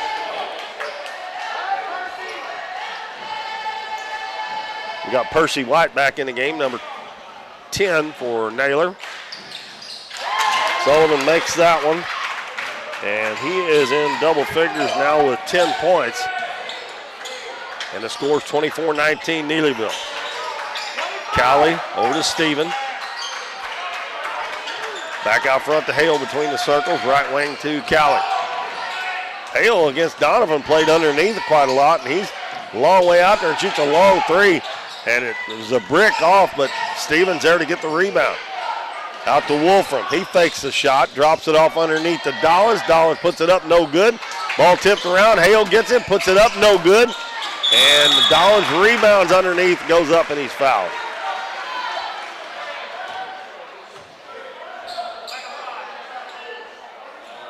It'll be 2 on Sullivan. Is that who they call that one on, Colby Sullivan? Yep. And both teams will be in the bonus now the rest of the first half. It's only 1:35, but Dollars' free throw is short.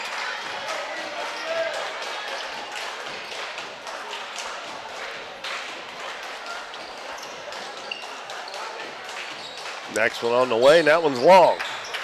McCoy gets the rebound for Naylor. Got a chance to slice into that 5-point lead with 1.5 minutes left in the first half. Right wing to Sullivan. Sullivan's got 10 of Naylor's 19. Lobs it in the paint.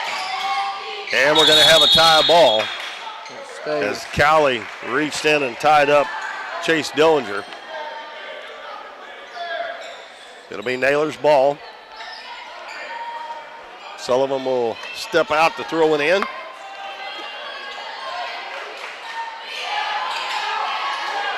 Way out front. And Callie's got a tip, and he saves it before it goes out of bounds. And he lays it up and in. Never can understand why you don't set screens when you're taking the ball out of bounds. I'm telling you, I cannot. That is one of my pet peeves. I can't believe that. McCoy with a nice move. Bounces down low. Thomas is double teamed, bounces it back out. Sullivan for 3 again. That one rims out. Ball is saved in. Nice save by Steven. And with 49 seconds to go,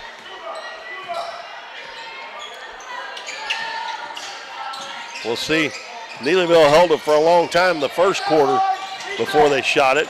And Callie's going to drive baseline. He puts it up, no good. And we get a foul from the official all the way on the other side. There's one standing right there by it. First one on Chase Dillinger.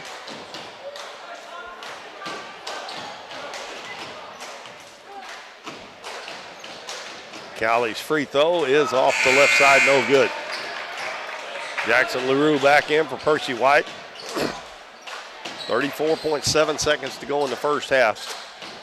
Neelyville trying to push their lead up to 8 with a second free throw by Callie. He gets that one to go down.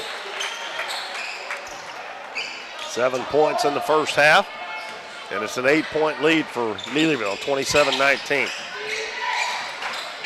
McCoy gives it left wing to LaRue. Bounces it to Sullivan. Sullivan gets around the defense, knocked away by Wolfram, but there to pick it up. And LaRue's going to shoot a three, and it's no good. And Stevens going to save it in. They shot that one too quick. That's going to give Neelyville a chance to score again. And Steven knocks it. Oh, I think he missed that one. I think that went off of Stevens' leg. 3.9 seconds left.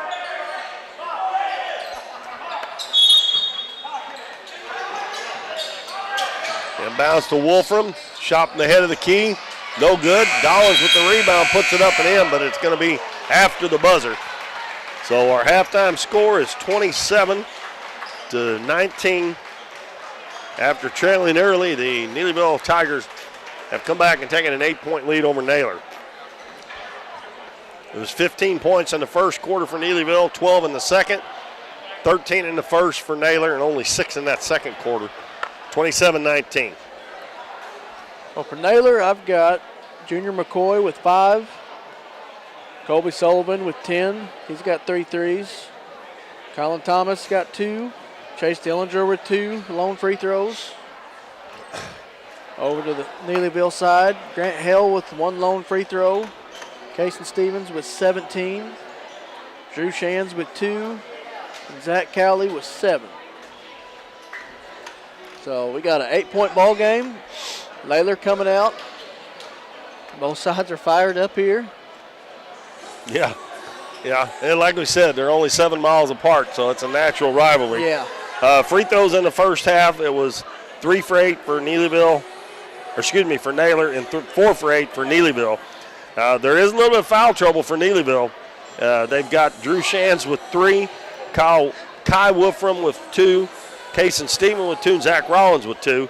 And over on the Naylor side, Sam Rose, their only big guy, has got 3. Colin Thomas and Colby Sullivan both with 2 apiece. So it's 27-19. And I believe we'll take a break here. We'll be back a couple minutes before the second half starts to get that underway. We've got one more game, and this first day will be complete here at the Ozark Foothills Conference Tournament for 2024. You're watching it on Current River Broadcasting. We're glad you've tuned in. We will be back shortly with second half action.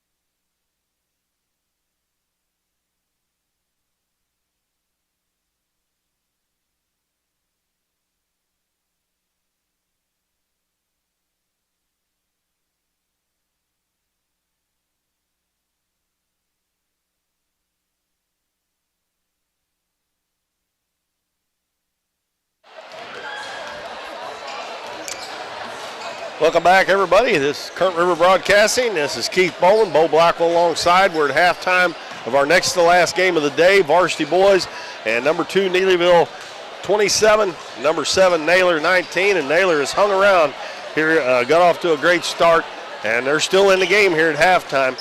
We'll run down the scores from earlier today. First game this morning, Neelyville's junior varsity defeated Clearwater's junior varsity 59-39.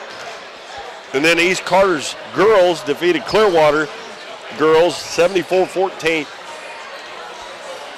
And then Greenville's junior varsity boys defeated Donovan 40-36. And then Clearwater's varsity boys defeated East Carter in a good game 67-61. And Neelyville girls defeated Naylor 64-16. And in the game right before this, it was Twin Rivers girls 44, Greenville 31. Monday evening, our first game will be a junior varsity game. Number 1 East Carter against number 5 Greenville.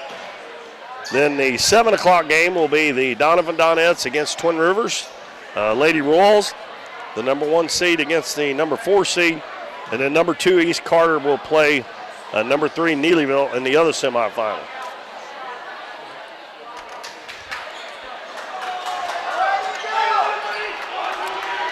Well, let's see here if Naylor can keep hanging around in this game. You never know. If you keep hanging around, you never know what might happen. Never know tournament time. Fans still packing out. Another good game after this coming up. Going to be Neelyville's basketball. They'll send out Cowley, Wolfram, Stephen, Shands, and Hale. Naylor will have McCoy, LaRue, Thomas, Rose, and let's see, Sullivan. Rose is playing with 3 fouls. He's the only big guy Naylor's got. They hung in there pretty good without him in there in the second quarter, but they did lose the lead. Naylor still in his zone. As Wolfram gets it to Case and Steven, man, I tell you what, now. I ain't too sure the 2 best players in this whole tournament, well, they're probably Austin Evans from Greenville and Case and Steven from Neelyville and Robbins from Clearwater. And we got to travel with really no defensive pressure there on LaRue, and that turns it over. Neelyville up by 10 now.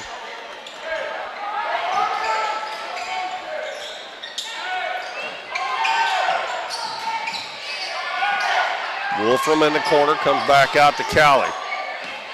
Cowley goes over to Shands on the right side now. Cowley in the corner, and Sullivan bats it out of bounds. And they'll have to inbound it down at the end of the Neelyville bench. Tough spot to get it in. And Cowley gets it in to Wolfram. Hands it back to Cowley. Cowley will dribble back out front. Reverses, gives it to Steven on the right side. Cross court pass to Shan. Free throw line to Hale. And I thought they were going to call a travel there. They call a foul. That's going to be on McCoy. His second. And Cowley will throw it in for Neelyville underneath their own basket. Gets it into Wolfram. Wolfram bounces in the lane. Steven catches, and he is knocked down. And if that's on Rose, that's, they're going to get 15, which that's 3 on Thomas now. Neelyville was only 4 out of 8 from the free throw line in the first half. The way they shoot the basketball, I would have thought they would have shot better than that. And Steven doesn't miss.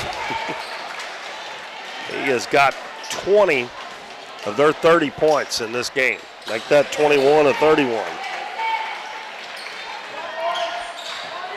That leads up to 12. Naylor's in a danger zone here. They need to get a bucket to kind of stop the bleeding here. McCoy on the left wing, cross court. Rose, he's going to set for a 3. No good. And Wolfram with a rebound. Callie had leaked out, but they couldn't get it to him in time. Wolfram hounded by McCoy. Gives it to Steven.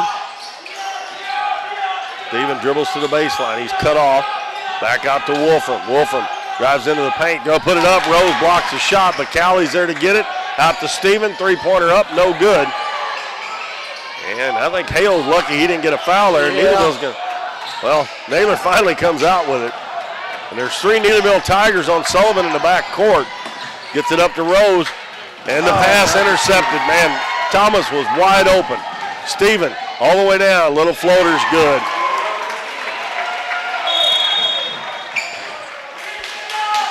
And we got a timeout called by Coach Foster with 5:35 to go in the third quarter. Naylor has fell behind by 14 points. And it's a 30-second timeout. Neelyville's got the first 6 points in this quarter. And I'm telling you, that Steven kid can flat out play. And he can shoot them little floaters. He can take the ball to the basket. He can get in there. And he can shoot threes. He's got such soft hands inside. Pretty little jumpers, and he can shoot it way out there in the corner. Yeah, you give me him and Robbins from Clearwater, Austin Evans from Greenville, and a couple Emmett Jones from Donovan, and maybe one more. You have a real team there. I've really been impressed with, especially with Robbins. He was just amazing how he could get to the basket without drawing charges. Had another great game today, yeah. Well, Naylor needs a bucket really, really bad this trip down the floor. If not, the game might get out of hand on them, and they've been in it from the get-go. And he gets Sullivan open again. He had a couple threes in that first half. Had three, as a matter of fact. But they've got him covered up pretty good now. Rose out front, over to McCoy. Back to Sullivan. In the lane to Rose, and he puts it up and he gets it to go and he's fouled.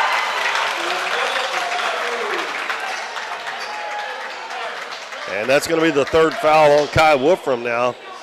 Shands has got 3 fouls. Boy, they needed that basket really bad, and that's Rose's first bucket. And his free throw is good, so the old-fashioned three-point play gets Rose in the scorebook. But more than that, it gets Naylor off the schneid here in the third quarter. Rollins is going to come in for Wolfram. Rollins played a whole lot in that first half. He didn't score, but he run the point really well for Neelyville. Naylor dropped back into their zone, past the lane to Shands, goes down, his shot blocked by Rose. Sullivan hands it up to Rose. Rose gets across the half line, stops in a bad spot and throws it away. Here comes Shands in the corner. Steven falling away.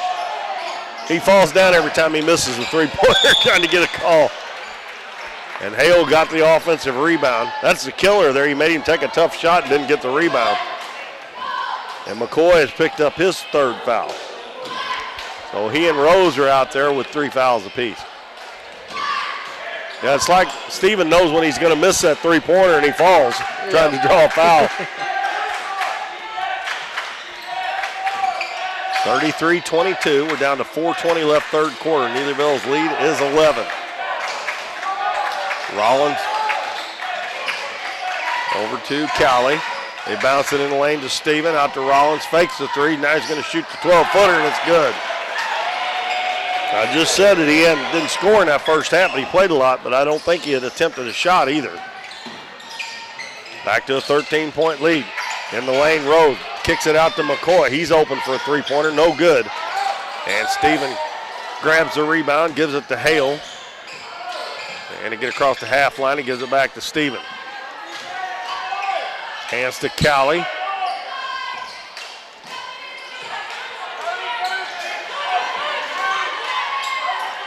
Rollins looking for something to do with it. Gets it to Steven. Back to Rollins. Back to Steven. Bounce down low to Hale. Turns, gets Rose in the air, and we're going to have a foul on Rose. And I think it was before the shot. Oh, they're going to call it on McCoy. They give him 2 shots on that? Yeah. The basket went in, didn't it? I guess so. I'd have swore that basket went in. Well, that's a 4th foul on McCoy, so we'll have Percy White check in for him. Hale makes both free throws. I'd have swore that basket went in. If it did, the officials were not paying attention. Rose, a long jumper for 3, and it's good. He's starting to heat up a little bit. Just had an old-fashioned three-point play. Now he hits the 3-point shot.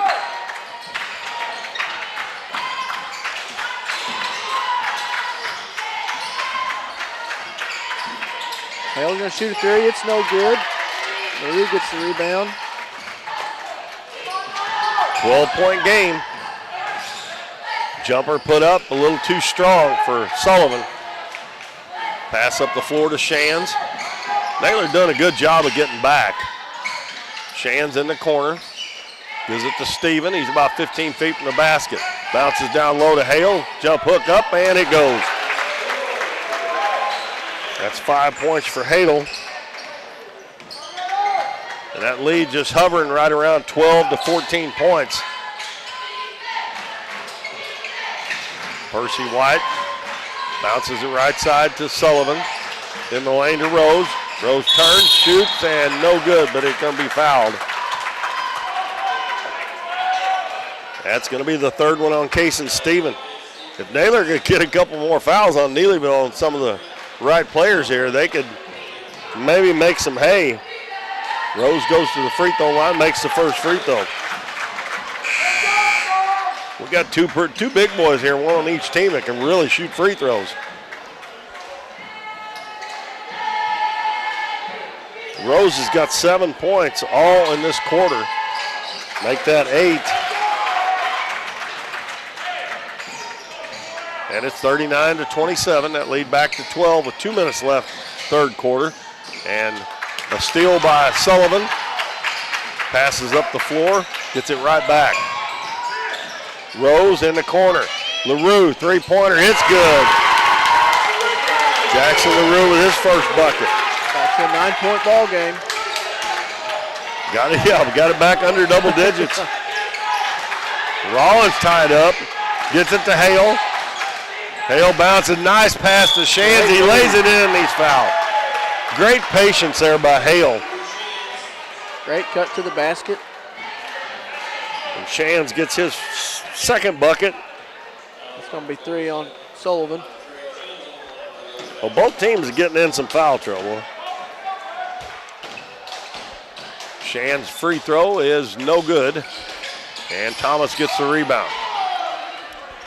Rose lobs it over to LaRue, gets it across the half line.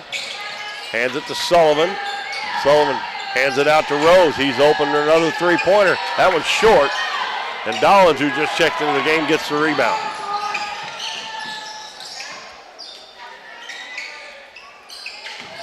Hale puts it on the floor, gives it in a corner to Rollins. Back to Cowley on the right side. Still hand it to Shands. Shands dribbles over to the right side, free throw line. Hale, turnaround jumper, no good. And the ball is going to go out of bounds. I got to say, the last touch by Naylor. Naylor got away with the foul there. Yeah, that's what I thought too. Under a minute to go with 56 seconds now in this 3rd quarter. Shands wanted to throw that ball in there to Hale, but thought the window was too tight. Rollins tied up in the corner. He threw it right into Thomas's chest, and he almost caught it.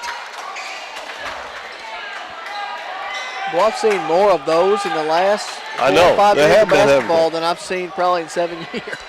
Yeah, there have been a bunch of them. Even a couple of them when they were bringing the ball inbounds and they couldn't get it in. Yeah. Oh, nice pass to Hale, and he hands it off to Dollins. And Dollins lays it in. Very, very good interior passing by the Neelyville Tigers. Drew the defender over, then passed it over. Good job. Percy White has his pass intercepted. Cowley goes down and he is bumped hard, and they're going to call an intentional foul on Percy White. And Cowley hit the floor pretty hard. And that's going to be an intentional foul on Percy White, and that's not a good deal there. All you got to do is go for the ball there, and just try to swipe down on the ball. Cowley, I don't know if he landed on his back or his tailbone, but he's kind of holding the lower part of his back. And he will get 2 free throws, and Neelyville will get the ball with 15 seconds to go. I mean, Naylor's still in this game at 43 points, and this could be a 4, maybe 5-point trip for Neelyville. And the referee's discussing something here.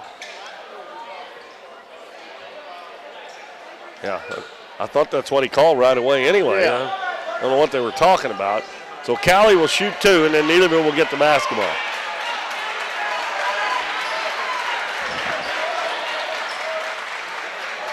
Not real sure what the discussion. Yeah, me neither, because the official immediate call. Well, he it's the called right it. call. I don't know what the discussion if they're. I don't know what the. Cowley's free throw is good. 8 points for Zach Cowley. He'll have one more, and then Neelyville will get the ball with a chance with 15 seconds here to go for the last shot as well. Next one is up, and it's good.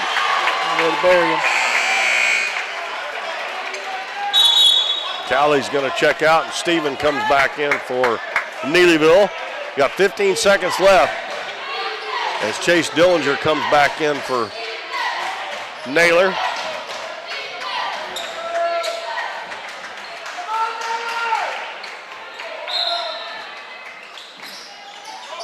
Inbounds comes to Steven. He misses the 3.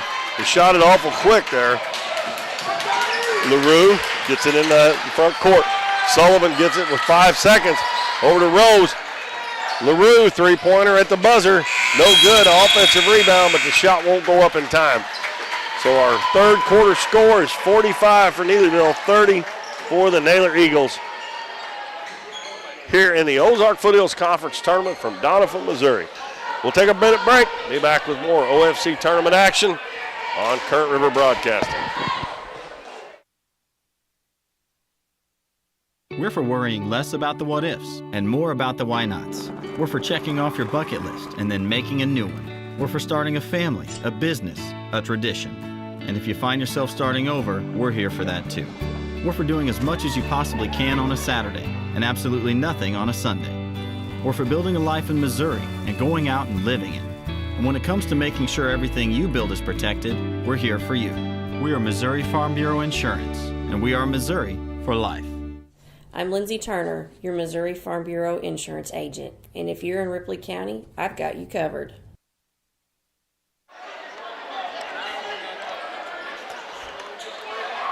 At the end of 3 quarters, the Neelyville Tigers lead the Naylor Eagles 45-30. It's going to be Naylor ball. They send out Rose, Sullivan, McCoy, LaRue, and Thomas. Rose has a basketball. Cross-court pass, and Steven gets a hand on it, knock it out of bounds.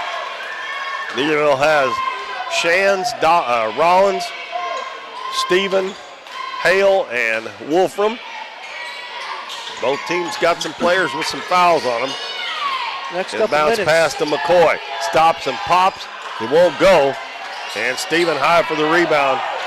Next couple minutes here are going to be really important for Naylor. They got a good look there. Yep. Couldn't knock the shot down. They've had some good shots, good looks in this game, and they have not been able to make them. And Neelyville's going to make them come out and guard them man-to-man. Either that or they're just going to take some time off the clock. A couple minutes. Almost a steal there. And Rose took a chance. He's got 4 fouls. I'm sorry, he's only got 3. Now Steven picks the time to go to the basket. And we're going to have a blocking foul on Naylor. It's going to be 4 on Sullivan. Sure is. So he's got 4. Junior McCoy out there with 4. And Kason Stevens got 23 points in the game. And he stepped to the free throw line again and just continues to knock the shots down, whether they're free throws or shots from the field. And he's 2 for 2 again, up to 25 points. The lead is 17. And they can't get any farther behind and still have a chance here. Sullivan dribbles into the paint, throws up a wild shot. Rose gets the rebound and puts it back in. Sam Rose with 10 points. Coach Foster not having them play man-to-man, but he's having them come out and guard them. Shan's in the corner. Passes it to Hale. Yeah, that was a little dangerous there. They give it to Steven back out near midcourt again. Steven hands it off to Wolfram. In the corner, Shands fakes it down low. Hale lays it up and in. They worked that perfectly. They just made Naylor play defense for a while, and then they get a layup. They were patient, and they waited till they got what they wanted. And it wastes a little bit of time on the clock for them. Pass into the lane. Nice pass from Rose into Thomas. And Colin Thomas gets his second basket. A little interior passing by the Naylor Eagles there. It's a full timeout, so we'll take one with them. It's 49-34 Neelyville. Back in 1 minute on Current River Broadcasting. Hometown Pharmacy is your one-stop pharmacy for all of your medical needs. Our pharmacists provide shots for flu, pneumonia, and shingles all in this pharmacy with no appointment necessary. Refills can be requested online or through our app, and delivery is available if you live within the city limits. Transferring prescriptions is easy, so come by or give us a call, and our friendly staff will take care of everything. Come experience the difference a hometown pharmacy can make on LaRue Street in Donovan. At Mathis Timber, our goal is to provide our landowners with the greatest possible financial return on their timber lands, while not damaging young timber or leaving your property in a mess. We have served Ripley County and the surrounding areas since 1939. We will buy your timber on lump sum total or percentage. We have several references upon request. Contact Craig Mathis at 573-429-0996 and see how Mathis Timber can assist you with all your timber harvesting needs. Keith Bowman and Bo Blackwell, your Current River Broadcasting play-by-play crew, back at the OFC tournament. Game number 7. We got 6 minutes left to play, and the Neelyville Tigers lead the Naylor Eagles 49-34. Neelyville with the basketball. Wolfram, little hesitation. Naylor's come out playing man-to-man out of that timeout by Coach Foster. Hands it to Shands. And Neelyville has been really patient until they've got it, and there it is again. Beautiful passing, and it's going to be a basket by Zach Rollins. And that was 2 beautiful passes there. Great. And hey, I want to tell you what, Hale hadn't scored much tonight, but he has made some really nice passes. Now Steven knocks the ball out of bounds. And that lead has grown to 17 points again for Neelyville. The way this game started, it looked like Naylor was going to be right there, but they just couldn't maintain it. McCoy looking inside, gets it to Rose on the baseline, out front. Sullivan picked up quickly, over to McCoy. He penetrates, drops it underneath, and the ball is on the floor. And a good play there by Dillinger to try to swipe that away from Shan. And Sullivan, a step back 3 is good. That's a good looking player right there, yep. Colby Sullivan. He's got 13. You got him for 13? I got 13. He's got 4 threes. That's a 14-point ball game. Wolfram hands it to Steven. Looking underneath, takes it back out to Wolfram. Now over to Hale. They're always looking for that back door and that cutter. And we're going to have a foul on Colin Thomas. That's good. I have that for 4 on him. Yep, that'll be 4. And that is team foul number 2. 51-37. Inbounds right underneath to Stephen. He misses it, but he gets his own rebound and missed it again. And Neelyville just keeps getting the rebounds, but they finally throw it away. A 14-point lead with 4:20 to go in the game. Cross court, Sullivan. Going to shoot another long three. That one's off the right side. That might have been rushed a little bit, but they're going to have to score in a hurry. Steven dribbles it across. That's another thing about him, too. He can just get the rebound and bring it up himself because he can handle the ball, too. Hale bounces it to Rollins. In the corner to Wolfram. Down low to Hale. Hale back out to Rollins. He penetrates. A little floater's up and good. Now, Rollins is only a freshman.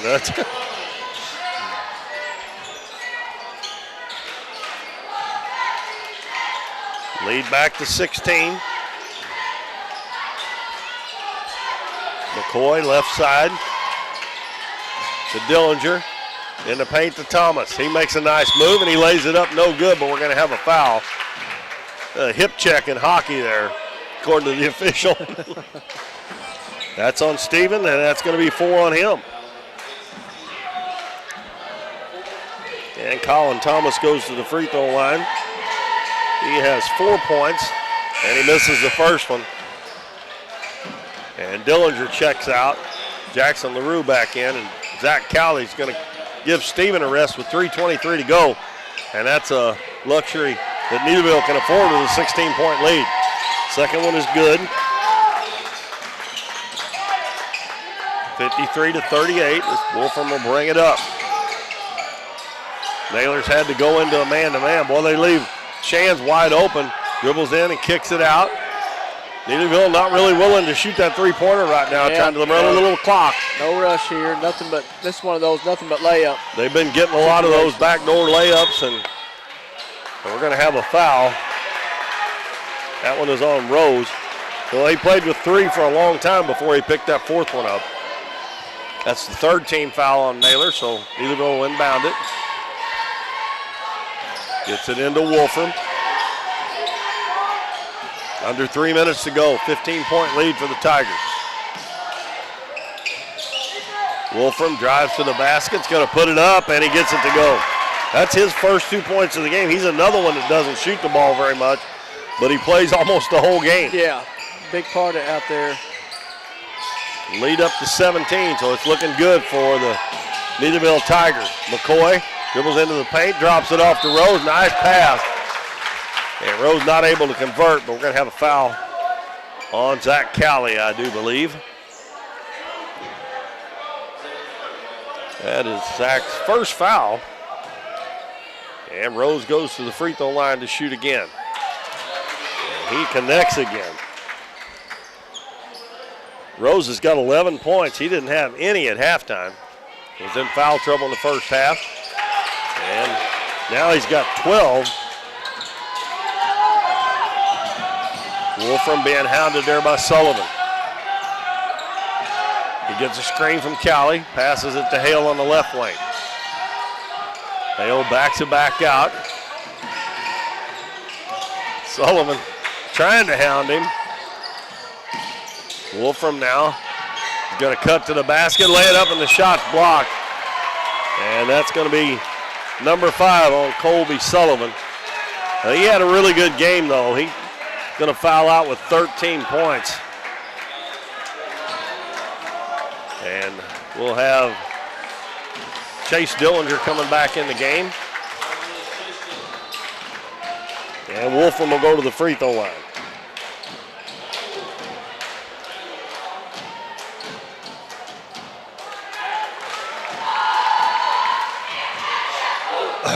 Did that go in? I wasn't paying attention. Yes, it did. Well, Wolfram gets 2. Neelyville is 10 of 11 here in the second half from the free throw line after only shooting 50% in the first half. Dillinger, right wing to McCoy. Minute 50 to go. In the lane to Rose. Nice drive. He lays it up and in.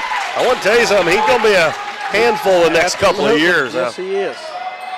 And Naylor has a young team.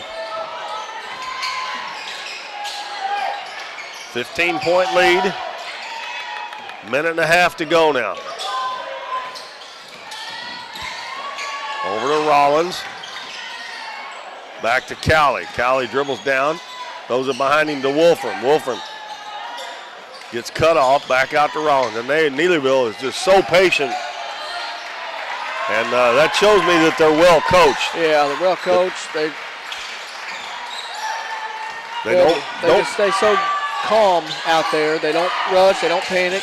They just, if they got to make 10 passes to get there, they do it. Yeah, there's so many teams that won't do that. Hale's shot blocked by Rose. Pass ahead. Thomas one-on-one. He's going to put it up and won't go. Ball tipped up, and Wolfram's going to come down with it. So Neelyville is going to move on to the semifinals, where they will play the winner. And we get a steal by Jackson LaRue, and he scores to make it 57-44 in favor of Neelyville. Neelyville was going to play the winner of the Twin Rivers Donovan game, which comes up next. Greenville and Clearwater will play Tuesday at 7 o'clock in the other varsity semifinal. And after our next game, our semifinals will be set for Monday and Tuesday night. Well, Naylor calls that timeout as they have cut the lead to 13.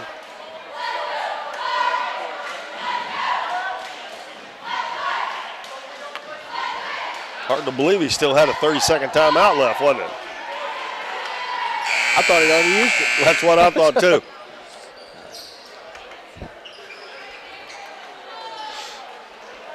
He don't now. Nope. And He'll Naylor have one full left. Yeah, Naylor's down to one timeout. I mean, we were talking about Neelyville being patient. They don't take bad shots. Now, Neelyville calls a timeout before they get it in. I don't know if he didn't think they were going to get it in time or what. I don't know. But they don't take bad shots. I mean, you see them even when the game is first starting or in the middle of the game. If it's still close, they just don't take bad shots. It's just almost what you call a well-conditioned team. They just are well-seasoned, I guess what you say. They're very patient. They know what they're looking for. Yeah, how many times in this quarter have they run 30 seconds to a minute off of it and then ended up with a layup? Well, the way this game went, this is one of those games, if you rush, it's a 6-point ball game or 4, or it's a ball, You got to give Naylor credit. They played pretty good here. Good, yeah. And they got off to that great start, and that kind of helped them stay in the game. And we've got Cowley in the corner to Hale. And it doesn't look like Naylor's going to foul. They're just going to try to steal the ball. 18 seconds to go. Wolfram picks up his dribble, gives it to Hale. Hale guarded by Rose. And I think this is a smart thing. Backdoor pass to Cowley. And they're going to call a foul. They could have just called out of bounds with 5 seconds to go and give it back to.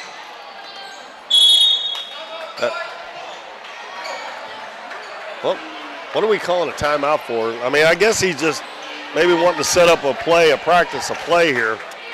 But I don't know. Sometimes I don't understand coaches. I mean, I'm not saying because he has done a great job with his team, but coach, yeah. And he must just be wanting to try a certain play here, an inbound play underneath the basket with 5.2 seconds to go and a 13-point lead. Well, Neelyville's going to win this game over Naylor, but they're going to know they were in a game, that's for sure.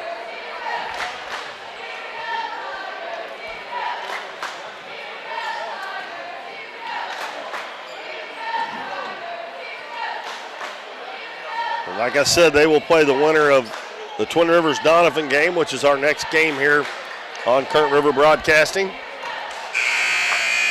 I think they've been putting about 12 minutes on the clock, between games. I think so, yeah. So we'll see what play that Neelyville's drawn up here with a 13-point lead and 5.2 seconds to go. Be a good one. Oh, they're shooting free throws. They called a foul. That's right, they did, didn't they? I really don't know what he was doing now.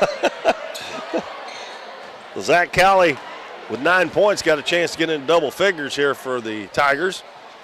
And he knocks down the first free throw. Man, they have really canned them from the free throw line. They are now 11 of 12 in the second half from the free throw line. And that one's off. And Naylor gets the rebound. And they had a foul on Hale. And what in the world is going on here, man? Is there a full moon outside? What happened there? Why would you foul there? They're not in the bonus, but why would you foul?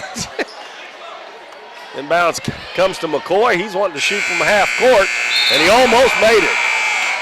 So our final score, Neelyville 58, Naylor 44. It was a pretty good ball game for a 2-7 game for sure. And the Neelyville moves on to the semifinals to take on either Donovan or Twin Rivers. And that will be, what time did I say? 8:30 on Tuesday. Yep. All right. I'm ready for the scoring here. Okay. Over to Naylor, we got Junior McCoy with 5. Jackson LaRue with 5. Colby Sullivan with 13. Colin Thomas with 5. Chase Dillinger 2. Sam Rose with 14. Over to Neelyville side, we got Grant Hill with 7. Kason Stevens with 25. Kai Wolfram with 4. Drew Shands with 4. Elijah Dollins 2. Zach Cowley 10. And Zach Rollins with 6. Free throws. Both teams shot free throws extremely well. Naylor was 7 of 8 in the second half, finished 10 of 16 for the game. Both were kind of a little mediocre in the first half. And Neelyville was 11 of 13 in the second half, 15 of 21 for the game.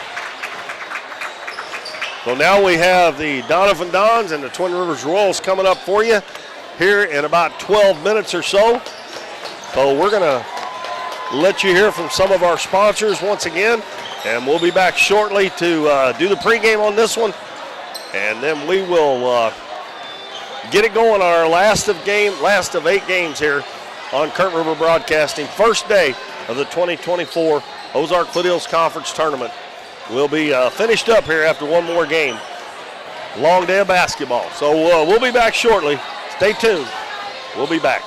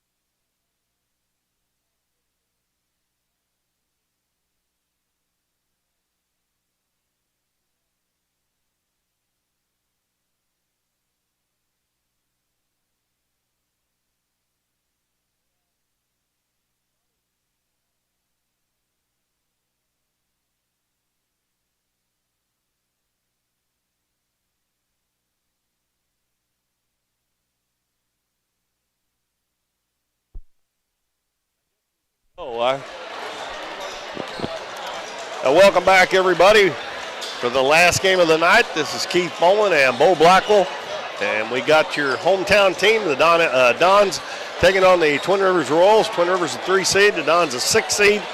Last time they played, it was a close game down at Twin Rivers. Dons only scored 34 points in that game, but they only lost by 6. So they had a terrible, terrible shooting night. And if they can shoot a little bit better tonight, they might be in this game with Twin Rivers. And Twin Rivers is coming off of a big time loss to Puxico on Thursday night. I think it was 78-39. So they might be dragging a little bit. You never know. That can work in either way. So we'll see what happens here. Donovan should be fired up for this game. Losing one that close and been dying for a rematch. And they're playing at home too. So we've already had the national anthem earlier, so we won't have that coming up here. And we're about 2.5 minutes away from our starting lineups. I'm going to go ahead and give you those.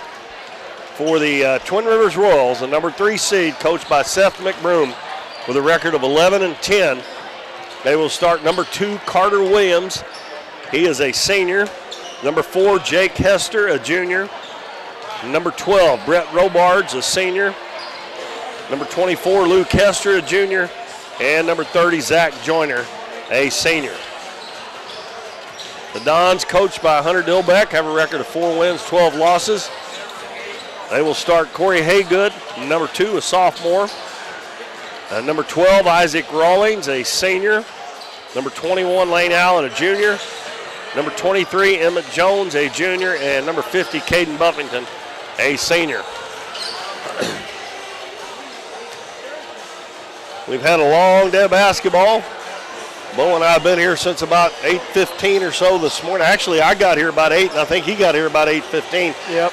I was here just a little after 8, but it's been a long day, and it's only 6:30, so, we should get out here probably by 8 o'clock. Won't be too bad. And we got tomorrow off to rest before we come back on Monday night. And before we go off the air tonight, we will give you a full lineup of what's coming up Monday and Tuesday in the semifinals, because this is the last game to determine who will be playing and who will be going home until week after next. That's the only thing but losing on Saturday here. You don't get to play all week next week. Get a week off. And the Dons, for the first time in a while, are beginning wearing their road uniforms at home. Yeah. And we'll have to wait and see here. Sometimes they get mixed up when they're doing this. They'll put their score on the home side, but they're actually the visitors, should be the visitors on the scoreboard. And again, they're announcing Twin Rivers first. They've done that. I guess they may have done it in every game, but the higher seed, which I would always do the visiting team. I like to do it at a regular home game, but.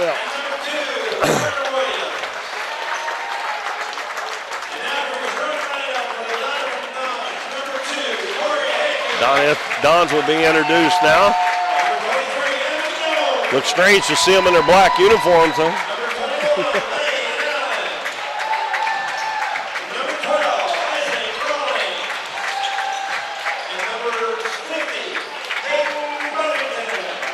Like we said, the Dons played them a very close game the first time, and that was at Twin Rivers. They held Twin Rivers to 40 points. Twin Rivers plays a lot of low-scoring games because Coach Seth McBroom, they're methodical, kind of like Neelyville is. And I don't expect a very high score in this game either way. But we'll see what happens. Joyner will be jumping against Caden Buffington.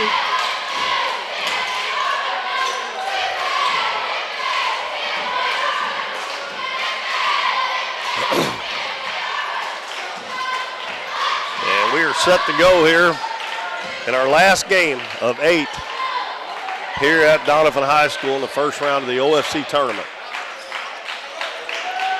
Still a nice crowd on hand here for this last one. Ball is tipped, but the Dons, Joyner got the tip, but it's tipped to Emmett Jones, and Emmett goes in and lays one up and in. Good start for Emmett. Good start. Dons are going to start out man-to-man. Carter Williams with the ball out front. Bounces it to Luke Hester. Now to Jake Hester, and the ball knocked away from him by Emmett Jones, but he's able to run it down in the baseline. Double teamed on the baseline out to Luke Hester, and his little runner's up no good. And Caden Buffington with a nice rebound, but they're going to call a jump ball between him and Joyner. I'll try not to get the Hester boys mixed up. There's quite a bit of difference in their looks, but they're both last name Hester. Long three-pointer in the corner. Wow. Brett Robards. He looked like he was almost out of bounds when he let that one go. Nice looking shot there. Half-court trap. Isaac Rollins' pass is batted out of bounds over on the sideline.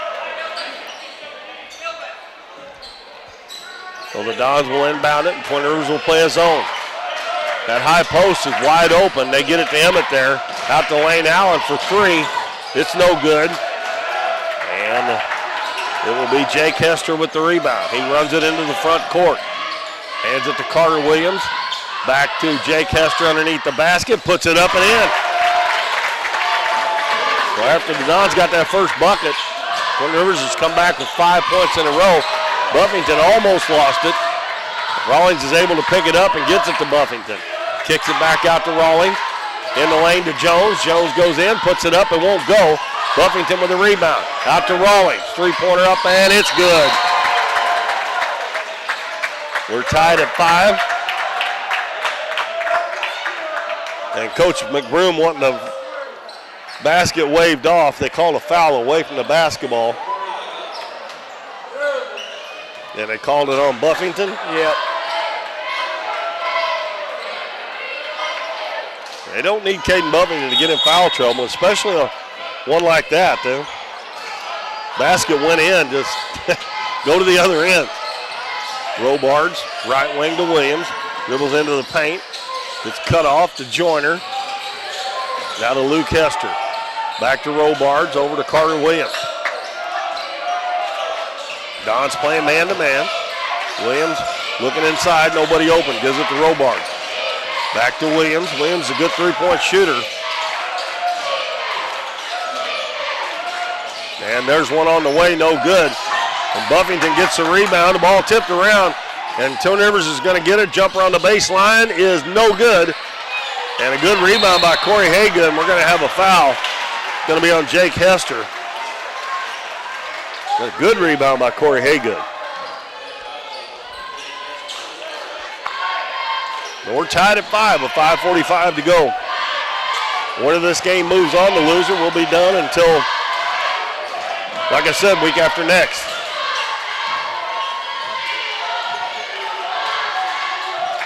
Haygood, right wing to Rawlings. He bounces down low and it's stolen away. Not a good, it was a good angle there, but defense was in front of him. Robards going to try it again. He missed badly on that one after making one earlier. Haygood passes it up the floor. Lane Allen catches, and it goes in. That went around the rim a couple of times and fell in. Did the 360 twice, I think. Carter Williams drives baseline. Inside, Hester goes up, and his shot blocked. And it's going to be Twin Rivers' basketball. Good defense there by the Dons.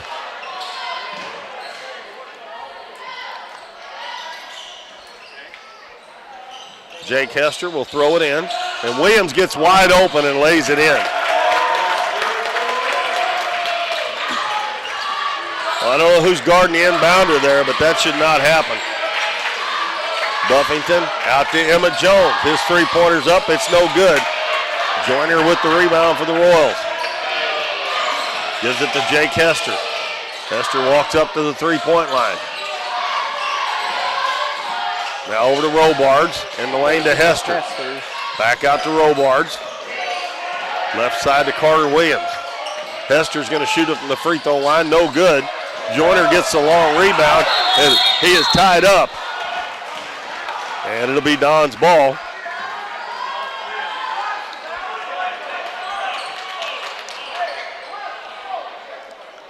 Seven to 7. 4 minutes and 20 seconds left first quarter. Haygood. Almost knocked away, but now Emmett Jones gets it in reverse layup with spin, and he knocks it in. Pretty shot there. Twin Rivers has got a freshman at the scorer's table getting ready to check in. Eli Heckenberg. Don's up by 2. Hester gives it to Williams.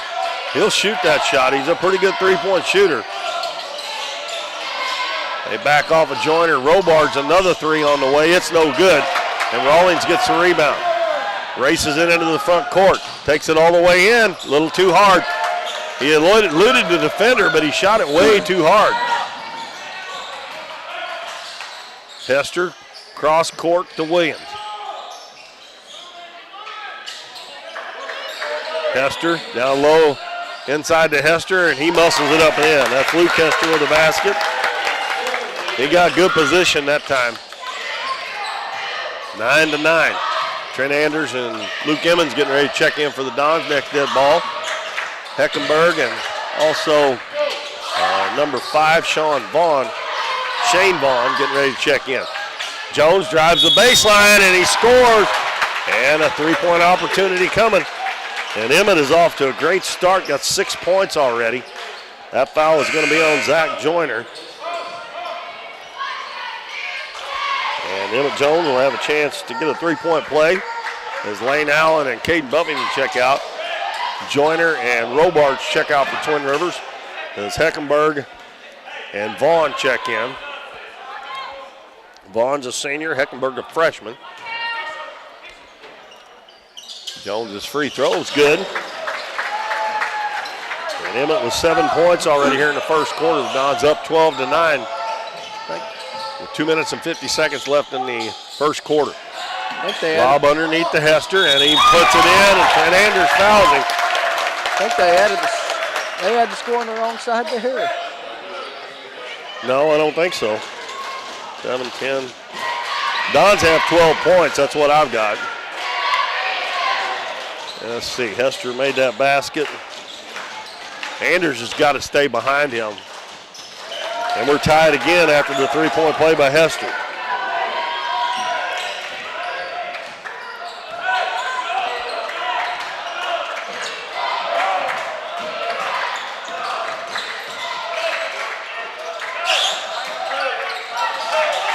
Down low, Anders is wide open. He should have went straight up. He's going to be fouled, but man, you got to know there's nobody there.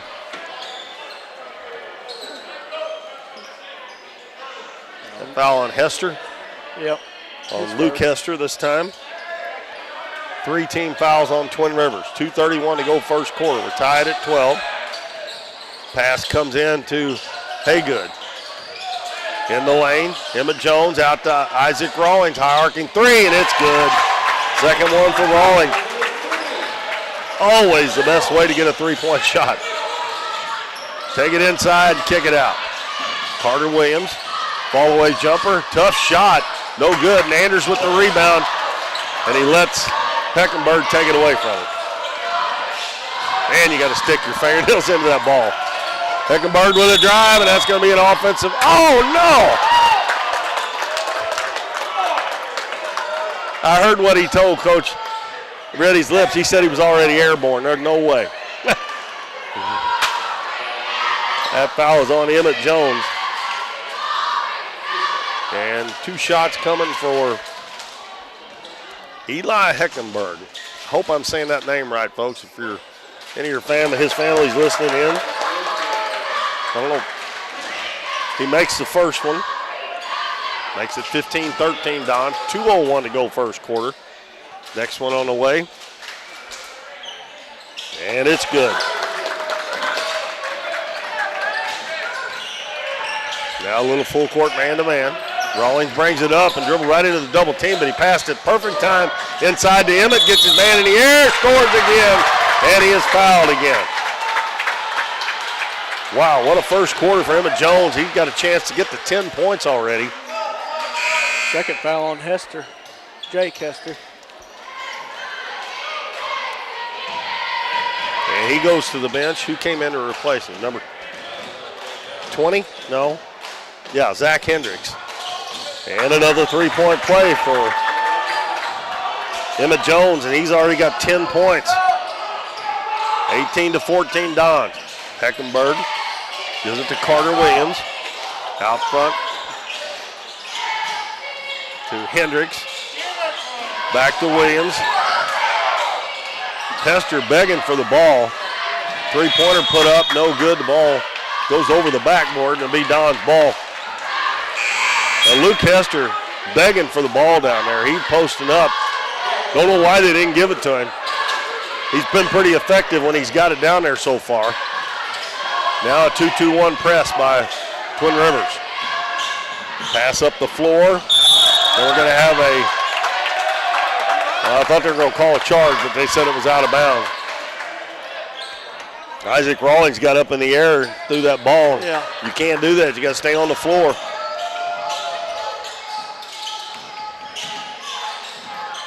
Vaughn hands it off. Take it over to Robards on the wing. Back to Vaughn. Now right side to Hendricks. Inside to Hester. He kicks it back outside. Now back to Heckenberg. With a minute to go in the first quarter, the Dons leading 18-14. Robards playing catch around the outside of that three-point line, looking for cutters. Hester staying right at the half foul line instead of getting down low. And a good play there by Haygood to knock it out of bounds. It's kind of odd, isn't it? They got Hester at the free throw line setting screens. He's not down low, and they're cutting a bunch of guards off. Emmett Jones checks out with 42.5 seconds left in the first quarter, and Lane Allen will check in. Inbounds pass comes in to Robards. He gets a screen. Back on the left wing to Heckenberg. Heckenberg drives, bounces in there to Hester, and that was a nice play. And Luke Hester's got 7. 27 seconds to go. Dons against 2-2-1 press. Pass up into the front court. They get it to Anders. Over to Lane Allen. Takes it in. Puts it up. Good. 4 points for Lane Allen. I think Coach McBroom wanted a charge there. 8 seconds to go. Over to Heckenberg. Now to Hester with 4. He's going to have to shoot it himself. Three-pointer. He knocked it down. He was calling for a guard. He ended up having to shoot it and making it. Well, good first quarter. 20-19 Dons at the end of 1. We'll be back in 1 minute with more Dons basketball from the Kurt River, on Kurt River Broadcasting. 1808 Public House is your full-service restaurant in downtown Donovan with a modern twist on home-style food. Along with their full menu with everything from burgers to seafood and steaks, 1808 has bingo and trivia nights, an all-you-can-eat buffet on Fridays, and live music on the weekends. Students can come enjoy half-price appetizers from 3:30 to 4:30, and 1808 offers free Wi-Fi. Make sure to follow them on Facebook for their daily specials. But most of all, make 1808 Public House your next dining experience in downtown Donovan.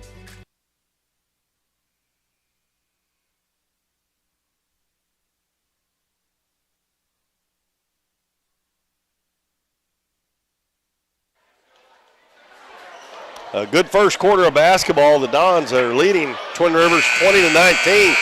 And Jake Hester, their big boy, stepped out behind the three-point line and hit one at the buzzer to cut it to 1.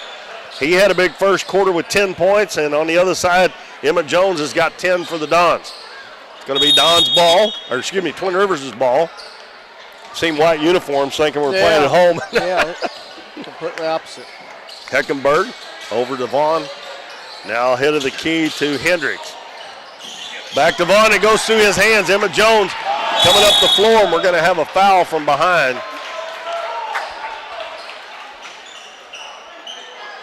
That one's going to be on number 5, Shane Vaughn. His first foul. Twin Rivers sets up in their zone. Ball comes inbounds to Corey Haygood. Over to Emmett Jones. Jones back in the corner to Haygood. Cross court. Rawling. He fakes the three-pointer, bounces it back to Jones.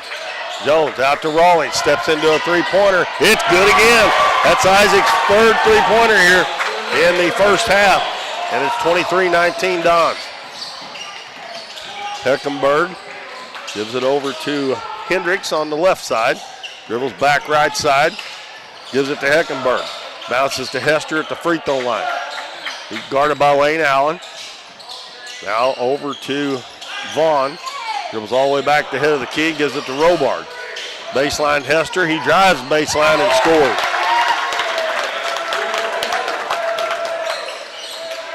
Can't let him have that baseline. Nope. You come back the other way, you might have some help. Emmett Jones is going to be fouled. And that one will be on Hester. So that's Luke Hester's second foul as well. Jake Hester has 2. And Joyner's going to come in and replace Hester. So both Hesters are on the bench with 2 fouls apiece. And that's going to hurt Twin Rivers a little bit for sure. Now, if the Dons can take advantage of it, that's another thing. Emmett Jones hands the ball to Corey Haygood. Got 6.5 minutes left first half. Lane Allen in the lane to Jones. He knives his way through and scores again. Dons lead 25-21. And Corey Haywood's going to get whistled for a foul.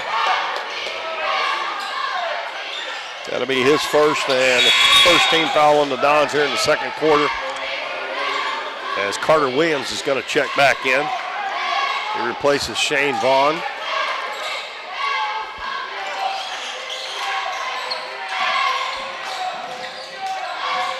Robards, they run a weave. Hendricks hands it off to Heckenberg. Dives into the paint, all the way down, throws up a wild shot, and it goes in. Wow. 25-23. Dons cross court. Haygood, little floater up and no good. Buffington rebounds and puts it back in.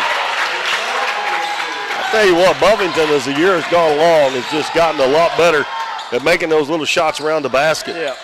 He doesn't shoot much, but he's getting pretty good at taking that ball back up. Robards in the corner, Williams bounces it down to Hendricks. He's tied up. Carter Williams, three-pointer. That was off left, air ball. Jones with the rebound. He'll bring it up himself over to Rawlings for another three, and it's good. That is the fourth one here in the first half for Isaac Rawlings, and that gives the Dons a 30-23 lead with 5:14 to go in the first half. It is a short timeout. We will keep it here. This is the last of our games for today, and at the end of the game tonight, we'll give you the full scope of what we got on Monday and Tuesday, because all the Monday and Tuesday games will be lined up after this game. Keith, looking here, I'm missing a 3 for Twin Rivers. For Twin Rivers? Besides Luke Hester's. Robards? There it is. First one of the game, and I missed it. Yeah, that was the first one. That's that one he shot from where he looked like he was standing out of bounds down there where the cheerleaders are. Dons have outscored Twin Rivers 10-4 here to take a 7-point lead.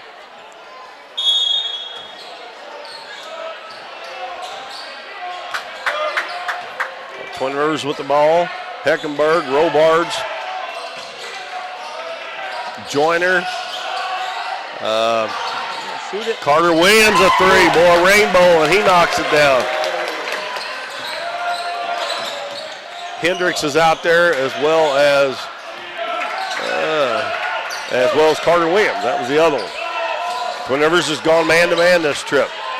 Rawlings dribbles over to the right side, hands it to Buffington. Buffington is going to try a three, and no good. I'm not sure that's what Coach Dilbeck wants there. And he's going to come out, I think, as Luke Emmons had a nice drive there, and we're going to have a foul on the Dons and probably a shooting foul. Going to be on Buffington. That's his second. And it'll be Carter Williams shooting for Twin Rivers. Got 5 points, misses the first one. And Luke Emmons comes in for Buffington.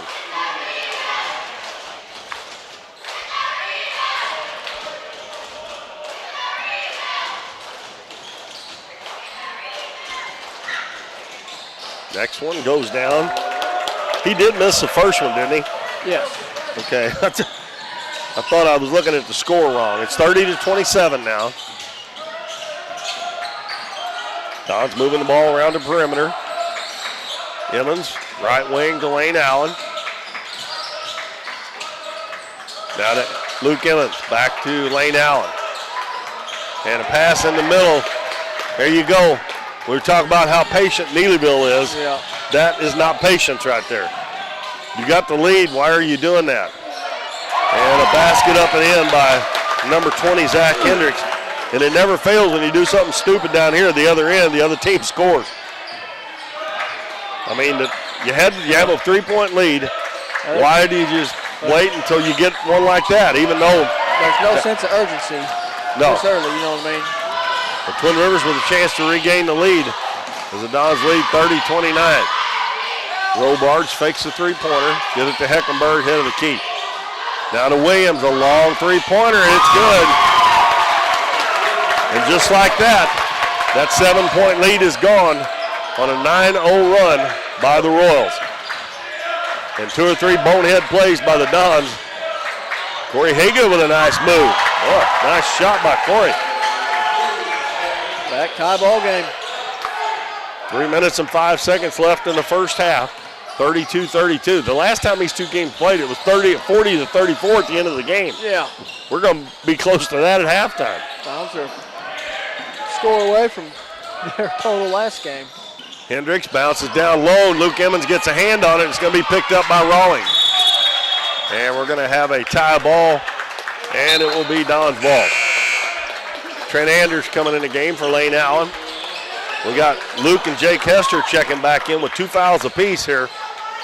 Coach McBroom taking a little bit of a chance here.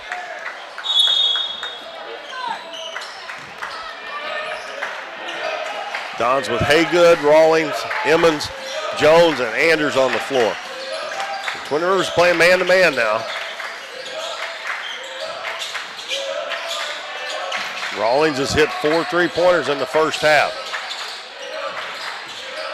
Anders at the free throw line, gives it back to Luke Emmett. Now baseline to Emmett Jones. Turns, shoots, and scores from about 15. 14 in the first half for Jones. Dons go back up by 2. They get it down low to Joyner. He goes in, turns, shoots, and gets a friendly bounce. Zach Joyner with his first 2. 34-34 with 2 minutes left in the first half. Anders left wing to Haygood, inside to Jones, and he scores again. Pass up the floor. Hester drives baseline, goes in, shot up, no good, but he's fouled by Anders. And that's where you try to draw a charge there. Yeah.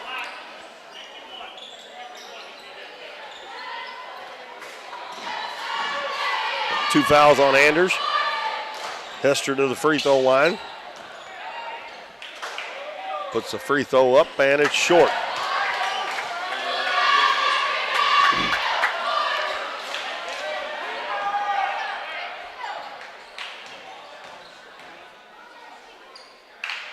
Next one up, and it's long. Well, short on the first one, long on the second one. Anders gets the rebound for the Dons. They head back the other way with 1 minute and 35 seconds left in the first half. Emmett Jones gives the ball back to Haygood at the volleyball line. Gets instructions from Coach Dilbeck. Passes to Jones on the right wing. Now to Anders. They try to run that same play again. Out to Rawlings. Rawlings a fall-away jumper, and that one's short. And that was probably not a very good shot either. Patience. And see what happens. Bonehead play, you score on the other end. They have no patience. 55 seconds left first half. It's 36-36. Haygood passes it to Jones. Jones has it knocked out of his hands by Heckenberg.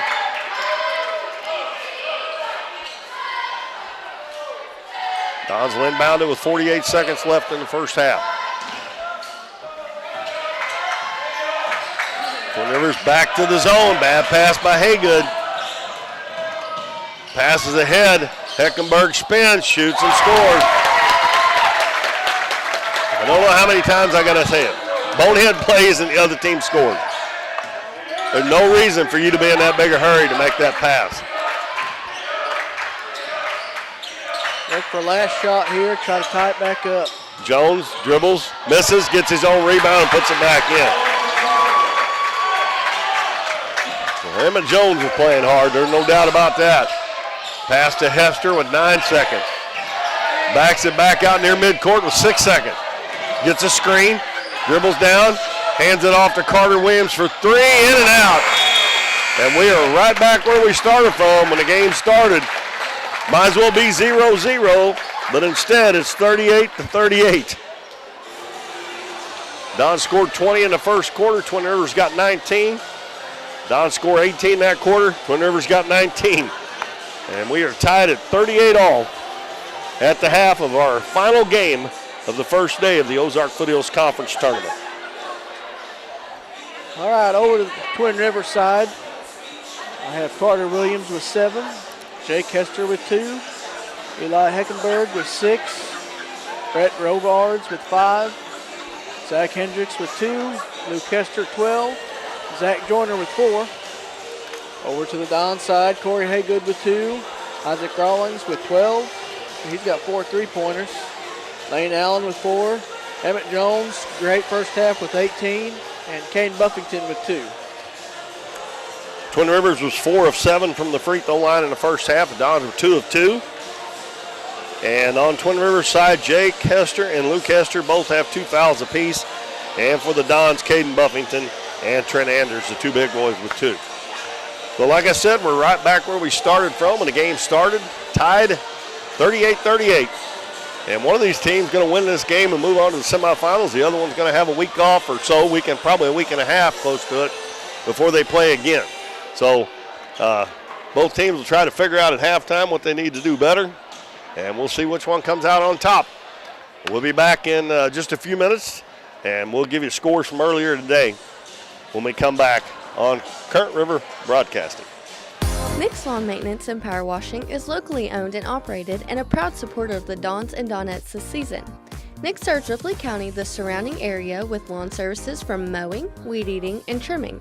And they can trim and maintain your shrubs, bushes, flower beds, mulch, and more. They also clean roofs, gutters, downspouts, and can install gutter screens as well. Quality power washing services to buildings, driveways, sidewalks, fencing, and vehicles is no problem at all. No matter how big or small the job is, give Nick's Lawn Maintenance and Power Washing a call at 208-8659. This week's OFC games are being brought to you in part by Taylor Schleif, now with Poplar Bluff Realty. If you're looking to buy or sell a home, business, or land, be assured that Taylor will be with you every step of the way, making the process easier and more enjoyable for you. Check out the listings of properties online, and you can contact her anytime at either number on your screen. Taylor Schleif and Poplar Bluff Realty, coming soon to a closing near you. Through the years, it's taken all of us to make our community great. We're proud that Chevrolet has been an important part of America's history for many generations. And Ripley County, Missouri, you are as American as it gets. And that's why your friends at Countryside Chevrolet of Donovan want to say thank you.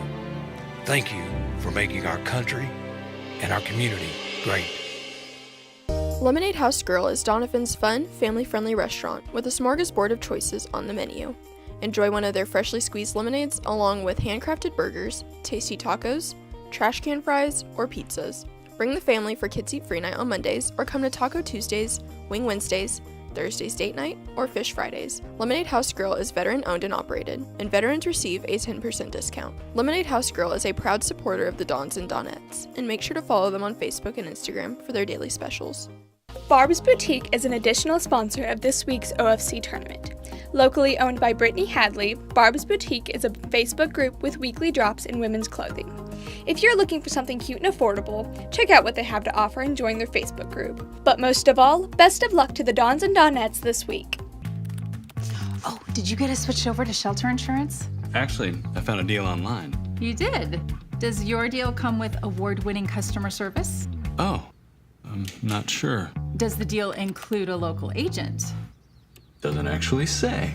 Can we create a customized plan that fits our needs? Let's just call the local shelter agent. For insurance that fits just right, find a shelter agent near you. We're your shield. We're your shelter. Do you have a special occasion coming up?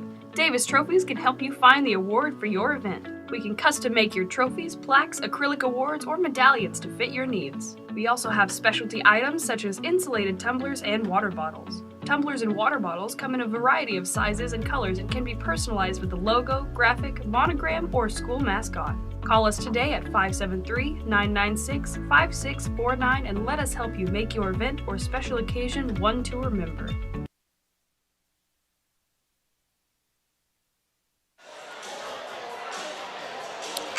Welcome back, everybody, to the Ozark Foothills Conference Tournament. Final game of 8 today here at Bill Wright Gymnasium in Donovan. And it's halftime, and the Donovan Dons and Twin Rivers Royals all knotted up at 38 all. I want to go over our sponsor list one more time for today. And this is our sponsors that came alongside just for the tournament. Nace and Michael Pigg with Shelter Insurance. Davis Trophies. Taylor Schleif with Poplar Bluff Realty, Kirby Sawmill, the Bank of Grandin, Barb's Boutique, Marty Zawalka with American Family Insurance. And then our full-time sponsors for a season long of Dons and Donettes basketball, Casey's on the Current, Nick's Lawn Maintenance and Power Washing, Lemonade House Grill, Cosmo Pest Solutions, 1808 Public House, Southern Bank, Mathis Timber, Hometown Pharmacy, Farm Bureau Insurance, Davis True Value, and Countryside Chevrolet. All right, scores from earlier today. We'll run them down here quick before we get the second half underway. This morning it was Neelyville's Junior Varsity 59, Clearwater's JV 39. Girls action, it was East Carter Lady Redbirds over the Clearwater Lady Tigers 74-14. Junior varsity boys action, Greenville 40, Donovan 36. Varsity boys, Clearwater 67, East Carter 61. Varsity girls, Neelyville 64, Naylor 16. Varsity girls, Twin Rivers 44, Greenville 31. And varsity boys, Neelyville 58, Naylor 44. And then we got this one going on here, tied at 38 at halftime. I'm going to go ahead and tell you what we got Monday because we know already what's going to happen on Monday night. The first game is going to be at 5:30. It's going to be East Carter, the number 1 seed, against Greenville, number 5 seed in junior varsity action. The 2 girls semifinals will pit the number 1 Donovan Donettes against number 4 Twin Rivers at 7, and the East Carter County Lady Redbirds, Neelyville Lady Tigers at 8:30 on Monday. After this game, we'll have Tuesday's bracket set up, and we'll go over that for you at the end of tonight's game. Again, we want to thank everybody for tuning in all day long. I know a lot of people have probably been in and out watching this being a Saturday, but we appreciate all of our viewers. It's going to be Twin Rivers' basketball. They've got Carter Williams, Luke, and Jay Kester, Zach Joyner, and Brett Robards. The Dons have Isaac Rawling, Caden Buffington, Lane Allen, Emmett Jones, and Corey Haygood. Carter Williams hands it to Joyner, and he traveled with it, I believe. Yes, he did.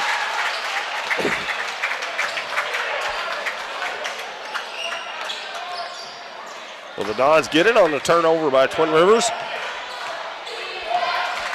And Twin Rivers is playing man-to-man. Isaac Rawlings on the left wing, gives it to Lane Allen. He swings it right side to Haygood. Williams went for the steal, didn't get it, and Haygood got too far out of the basket, hit the bottom of the rim. Here comes Luke Hester all the way to the paint. And we're going to have a foul on number 2, Corey Haygood. That's his second. It was before the shot, so Twin Rivers will inbound it. I was surprised Luke Hester went ahead and took that on in. Yeah. It was like a 1-on-3 or 1-on-4. Inbounds pass to Hester. He gives it to Joyner. Free throw line jumper short by Jake Hester. And the Dons head the other way. Isaac Rawlings to Haygood. He's open. Three-pointer on the way. No good. And Robards with the rebound for Twin Rivers. Quickly up into the front court to Hester. Hester almost has it knocked away by Emmett Jones. Over to Carter Williams. Williams dribbles baseline, gets a screen. He missed the layup. Joyner set a good screen for him, but he missed it. And the Dons get the rebound. And they throw it away.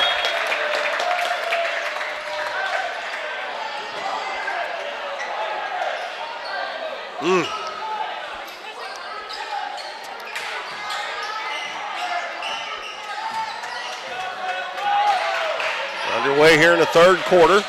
Played about a minute and a half. Bounce down low to Hester. He's double teamed on the baseline.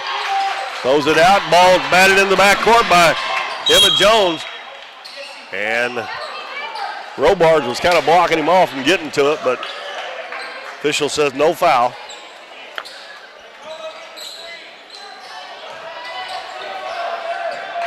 Twin Rivers inbounds it and brings it up. Hester, head of the key to Williams. Now to Robards, down low, Hester catches. Spins on Lane Allen, and he missed it, but he's going to go to the free throw line. That's the first foul on Allen, and that's how you be patient on the offensive end. Yeah.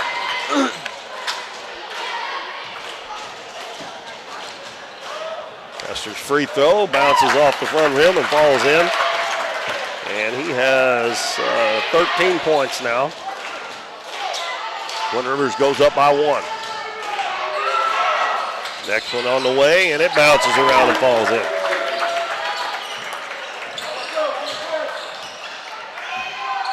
(40-38). Haygood with the screen from Buffington. Lane Allen dribbles into the paint, and ball batted away, but it goes right to Emmett Jones. Kicks it out to Buffington, to Haygood for three-pointers, and it's no good. Lane Allen's going to save it before it goes inbounds, and he throws it all the way across the court. A little too much there.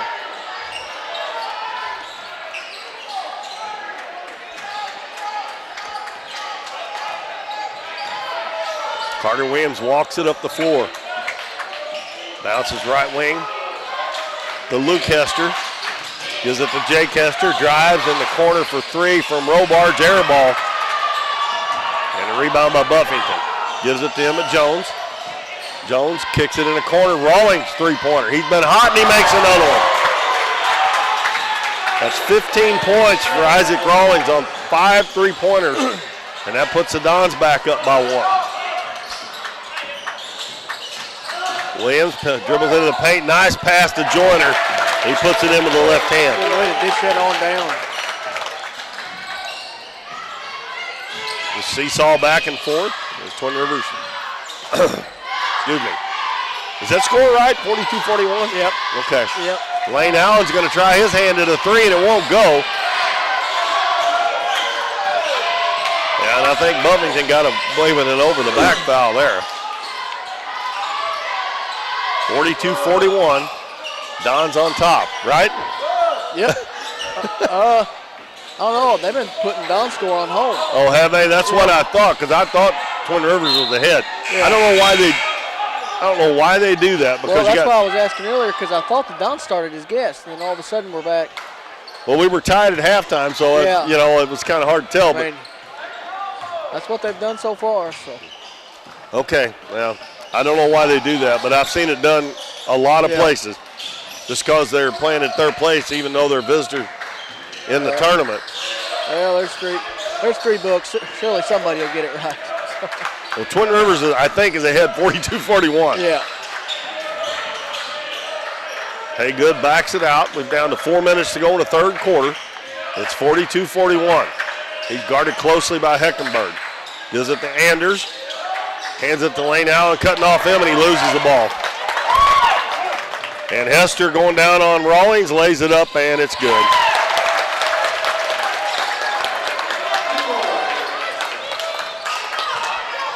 I'm not going to say it anymore. I've said it all, I'm going to say it.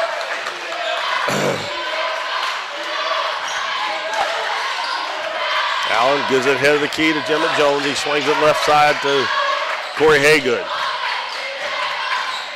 Over to Jones. He's going to try to tie it with a three. It's long. Lane Allen gets the rebound. Back to Jones, going to try it again. This one is good. At 21 now for Emmett Jones and ties the game at 44. Emmett's not really known for a three-point shooter, but he'll knock one in there every once in a while. Hester gives it to Joyner. Robard's in the corner. Back out front to Hester. Hester drives down the paint. Lays it up, it's good. Wow, that was an incredible shot by Jake Hester. And he's going to chance for an old-fashioned three-point play. And Luke Emmons is coming in for the Dons. Going to replace Lane Allen. 3 on Andrews. Are they calling that on? We also had Zach Hendricks, number 20, checking in for Twin Rivers. He replaces Zach Joyner. And Jake Hester at the line trying to get a three-point play. And his free throw no good. And Luke Emmons gets the rebound.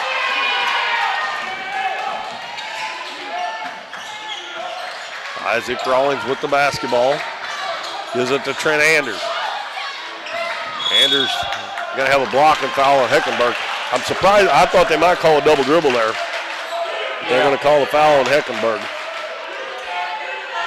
That is his first foul. And that's the first foul on Twin Rivers here in the third quarter. 46-44, Twin Rivers on top. Isaac Rawlings picks up his dribble, got to get some help. Bounces down low to Anders and they lose it out of bounds.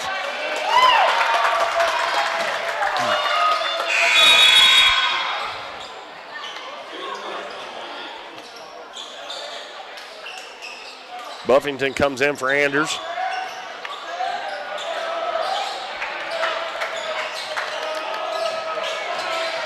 Twin Rivers has a 2-point lead in the ball.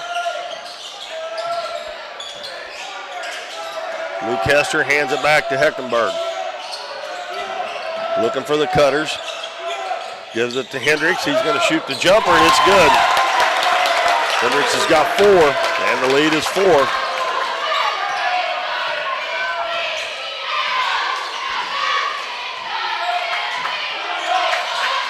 Haygood with the basketball. Over to Rawlings. Back to Haygood. Back over to Rawlings. Rawlings dribbles into the free throw line to Haygood. He's going to step into a three, and it's good. That's Corey Haygood's first three and his second basket, 5 points. 48-47, Twin Rivers. Hendricks gives it to Robard. Dribbles in the paint, kicks it out. Three-pointer on the other end by Hester, no good. Corey Haygood goes high and gets the rebound for the Don. Passes up to Rawlings. Going to dribble into the paint, go up, drop it off to Buffington. He lays it in. Second bucket for Buffington. Dons go back up 49-48. Under a minute to go in the third quarter. Robards over to Hendricks. Baseline to Hester. He's guarded by Luke Emmons. Pass back out front, Robard. Throws it in the corner, intercepted by Haygood. Has it knocked away from behind. We're going to have a foul on Twin Rivers. It'll just be Don's ball. That's only going to be the second foul. That foul on Robards. His first. Lane Allen back in for the Dons. And he's going to replace Luke Emmons. 42.1 seconds left, third quarter now. It's 49-48 Don. They've scored 5 points in a row. Pass over to Rawlings. Gets a lane to the basket, and his shot blocked by Hester, but a good job by Jones to get it back. Throws it cross court. Haygood. Three-pointer, that's off. And Hester with the rebound. Twin Rivers probably go for the last shot. I know Coach McBroom likes to take that last shot if he gets a chance. Rawlings comes out and picks up Hester. Dribbles into the paint. He forces it up. And we're going to have a foul on Rawlings. I had that for his first as well.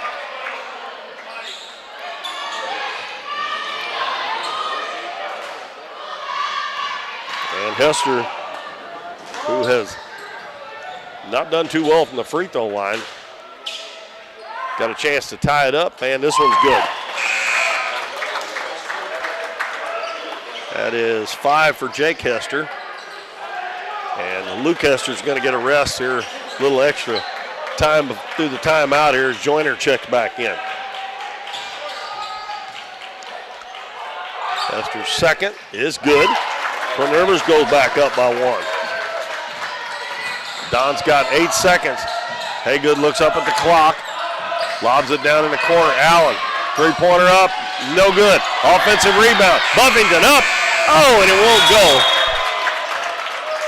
But we're headed to the fourth quarter, and Twin Rivers leads the Dons 50-49. Winner moves on to the semifinals on Tuesday. Okay, we got 1 quarter to play here in our last game. Last one of the day. Been a long day. We'll be back. Let's just do a 30-second timeout this time. Kirby Sawmill has been serving Ripley County and their surrounding area for more than 50 years. If you have land with timber that you'd like to sell, contact Robert and Christy and they'll work with you to get the most out of your land. They'll pay you a lump sum fee or on percentage if you'd like. The Kirbys would like to wish the best of luck to the Dons and Donettes this week. Contact them at 573-996-5315 for all your timber needs.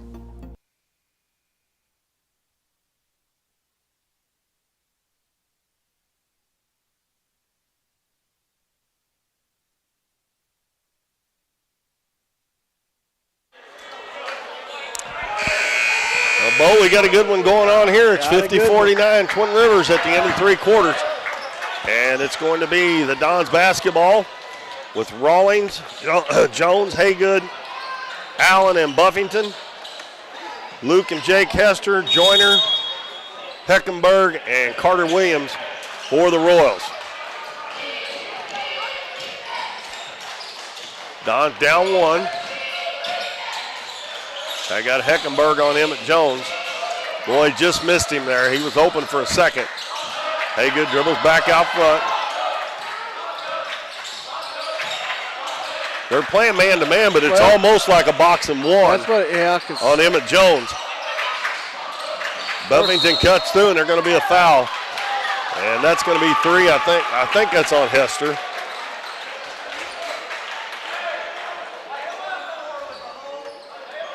That'll be 3 on Hester. Emmett Jones bounces it in. Rawlings into the paint, cut off at the free throw line. And bad pass by Rawlings.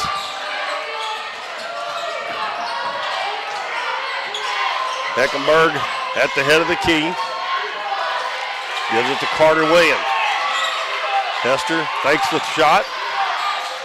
Dribbles a couple times, kicks it back out. Williams for a long 3, and it's good. Well, I said I wasn't going to say it anymore, but I'm going to say it again. A bonehead play on the other end, and you pay for it down here. Corey Haygood trying to answer back, and we do.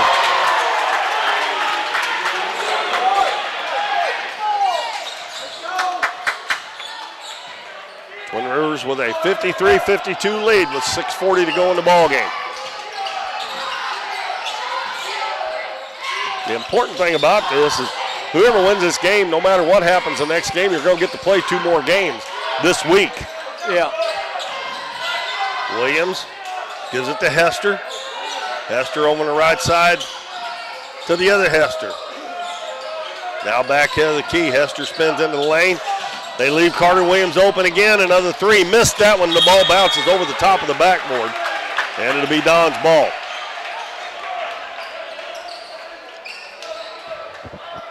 Dons with a chance to go up here. Corey Haygood's hit a couple of big 3s here at the last of the 3rd quarter, and 1 here in the 4th. Haygood dribbling out near midcourt. Gives it to Buffington. Now to Lane Allen over to Corey Haygood. I'm glad they didn't force that in there. Haygood's got to get out of there. Gives it to Rawlings. His little floater is blocked, and they're going to say Carter Williams got a hand on the arm there. Rawlings will shoot 2.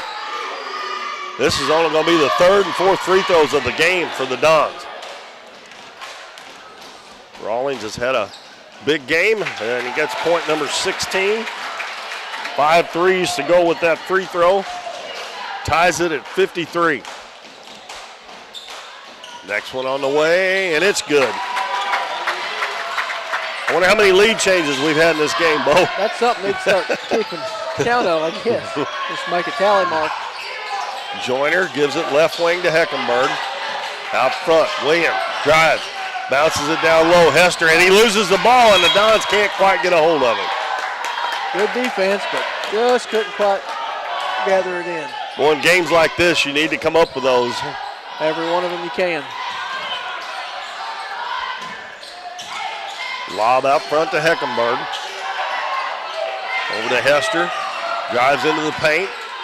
Bounces down low, and the ball is loose on the floor, and it's going to go out of bounds.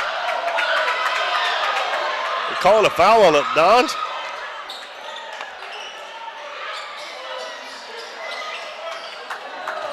Who'd he call that on? Rawlings. Really? Wow. Okay. Inbounds to Carter Williams, and he scores. That's not a very good call. There. Twin Rivers goes back up, 55-54. And Rawlings,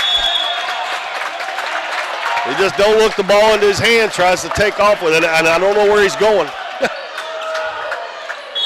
He has had a really good game, but boy, he's had a couple of bad mistakes here towards the end. So Twin Rivers will have the ball when we come back from this timeout at 5:07 to go in the game, and they lead at 55-54.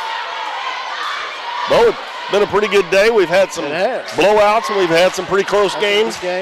And this one's shaping up to be the best of all of them. Yeah, I kind of had a feeling it probably would be. It's been a great day of basketball, Keith. Had a lot of people in and out. A lot of pretty good crowd most of the day. Yeah. Yeah, especially these last probably 3 games. It's been quite a few people in here. Absolutely. And like I said, there's no telling how many comes in and out of here on a day when they've got 8 games like this. Yeah.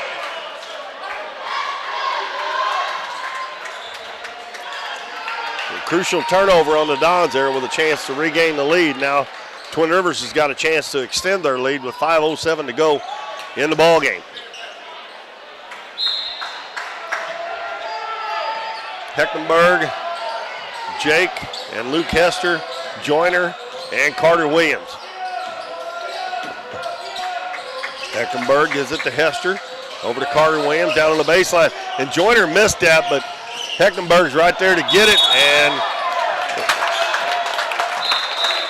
oh my goodness.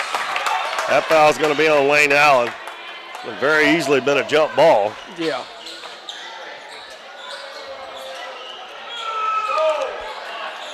That is 2 team fouls on the Dons. That's the 2nd foul on Lane Allen. The Twin Rivers will inbound it.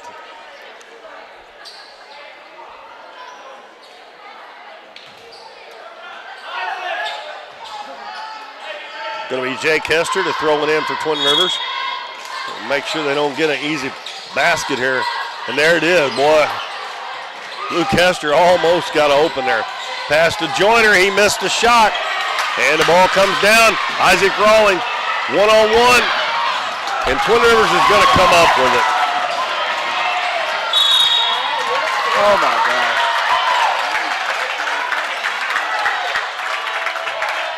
Again, I don't know where you're going 1-on-2 with the basketball, and you're down in the game by 1 point. You just pull it out and get a good shot. Who'd they call that one on? That was on Haygood. Haygood, his 3rd. Man.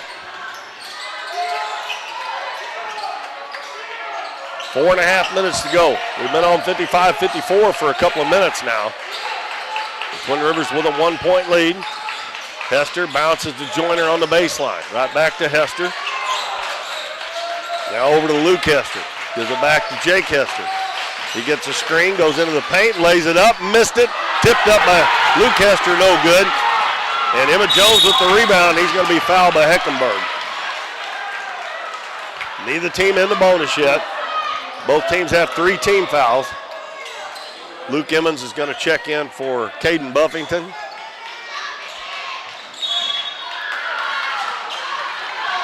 Let's see if the Dons can be patient one time and try to get a good shot here. Got all kinds of time in the world. You don't have to rush anything. And we're going to have a hold on Heckenberg.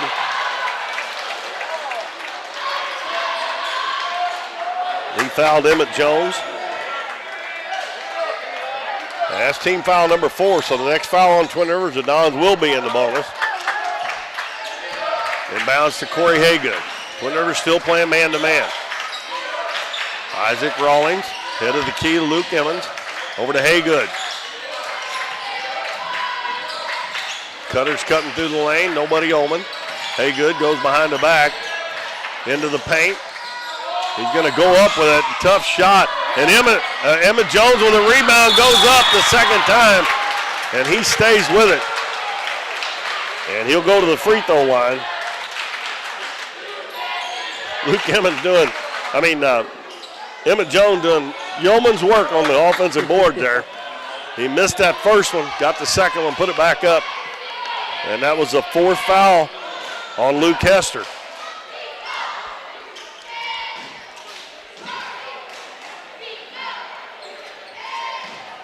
This quarter, both teams have scored 5 points. And we've played 4.5 minutes. Yeah.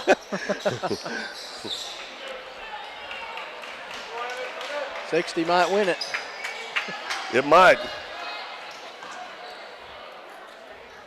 Brett Robards getting ready to check in after this first free throw by Emmett Jones. First one's good. That is 22 for Emmett Jones. And Hester's going to go to the bench with 3:31 to go with those 4 fouls. Yeah, I seen Seth McBroom told him 1 minute and you're going back in. Yeah. Second one by Jones is good. The Dons go back up. 56-55. Robards brings it up. Gives it to Carter Williams. Left elbow wide open underneath Heckenberg coming off the screen. Well, that's the first time the Dons have really broke down that bad. They've got a guy that open coming off the screen.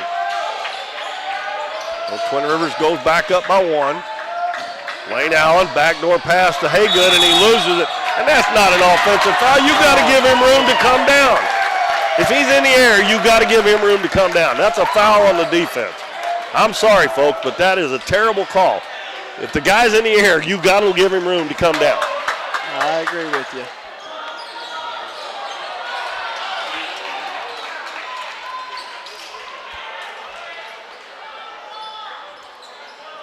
Unbelievable.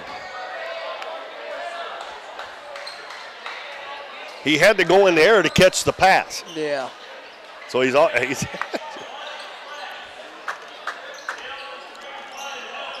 the 4th foul on Corey Haygood as well, too.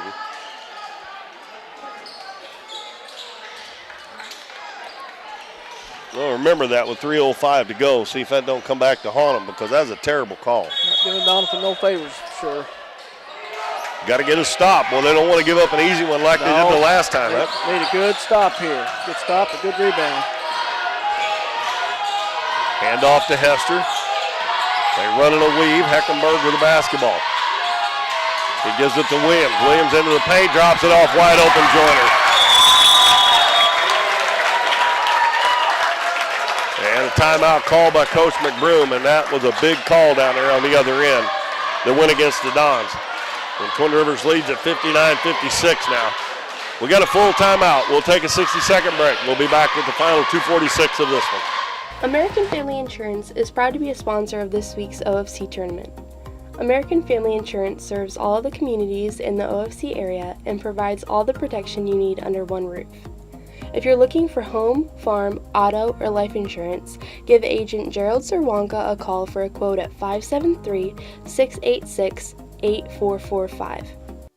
At Mathis Timber, our goal is to provide our landowners with the greatest possible financial return on their timber lands, while not damaging young timber or leaving your property in a mess. We have served Ripley County and the surrounding areas since 1939. We will buy your timber on lump sum total or percentage. We have several references upon request. Contact Craig Mathis at 573-429-0996 and see how Mathis Timber can assist you with all your timber harvesting needs. We are down to 2:46 left in the game. The Dons trail 59-56. Going to be Don's ball.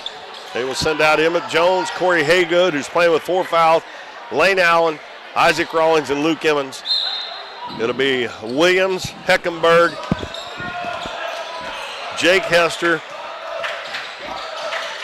Robards, and Joyner. Corey Haygood with the ball, 2.5 minutes to go. Over to Rawlings. Dons look a little unorganized here after that timeout. Lane Allen, backdoor pass, nice job, and a score, and one. That was a beautiful pass from Lane Allen into heavy traffic, and Haygood gets it and puts it in. 2 on Joyner. And I have 10 points now for Haygood. And I got a chance to tie it again. Free throw, in and out. Twin Rivers a 1-point lead, 2:10 to go. Heckenberg guarded by Rawlings. They've been getting some layups off of these. Weave there, driving into the paint. Williams out to Hester. Hester drives into the paint, turns, shoots, and it won't go. And Lane Allen with the rebound. Dons have it down by 1. Emmett Jones, head of the key, Luke Emmons. Back over to Emmett Jones. Jones into the paint, goes in, lays it up, good! That's 25 points for Emmett Jones. And we got a timeout with 1:33 to go. It's 60-59 Dons. It's going to be a full. And Coach Dilbeck called that, didn't he? Yep. Okay, we're going to keep it here. This is down to the nitty-gritty now. Both teams still have 3 timeouts left, so this last minute could take a while to play. Take a while, yep. Well, Dons need to find a way to get a good stop here or close that lane on that weave they're running. Well, they've outscored Twin Rivers this quarter 11-9. They were down 1 and they're up 1. Emmett Jones is up to 25 points now.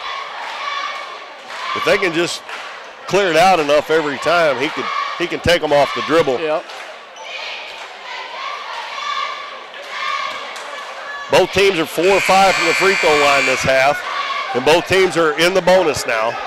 The next foul on the Dons will put Twin Rivers in. The Dons are already in the bonus. The Twin Rivers will have the ball, and we have 1:33 left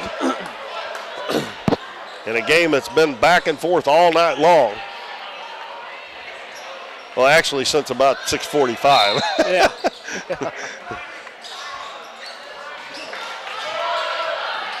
All right, here we go.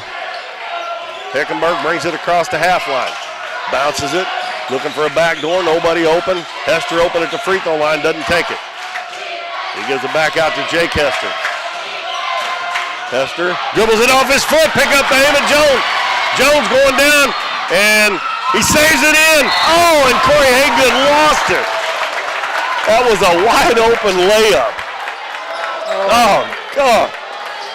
That was great hustle by Brett Robards, because he come up from behind and knocked that ball away.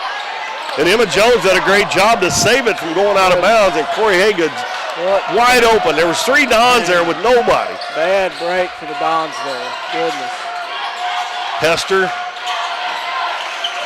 dribbles back out front. 54 seconds to go. Gives it to Robards. They're going to run that weave again.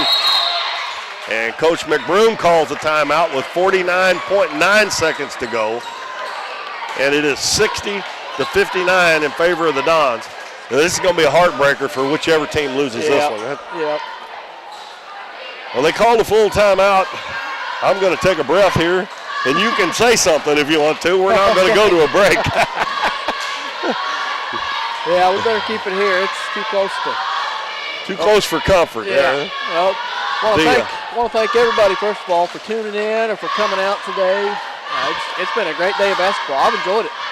Honestly, it hasn't really drug on like I thought it would. No. I've enjoyed every second. It's actually kind of went by pretty fast, to tell you the truth. Absolutely. Even though we've been gone from our homes for over 12 hours now. Even though I've had to have 4 cups of coffee, I have enjoyed it very much. So. Well, at the end of this game, we'll run down for you the semifinals for all 3 divisions coming up on Monday and Tuesday night. Yep. I'll be filling that in while Bo's giving you the scoring for this game. But we still got a ways to go here with 49.9 to go. And Twin Rivers down by 1. Boy, could have so easily been 3. Oh, man. Heckenberg throws it in the back court. Evan Jones, oh, my. How many times are they almost going to get a steal or an easy bucket? Tired of almost. I'd like to. Man. That's like almost only counts in horseshoes and hand grenades. Yeah. Huh? Heckenberg with a basketball. Brings it out to the volleyball line, gives it to Hester. Bounces it to Williams. Williams penetrates. And we got another timeout as Hester hits a jumper from the free throw line. Yeah. Hits the old go-ahead right after the timeout. And they're going to inbound. Why they're going to inbound underneath the basket, I do not understand that. The ball was at the free throw line. Why don't you inbound it on the sideline at the free throw line? Yeah. Maybe if it, well, he was outside the free throw line. Yeah. I don't know. We continue to get timeouts here, so we're down to Twin Rivers only has 1 left now. Don still have 3, so. If somehow Twin Rivers gets a bucket here, if Coach Dilbeck needs a timeout, he's got 3 of them in his hip pocket. 3 to spare. Dons can get a nice rebound or a stop here. Well, they're up 1. You got to make them foul you. Dons will be in the bonus. They'll be shooting 2. Yeah, and if the Dons foul Twin Rivers, they will also be shooting 2. Yeah. So it comes down to this last, you got 31.7 seconds now. And it's going to be Hester to throw it in. Inbounds in the corner, Robards. Back in the corner, Carter Williams dribbled, and Corey Haygood just fouled out on a silly foul. And besides that, he's sending Carter Williams, a good shooter, to the free throw line. Sometimes I wonder what they're thinking, and I guess they're not thinking is the reason why. Jeez. Anders is going to come into the game. That means Isaac Rawlings is going to have to handle the point guard duties now. And Carter Williams has 14 points, and he makes the first free throw. Gosh, got to make them earn that. Now Coach Dilbeck calls a timeout with 28.2 seconds to go. Tied at 60, and Williams will have another free throw to give Twin Rivers the lead. If Corey Haygood right there, you got to know you got 4 fouls. They're going to call that foul 99.9% of the time, whether you touch them or not.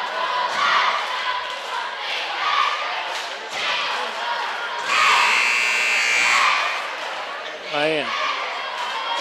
That was a 30-second timeout, wasn't it? Yeah, it was a 30. Yep. I didn't know they had any left. I didn't either. Well, I guess Coach Dilbeck had only used 1, I think, 30 seconds. So. Well, a little concerned without Corey Haygood in there to handle the ball for the Dons, especially if he makes this free throw. Well, whether he does or not, I wouldn't be surprised to see Twin Rivers put some pressure on if he makes this free throw. Up on the front half, yeah. Well, Williams with a chance to give Twin Rivers the lead, and he does. And they're just going to go straight up man-to-man. Rawlings with 22 seconds. Drives over the right wing, and Hester. They're going to say Hester touched it. Oh, I'm sorry. Nope. I thought, Luke, there we go. Your point guard's out of the game and see what happens. Well, the Dons are going to have to foul now. They get it inbounds to Williams. They need to foul somebody besides him. They're going to keep it in his hands. Make him give it up. Oh, Luke, get that pass. Gosh, you got to foul somebody besides Williams. What are you doing? When Hester had the ball, he struggled a little bit from the free throw line.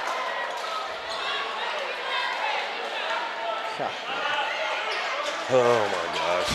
Turning into a nightmare now. 61-60, Twin Rivers. Carter Williams at the line, who just hit 2 to give them a 1-point lead. And it ain't over yet, but boy, I tell you what. Not a single thing has went Don's way in the fourth quarter. You got to take care of that basketball. When you got their big guy coming up and stealing it from a guard, it's not. That's not very good ball handling.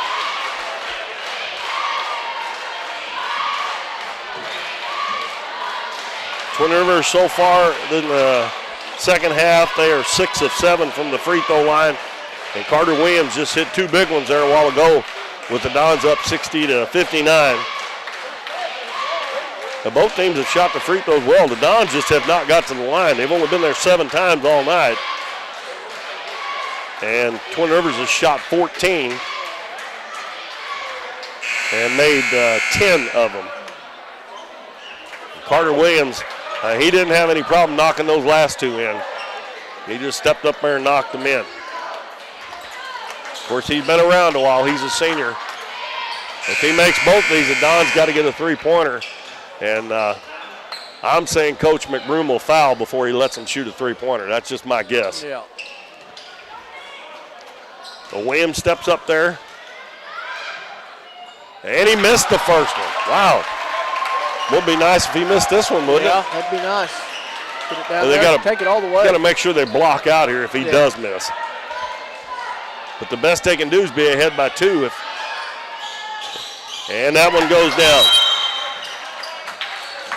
And Coach McBroom's going to call a timeout. He's going to use his last.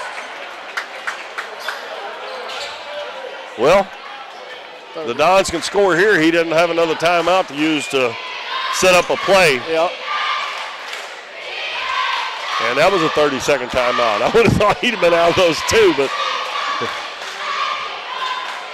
well, it's been a good one all the way through. Oh, it's been a great game, absolutely. Close the whole way. I kind of figured it would be. I did too. I thought it'd be a close game because the first time they played it was as well. Yep. It just wasn't near as high scoring as this is. And I don't really call this high scoring. The first one was very low scoring. Very, yeah.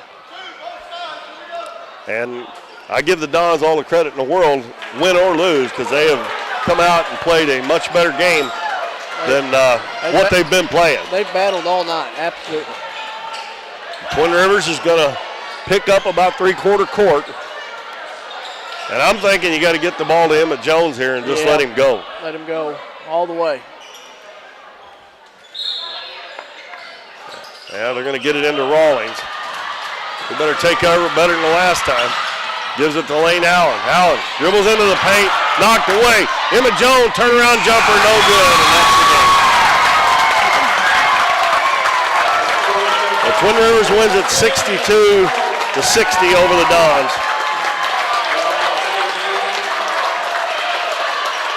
And they will move on now, and they will play the Neelyville Tigers Tuesday at 8:30.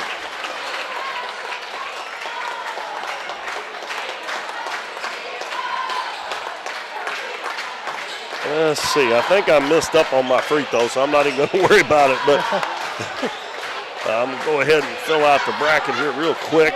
I'll go ahead with the scoring. I'm ready. Okay, go ahead.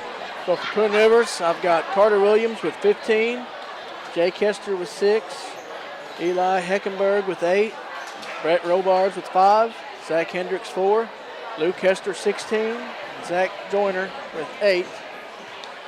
Over to the Don side. Corey Haygood with 10. Isaac Rawlings, 17. Emmett Jones, 25. Caden Buffington, 4. And just that turned into just an absolute nightmare for the Dons. Had a chance to go up 3, and everything from that point on did not go in their favor. Yeah, they had the ball handler foul out. That's big late in the game. They had every chance in the world, that is for sure. Okay, give me just a second here.